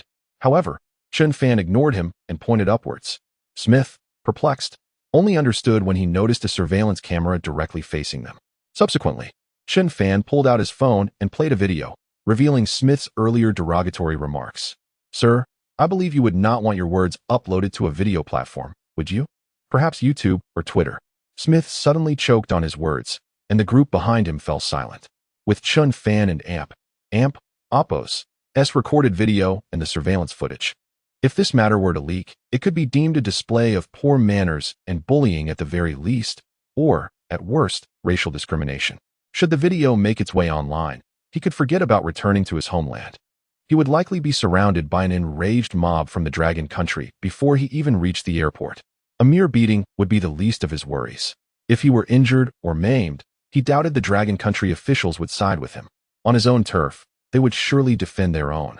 Much like the infamous McDonald and Oppos' incident in Nanjing over a decade ago, where a few individuals were beaten for insulting the Dragon Country folks in Japanese. In the end, the assailants were merely given a verbal reprimand, and the incident was swept under the rug, leaving the instigators to suffer in silence.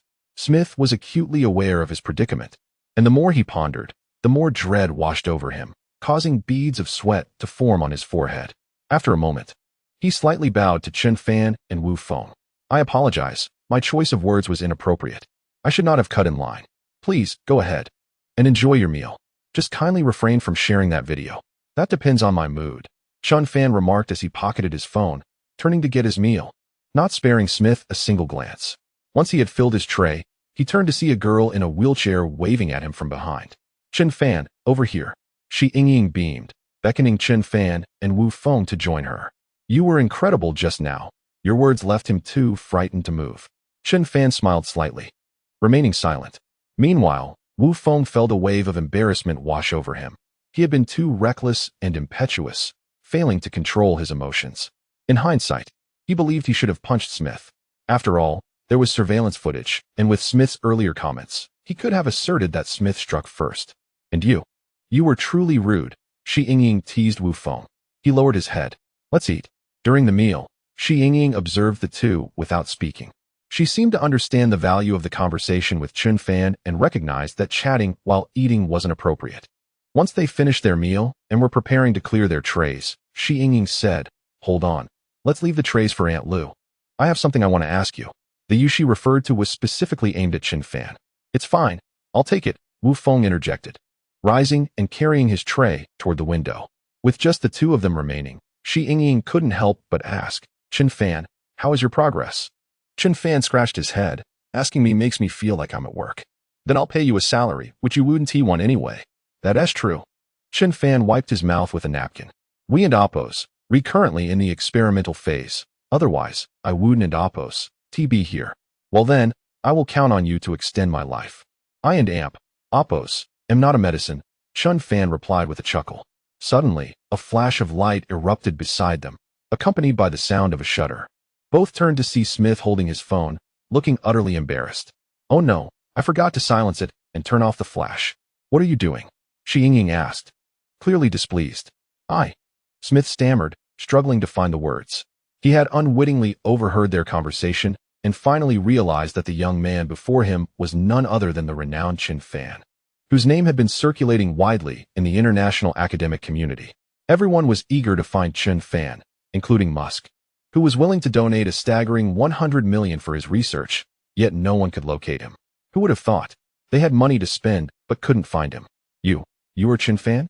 After a long pause, Smith finally managed to utter the words. What do you want?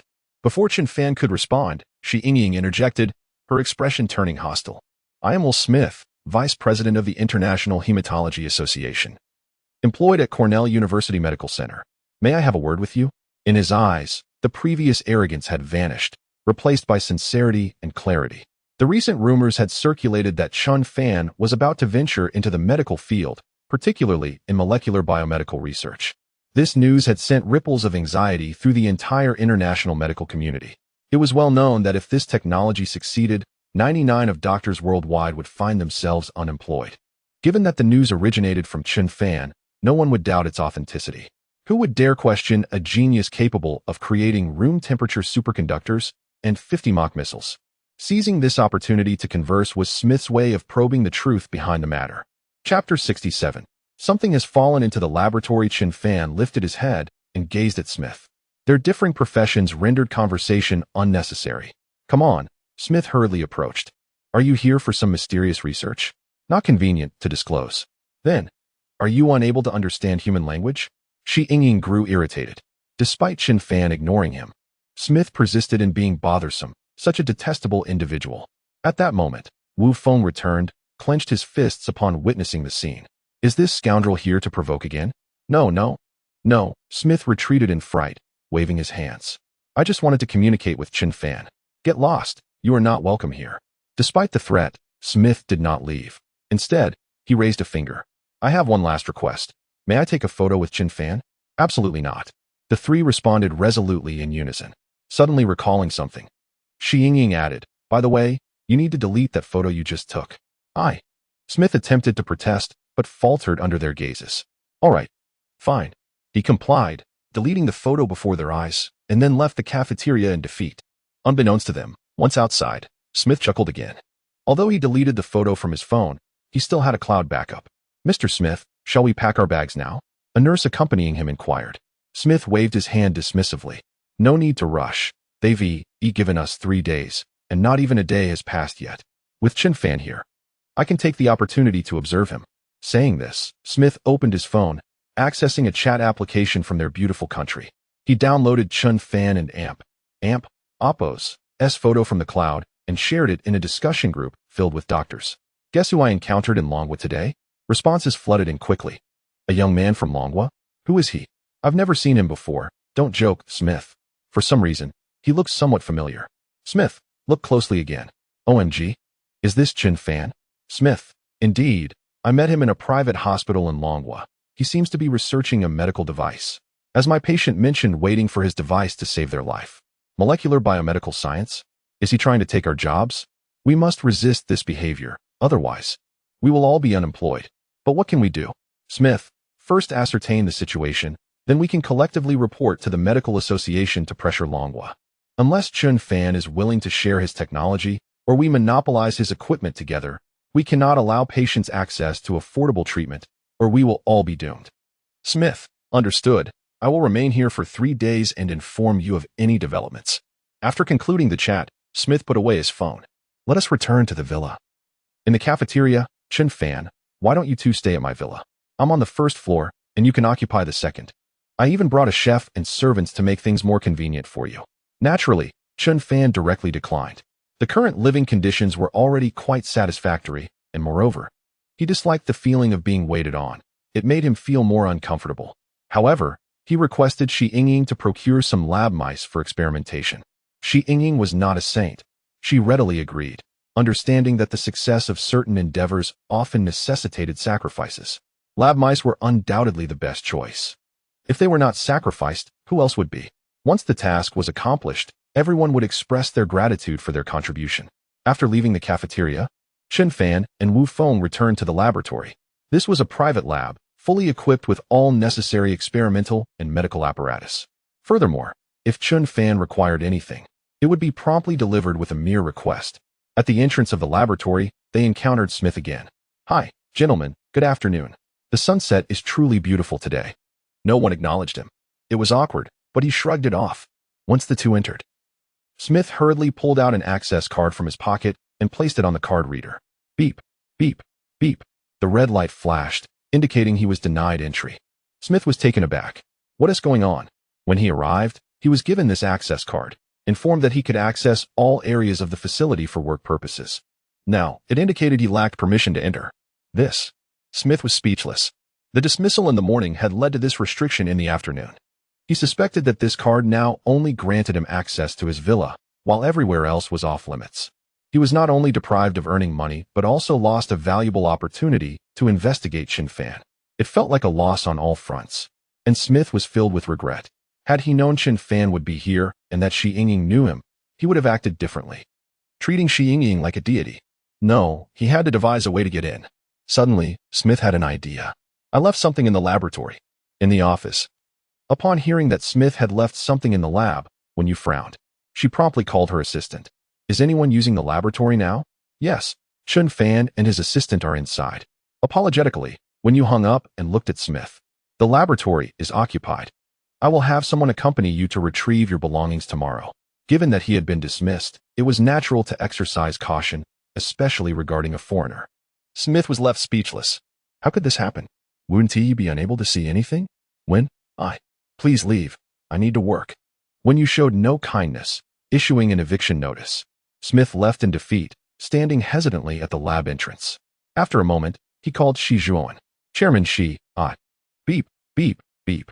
The call was abruptly terminated. For someone who bullied his daughter, allowing Smith to leave Longwa unscathed was already Shi Zhuan's greatest concession. How dare this scoundrel call him? Left without options, Smith sat on a bench outside the laboratory. The autumn breeze was quite refreshing, as it blew past. Drowsiness began to take hold. As Smith sat there, he suddenly tilted his head and fell asleep. Zzz. Chapter 68. Look at what you were saying. Are you even human? At midnight, Chen Fan and Wu Feng emerged from the laboratory. They were greeted by the sight of a figure slumped on a bench, illuminated by the streetlight, the head reflecting a glimmer. As they approached, Wu Feng expressed curiosity upon recognizing the sleeping figure. Chen Fan merely cast a glance and replied, "Let us ignore him and go." As the night passed and dawn broke, Smith groggily awakened from the bench, shaking his head. How is it already daytime? The good news was that Chen Fan and his companions had not yet exited the laboratory. The bad news was that they had returned to rest for the night. Smith shook his head again, noticing the peculiar gazes of passers-by. He dismissed their stares and set off in the direction of the villa. For the next 2 days, he remained at the sanatorium. Despite Shi Yingying sending multiple reminders for him to leave, he continually concocted excuses to stay. "I haven't finished moving my things. Or I still have important documents to sort out." In short, he was determined not to depart. Shi Yingying, growing weary of his antics, issued a final ultimatum. He had 2 days to vacate, or she would have his belongings discarded. Although Smith outwardly acquiesced, internally he was in a state of turmoil. In the chat group, Smith messaged, "What is taking you so long? Where is my decryption device?" "Smith, I know you are anxious, but please remain patient. As you are aware, the past 2 days were the weekend, and we also needed rest. The device has been airlifted and will arrive tomorrow." Smith retorted, "You've got to be kidding. 2 days have passed, and you have made no progress? What do you expect me to do? I can't even enter the laboratory. Those damn Dragon Country personnel kicked me out and revoked my access card." "Ha ha ha, who would have imagined you, Smith, would find yourself in this predicament?" Smith lamented, "Had I known, I would not have acted so arrogantly. Without me, how can that woman in Dragon Country stabilize her condition? Then why not take some initiative with her treatment? Find an excuse to stay longer? Do you hear yourself? Are you even human?" In the laboratory, a small white mouse had been injected with various viruses and was now on the brink of death. Chen Fan and Wu Feng observed the feeble creature on the table, their faces devoid of any compassion. "Is the equipment ready?" "All systems normal," Wu Feng replied before opening the door of a nearby glass cabinet. Chen Fan donned white gloves and placed the small mouse into the apparatus. Through the glass, one could see the mouse lying still, its breaths barely perceptible. Upon closer inspection, one might truly believe the mouse had perished. "Commence monitoring vital signs." Wu Feng began connecting several tubes to the mouse. While the computer screen displayed various curves, these represented the mouse's vital signs before its demise. In front of Chen Fan, a progress bar appeared. "Let us begin." As Chen Fan and Appos' words resonated, Wu Feng pressed the start button. In an instant, a faint blue light enveloped the glass cabinet. At that moment, the lights in the entire laboratory dimmed briefly. Not only in the lab, but the lights and equipment throughout the sanatorium flickered momentarily before swiftly returning to normal. The blue light scanned the mouse several times before abruptly halting. The data on Chen Fan and Appos' screen shifted. The viruses were being eradicated. Wu Feng, astonished, watched as the percentage on the screen began to decline. 100, 98, 95, 80. Half an hour passed, and the figure had dropped to 60. Chen Fan felt somewhat dissatisfied with the pace of progress. Peering through the glass, he observed the mouse, which had previously been on the verge of death, now displaying a flicker of vitality, as if experiencing a second wind. However, this state was fleeting, as the screen's value stagnated at 46. "Shall we continue with the exposure?" Wu Feng suggested. Chen Fan shook his head, "No. While the light waves can rearrange the molecules within the organism and eliminate internal threats, prolonged exposure could lead to mutations, which would be counterproductive." "I understand," Wu Feng nodded. "It's akin to the effects of radioactive X-rays. Should we proceed with the experiment?" Chen Fan had not concealed any details from Wu Feng. He had shared all pertinent information and data. Wu Feng now grasped a considerable amount of knowledge. Reflecting on their previous work, he realized Chen Fan had never shielded them from information, allowing them free access to experiment materials and data. Otherwise, Lu Hai would not have easily replicated Chen Fan's experimental results. As for Wu Feng, his lack of learning stemmed from their own inaction, as Chen Fan had been the sole contributor in their workshop, while they had merely idled away their days. Now looking back, Wu Feng felt foolish for nearly missing the opportunity to learn from Chen Fan, potentially even earning a spot on a Nobel Prize. "Of course, we must continue," Chen Fan declared, restarting the apparatus.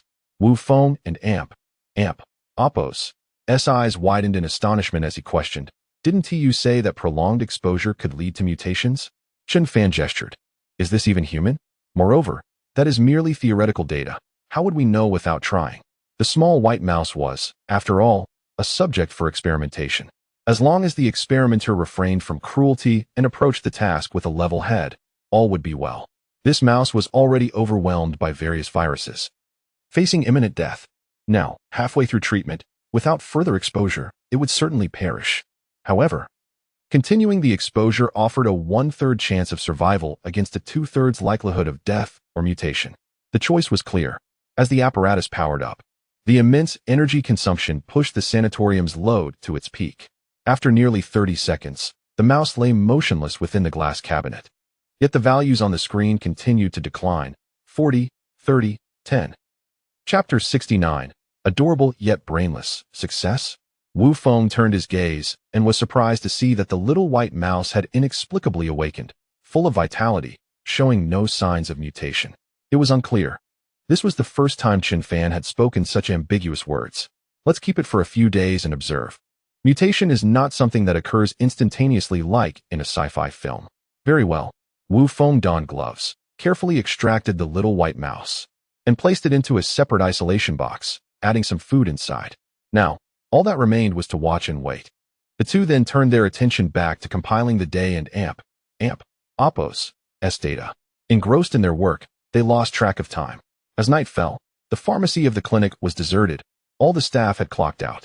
Smith stealthily emerged from the restroom. After hours, the doors would be locked, accessible only via facial recognition or keycard. He had cleverly infiltrated during the day and had hidden in the restroom until now.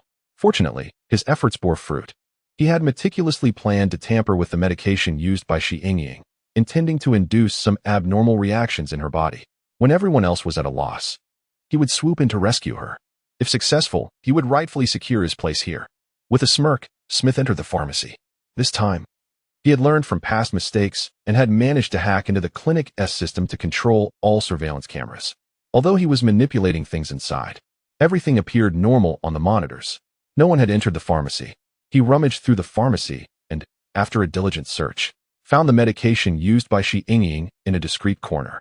Because she was among the rare cases of capillary leukemia, her medication was quite unique and easy to locate. Moreover, she was the only leukemia patient in this clinic, making the search effortless. Upon finding the medication, Smith pulled out several miniature syringes from his pocket. To be cautious, he injected additives into each vial of medication he intended to use. This way, regardless of which medication the doctor chose to administer the next day, it would guarantee the desired effect. After completing his sinister task, Smith chuckled coldly. To gather information, he would have to sacrifice you. As a doctor, he could not fathom harming a patient directly. However, what Chen Fan was doing now threatened the entire medical profession.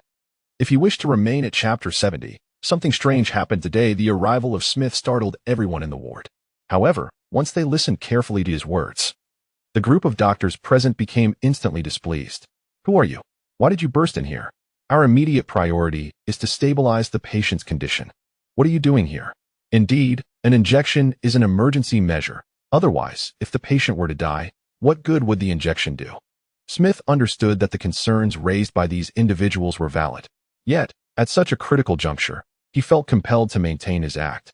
Thus, disregarding the crowd and Oppos' objections, he pushed his way to the front of the bed. He first scrutinized Xi Yingying and Oppos' complexion and then examined her pupils. He declared, "The patient is experiencing an allergic reaction due to the administered medication. A dose of aminos will resolve this immediately." He spoke with heavy breaths, appearing to have rushed over in haste. However, once he finished speaking, none of the doctors moved. This scene infuriated him to the point of exasperation. "Why are you all standing there? Hurry up." Under his urging, a few nurses finally sprang into action. After they procured the medication, the attending physicians repeatedly confirmed that there would be no side effects before consenting to the injection. Within 3 minutes of administering the injection, it was evident that Xi Yingying's complexion was improving. 10 minutes later, her coughing ceased, and aside from a slight flush on her cheeks, she appeared to be out of danger. Witnessing this, Smith finally relaxed, pointing his finger at the doctors and berating them. "Is this how you treat patients? I was gone for just 3 or 4 days, and you and Oppos allowed the patient to deteriorate to this extent? With your level of competence, do you even deserve to be called doctors? The patient in your care has suffered such a fate. This is not healing. This is abuse, sheer abuse." Smith and Oppos' fervent tone left the assembled doctors bewildered. They exchanged glances, unable to articulate a response. Under normal circumstances, the medication should have been prepared in advance. And prior to treatment, they had checked for any allergies or contraindications related to Xi Yingying. Such a situation should not have arisen. Why now? The group hesitated. It was Xi Yingying, having regained consciousness, who first turned her gaze toward Smith. Why are you still here? How did you even get here? With these words, everyone suddenly sensed something amiss. Indeed, Smith had been dismissed, yet he appeared the moment Xi Yingying encountered a crisis. Anyone would find this peculiar. Nevertheless, Smith had anticipated this reaction.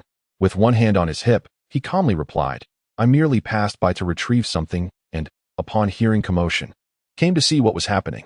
But your office is on the first floor. Is there really a need to come to the second floor for an item? Smith was momentarily at a loss for words. He could see Xi Yingying narrowing her eyes, which was a very unfavorable signal.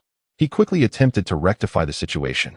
It was merely that I happened to see medical personnel rushing upstairs. So, all right, if you all suspect me, then I shall take my leave. With that, Smith turned on his heel and left without a moment's hesitation. No one stopped him, nor did he intend to offer further explanation. He knew that even without uttering a word, the servant beside Xi Yingying would report today's events truthfully to their employer. The outcome would ultimately depend on the employer's stance. Inside the ward, a heavy silence fell upon the group. For a time, they remained unclear about the circumstances that had unfolded. Reluctantly, the attending physician retrieved a nearly empty vial of medication and instructed the nurse. Please check the composition of this solution later and ascertain what exactly transpired.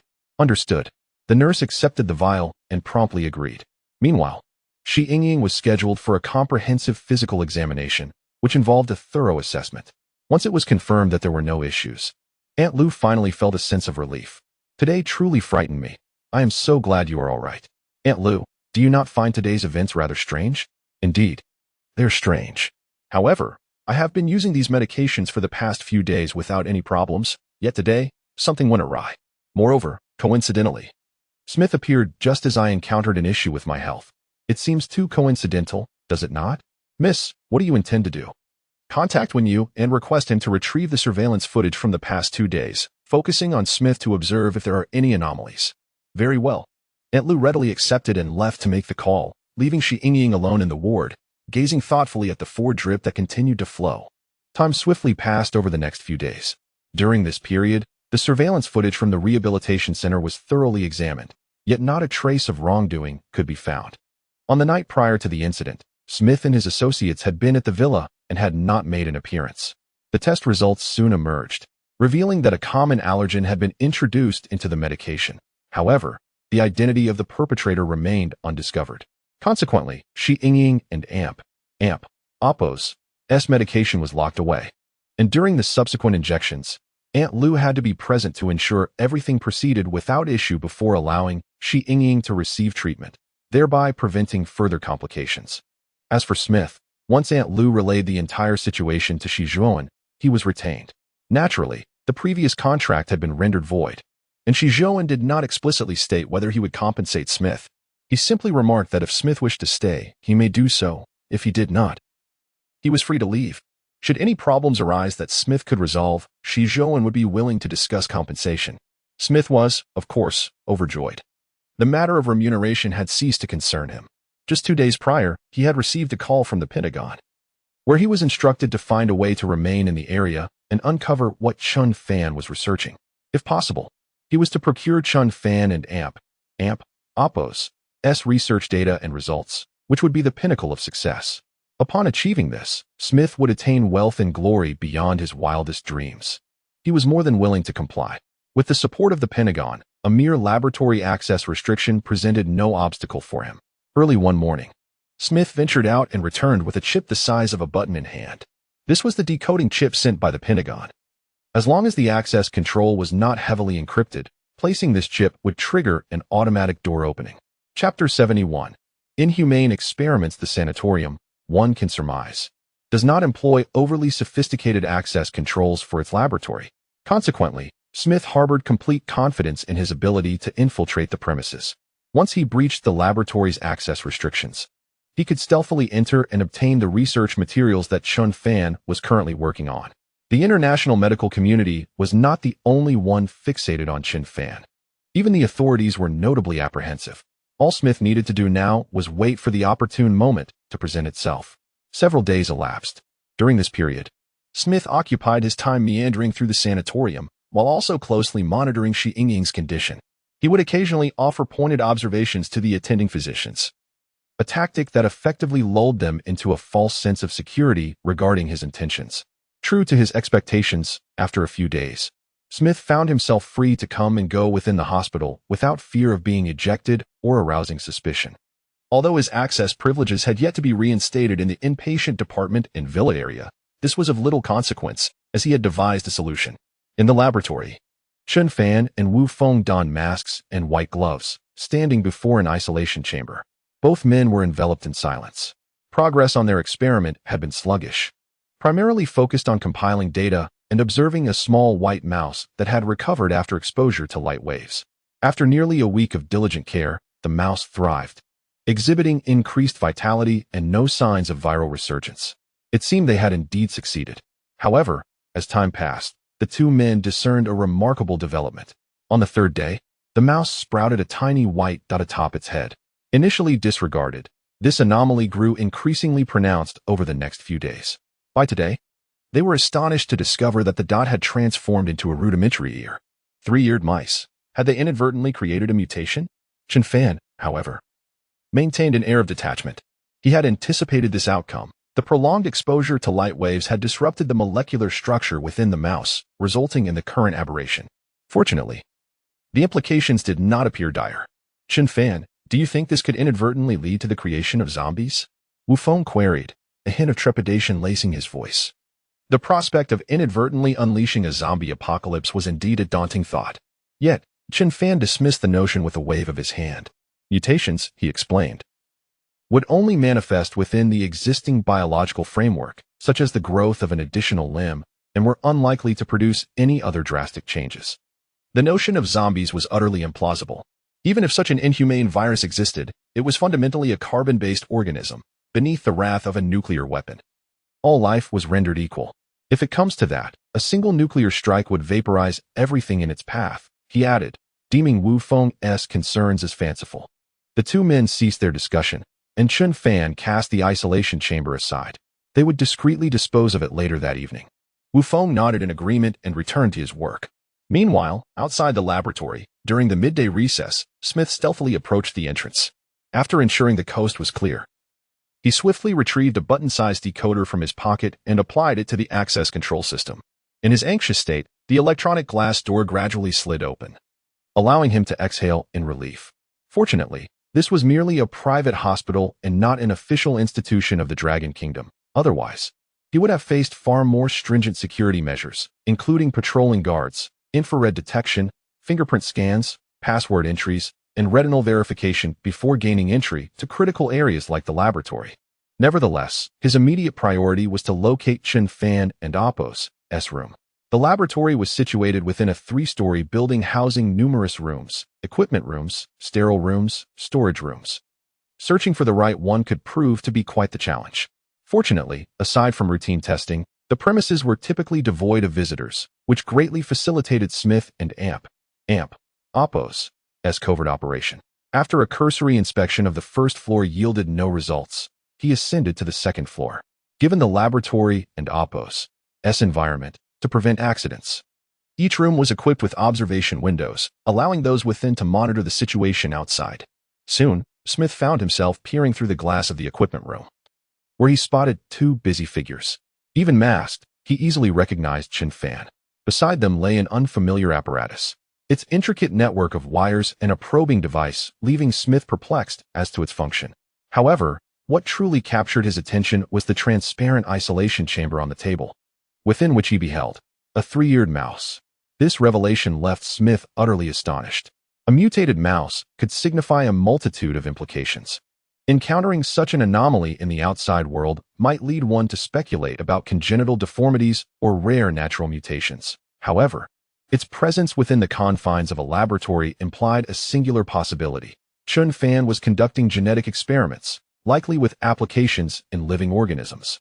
It is well known that biological genetic research has long been a sensitive subject for nations worldwide. The application of such technology on humans could plunge humanity into an irrevocable abyss.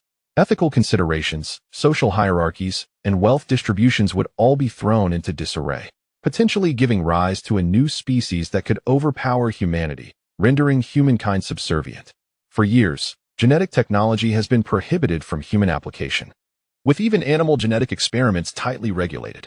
A notable incident involved a scientist from the Dragon Kingdom who, employing gene editing techniques, enabled a pair of twins to possess antibodies against HIV from birth. Initially hailed as a breakthrough for human welfare, the scientist ultimately faced incarceration for illegal medical practices and was condemned by the global scientific community for violating ethical standards. Now, it appeared that Chen Fan was delving into this very field of study. Smith shuddered at the thought of the ramifications if such technology were to be unleashed upon the United States. Unable to contain his curiosity any longer, he discreetly withdrew a camera from his waist and began recording the unfolding scene. Chapter 72. Chen Fan is actually researching genetic weapons?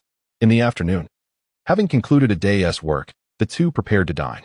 Thanks to Shi Yingying and Oppo's efforts, the cafeteria and Oppo's food had returned to normalcy, dominated by Longwa cuisine, allowing them to finally enjoy a decent meal. As they were about to leave, Chen Fan glanced back and suddenly pointed at the isolation box, saying, "Let us administer euthanasia first, then incinerate it for burial." Wu Feng shook his head. "It's mealtime. This would be quite unappetizing. Let us wait until after dinner." "Very well." Chen Fan nodded, turning to exit. Upon reaching the door, he abruptly halted, his gaze fixed on a spot, motionless. "What's wrong?" Wu Feng could not help but inquire. "Achoo." Chen Fan sneezed suddenly and shook his head. "It and Oppo's. Nothing. Let us go." "All right." The two left the laboratory, one after the other. Shortly after, Smith cautiously emerged from another room. He scanned the surroundings, confirming it was safe before sneaking to the laboratory door where Chen Fan and Wu Feng had just been. Peering inside, after unlocking the door, he stepped in. He approached the equipment, staring at the Chinese operational buttons on the killing apparatus, realizing he could not comprehend them. Nevertheless, he snapped a few photographs. His gaze then fell upon the isolation box on the table. Inside, a white mouse was trapped, blissfully unaware of its impending fate. However, the third ear on its head was particularly conspicuous. Moreover, Smith noted the mouse's abdomen was distended, with a small white growth emerging, evidence of its body mutating, producing what should not exist. Witnessing this scene, Smith felt utterly astounded. The notion of induced mutation was unprecedented in human history. It was akin to a fetus developing abnormalities, potentially resulting in 2 heads or 6 fingers. But once born, it would not randomly sprout additional heads or limbs. Chen Fan was conducting such morally reprehensible biological experiments, and he intended to destroy the evidence. How audacious! Smith scoffed softly, having overheard their entire conversation regarding euthanasia, cremation, and burial. Was this not an admission of a failed experiment and an attempt to obliterate evidence? With no time to waste, Smith hastily took out his camera, snapping photos of the white mouse within the box. Feeling insufficiently satisfied, he opened the isolation box and reached in for more shots. Outside the laboratory, the two opened the door and had taken only a few steps when Chen Fan suddenly stopped again. Wu Feng looked at him, confused. "You go ahead and eat. I forgot to turn off the equipment. I and Oppo's I'll accompany you," Wu Feng replied, feeling somewhat guilty as such tasks should rightly fall to him. In his eagerness for dinner, he had rushed off, leaving behind important materials in the lab. What if something went awry? Materials. Smith and Oppo's eyes gleamed as he fixated on a notebook filled with dense experimental data. He couldn't decipher it, but he could certainly photograph it. Just as he was engrossed in his work, he heard faint footsteps. Fortunately, his camera was silent. Otherwise, he would have missed it. He quickly restored the notebook to its original position and found a concealed spot to hide. As soon as he concealed himself, the laboratory door swung open. The sound of crisp footsteps made Smith's heart race. He dared not peek to see who had entered. He remained utterly still, hoping to avoid detection. Upon entering the laboratory, Chen Fan proceeded to the equipment as usual. He turned off the power and tidied up the notes before leaving. Once he was gone, Smith cautiously peeked out, relieved to confirm that the coast was clear. That was a close call. He had nearly been discovered. Eager to continue photographing, he noticed that the notes on the desk had already been organized. Startled, he realized he could not linger any longer and stealthily slipped away. Surely, the photos he had taken today would suffice. In the ensuing 2 days, nothing of note occurred in the sanatorium. Meanwhile, the Pentagon was engulfed in turmoil over a significant development. The photos and notes transmitted by Smith had confirmed that Chen Fan was engaged in some form of medical experimentation and had commenced biological experiments. The news spread within the Eagle Nation, leading them to believe it might involve a genetic weapon targeting nations other than Longhua. Should this be applied in reality, other countries would find themselves utterly at Longhua's mercy. It was no wonder the Eagle Nation was rife with conspiracy theories. The current pressure from Longhua was overwhelming. Consequently, they hastily convened a meeting to devise strategies against Longhua. Ultimately, the most viable option was to publicly denounce Longhua on the international stage.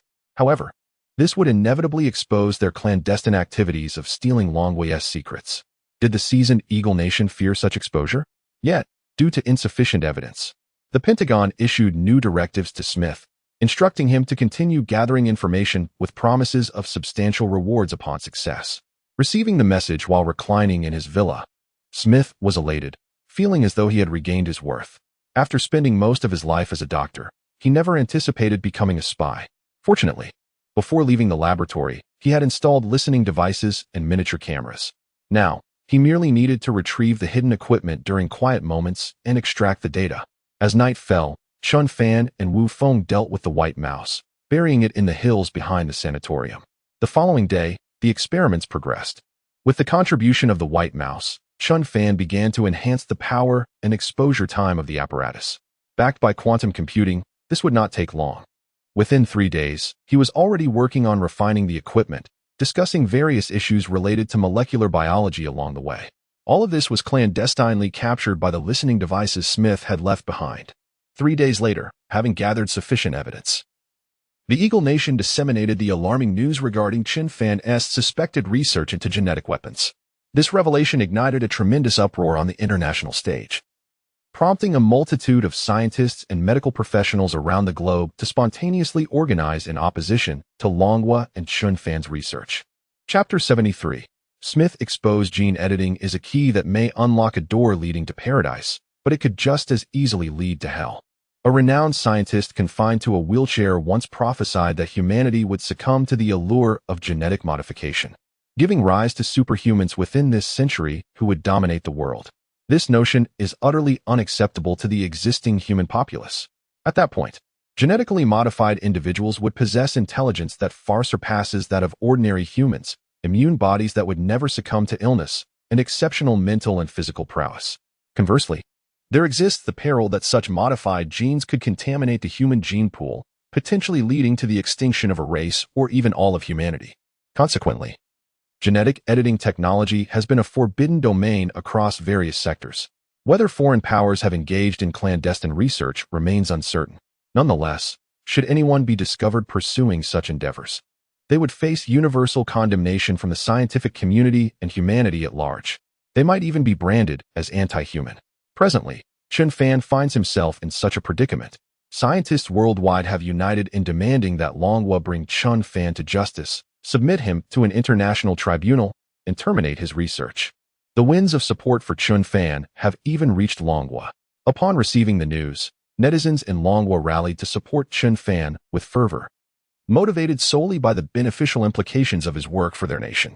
Various bloggers have begun to disseminate information regarding genetics. The comments section is filled with expressions of support for Chen Fan, exclaiming his brilliance and eagerly anticipating the arrival of superpowers. Is Longhua on the brink of an era where every citizen possesses extraordinary abilities? One might speculate that this technology is intended for use against foreign adversaries. A genetic weapon could potentially lead to the extinction of those with fair skin, thereby achieving a world governed solely by Longhua. In the face of these developments, Longhua has outwardly refrained from making statements. However, behind the scenes, the Yinshan Sanatorium has come under the complete control of the National Security Bureau, sealed off by armed soldiers. No one, whether high-ranking officials or ordinary janitors, is permitted to leave. Their mission is to investigate who has been surveilling Chapter 74. I shall rally support now in the laboratory. Chen Fan couldn't help but chuckle upon seeing the news that Wu Feng had shown him. Gene weapons? Their imagination truly knows no bounds. This was not something Chen Fan was incapable of creating. However, Once gene weapons were brought into existence, the repercussions would not merely affect a select group, but could potentially lead to the annihilation of an entire race. Even if he possessed such technology, he simply could not proceed with it. The consequences would be too horrific. Wu Feng set down his phone, looking somewhat concerned. I only just learned today that our laboratory has been equipped with eavesdropping devices. It seems that the Americans have begun to take notice of you. That's of little consequence, Chen Fan shrugged.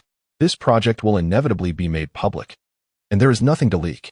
Furthermore, even if they acquire our data, they would not be able to replicate it. Hearing this, Wu Feng felt reassured. Nevertheless, the netizens are quite formidable, all coming to your defense. Oh, is that so? Chen Fan raised an eyebrow, unconcerned. The data validation had entered its final stage. Almost all of the lab mice participating in the experiments had been cured, with only a small fraction exhibiting mutations. In his mind, the quantum computer had calculated the most optimal data. However, human trials. It is widely known that the development of a drug or medical device ultimately requires human testing. This process is fraught with challenges, including the necessity of submitting numerous applications and, most importantly, the search for volunteers. Yet, who would trust your untested drugs and devices? While the paperwork could be managed with a simple phone call, finding volunteers was another matter altogether. During lunchtime, Chen Fan and Wu Feng had just exited the laboratory when Aunt Lu promptly ushered them to the villa. Along the way, the curious onlookers cast glances at the two. Following a wave of support from the Americans, everyone in the rehabilitation center was now aware of Chen Fan and Appos as presence there. Fortunately, those residing in the center maintained a sense of decorum, refraining from crowding around like the outside world. They merely observed from a distance without taking photographs. Once Chen Fan had moved on, they returned to their own affairs. Inside a 4-story villa, the table was already laden with dishes prepared by the chef. One side featured lighter fare, while the other offered a variety of flavors. Clearly, the lighter dishes were meant for Xi Yingying, whose current health condition necessitated a diet of bland foods. You've arrived. Upon seeing the two, Xi Yingying beamed, her eyes sparkling and her expression adorably bright. Now that everyone knows you're at the rehabilitation center, I was worried that dining in the cafeteria would be inconvenient for you, so I had Aunt Lu invite you here. I hope you don't mind. Not at all. Eating is the same no matter where it is. Chen Fan replied as he picked up his chopsticks and began to eat decisively. The private chef's cooking was indeed superior to that of the cafeteria, despite the fact that the cafeteria's offerings were already quite commendable. Wu Feng, aware of his role as a mere guest, dutifully remained silent and began to enjoy his meal. Throughout, Xi Yingying said nothing, resting her chin on her hands as she quietly watched them eat. After roughly 10 minutes, Chen Fan set down his chopsticks. I'm full. That was fast, Xi Yingying exclaimed. It and amp, Appos, it's just a meal, there's no need to rush. Well then, the master of time management, he replied lightly. By the way, how is the progress coming along? Chen Fan fell silent. Upon sensing the tension, Xi Yingying grew anxious. Could it be that things were not going well? In an instant, her heart raced. Chen Fan was her last hope. Regardless of the outcome, she would never sacrifice her unborn brother or sister. Xi Yingying could accept her own demise, but she could not bear the thought of merely surviving. What else with that expression? Chen Fan interrupted her thoughts. Xi Yingying shook her head. Is it inconvenient to discuss? It's perfectly fine if it's not going well. After all, no, he interjected firmly. I need several volunteers, and I cannot find anyone, so I and Amp, Appos, am asking for your assistance. What volunteers? To test whether the equipment has any efficacy on the human body. Xi Yingying tilted her head, looking at Chen Fan. Isn't this an easy task? Am I not a ready-made volunteer? You cannot, Chen Fan replied without hesitation, explaining. Your health condition makes you unsuitable as a volunteer. I cannot ascertain whether your body can withstand the side effects caused by the light waves. It would be best if you could help me find a few individuals with milder symptoms, such as skin diseases or HIV. Those would be suitable. Upon hearing Chen Fan and Appos' request, Xi Yingying readily agreed. No problem. When do you need them? In 3 days? I and Appos, I'll have my father rally support for you right away. Xi Yingying pulled out her phone and began dialing. Regardless of her family's hospital ownership, even without that, given Chen Fan and Appos' current influence, a simple online announcement would draw numerous volunteers eager to sign up. This was why Xi Yingying was so quick to agree. Are you confident? She inquired after putting down her phone. 99, Chen Fan replied honestly. The remaining one he left to fate. He held a strong belief in his technology and equipment. Moreover, the probability of error in the quantum computer's calculations was almost negligible. Chen Fan was merely being conservative in his estimate. That high, Xi Yingyan gasped. Were it not for Chen Fan's clear refusal to allow her to become a volunteer, she might have been tempted to try it herself. The physical torment was secondary. The mental anguish was far worse. As long as her illness persisted, she could find no peace.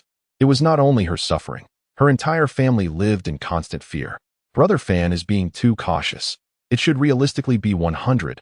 Wu Feng, who had been silently focused on his meal, suddenly chimed in. His words brought Xi Yingyan considerable relief, especially as Aunt Lu, standing behind her, wore an expression of delight. Meanwhile, upon receiving his daughter's call, Shi Zhuan learned of Chen Fan's need for volunteers for human trials. After confirming that there was no risk to life, he immediately agreed without hesitation. He first instructed his secretary Chapter 75. All volunteers are in place. Once the news was released, it immediately caused a sensation in society. This was due to the announcement stating that the special volunteers required by Chen Fan must be afflicted with terminal illnesses. Moreover, it guaranteed that there would be no danger to their lives, and there was even a possibility of a cure. Within a few hours, the number of applicants surged past 10,000. By the end of the day, it escalated to 100,000. The online community was in a frenzy. While they might be skeptical of others, they could not doubt Chen Fan. Could it be that Chen Fan had been secretly researching medical matters while staying in the sanatorium? To claim he could cure terminal illnesses? Even the so-called miracle doctors on the street would not dare to advertise so boldly. I am eager to know if my uncle and Oppo's liver cancer can be treated. He is already in the advanced stage. However, it was clearly stated in the requirements that severe or near-death conditions were not accepted. Only those with mild symptoms were eligible, even if it were mild. The ability to cure terminal illnesses is already remarkable. I wonder if you all remember Chen Fan's speech at Haicheng University 2 months ago. Memories of the past suddenly struck the netizens. Some unearthed the video from 2 months ago, realizing that the promises Chen Fan made back then were now coming to fruition. It turned out that the molecular biomedical science he spoke of was not mere rhetoric. The emotions of the online community shifted from fear to astonishment, ultimately transforming into joy. Did this mean that in the future, the Dragon Nation would no longer suffer from illness? The anguish brought by terminal illnesses often leaves people heartbroken. How many have bowed to death due to the exorbitant costs of treatment? How many have lost their fortunes, only to find themselves bereft of everything in the end? In the face of death, all are equal. The walls of hospitals are filled with prayers more fervent than those in churches. After a day of fermentation, major news outlets began to cover the event. At this juncture, everyone subtly realized that what Chen Fan was researching might not be some genetic weapon, but rather something that could benefit people worldwide. In merely one day, the number of applicants reached a staggering 5 million. Among these individuals, a considerable portion consisted of those suffering from terminal illnesses, desperate and willing to take a chance. When Shi Zhuan arrived at work in the morning and heard from his secretary that the number of applicants had reached 5 million, he felt utterly overwhelmed. 5 million? How many volunteers did Chen Fan say he needed? 5, just 5. The secretary raised 5 fingers, answering weakly. Shi Zhuan could not help but facepalm, resting his head on the desk. How many volunteers had been recruited from the hospital records yesterday? Just 1, the secretary replied. A few elderly individuals were skeptical of Chen Fan, fearing he was a fraud, and thus refused to volunteer. This means there are still 4 spots left. And now we need to select 4 suitable candidates from these 5 million? Yes, the secretary responded, slightly sweating. The announcement had indeed stated the limit on spots.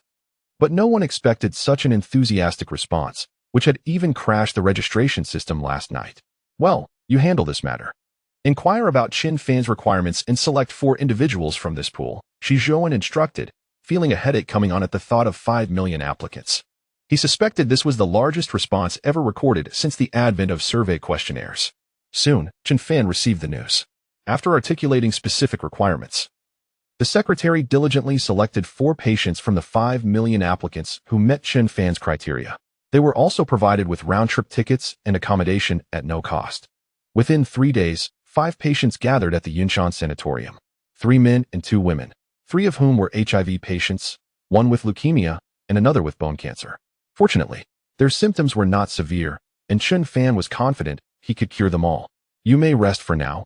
We will proceed one by one, as it is essential to monitor the treatment process. One of the young men, Perhaps seeing Chen Fan for the first time, or perhaps too eager to escape the torment of his illness, approached directly. Chen Fan, I am your fan. Can I be the first? No matter the outcome, I am ready, and I can sign the waiver right now. His excitement grew, and his face flushed. Chen Fan quickly called for a doctor. While he excelled in research, he was not adept at treating patients. Soon, the excited man was stabilized. His name was Lu Shuqing, an HIV patient who had once been a healthcare worker but accidentally contracted the virus during an occupational exposure. Coupled with his congenital asthma and weakened immune system, he easily succumbed to illness when agitated. This time was no exception. Upon learning he had been selected as a volunteer by Chen Fan, he had barely slept a wink in excitement. The following day, he opened a video account on a social media platform to document his recovery process. His first video showcased his medical case and recounted his battle against the illness. The comments section was filled with tears from viewers. Upon discovering he had become Chen Fan's volunteer, many left messages wishing him a swift recovery. Lu Shuqing replied to each one. After contracting the virus, he had once felt hopeless about life. However, he found solace in the kindness from around the world and the encouragement from fellow patients, which sustained him to this point. Lu Shuqing, a nurse suddenly knocked on the door and entered. Academician Chen has decided to start with you. Here is the waiver agreement, along with a compensation contract. Should any unforeseen circumstances arise during the experiment, Chen Fan will provide your family with a compensation of 5 million. After explaining some precautions, Lu Shuqing did not hesitate to sign his name. He had made up his mind. Either he would live well or contribute to Chen Fan's research. Should he pass away? And if Chen Fan and Oppo's research succeeded, many would likely remember his name. It wouldn't be in vain. After signing, Lu Shuqing took out his phone. May I take a photo? Of course, the nurse replied without hesitation, dividing the document into 2 copies, one for Lu Shuqing and one to keep. Lu Shuqing quickly recorded a video, posting it on the Douyin platform with the caption, "So lucky to be the first chosen by Chen Fan. The waiver is signed. Looking forward to tomorrow's treatment." Within hours, the video garnered over 1 million likes, attracting hundreds of thousands who followed him, not so much for Lu Shuqing himself, but for the upcoming treatment journey. Chapter 76. The experiment commences 5 million, and they assure there is no danger to life? Is such fortune truly possible? Are the 2 eyes above my nose merely for exhalation? It was only after a mishap that they offered 5 million. Yet, didn't Chen Fan guarantee there would be no peril? Could there still be an incident? Who can genuinely promise the absence of any unforeseen events? Indeed, one cannot expect to be cured and receive 5 million without effort. Such opportunities are rare in this world. As Lu Shuqing and Oppo's video circulated, netizens became increasingly focused on the waiver he had signed, particularly the eye-catching figure of 5 million. Nevertheless, the comment section was filled with well wishes for his swift recovery. The following 2 days were spent in anticipation. The treatment process was not permitted to be live-streamed or exposed, leaving the online community in the dark about subsequent developments. However, numerous media outlets and reporters flocked to the outskirts of the Yunshan Sanatorium, eager to interview Chen Fan. Yet, the sanatorium denied their entry, citing the need for tranquility. Even requests for interviews with Lu Shuqing were turned down. Despite this, many reporters managed to reach Lu Shuqing via video platforms, hoping to secure an interview afterward, only to be met with his polite refusal. After 3 days of silence, with no news from the outside world and no updates from Lu Shuqing himself, in the laboratory, a larger apparatus was set up. Chen Fan and Wu Feng were engaged in various tests. It was the first time this equipment was applied to a human subject, necessitating meticulous care.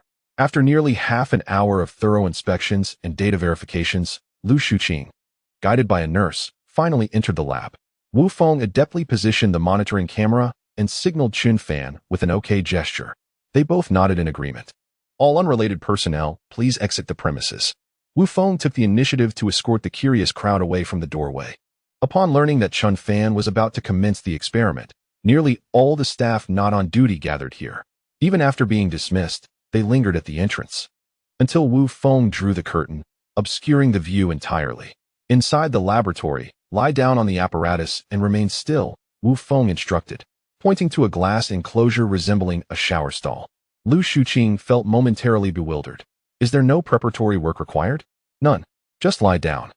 It will be over in less than a minute. Lu Shuqing complied, lying down obediently. Not far off, Chen Fan stood before a large screen, monitoring various data. A surge of excitement welled up within Lu Shuqing. He had once believed hope was lost, yet fate seemed to jest with him. Although the possibility of a cure was uncertain, it held immense significance for him. Initiate data connection. At Chen Fan's command, Wu Feng swiftly connected various tubes to Lu Shuqing's body. Instantly, the screen displayed his physiological metrics, akin to the small lab mice undergoing treatment. Close the door. Wu Feng sealed the glass door and reminded Lu Shuqing, remember to stay still inside. Lu Shuqing nodded earnestly. Once Wu Feng ensured everything was secure, Chen Fan decisively pressed the start button. With a thunderous roar, the machine whirred to life. Simultaneously, the entire electrical system of the sanatorium flickered. Despite Chen Fan's advance notice and activation of the backup power, the system struggled momentarily. Fortunately, this power shortage lasted but an instant. The laboratory was soon enveloped in a radiant blue light. Lu Shuqing found it difficult to articulate the sensation. He felt a warm, soothing energy coursing through him, as if every cell in his body was rejoicing. A profound sense of relief washed over him, as the torment of the virus began to fade. On the screen, the progress bar steadily decreased. In mere seconds, it dropped from 100 to 70, then 50, 30, 20, when the reading hit 0. Only 30 seconds had elapsed. As the blue light dissipated, the glass door opened slowly. How do you feel? Wu Feng was the first to inquire. His nervousness palpable given that this was their inaugural human trial. Chen Fan appeared composed, exuding confidence. You may leave now, shortly. You will undergo a comprehensive health examination to assess any bodily changes.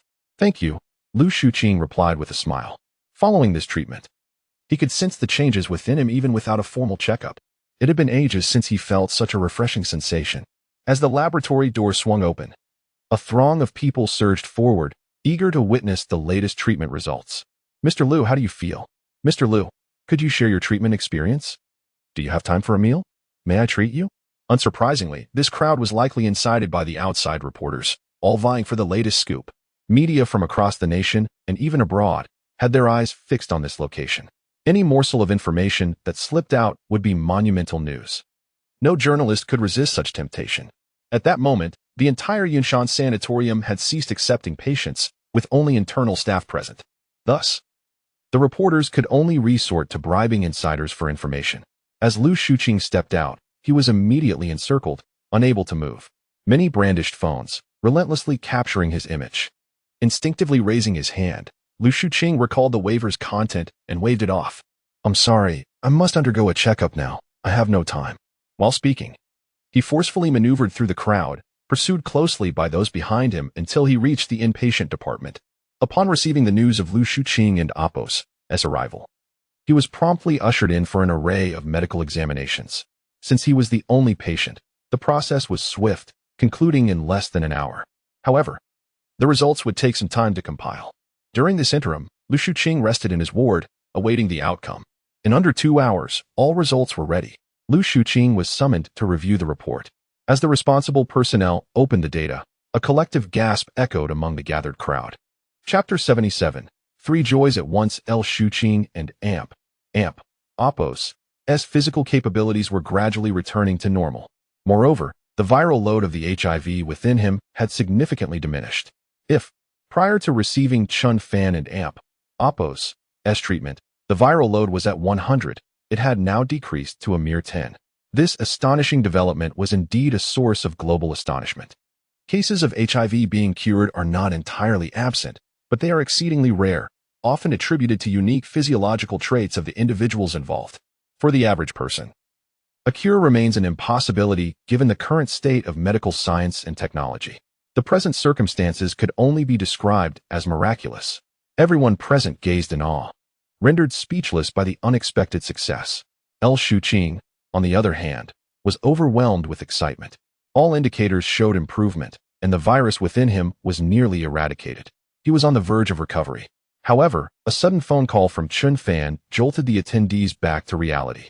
On the line, Chen Fan reminded them, by the way, this patient needs to be observed in the hospital for a few days. The virus should be completely cleared within 3 days. Daily checkups are essential to monitor for any anomalies. The realization dawned upon them that there were indeed potential side effects. They recalled the news of a mouse with 5 legs, which had led some to speculate that Chen Fan was developing a form of genetic weaponry. Could this be the reason? A wave of anxiety washed over the group. In contrast, El Shuqing felt remarkably at ease. He was unconcerned about any potential mutations. All he cared about was his impending recovery. Even if anomalies did occur, he bore no regrets. He had come to terms with it. Meanwhile, as the hospital awaited results, news of Chen Fan's breakthrough reached the outside world through undisclosed channels. Central News reported, Chen Fan's molecular biomedical research achieves groundbreaking progress. With a volunteer and AMP-OPPO's viral clearance rate reaching 90.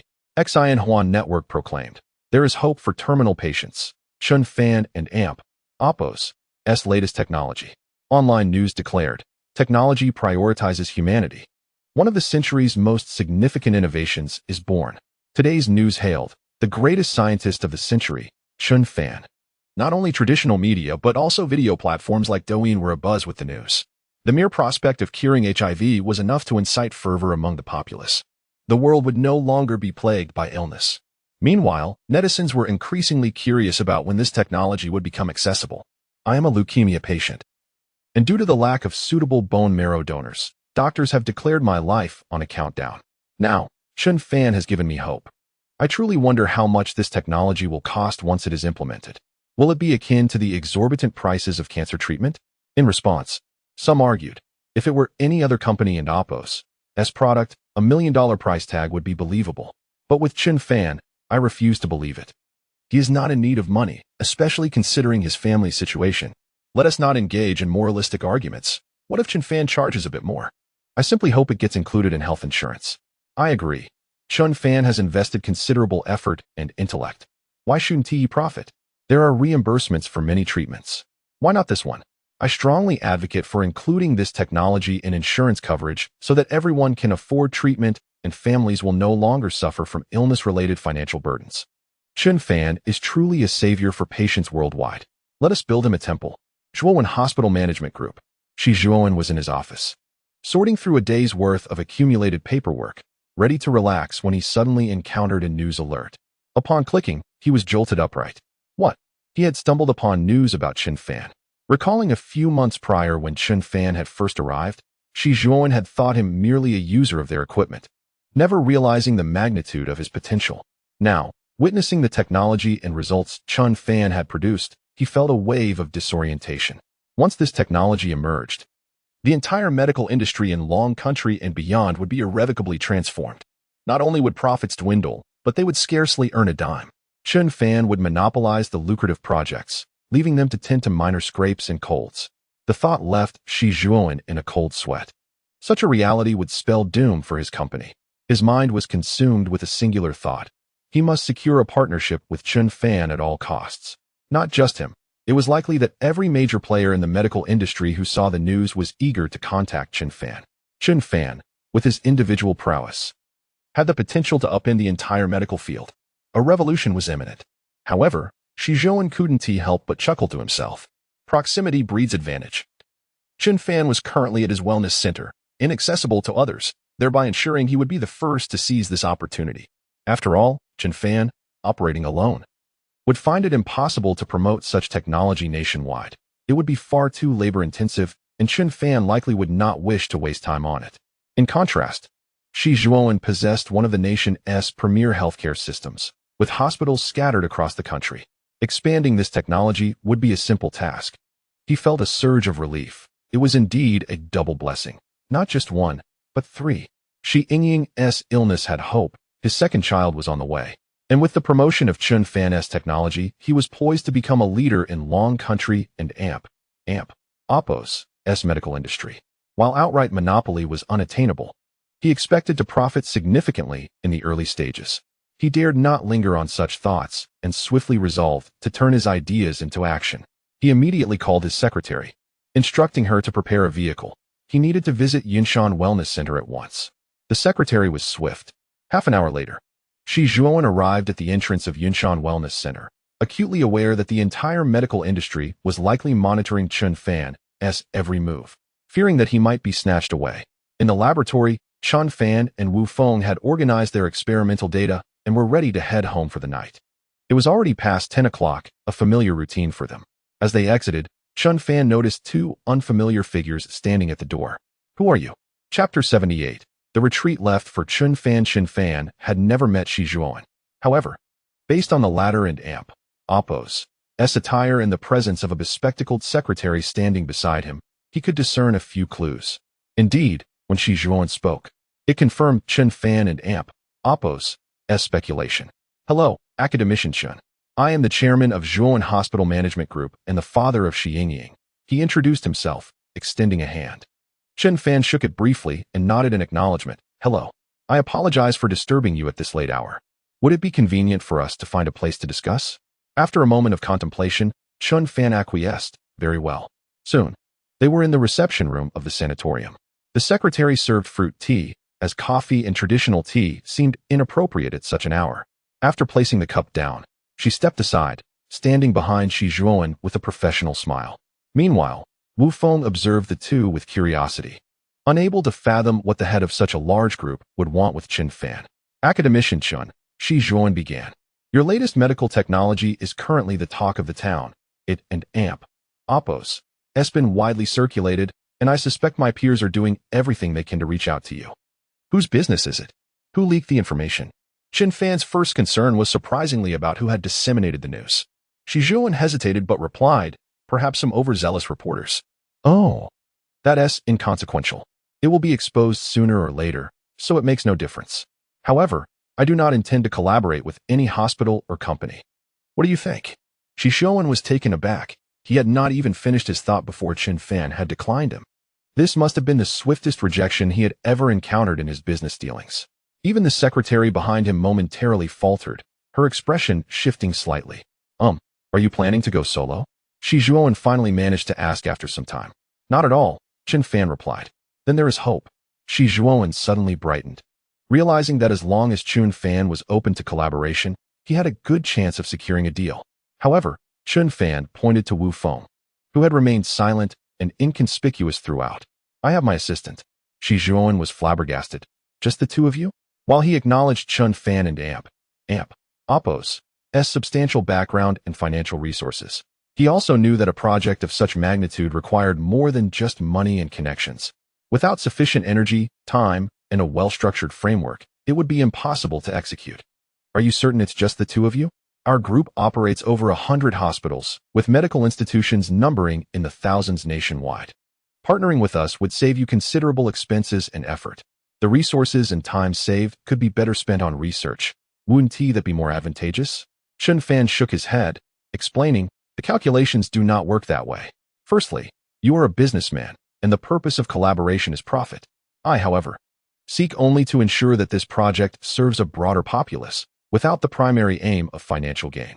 You must understand that once healthcare is intertwined with capital, the public faces not merely exorbitant medical bills, but also countless pitfalls waiting to ensnare them. This is precisely why, to this day, Longhua has not permitted the privatization of all hospitals.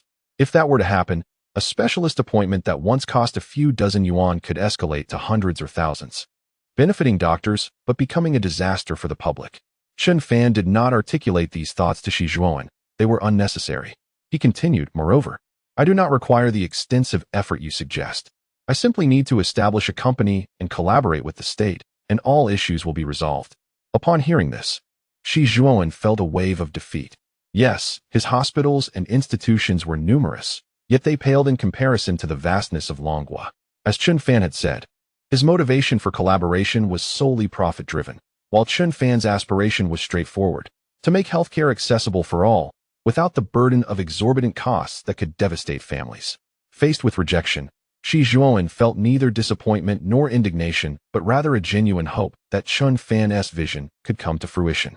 Compared to Chen Fan and Oppo's ideals, his own mercantile motivations seemed somewhat laughable and petty.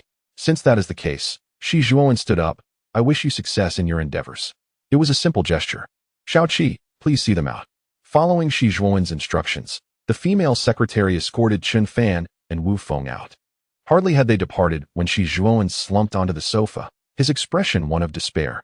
The secretary, well aware of the cause, remained silent. After Chen Fan's technology was rolled out nationwide, the medical industry would undoubtedly suffer severe setbacks. In simple terms, their company would be on a downward spiral. Patients would flock to public hospitals, leaving private facilities like theirs bereft of clientele, leading to a steep decline in revenue. Whether the company could survive was now in question. In the silence of the office, Shijuan suddenly leapt from the sofa, exclaiming, "How could I have not thought of this?" The secretary watched him, curiosity piqued. Yet she hesitated to inquire. "I'm the only one privy to this information. Others remain unaware. I have ample time to strategize and pivot. There is still hope for survival." He finally grasped the purpose behind Chen Fan's lengthy discourse. Chen Fan was not being unfeeling. He had left him a glimmer of hope. With this intelligence, Shi Zhuowen could transform his company without his competitors being the wiser. If hospitals were no longer viable, he could venture into other industries. Perhaps even into rehabilitation management, akin to the modern practice of hiring postpartum caregivers. As long as his mindset remained resilient, solutions would outnumber challenges. A transformation was imperative. With this thought, Shi Zhuowen promptly sat down and began drafting a proposal in the sanatorium and Oppo's office. He planned to convene all shareholders and key personnel the following day to discuss the transition. Clearly, continuing in the hospital sector was no longer feasible. Meanwhile, after a lengthy walk, Wu Feng could no longer suppress his curiosity and finally posed his question. Chapter 79. The International Medical Association issues a statement, "Do we really have to do this ourselves?" Chen Fan retorted directly. "What about the future operations of our company?" As Wu Feng contemplated the reality of establishing a company, from preparation to operation and eventual management, it became clear that these endeavors require considerable human and material resources. While they were not lacking in material resources, the question of manpower remained. "Isn't that where you come in?" Chen Fan inquired. "Or do you feel inadequate for the task?" Wu Feng looked at Chen Fan in surprise, pointing at himself with a hint of uncertainty. "Me? Indeed. My plan is to hand over the company to you for management, and then I will step back. However, if you feel unconfident, I can always find someone else." Upon hearing this, Wu Feng fell into silence. He sincerely questioned himself. He was somewhat tempted. If Chen Fan were to start the company, success seemed inevitable, and they would undoubtedly reap substantial financial rewards. Yet, being Chen Fan and Oppo's assistant did not seem so bad either. It offered a blend of reputation, wealth, and authority. He found himself at a crossroads, unsure of the path to choose. "Perhaps I should wait until the time comes to decide," he finally suggested. "Take your time to consider it. There is no rush. The experiment is still ongoing," Chen Fan encouraged, giving Wu Feng a reassuring pat on the shoulder as he continued walking. Presently, they remained unaware of the situation with Lu Shuqing, awaiting the test results to ascertain whether their experiment had achieved initial success. For volunteers still awaited resolution. It would be unthinkable to summon them only to deliver the unfortunate news of failure. Upon returning to their apartment, the two fell into a deep slumber. The next day, Lu Shuqing updated his video, reporting a remarkably swift recovery.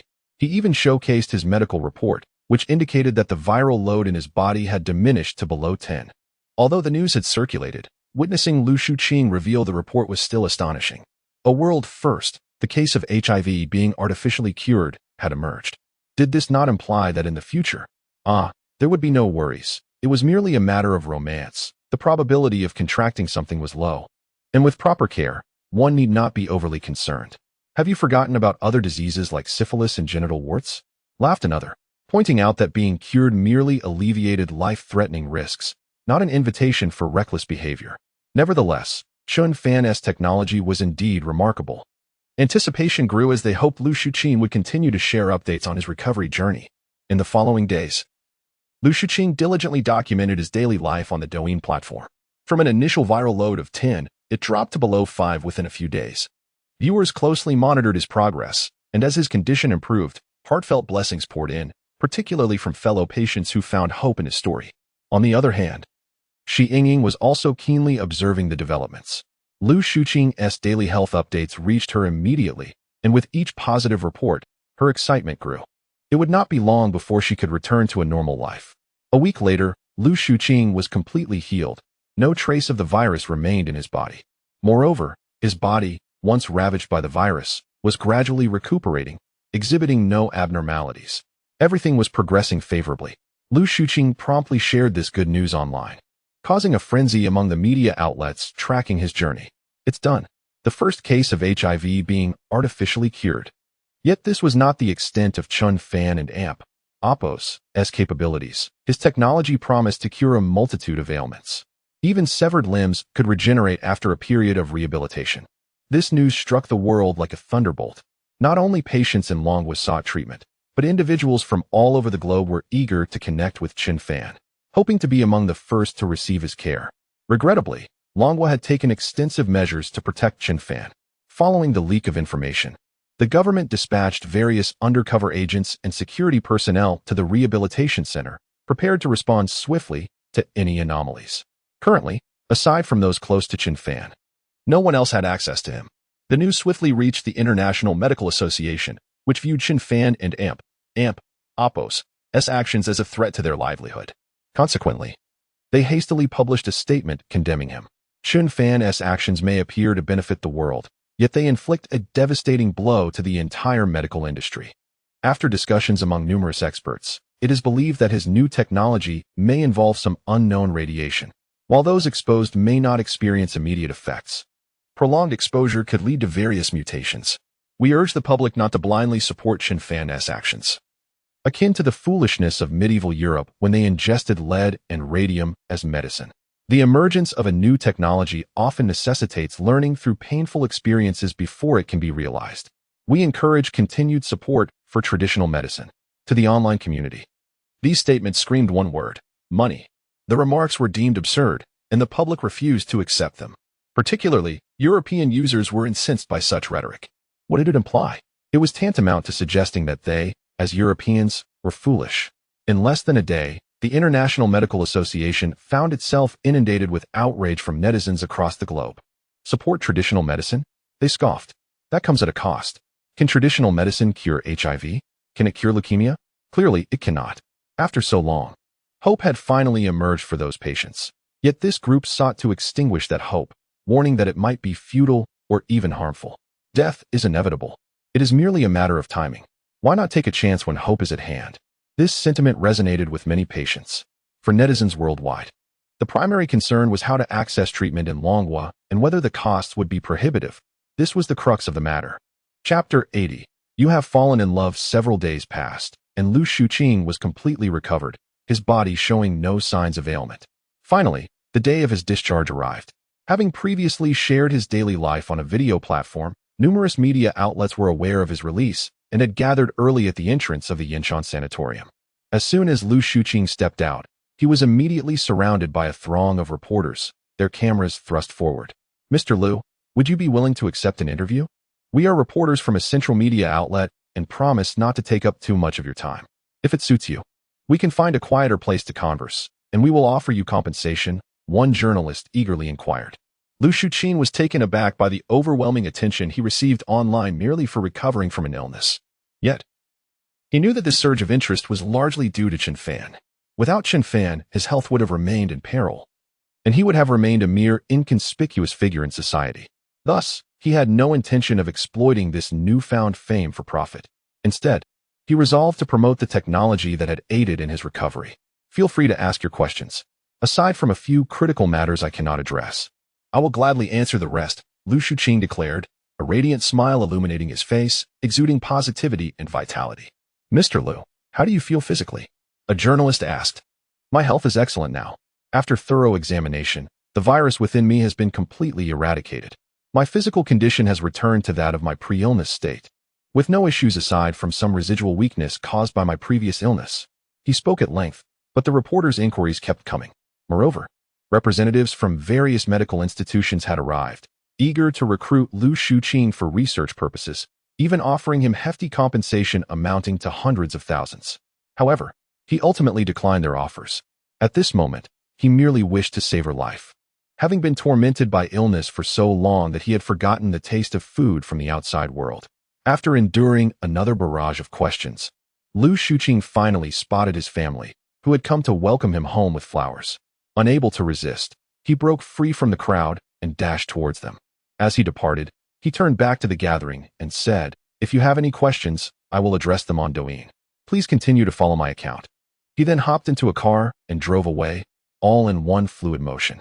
The video of his interview and discharge was promptly uploaded online. In just a week, A patient once afflicted by a terminal illness had transformed into a figure brimming with vitality, leaving no trace of the suffering he had endured. This astonished everyone online. The convenience and joy brought by technology were vividly illustrated in that moment. Consequently, netizens urged Chen Fan to embark on his own independent venture. In the laboratory, Shi Yingying was brought here by Aunt Lu. Today marked another day of treatment for a patient. Through the glass doors, she could see Chen Fan and Wu Feng busily at work inside. "Miss, should we go in?" Aunt Lu asked. "Let us not disturb them. It's better to observe from here," Shi Yingying replied, her gaze fixated on Chen Fan, watching him concentrate as he deftly manipulated the data on the instruments. She fell silent, lost in thought. While she focused on Chen Fan, Aunt Lu observed her keenly, recognizing that Shi Yingying had indeed fallen in love. Chen Fan had saved her life once, and now he had done so again. In ancient times, such acts might have been reciprocated with a pledge of devotion. However, such a pledge would only hold merit if mutual affection existed. If one were enchanted, let us be together. If not, you are a good person, and I will repay you. The good person card is universally applicable. Yet, in this instance, it appeared that Chen Fan was not particularly interested in her. Given Chen Fan's status and background, if he genuinely sought companionship, he could have his pick. Yet, he immersed himself wholly in his work, seemingly oblivious to the world outside. What could be done? Everything was left to fate. As she continued to gaze, Shi Yingying suddenly removed her hat, revealing her shaven head. "Miss, you," Aunt Lu began. "I'm feeling a bit warm," Shi Yingying replied, though Aunt Lu could plainly see a flicker of desolation in her eyes. Uncertain of her thoughts, Aunt Lu promptly wheeled her chair away. "Let us head back. The chef called to invite us for a meal." "That is nonsense. You clearly didn't receive a call just now," Aunt Lu retorted. This child was utterly oblivious to how to ease the situation. Nevertheless, they proceeded in tandem towards the villa area. Inside the laboratory, blue light surged forth, only to dissipate moments later. The current patient was a leukemia sufferer. Within that brief interval, his medical indicators soared. Over the past few days, Chen Fan and Wu Feng had made significant strides. At the very least, their understanding of the various indicators had vastly improved through human trials. Chen Fan was now able to guarantee with absolute certainty that no issues would arise. In fact, it was now feasible for Shi Yingying to undergo treatment. However, having already enlisted volunteers, it would be inconsiderate to leave them unattended. Since Lu Shuqing, the equipment had undergone another upgrade, now appearing more sophisticated and functioning with greater ease. The patient emerged from the apparatus. The first thing he did was to nearly collapse. Wu Feng rushed to support him. No, I merely intended to bow to you," the leukemia patient explained. Patients with leukemia often experience profound fatigue, making even the simplest movements challenging. Thus, when he suddenly felt better, he found himself struggling to adapt, leading to such a reaction. However, after a brief adjustment period, he was able to stand independently and even began to run and jump around the laboratory. After observing his excitement, Chen Fan finally spoke up. "All right. Let us head to the inpatient department for a checkup. If all goes well, you should be able to be discharged in a couple of days." His tone was calm, yet imbued with warmth. The patient nodded eagerly and hurried off to the inpatient department, leaving behind the wheelchair he had arrived in. Chen Fan sighed, instructing Wu Feng to take the wheelchair back and bring in the next patient. He aimed to treat the remaining 4 patients within a single day, thereby saving time for subsequent procedures. Their time at the Yinshan Sanatorium was drawing to a close. Chapter 81. The twine strikes at the thinnest points before long. Wu Feng had escorted the remaining 3 patients over. In a mere hour, after resolving all matters, the two finally found a moment to rest. They glanced at the time, realizing they had missed mealtime. Even if they ventured to the cafeteria, there would be nothing left to eat. Moreover, due to the high-end nature of the sanatorium, there were no shops or supermarkets within its premises. Any desired items could only be procured from the city, and now both were left without sustenance. "Let us dine outside," Wu Feng suggested, exasperated. They could have sought a meal with Shi Yingying, but given the hour, it would be too much trouble for her chef. Reluctantly, they hailed a cab and made their way to the city. This outing marked their first since arriving at the Yinshan Sanatorium. Typically, they were either immersed in the laboratory or resting, leading a monotonous existence. In the city, they casually found a roadside stall, indulging in a modest meal that filled their bellies and invigorated their spirits. "In a few days, we should return," Chen Fan suddenly remarked. "It's time to arrange matters for the company." With that, he retrieved his phone and, relying on memory, dialed a number. The call was quickly answered by a gentle female voice on the other end. Chen Fan. The surprise in her tone was palpable, clearly not expecting him to reach out. Lu Jia, I wish to register a company. Register a company? I see. Leave it to me. In a couple of days. The necessary paperwork and various permits will be ready. Thank you, Lu Jia. I appreciate your assistance. Would you prefer to pick them up yourself? Or shall I deliver them to you? I will come by myself. Very well, I shall await your arrival. As the call ended, Wu Feng was left in a state of disbelief. Is it truly that simple to resolve company matters? He mused. Others often had to plead and navigate a maze of relationships, enduring countless challenges, only to find their efforts fruitless. Yet for Chen Fan, it seemed a single phone call sufficed. Wu Feng was acutely aware that having a prominent identity in society was of immense significance. Much like Chen Fan, who navigated tasks with remarkable ease, these advantages were indeed well-deserved. Let us head back, Chen Fan declared, putting his phone away and preparing to hail a taxi. Soon, a new energy vehicle pulled up in front of them. As they entered, a refreshing scent of floral body spray enveloped them. On the back seat, a colorful crayon drawing adorned the space, a whimsical portrayal of trees, grass, blue skies, and a family of 3, radiating warmth. Adjacent to the artwork was a small note stating that the young girl was a cancer patient, and her father drove to earn funds for her treatment, kindly requesting passengers to treat him with consideration. The note also mentioned complimentary water and tissues available in the vehicle, with a paid option for an umbrella. Out of sheer curiosity, Wu Feng read through the note and couldn't he help but inquire, "Driver, did your daughter create this?" "Yes," the driver replied, a smile breaking across his face at the mention of his daughter. "She is only 12 and quite understanding." "Cancer? What type?" "Malignant lymphoma, commonly known as lymphatic cancer. It's challenging to treat, and we've spent a fortune already, not to mention the over 100,000 raised through crowdfunding. We're nearing the end of our resources." The driver's words reminded Wu Feng of a saying, "Twine strikes at the thinnest points, misfortune seeks out the unfortunate." However, the driver shifted his tone, adding, "I recently heard in the news that Chen Fan has developed a new technology claimed to cure cancer.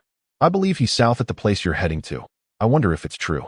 At this, Wu Feng glanced at Chen Fan, inquiring, "Is that true? Don't you youngsters follow the news?" The driver asked, surprised. "Not really," Chen Fan admitted. "Then why are you going to Yinshan Sanatorium?" "It's my first time picking up passengers heading there.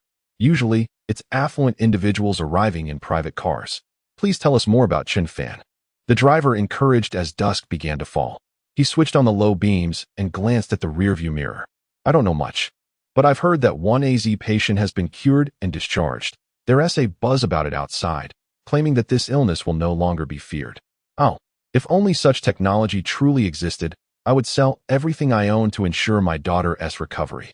Wu Feng nodded in agreement. "It seems the technology you speak of may soon come to fruition. What good will that do?"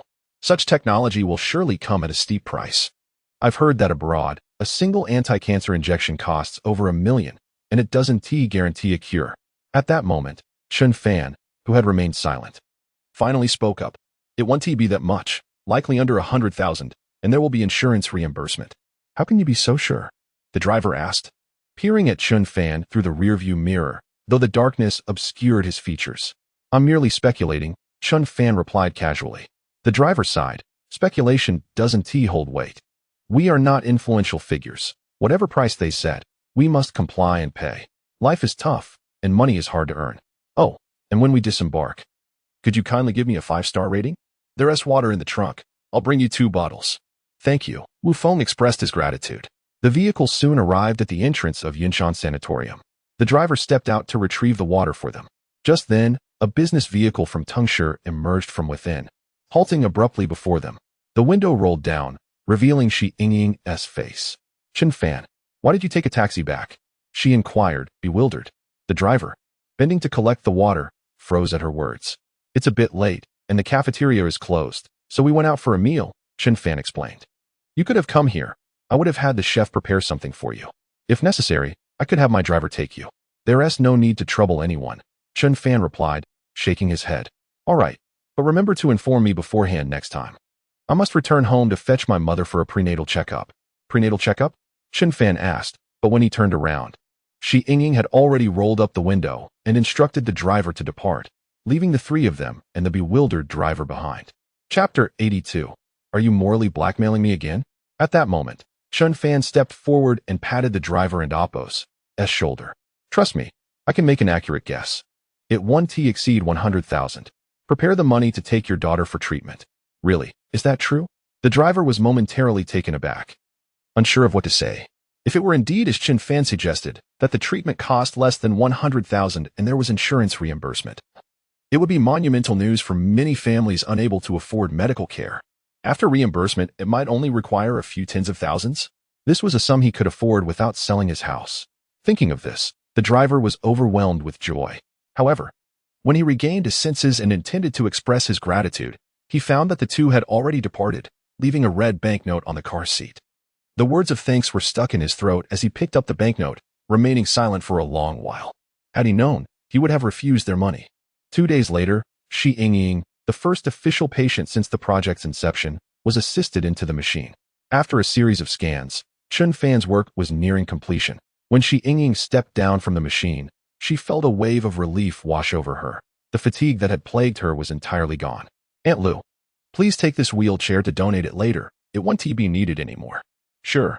Aunt Lu replied cheerfully as she wheeled the chair out. Shi Yingying's parents were waiting outside and cast inquiring glances at Aunt Lu as she emerged. Upon seeing her nod, they were instantly filled with joy. Shi's mother wiped her eyes, realizing it was over, finally over. The couple rushed into the lab, envisioning a scene of the three of them embracing, crying tears of joy, but it did not unfold as they imagined. Instead, they witnessed Shi Yingying adjusting to her body before suddenly throwing herself at Chen Fan, hugging him tightly. Thank you, Chen Fan. You're welcome, Chen Fan replied, comfortingly patting her back. I should be the one thanking your family for providing the venue and equipment. Don't mention it. At that moment, Shi Zhuan approached. From now on, consider this place your home. We are all family here. Shi's mother gazed at Chen Fan, increasingly fond of him. Had she not noticed her daughter's interest in him, coupled with Chen Fan's distinguished identity, she might have wanted to adopt him on the spot. Young, tall, handsome, and so talented, who could resist having such a child in their family? Dad, Mom. Shi Yingying released Chen Fan and turned to embrace her parents. I can feel that I'm already better. That and Apos, wonderful, truly wonderful. Shi's mother exclaimed, her slightly rounded belly visible as she joyfully hugged Shi Yingying. At that moment, Shi Yingying also noticed it, and a smile appeared in her eyes. Hee, I'm about to have a little brother or sister. That's still a long way off. Just be patient, her mother playfully chided. Finally, Shi Zhuan, who had been silent until now, spoke up. All right, let us go for a checkup first. Then we can have dinner together later. He then turned to Chen Fan and Wu Feng. If you two have time, would you care to join us for a family dinner? Of course, Chen Fan replied without hesitation. Wu Feng, however, looked at him with a puzzled expression, seemingly unsure why Chen Fan had readily agreed. I'm just a bit hungry, Chen Fan explained.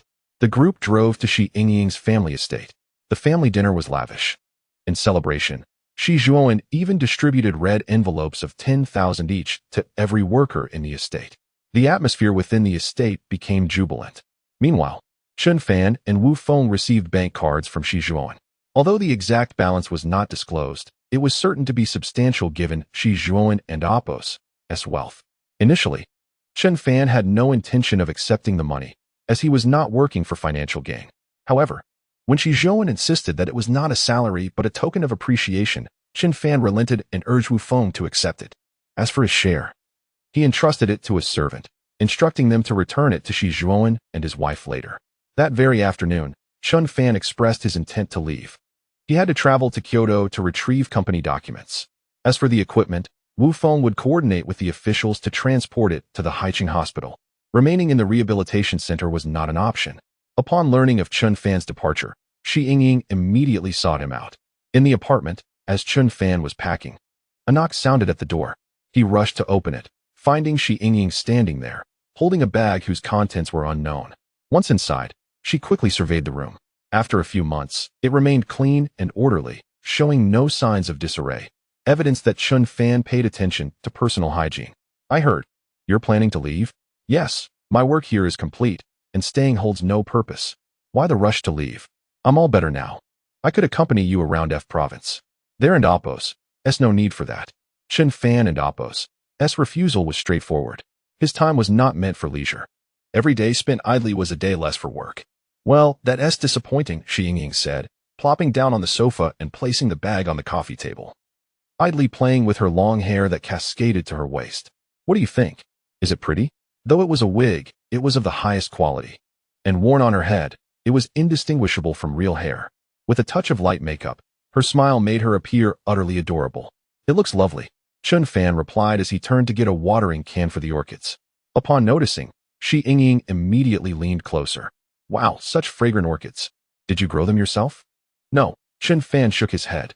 Shi Yingying gently teased the flower buds with her fingers. Who did then? They have quite the taste. It wouldn't be Wu Feng. Would it? No, they belong to my mother. Your mother? Oh, how about we go out for hot pot? Chen Fan glanced at the many items still needing to be packed and was about to refuse when Shi Yingying interjected. I'm about to study abroad. My parents want me to finish the studies I've missed over the years. This might be the last hot pot I get to eat in these 3 years. There are hot pots abroad too. Do you not want to share this last hot pot with me? Are you morally blackmailing me again? Chen Fan glared at Shi Yingying, who smiled playfully, seemingly unafraid. There's a saying, one does not strike a smiling face. There's another annoyance, wanting to hit you, but fearing that you might bite my hand in return. Then I'll go call Wu Feng to join us. No, he still has things to pack. Let us not waste his time. Chen Fan. Chapter 83. Has Tang Xiaoqing been released from prison? By the way, I bought some flour cakes. Would you care to try them? In the car, Shi Yingying took out 2 flour cakes from the bag she was carrying. They are absolutely delicious. This is a brand I have enjoyed since childhood. Unfortunately, I Haven and Amp, Oppos, T had them in a long time. Chen Fan glanced over. What a pity. Aran and Oppos. T you holding them right now? Besides, it and Oppos. It's only been a few months since you last had them. I want to eat them. We're having a meal later. Chen Fan replied. Thus, Shi Yingying reluctantly put one back. Well then, I'll enjoy them myself. Before Chen Fan, she began to indulge, leaving crumbs of the flour cake scattered about without a care. After finishing one, remnants of the purple flour jam and bits of the cake lingered at the corners of her mouth. Observing this, Chen Fan reached into his pocket and pulled out a pack of tissues. Shi Yingying was immediately taken aback. Is Chen Fan going to wipe her mouth? He took out a tissue and extended his hand. Shi Yingying found herself momentarily holding her breath. Then, she saw Chen Fan place the tissue into her hand. Wipe it yourself. At that moment, Chen Fan resembled an emotionless enigma. One could never predict his next move. Shi Yingying, undeterred, cleaned her mouth and promptly instructed the driver to take them to a hot pot restaurant in the city. While enjoying the hot pot, Shi Yingying initiated a conversation about her upcoming study abroad. I and Amp, Oppos, am about to go overseas for 3 years.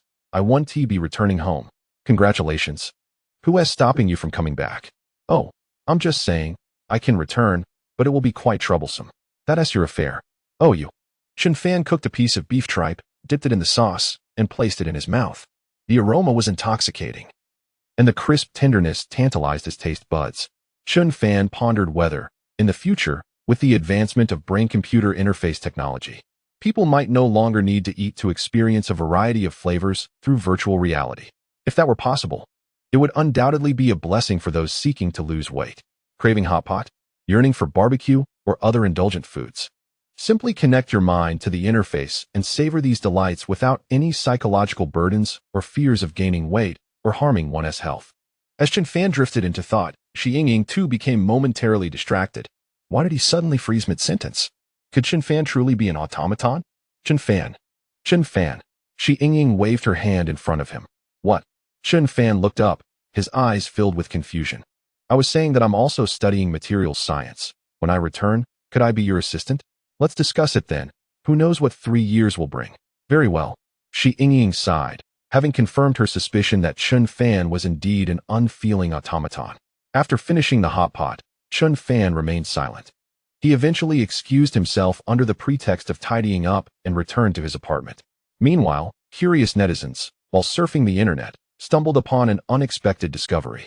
A newly registered company named Fanxiang Medical appeared on the registration public website in Longhua. If it were merely an ordinary company, it would not have garnered much attention. However, the key detail was that the registrant was none other than Chen Fan himself. Not only was he the registrant, but he was also the owner and legal representative. With all crucial personnel being Chen Fan, the company's business scope was quite simple, focusing solely on medical devices, indicating it was in the business of selling medical equipment. Once the news broke, it rapidly spread across various online platforms in Longhua. The fact that Chen Fan had started a company became common knowledge. Was he preparing to go solo? What was the situation? Starting a company must be costly. Will it be expensive in the future? If it is pricey, so be it. I just hope insurance will cover it. Now that he has started a company, is he planning to profit at the expense of others? That seems unlikely. Chen Fan wouldn't he engage in such unscrupulous activities? It might be best to wait and observe how things unfold.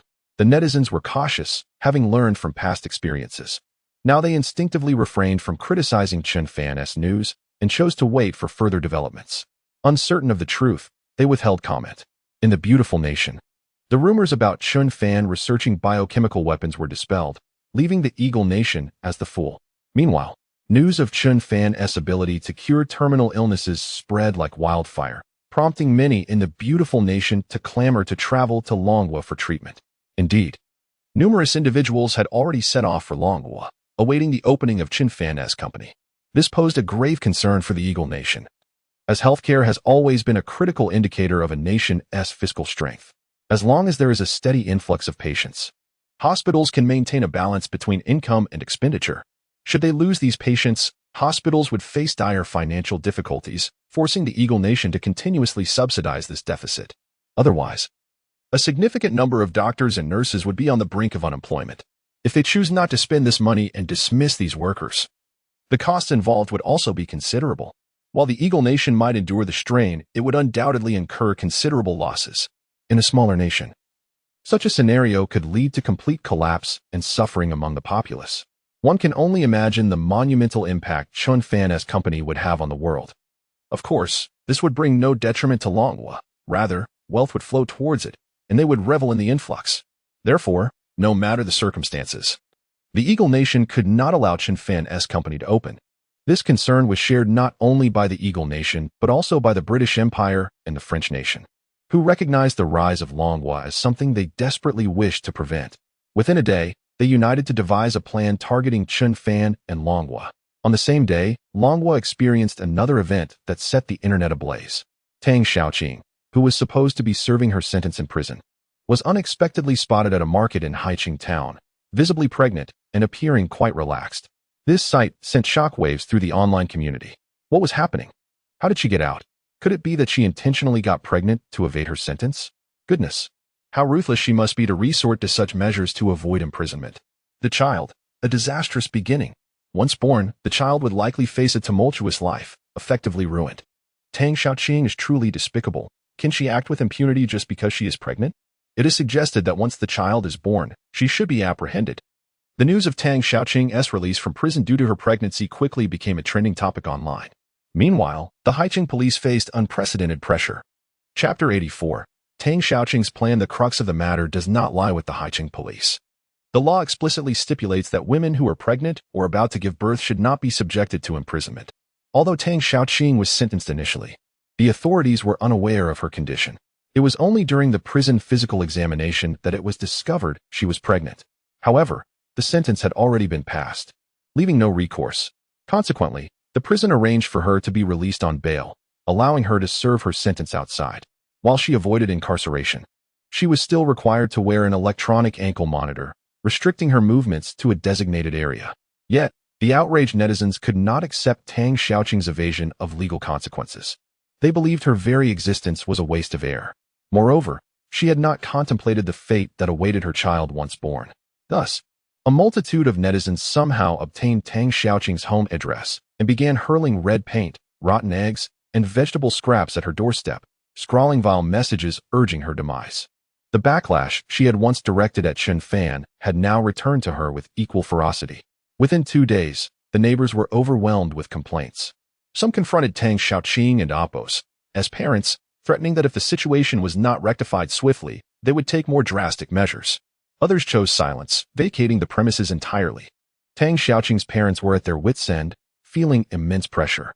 Ultimately, they had no choice but to spend money to rent a small house far away, relocating the family. In the rented abode, her parents confronted her. Xiaoqing, please tell us the truth.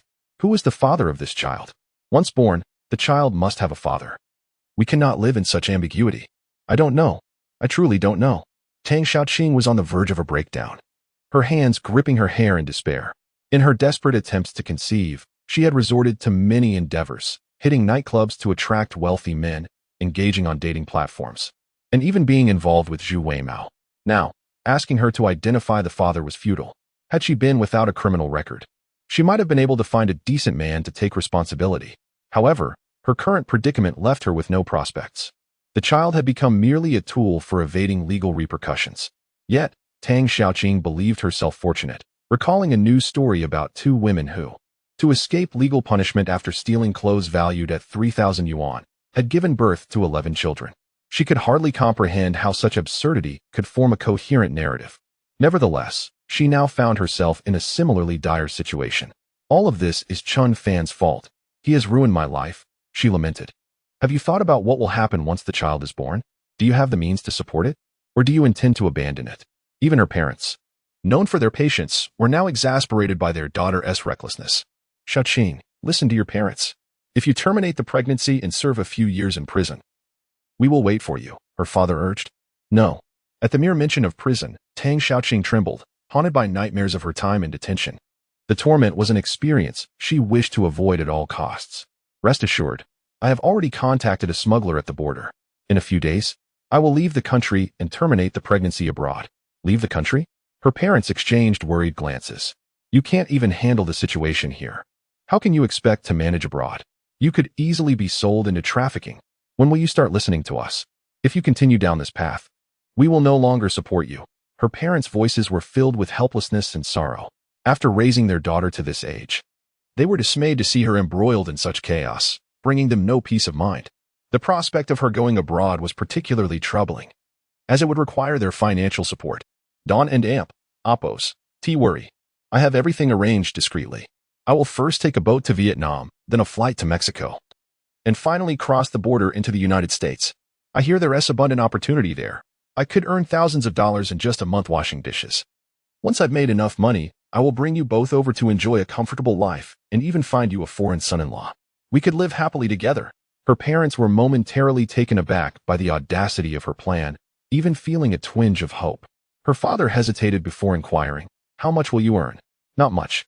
Just 80,000. Tang Xiaoqing gestured with her fingers. That is not expensive, right? I could earn that back in a few months. The work is easy to find, and the lifestyle is free. When will you leave?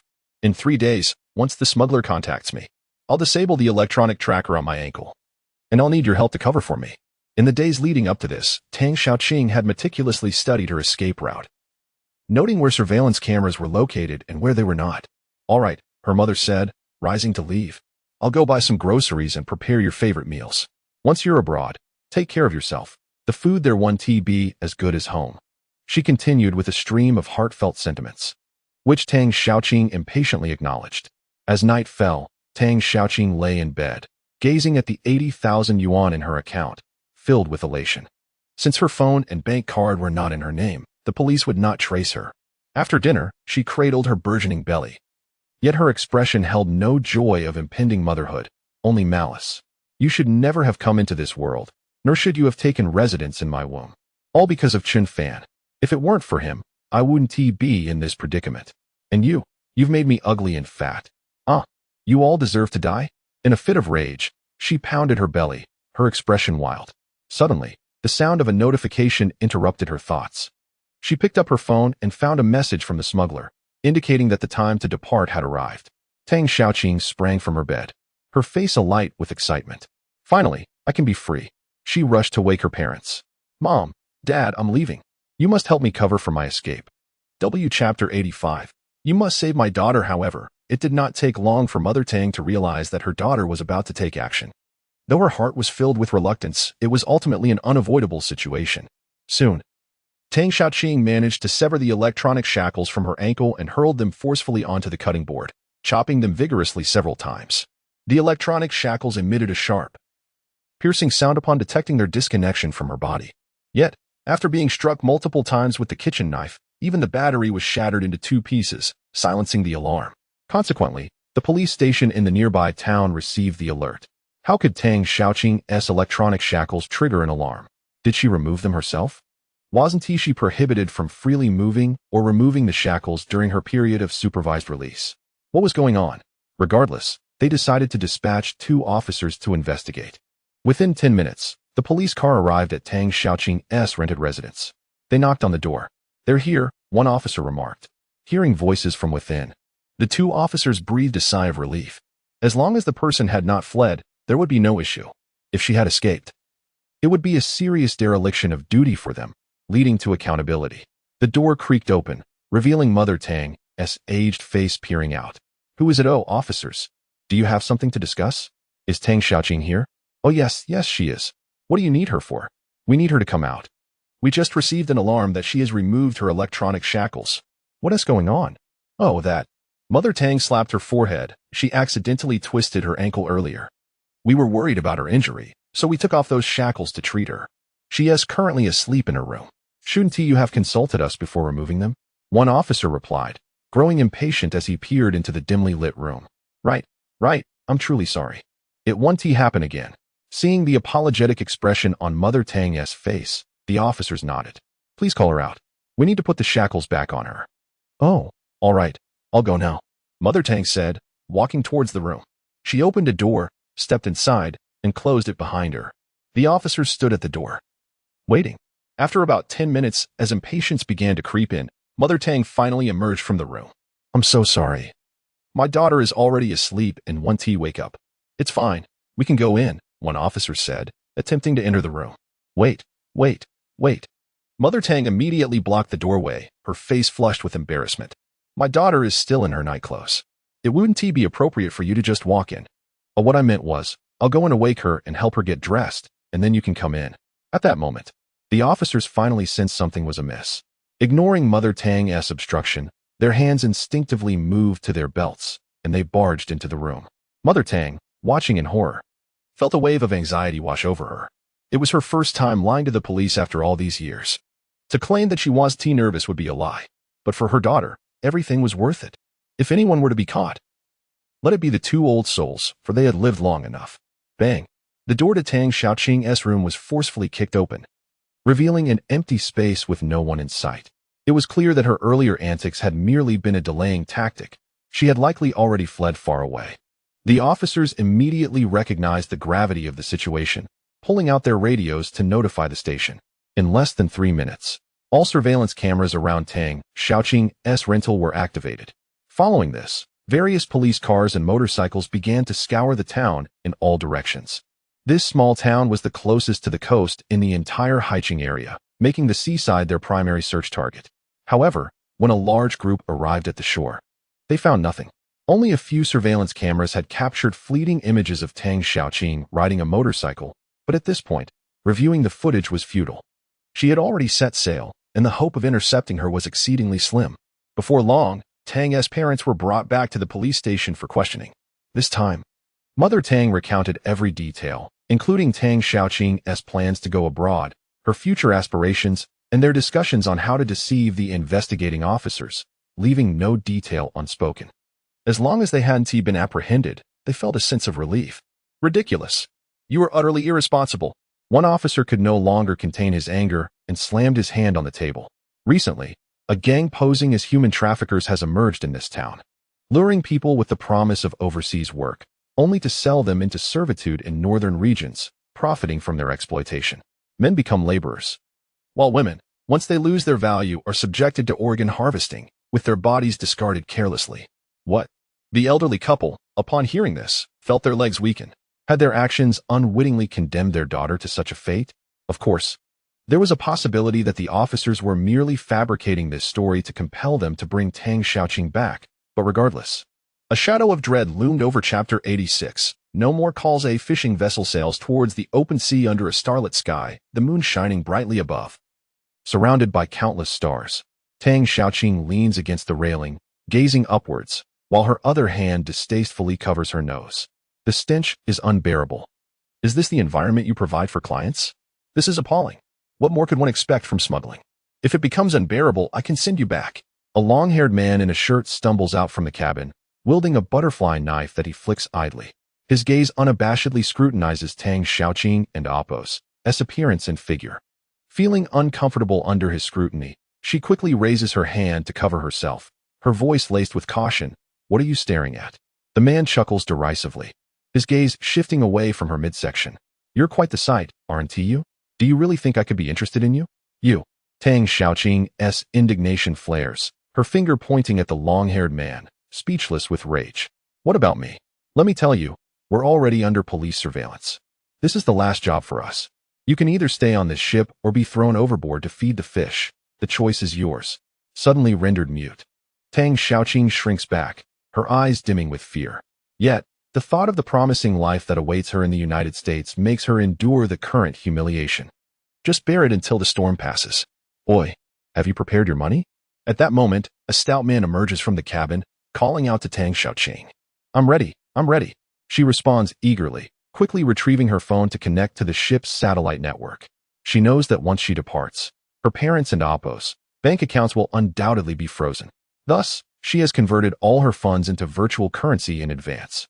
Although the Dragon Kingdom does not recognize it, it is accepted in many other regions of the world. Give me your account, and I'll transfer the funds. 15 units, transfer it over. The stout man opens an interface on his phone, addressing Tang Xiaoqing. Upon hearing 15, she is momentarily stunned. What? 15? That's equivalent to 65,000 in dragon currency. Why so exorbitant? With only 80,000 in total, her conversion yields a mere 18 units. This journey requires her to part with 15, leaving her with only 15,000 dragon currency. How is she to survive with such a paltry amount once she reaches the States? What? Can't afford it? The exchange rate has risen, and we need to eat too. Besides, we guarantee your arrival in the United States, so what are you afraid of? Just pay up. Having already boarded this illicit vessel, Tang Xiaoqing has no choice but to comply. With a heavy heart, she transfers the virtual currency. The moment the transaction is completed, a wave of relief washes over her. As night falls, Tang Xiaoqing lies in the damp, dim cabin, inhaling the men and Appos' sweat and the nauseating odor of fish, drifting into a deep sleep. This slumber renders her completely unconscious. It isn't until the next afternoon that she awakens groggily, sensing that the vessel is docked. As she no longer feels the sway of the sea, her head is foggy, and she struggles to recall anything clearly. Suddenly jolted awake, she realizes her hands and feet are bound, and her mouth is gagged, leaving her utterly immobilized. The long-haired man who threatened her the previous night stands nearby. Casual Chapter 87. This person seems familiar. $100 million, he mused. Certainly the others would find it hard to resist. Although the industry they were in was notoriously lucrative, the recent years had seen the Dragon Kingdom clamp down severely on their operations, leading to minimal profits in the drug trade. Consequently, they had resorted to telecommunications fraud and gray market activities. However, these endeavors had not gone unnoticed by the Dragon Kingdom, making their existence increasingly arduous. Thus, they had taken to engaging in activities on the dark web, operating under the principle that as long as the payment was sufficient, they would undertake any task. Earning money had become increasingly challenging. As for the matter concerning Chen Fan, Chen Mu was not averse to taking action, but the lack of any information on Chen Fan rendered implementation quite difficult. Regardless, he resolved to investigate further. Tossing the photograph onto the table, he lit a cigarette and inhaled deeply, filling the opulently decorated tea room with a swirling haze. Meanwhile, Tang Xiaoqing, having been brought back against her will, was consumed by regret. Yet, having fallen into the hands of others, she had no choice but to accept her fate. It was rumored that those who lost their value in this place would become mere commodities, living blood banks and organ repositories, colloquially referred to as pigs. She had no desire to meet such a fate. Along the way, she pondered many thoughts. Since she was here, she must demonstrate her worth to avoid abandonment. With a thud, a group of burly men tossed Tang Xiaoqing onto a sofa. Though the sofa was plush, the force of her landing elicited a pained gasp from her. Ouch, what are you doing? You hurt me. She feigned a sultry tone, reclining on the sofa in a provocative manner. Yet, after her ordeal on the small fishing boat, her makeup was disheveled, and she exuded an unpleasant fishy odor, particularly noticeable due to her slightly protruding abdomen, which made the men present feel nauseated. Who brought this one? Step forward, one of the men barked. Can and Appos, anyone select properly? Even if she is unattractive, at least choose someone more suitable. Who could be so barbaric? However, I've heard that certain women can wash away bad luck, and many wealthy men indulge in such practices. After all, it's the same with the lights off. You're too much. I don't believe in such things. Let those who want to engage go ahead. Instantly, the majority of the men departed, nearly all of them being supervisors and managers from various departments of the Chen family. They had come specifically to select new recruits. Only the burly man who had made the earlier remark remained, smiling as he approached Tang Xiaoqing. Can you operate a computer and make phone calls? Tang Xiaoqing hesitated for a moment before nodding vigorously. Yes. I graduated from university. I can do anything. I even passed the 6th level of English. So deceiving foreigners is no problem. That's not important. The man assessed her with a scrutinizing gaze. My name is Haiqing, and I'm in charge of the dealers here. All the dealers fall under my purview. However, I have no shortage of workers with someone like you. Others would simply fold their hands and not play, but I'm willing to give you a chance. What are your specialties? Tang Xiaoqing fell silent for a moment, counting on her fingers. Mathematics, English, business. Stop right there. Haiqing raised his hand, cutting her off. When I ask about your specialties, I don't mean your professional skills. I'm referring to your abilities in other areas, such as positions and techniques. Tang Xiaoqing quickly understood. Oh, I can do many things. Whatever the customer needs, I can accommodate. Really? Haiqing rubbed his hands together, a broad grin spreading across his face. Just so happens I have a friend looking for someone like you to change his luck. You'll do perfectly. But first, I need to test your skills. With that, Haiqing lunged forward, his considerable bulk crashing into Tang Xiaoqing. The lewd laughter he emitted drowned out her scream, the sound carrying through the window to Qin Mu, who had just stepped outside. He froze in place. What was that sound? A subordinate stepped forward. A new batch of employees arrived today, so the supervisors are probably training the newcomers. Why is it so noisy? Go take a look. Moments later, the subordinate returned to inform Qin Mu of the situation. Upon hearing the news, Qin Mu frowned. When did this fat guy become so depraved? Let us go see.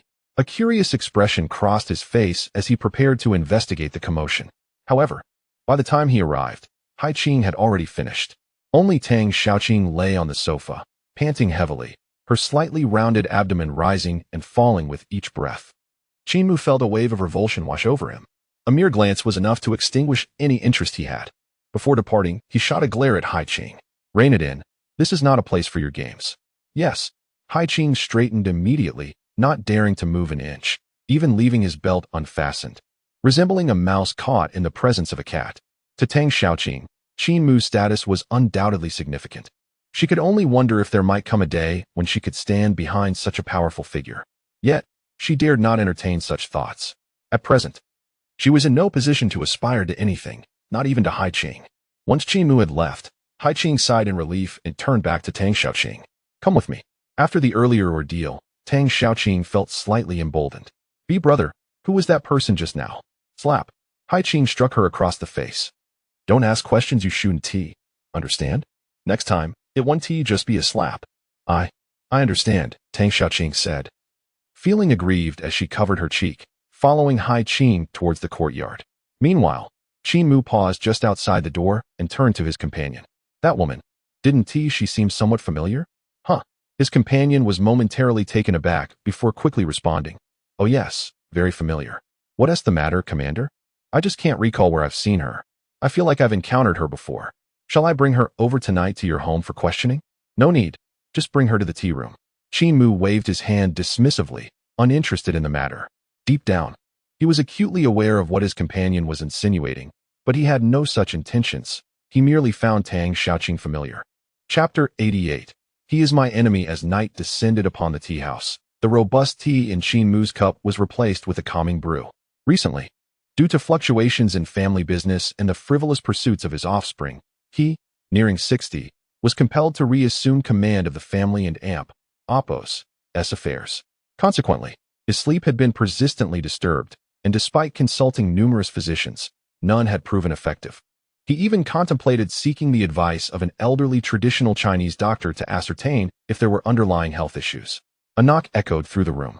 Chief, the person has been brought in. Let her enter, Qin Mu replied, tapping the table lightly before downing the tea in one swift motion. The door creaked open to reveal Tang Xiaoqing, her face flushed with embarrassment. She had anticipated commencing her duties that evening, striving to present herself as demure and bashful. However, upon entering, she was met with the imposing figure she had encountered earlier, causing her to flinch in trepidation. This was a person even the most formidable would stand at attention for. Qin Mu, with his raven hair laced with strands of silver, exuded an air of sternness cultivated over years of territorial disputes.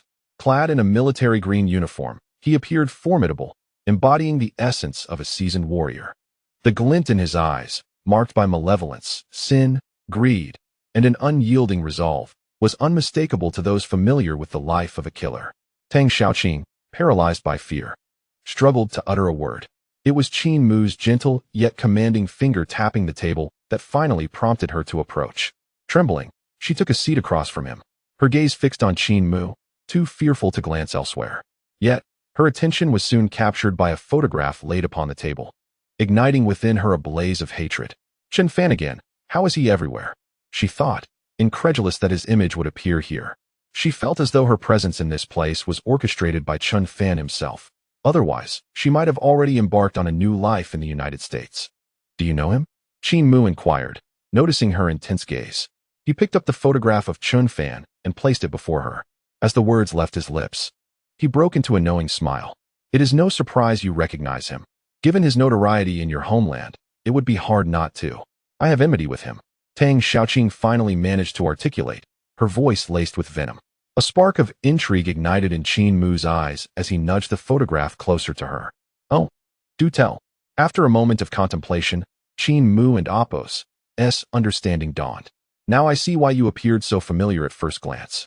You are the one who once schemed against Chen Fan. This simplifies matters. Your vendetta against him aligns perfectly with our intentions. In Longhua, all company procedures have been finalized, with Haiqing granting Chen Fan land at an exceptionally low price for factory construction. A multitude of machinery was delivered within a month, and the assembly for manufacturing medical equipment commenced. On the day of the grand opening, the anticipated fanfare of drums and fireworks was conspicuously absent, replaced instead by an eerie silence within the factory and a mere handful of individuals in the company building. Chen Fan and Wu Feng spent an entire day inspecting the factory and Apos' equipment. Should we not begin hiring? Wu Feng asked, standing atop the office building. Surveying the expanse of Haiqing, Chen Fan replied, You handle recruitment. It is not a concern. Offer them the best conditions, 4 days off in headquarters and 5 days in the factory, an 8-hour workday with a base salary starting at 8,000. Is that not a bit low? Wu Feng, taken aback, interjected, Wait, you. Not low, not low, he hastily reassured. Fearing Chen Fan and Apos' generosity would escalate to offering housing and vehicles for employees.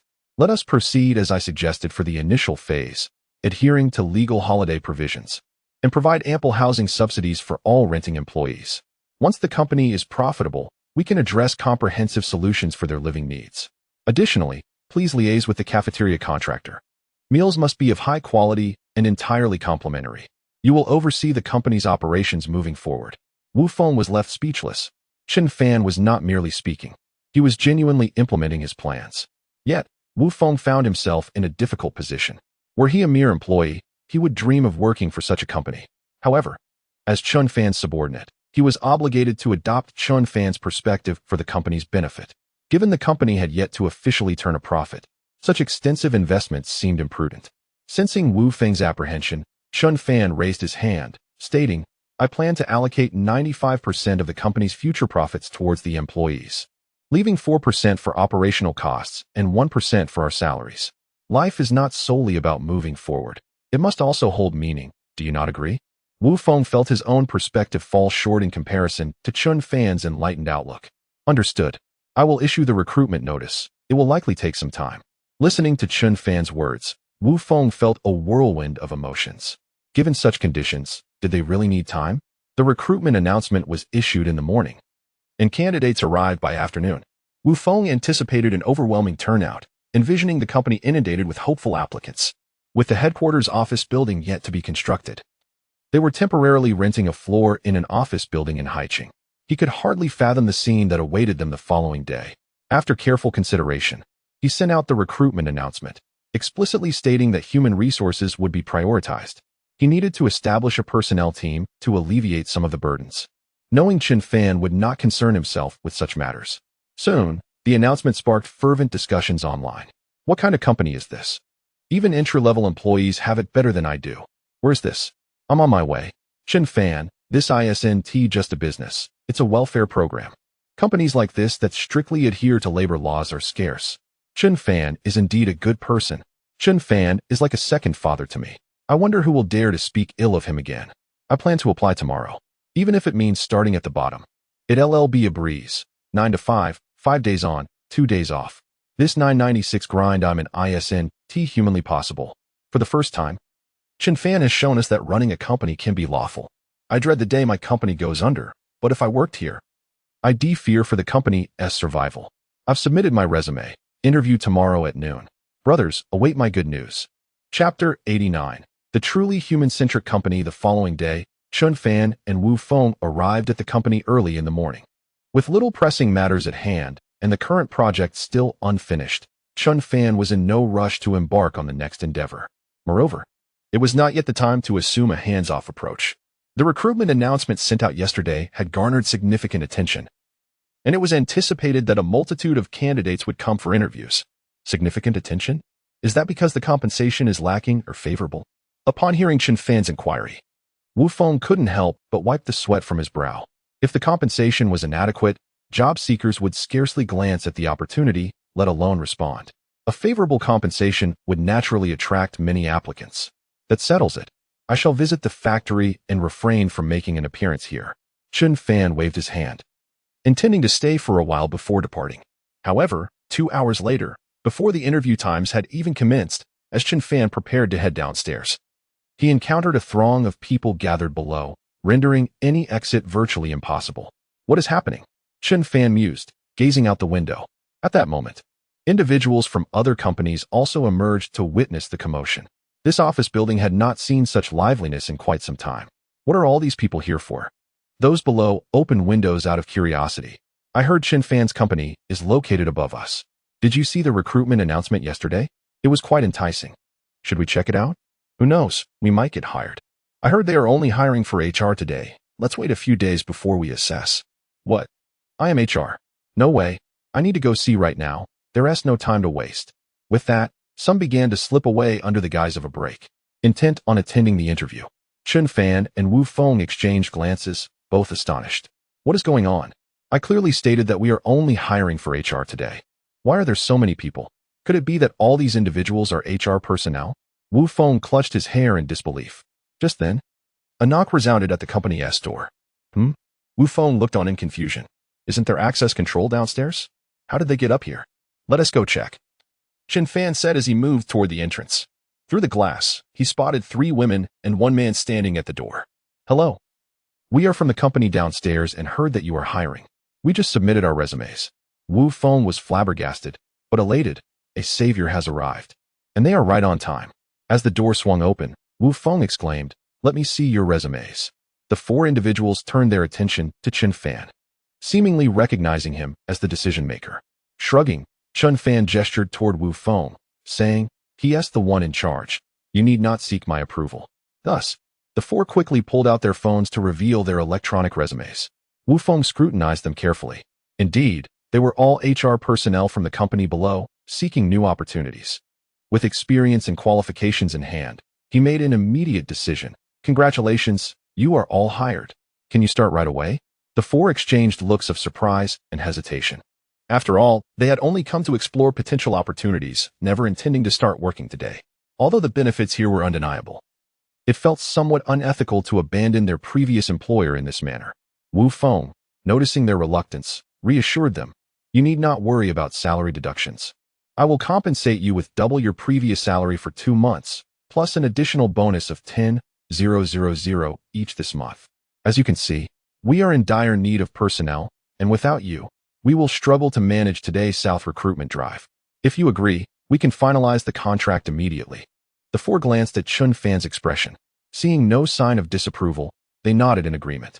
After all, Chen Fan was the owner of the company. Their trust in Wu Feng was not in question, but Chen Fan's authority held more weight. "No need. We can begin working first and sign the contract later." "Excellent." Wu Feng clapped his hands enthusiastically. "Let me briefly outline the recruitment requirements. Just yesterday, Chen Fan had transferred a sum of money into the company account. Not a paltry amount, but 100 million. This was merely the initial funding required to sustain operations. Once the company began generating profit, worries would dissipate. After a thorough introduction and understanding, the work officially commenced. Wu Feng went downstairs to instruct the administrator to open the access control, allowing the candidates to ascend. Due to the overwhelming number of applicants, the building had to dispatch several security personnel to maintain order. The crowd began to ascend in an orderly fashion to participate in interviews. Chen Fan found himself reluctantly seated in the main position, assuming the role of interviewer. The interviews persisted until nearly afternoon, and the candidates began to feel hunger pangs. Chen Fan decided to send Wu Feng to the bank to withdraw funds and order a plethora of boxed lunches, snacks, and beverages to serve as an afternoon tea. Every candidate who came for an interview would receive lunch and dessert, with the option to select their meals. Additionally, those who were not successful could still receive 300 yuan, acknowledging their efforts in traveling to the venue. As the announcement concluded, thunderous applause erupted in the room. I knew it. Even before officially joining, I knew this company was the right choice. Wow, they offer compensation even for failed interviews. Can I stack that as a bonus? How could you take advantage of such generosity? Are you not human? If you fail an interview, they likely invite you back for a second chance. Never mind that. Let us see what's for lunch. The crowd eagerly lined up to collect their boxed meals. Upon opening, they discovered that the food was not the typical cheap fare meant merely to fill one's stomach. Rather, it was gourmet cuisine packaged from a five-star hotel, replete with aroma and visual appeal. Steam wafted up from the boxes. No matter the outcome of the day, this meal alone justified the journey. Many individuals snapped photos of their meals and shared them on social media platforms. Check out this company. They provide boxed lunches for interviews and even give 300 yuan for those who don't pass.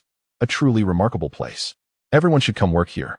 Indeed, a truly exceptional company does not require advertisement.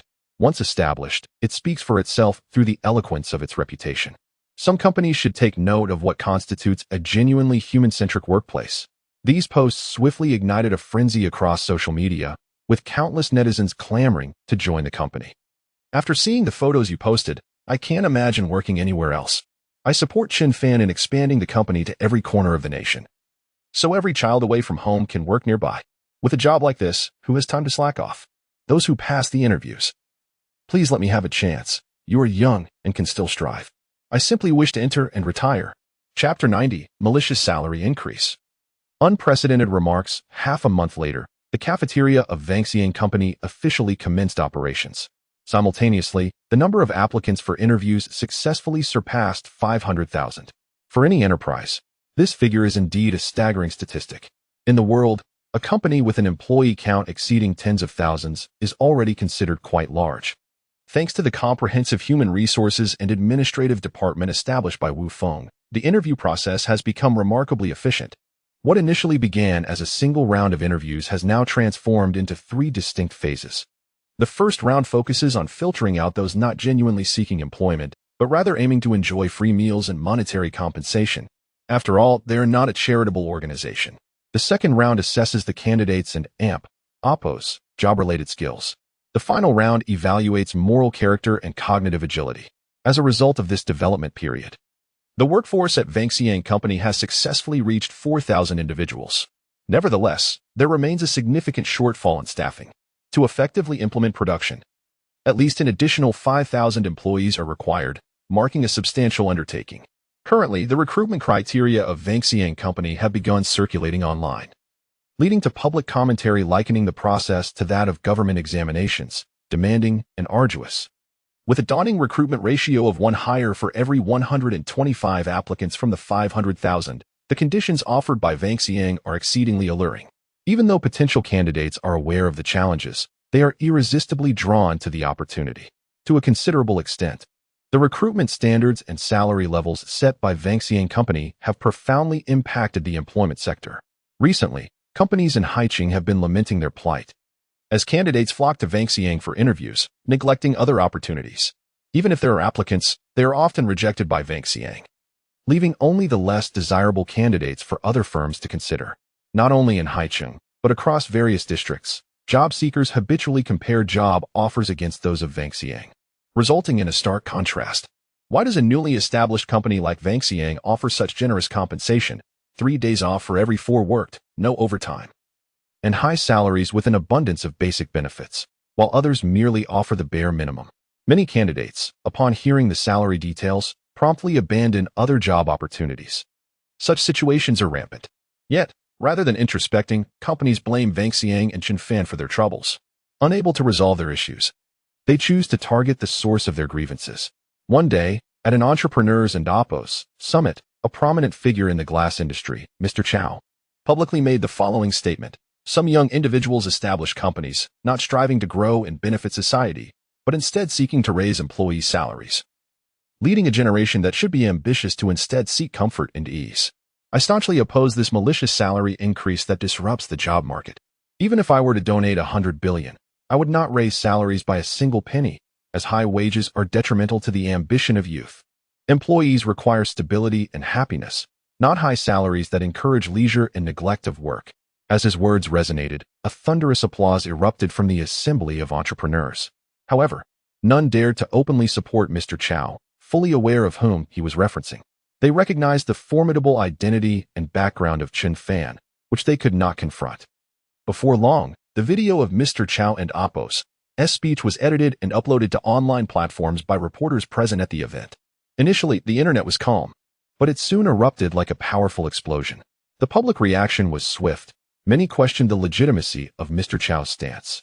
What qualifies an elderly man to think for the youth? Is there a fault in offering high wages?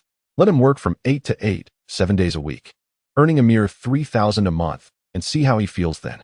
His detachment from the common populace became evident, sparking outrage among many. Mr.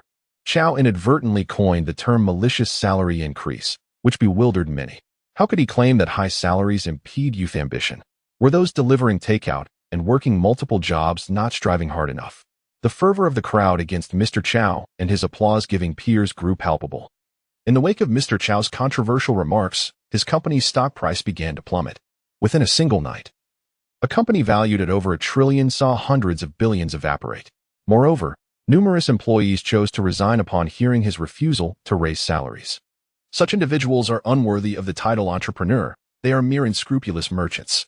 Genuine entrepreneurs are recognized by their compassion for their employees, individuals like the supermarket owner from Hunan, Peng Donglai, and the mining tycoon, Chui Peijun, now joined by Chen Fan. Only those who genuinely consider the welfare of their employees inspire loyalty and dedication, rather than merely painting grand visions or lamenting employee diligence. News of these events reached Wu Feng, who, as the head of Vanxiang Group, felt a profound sense of satisfaction. A company revered and envied by many indeed epitomizes greatness. Reflecting on Chen Fan and Oppos' decisions, Wu Feng could not help but chastise himself for his earlier reluctance and doubts. The fervor surrounding the topic was overwhelming, prompting Wu Feng to instruct the administrative and publicity departments to create a promotional video.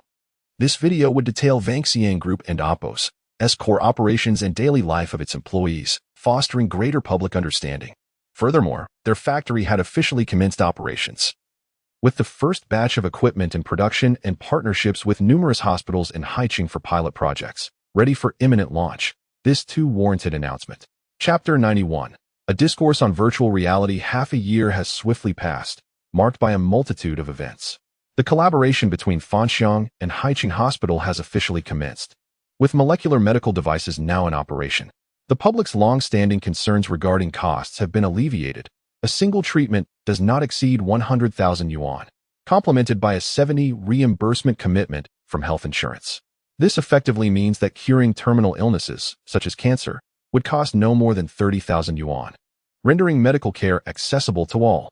Moreover, the treatment duration is notably brief. No surgical procedures are required, and patients can expect a complete recovery within 2 to 3 days. As a result, patients from across the nation have flocked to Haicheng. Internationally, many have also arrived in search of treatment, albeit at a slightly higher cost. At the behest of Fanxiang, foreign patients are subject to an additional patent fee of 100,000 yuan for the equipment, alongside a further 100,000 yuan for operational costs. Essentially, every aspect incurs a fee. There are no complimentary services or reimbursements. Despite the additional expenses compared to their domestic counterparts, the foreign patients find the treatment worthwhile. This initiative has garnered widespread approval among citizens of Longhua. While preferential treatment may not be endorsed, in this context, it is met with enthusiasm. capitalizing on foreign investments while benefiting their own populace. Conversely, in a mere 6 months, Fanxiang Group's market value has surpassed 1 trillion yuan, with a workforce of 30,000 and new branches and factories established nationwide. An increasing volume of devices is being mass-produced and deployed in hospitals across the country. Remarkably, Fanxiang Group does not charge any fees for the devices sold. All profits are derived from treatment costs. Additionally, they provide complimentary after-sales maintenance, prompting numerous foreign medical companies to seek partnerships with Fanxiang, recognizing their dire need for such medical devices. Without them, patients would continue to flock to Longhua for treatment, jeopardizing their economies. In a bid for survival, these companies have approached the Longhua government, hoping for a persuasive discussion with Fanxiang. Upholding humanitarian principles, Fanxiang has proposed a solution. Each device would cost 100 million yuan, alongside substantial annual fees for maintenance and patent rights, plus a share of medical costs. This proposal, upon calculation, borders on extortion, given that the total production cost of a device is less than 5 million yuan. Nevertheless, lacking the requisite technology, they are compelled to acquiesce to Fanxiang's demands, regardless of the steep prices. Notably, the United States, despite vocal discontent, has placed an order for 100 devices at a staggering cost of $10 billion, only to be informed that delivery would occur 3 years hence, as priority is given to Longhua and Oppo's demands. Once the domestic market is saturated, international orders will be considered. The United States, albeit begrudgingly, accepts this arrangement. Even in light of this precedent, other nations are eager to place their orders. In just 6 months, Fanxiang Group has amassed substantial profits in foreign currency. However, Chen Fan remains unfazed by the financial windfall. A significant portion of the earnings has been allocated as employee benefits, while the remainder is earmarked for research and maintenance costs. He has entrusted the management of the company entirely to Wu Feng, who has successfully navigated various relationships while upholding the company and Oppo's integrity. For Wu Feng, the current income level represents the pinnacle of Longhua and Oppo's standards. With an annual salary in the millions, Chen Fan has distanced himself from daily operations, adopting a hands-off approach. Many matters are now directly handled by Wu Feng. On one particular day, upon returning from a business trip and entering his office, Wu Feng discovered an individual reclining in his chair, seemingly asleep. Without displaying any displeasure, he approached to identify the person, only to find Chen Fan donning a VR headset, gesturing animatedly in the air. Recognizing the device, Wu Feng remarked, the Vision Pro, Apple's latest head-mounted virtual reality device. Upon hearing Wu Feng's voice, Chen Fan removed the headset and cast it aside. When did you return? He inquired. Just now. Wu Feng replied with a smile, moving closer. Having just returned from a trip, why are you indulging in this? Is it enjoyable? He picked up the device from Chen Fan's desk to try it himself. Wow, the immersion is incredible. This gadget is quite pricey. I should get one for myself to try. However, Chen Fan shook his head and reclaimed the device.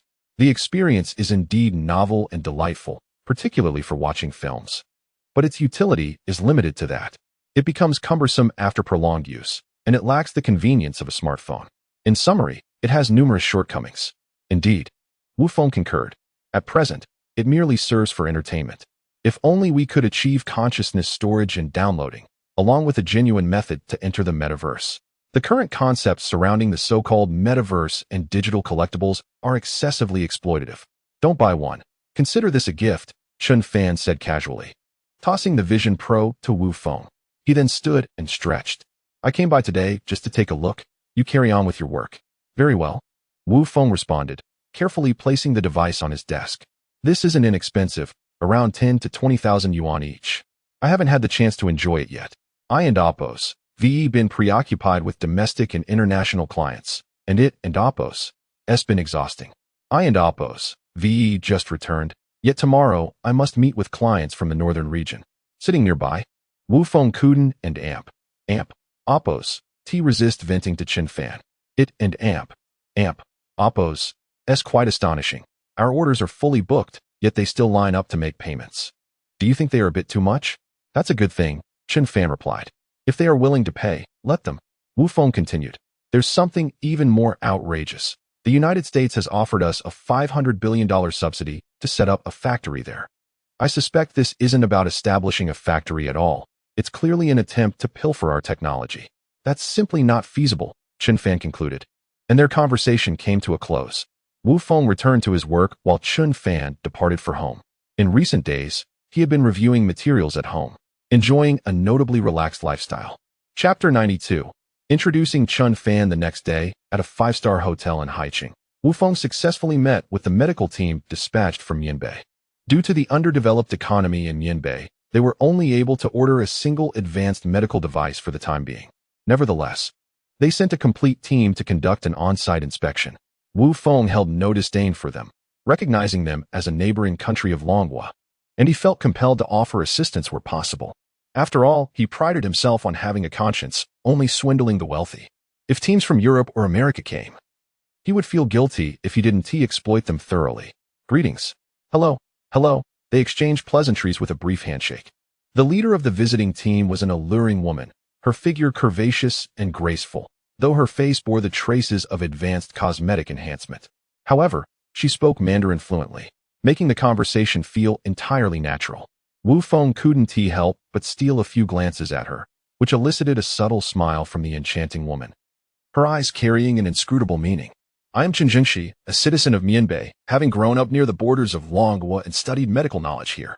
Thus, I consider myself somewhat of a Longhua citizen, she said with a chuckle. We are all one family. Wu Feng exchanged a few more polite words before getting straight to the point. Let us head to the vehicle. Today's itinerary is set. We will first visit the factory and then tour the hospital after lunch. Thank you, Mr. Wu, Chen Jingxi replied, extending her hand for a delicate handshake. The touch of her smooth skin was neither too firm nor too soft. Wu Feng discreetly withdrew his hand, his brow furrowing as Chen Jingxi walked ahead. What was her intention? This was a formal reception, and such flirtations were inappropriate. This interaction left Wu Feng feeling somewhat guarded during the factory tour. Yet no significant issues arose. Following the factory visit, the Mianbei medical team expressed high praise for the Fanxiang group. Even attempting to place an order and sign a contract on the spot, Wu Feng declined, suggesting they could finalize everything the next day. Chen Jiangxi smiled at him. Indeed. There is plenty of time. We can find a place to discuss further. Wu Feng hesitated, hastily clarifying. What I meant was that you should take your time to understand more. Besides, our company's orders are booked 5 years in advance. Signing a contract now would be premature. His intention was to avoid taking advantage of them, considering Mianbei was a relatively small region that likely didn't require such machinery. They could easily access Longwood's resources.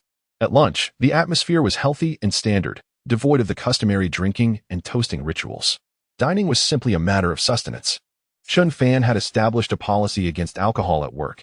If anyone wanted to drink, they could do so at home after hours. Thus, there had never been a culture of drinking during business engagements within the Fanxiang group, even when dealing with heavy drinkers from other cultures.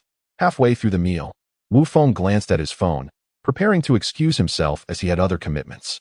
The visiting team from Mianbei did not warrant his full attention, and he felt he had already extended them considerable courtesy by spending half a day with them. Otherwise, he could have easily sent a few people from the PR department to attend to them. However, before he could exit, Chen Jiangxi called out to him from behind. Wait. Mr. Wu, shall we discuss the details further? Wu Feng returned to his seat, slightly annoyed. Such an abrupt interruption felt discourteous. Yet, considering she was a guest, he refrained from voicing his displeasure. What would you like to know, Miss Chen? With her chin resting on her hands, Chen Jiangxi looked at him with a charming smile. I've heard that Chen Fan is a legendary figure at Fanxiang Group, having accomplished several astonishing feats in just over a year. I wonder if Mr. Wu could arrange an introduction? Upon hearing this, Wu Feng's expression shifted.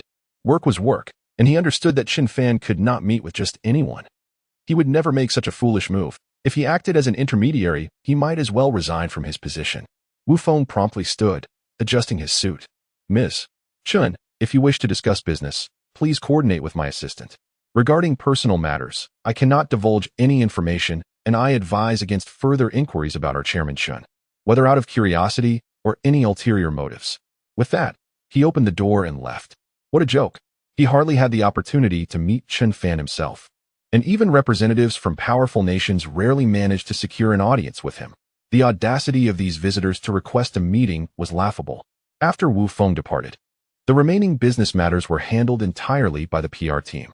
Once lunch concluded, they proceeded to the hospital for a tour. After completing their visit, Chen Jingxi did not rush to place an order, but instead led her team back to the hotel. Upon entering, they all shed their disguises. Chen Jingxi, oh no. Tang Xiaoqing glared fiercely, her brow furrowing. They were not genuinely interested in purchasing medical equipment. They lacked the funds. One device cost an exorbitant amount. And the bounty on Chen Fan's head was merely the same. To her surprise, encountering Chen Fan, whom she had seen on the subway, proved to be exceedingly challenging. It was understandable.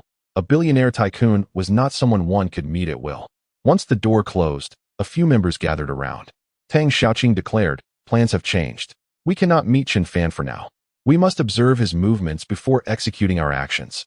For the next few days, each of you will take turns. With only one person going out each day, too many people will attract attention. Remember, no one is to lay a hand on Chen Fan. The commander insists he must remain alive. The group nodded solemnly. All right, return to your rooms. Once everyone dispersed, only Tang Xiaoqing remained. The flames of hatred in her eyes only intensified. After aligning herself with Qin Mu, her life had improved somewhat. At least she was no longer concerned about her safety. Yet, to those within that world, she remained a tarnished reputation, a woman who could be had by any man. The child in her womb had been lost in such a manner. Seeing Chen Fan live so comfortably only deepened her discontent. Chapter 93. Chen Jingxi returns home. Why is it that Chen Fan and Appo's life can be so fortunate while hers is so tragic? When one faces adversity, extreme psychological responses often emerge. It is akin to a person, downtrodden and destitute, encountering a blissfully affluent couple walking hand in hand with their child, who then drive off in a luxurious Mercedes. The stark contrast can warp one's psyche, evoking thoughts of violence against them. Why should they enjoy such prosperity while she feels like a wretched creature scuttling through the shadows of a sewer? They deserve to suffer. Thus, an antisocial persona begins to take shape. This is how indiscriminate attacks come to be. In society, individuals with no connection can devolve into such madness. Moreover, Tang Xiaoqing has attributed all her grievances to Chen Fan, fueling her desire for vengeance against him. The following day, at Chen Fan's residence, it has become common knowledge where he lives. Intermittently, visitors have disrupted his peace. To ensure his tranquility, the local authorities established a checkpoint at the entrance, requiring anyone wishing to enter the community to undergo questioning and registration. Furthermore, security patrols are organized every night to deter any potential threats. The community now takes pride in Chen Fan's presence, and out of respect, no one dares to disturb him. After obtaining the address from Tang Xiaoqing, a young man named KK arrived at the location today. However, due to the checkpoint, he was unable to enter and had to find a secluded spot outside to wait. The first day yielded no results. He observed everyone entering and exiting the community, but did not spot Chen Fan. Upon returning, he relayed this information to Tang Xiaoqing, who was not surprised by the outcome. Tomorrow, they would send someone else to continue the watch. Given Chen Fan's wealth and status, he surely has more than one residence. But he would inevitably return here. Tang Xiaoqing had previously read about Chen Fan in the news. The old residence belonged to his parents, filled with family relics and photographs. It was said that Chen Fan often returned here when he had the chance. Thus, waiting at this location would surely bear fruit. Days passed, and on the fifth day, someone finally spotted Chen Fan, who returned in an Audi. Through the tinted window, a glimpse of his profile was barely visible. Nevertheless, the watcher recognized him immediately. He waited at the entrance until the next morning when he saw Chen Fan again, this time driving the Audi towards the suburbs. Without hesitation, he flagged down a taxi. Quick, follow that black car. The taxi driver anticipated a thrilling ride, but upon seeing the black Audi with military plates, he was taken aback. Who would dare follow a military vehicle? It is common knowledge that those in military cars are not ordinary individuals, especially one with flashing lights. When the Audi activated its sirens and lights, the entire road was likely cleared. The driver took a deep breath and turned around. Get out. I'll pay you 200. Get out. 500. The driver reached for his phone to call the police. Realizing the gravity of the situation, the watcher quickly exited the vehicle, missing the opportunity to follow Chen Fan. That evening, upon receiving the news, Tang Xiaoqing was furious and slapped the man. Immediately, she covered her face, gasping. Due to excessive cosmetic surgery, her face could not express much emotion, and any agitation strained her facial muscles. Once she regained her composure, her eyes glinted with malice. We only have a month on our business visa. If we cannot track Chen Fan down within this time, we will lose our chance entirely. This was also the opportunity Chen Mu had granted her. If she failed this task, she too would be without options. Thus, no matter the cost, she needed to succeed.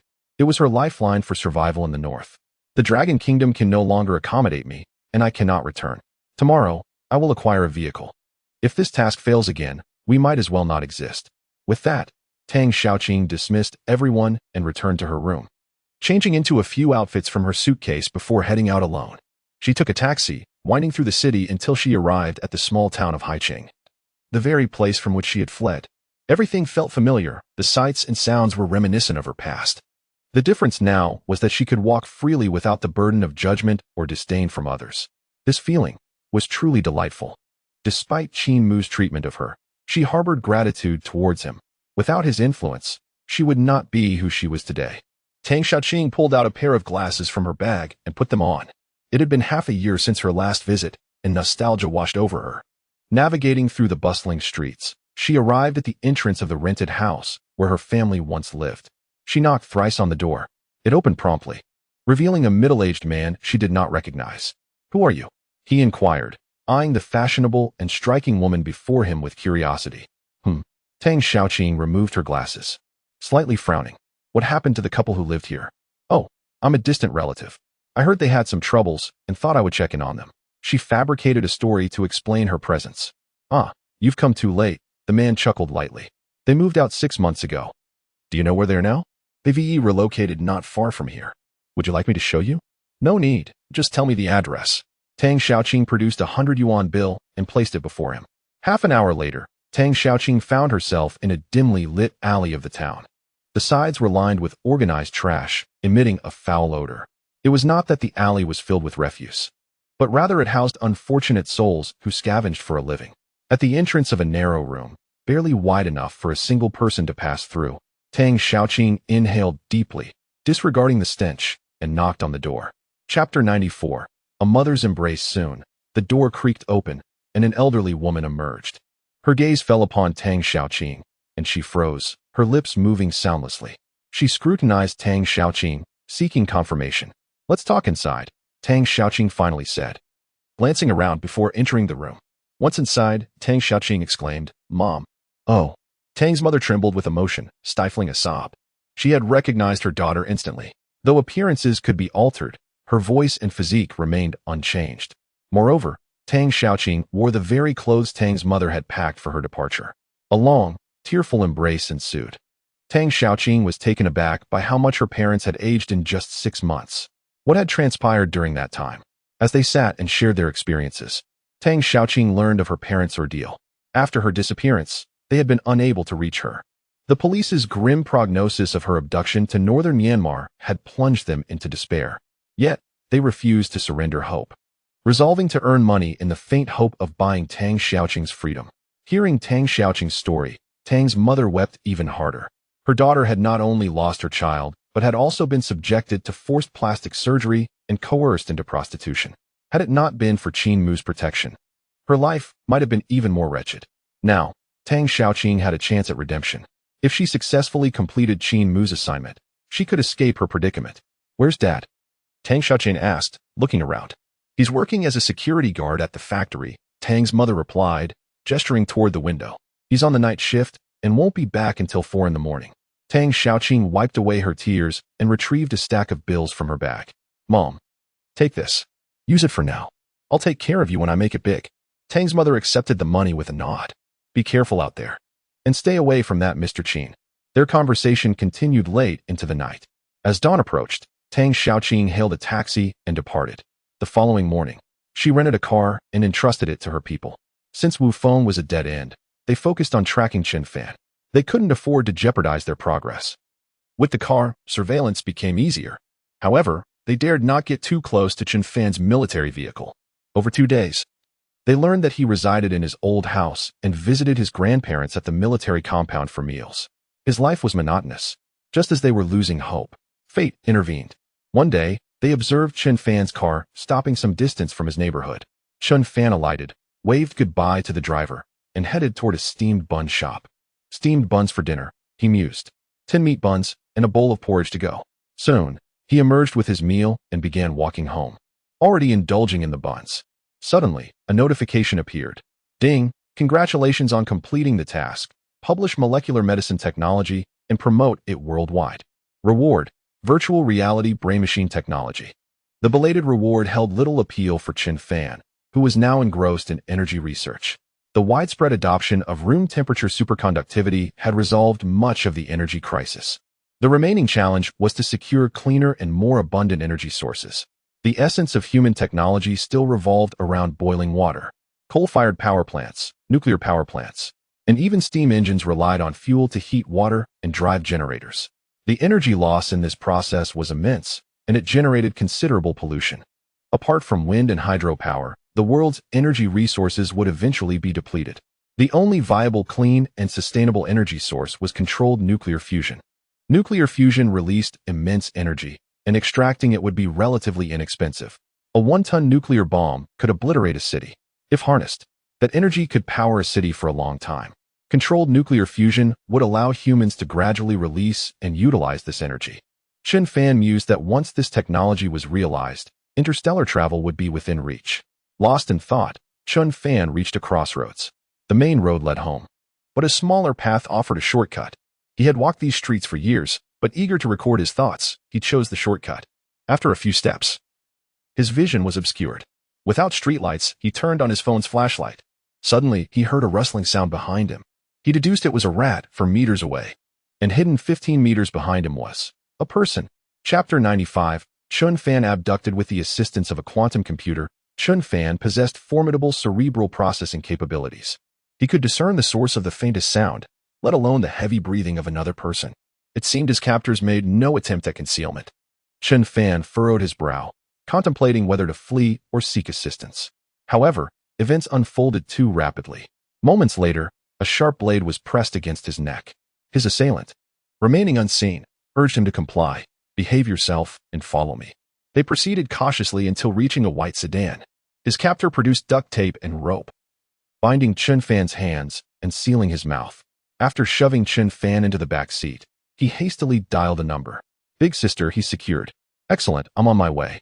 He started the engine and headed towards the outskirts of the city. Lying in the back seat, Chen Fan's mind raced. He was aware of the possibility of being targeted by international organizations or even certain nations, and the potential dangers involved. However, he had not anticipated such a brazen abduction in broad daylight. He pondered whether to deem his captors foolish or cunning. Given that it was a kidnapping, they would inevitably attempt to leave the country. Air travel was out of the question, as the Dragon Nation possessed the means to seal off the entire city before they even reached the airport. Sea travel was equally problematic, considering the Dragon Nation's regional influence. Neighboring countries would be meticulously searched, and even stray dogs would face scrutiny. Failure to locate Chen Fan would incur the wrath of the Dragon Nation. In severe cases, it could even trigger the Great Wall Watch, one of the 5 major global crises. Therefore, Chen Fan remained unconcerned. If their intention was to kill him, they wouldn't have gone through the elaborate process of abducting him and transporting him in a vehicle. Moreover, based on the faint sounds from the phone call, he could deduce their destination, the harbor. Clearly, they intended to escape by sea. His immediate concern was how to retrieve his phone and orchestrate his own rescue while his hands were bound. He couldn't simply wait for someone to discover his plight and come to his aid. By then, it would be too late. Harbor Town, Seacoast City. After nearly an hour's drive, they arrived at their destination. A group of 7 or 8 individuals awaited them. A dilapidated fishing boat, reeking of dampness, was docked at the pier. A long-haired man brandishing a butterfly knife and an obese man emerged from the ship's hold, surveying the scene. So many people? There's not enough room, the obese man remarked. Tang Xiaoqing smiled enigmatically as she stepped onto the gunwale. Not many, just 4. She casually selected 2 individuals from the group and instructed the rest. You 2 come with me. The rest of you fly back. That's acceptable. 20,000 per trip. The agreed-upon price. Pay up front. If it weren't for your generous offer, we wouldn't have returned to this old trade. 20,000 it is. Tang Xiaoqing promptly retrieved her phone and transferred the funds. With the transaction complete, she directed her 2 subordinates to escort Chen Fan onto the ship. As Chen Fan passed by, their eyes met. For some inexplicable reason, he detected a venomous hatred in the stranger's gaze. Yet, they were strangers. Chen Fan found her voice familiar, as if he should recognize her, but her face eluded him. He hesitated to confirm his suspicions. After boarding, Tang Xiaoqing waved her hand. Let's go, and make it quick. The obese man retreated into the hold to pilot the vessel. Tang Xiaoqing, for her part, retreated to the side, pinching her nose in an attempt to ward off the offensive odors. She was intimately familiar with this vessel. If Chen Fan was the architect of her current predicament, then the two men piloting the boat were his accomplices. She had embarked on a journey to a foreign land, brimming with youthful anticipation in search of a brighter future. However, they had not only swindled her out of over 60,000 yuan, but had also sold her to the north for a price of 150,000. However, it seemed that the two men had failed to recognize her as their final transaction, the pregnant woman they had sold off. Tang Xiaoqing refrained from revealing her identity. Once the boat had sailed a considerable distance, Tang Xiaoqing nodded to Chen Fan, signaling her subordinates to remove the tape from his mouth. Instantly, the seal was broken, and Chen Fan inhaled deeply. However, he refrained from speaking. He wasn't foolish enough to utter accusatory words like, "Who are you? Why are you kidnapping me? Do you know who I am?" Such remarks would only provoke them. In the absence of clarity, silence was the wisest course of action. The atmosphere remained tense for a moment. Tang Xiaoqing spoke. "Chen Fan, as long as you cooperate, we won't kill you." She had struggled to suppress her desire for revenge. If Qin Muhad and Apos T stipulated that Chen Fan must be delivered alive and unharmed, Tang Xiaoqing would have faced dire consequences. A living Chen Fan meant Tang Xiaoqing and Apos' survival, while a dead one meant her demise. Any discrepancies would result in severe punishment. Therefore, she dared not harm Chen Fan, despite having mentally subjected him to countless tortures. In reality, she dared not. Chen Fan nodded in agreement. All right. His concise response lacked any hesitation. This, in turn, made Tang Xiaoqing feel uneasy. Aren't you curious as to why we kidnapped you? Or do you have no questions at all? No. As night deepened, a solitary boat drifted across the tranquil sea. Beyond that, an endless expanse of darkness stretched into the horizon. Soon, they would reach international waters. Once they were in international waters, they would be completely safe. Everyone present, except for Chen Fan, were expressions of relief. At that moment, Chen Fan abruptly stood up. "I need to use the restroom." "There's no restroom on board. Find a secluded spot yourself." "All right." Chen Fan extended his hands. "Could you untie me, please?" The others glanced at Tang Xiaoqing, who hesitated for a few seconds before nodding in agreement. After all, in the vast ocean, Chen Fan couldn't possibly overpower them on his own. Jumping into the sea would only mean becoming shark food. He couldn't cause much trouble. With his ropes untied, Chen Fan immediately retrieved his phone from his pocket. Tang Xiaoqing's expression changed slightly. "Give me the phone. There's no signal here." Chen Fan illuminated the screen and waved it in front of Tang Xiaoqing. "I'm just using the flashlight. It's too dark, and I'm afraid of falling into the sea." Tang Xiaoqing relaxed. With no signal at sea, Chen Fan couldn't possibly make a distress call. She couldn't help but taunt him. "Oh, so the great academician Chen, now Chairman Chen, is also afraid of dying?" "Of course. Everyone is afraid." Chen Fan smiled, walked to the ship's edge, found an opening, unbuckled his belt, and squatted down. He held the phone with the flashlight on above his head. Chapter 96. What happened in Haicheng?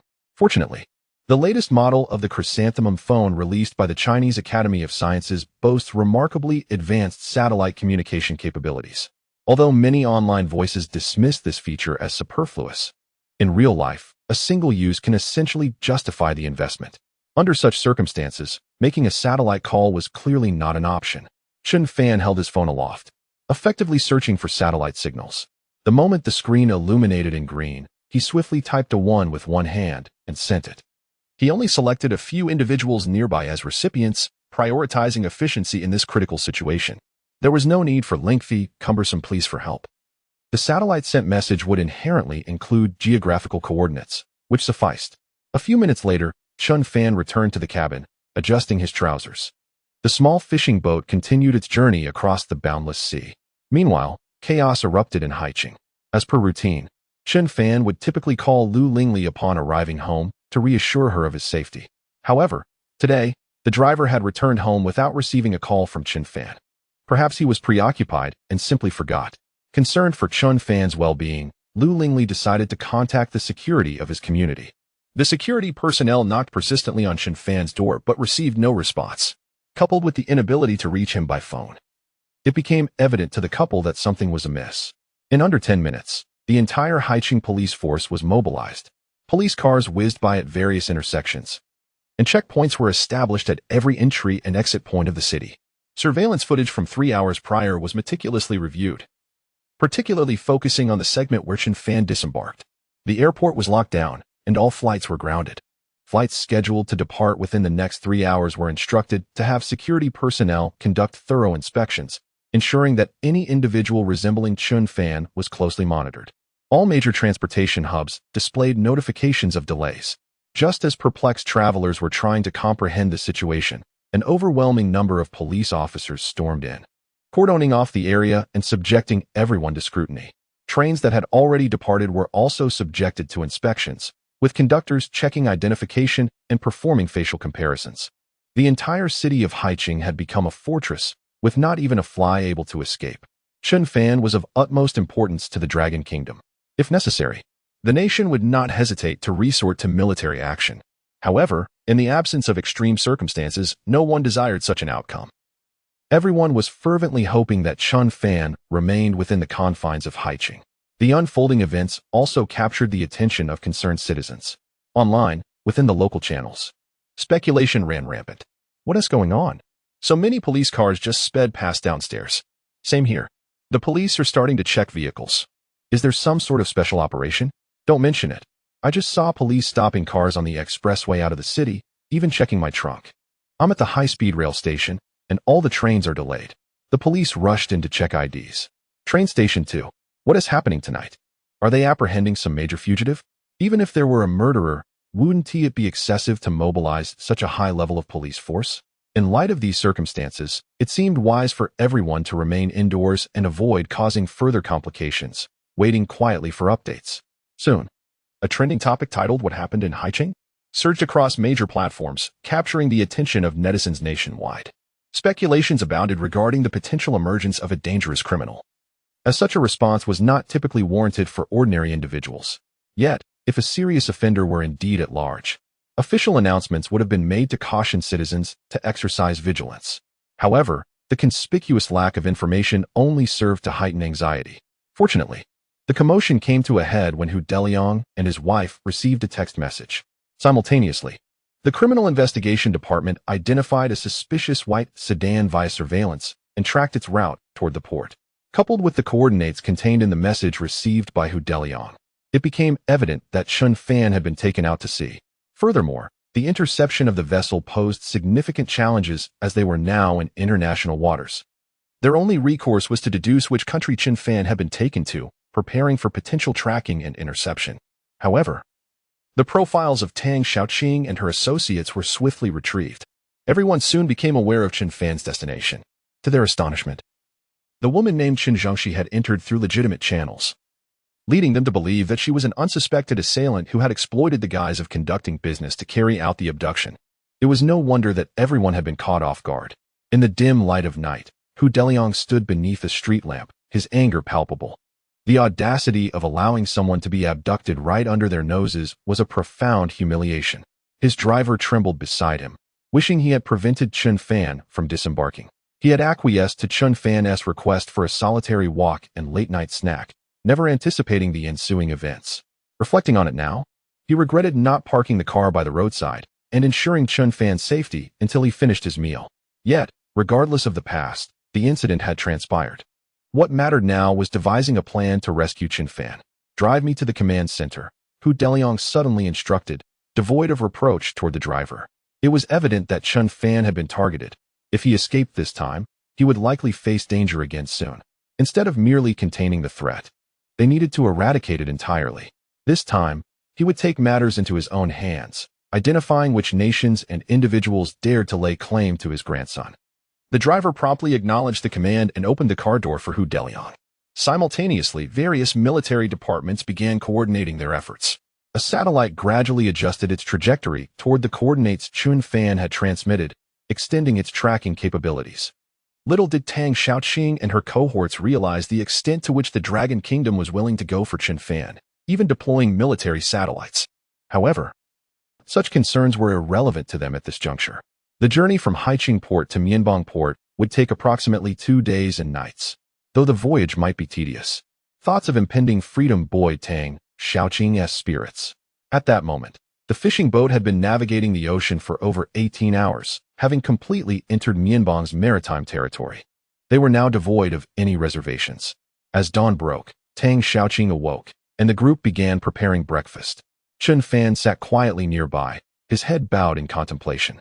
Tang Xiaoqing, however, showed no intention of inviting him to join them for the meal. Chapter 97. The Dragon Kingdom's suffering in the north. It was Chen Fan who had brought her to her current predicament. What of missing a couple of meals?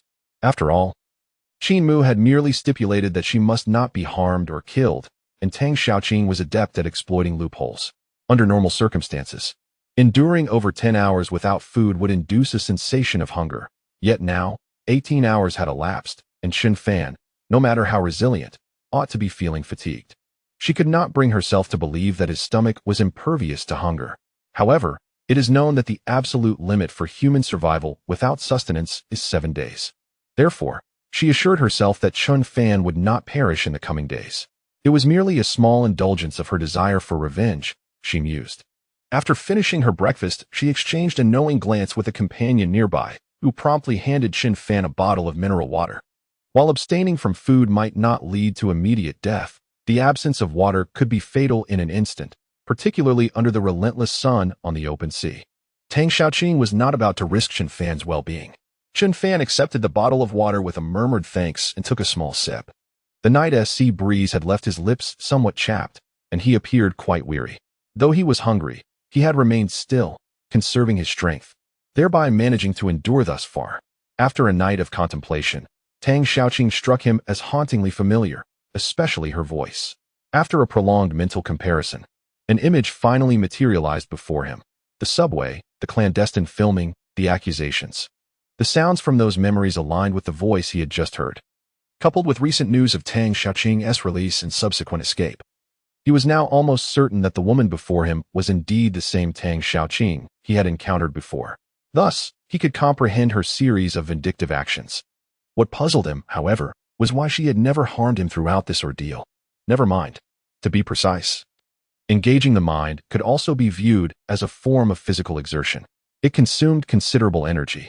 Not to mention, he needed to activate the quantum computer within his cerebral cortex. It was prudent to conserve some strength.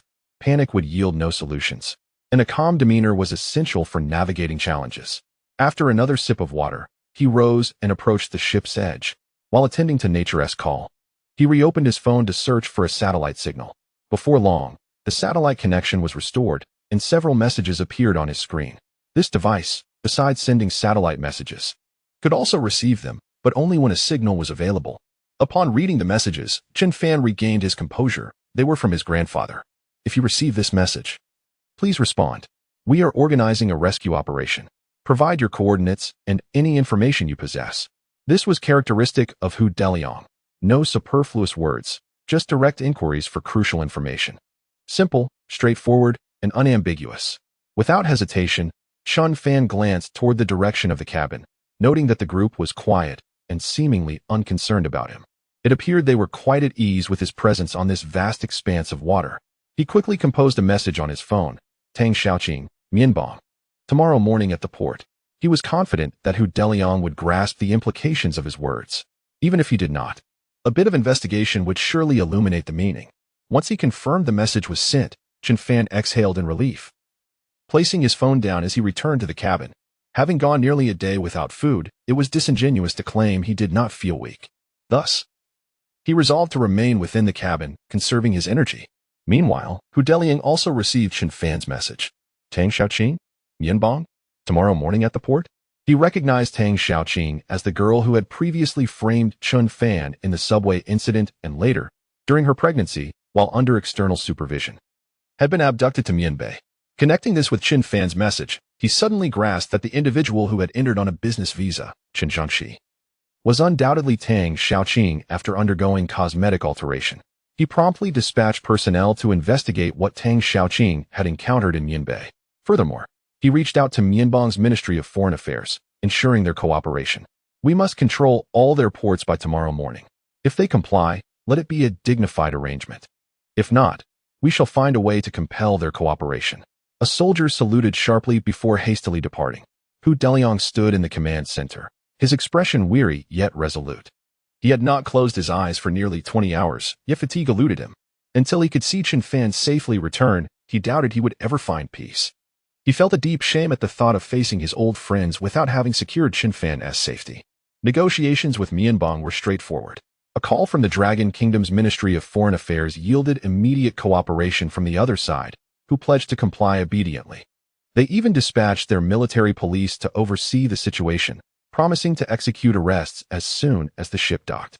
However, the Dragon Kingdom refrained from disclosing that the individuals aboard were of utmost significance, simply stating the need to ensure the safety of those on the vessel. Simultaneously, the Dragon Kingdom's boarders were mobilizing forces to ensure a swift response should any complications arise, ready to breach Mianbong's territory to effect a rescue. It was perplexing that Mianbong appeared overly agreeable in this matter. The actions of both nations naturally drew the attention of their citizens and the world at large. The mobilization of border troops ignited excitement among Dragon Kingdom netizens. What is happening? Are we preparing to take action against Mianbong? Excellent. That place is rife with scammers and traffickers. It would be best to eradicate them all. A friend of mine was deceived and disappeared there 2 years ago. It's a place that devours its victims without a trace, reportedly run by our own people who prey on fellow citizens. Eradicating them would resolve many woes. For nearly 7 years, the predicaments stemming from Mianbei's scams had stirred considerable uproar within the Dragon Kingdom. They lured compatriots under the guise of high salaries and tourism, only for them to find nothing as promised. Instead, they were met with electric batons and bullets, while daily beatings became the norm. Men were forced into fraudulent activities, facing beatings for poor performance, while the most severe consequences could lead to organ harvesting and abandonment in desolate areas. Women were Chapter 98. Tang Xiaoqing's revenge should a confrontation arise, they would all be forced to flee. The complexities of the forces within Mianbong are intricate and formidable. Even the official authorities are powerless against these warlords. Yet, when faced with the regular army of Longhua, they collectively would be no match. Just a single armored composite brigade could render them utterly disoriented. If Longhua is indeed serious this time, Mianbong is destined for a significant upheaval.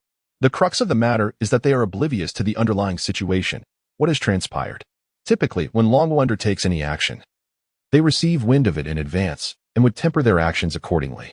However, this time, not a whisper of intelligence has reached them, throwing the entire region of Mianbong into turmoil. It is yet another morning. At a sparsely populated small port in Mianbong, a fishing boat slowly approaches the shore under the soft glow of dawn. Tang Xiaoqing emerges from the cabin, raising her hand to shield her eyes from the glaring sunlight. Near the seaside, the sun's rays are particularly harsh, especially in the early morning. Transitioning from a dim environment to the open sunlight momentarily blinds her. In the distance, she vaguely observes a group of individuals clad in camouflage. She promptly deduces that they are from Qin Mu's team come to escort her. Once she reaches this point, her mission will be accomplished. However, before that, she harbors a small wish yet to be fulfilled. All right, you two, come over here. The commander mentioned a reward upon your arrival. Tang Xiaoqing calls out to those in the cabin. Instantly, a stout and a slender man step out with delighted expressions. Thank you, Commander Qin, they exclaim, bowing in gratitude, pleasantly surprised by the unexpected reward. Tang Xiaoqing smiles slightly and, with a hint of mischief, queries, so, after all this time, you still do not recognize me? Huh.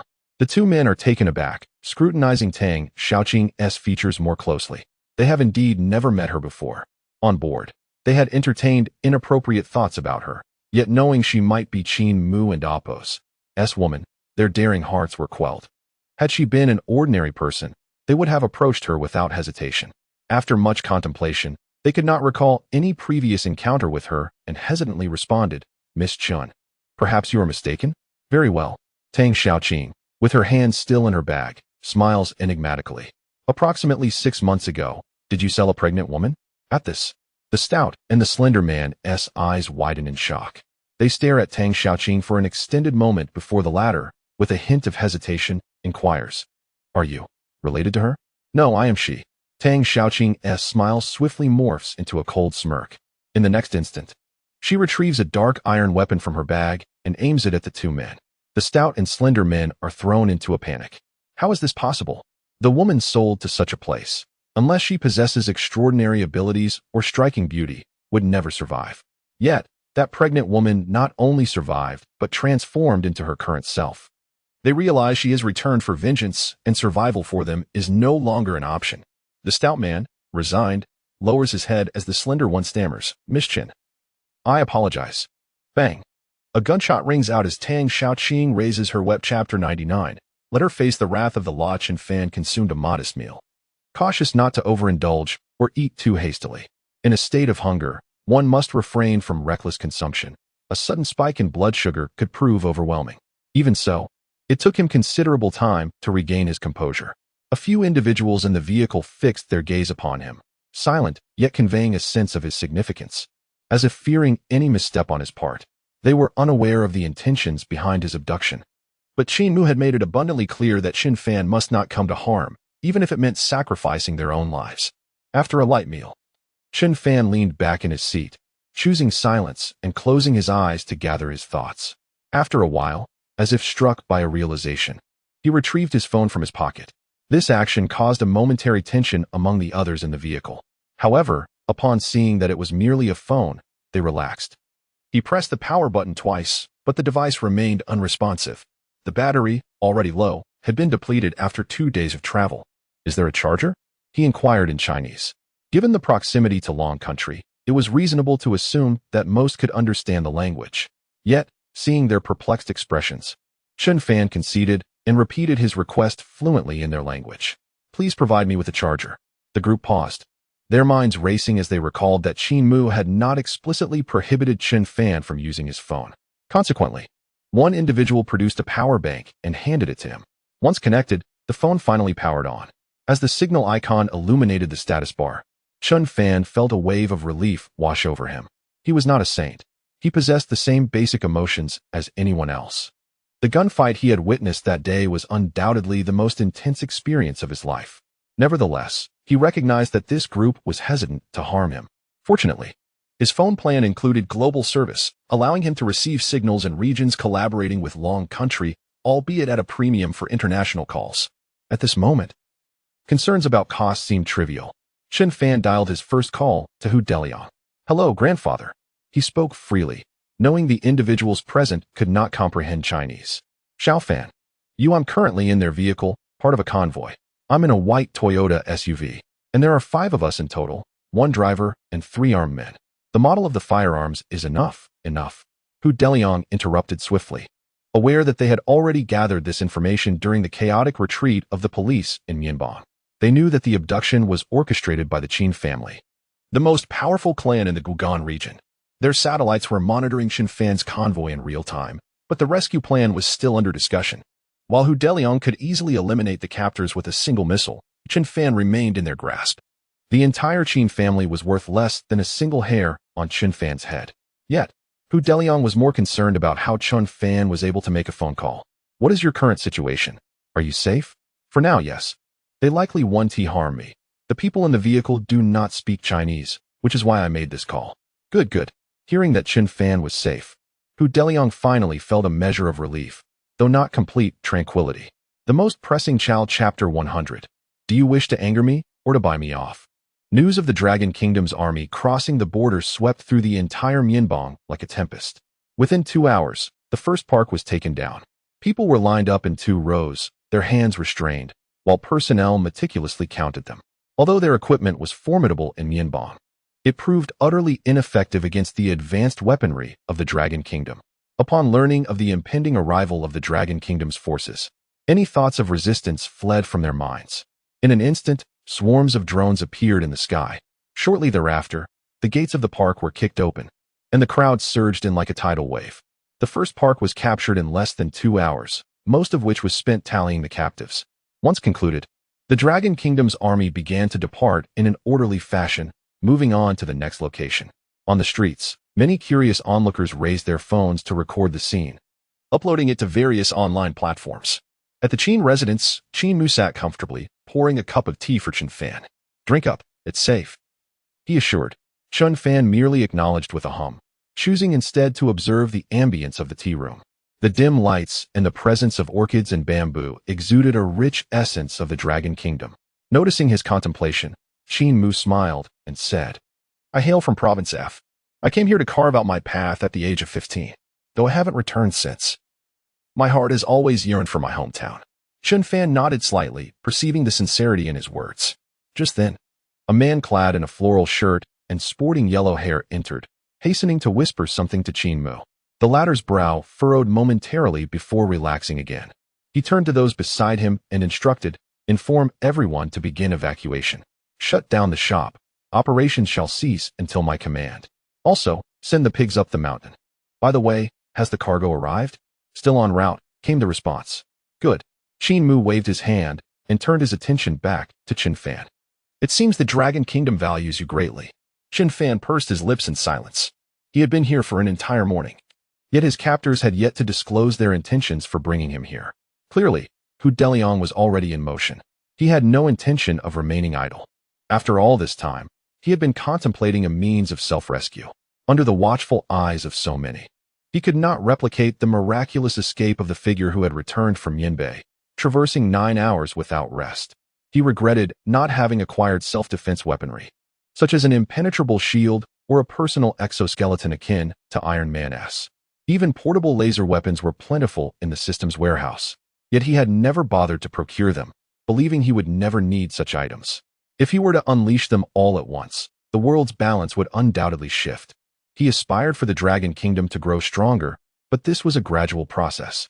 Of course, now crafting one by hand was no longer feasible. "Do you know how much you are worth on the dark web?" Qin Mu suddenly inquired. Chen Fan shrugged, uncertain. $100 million. "I am taking a significant risk in bringing you here.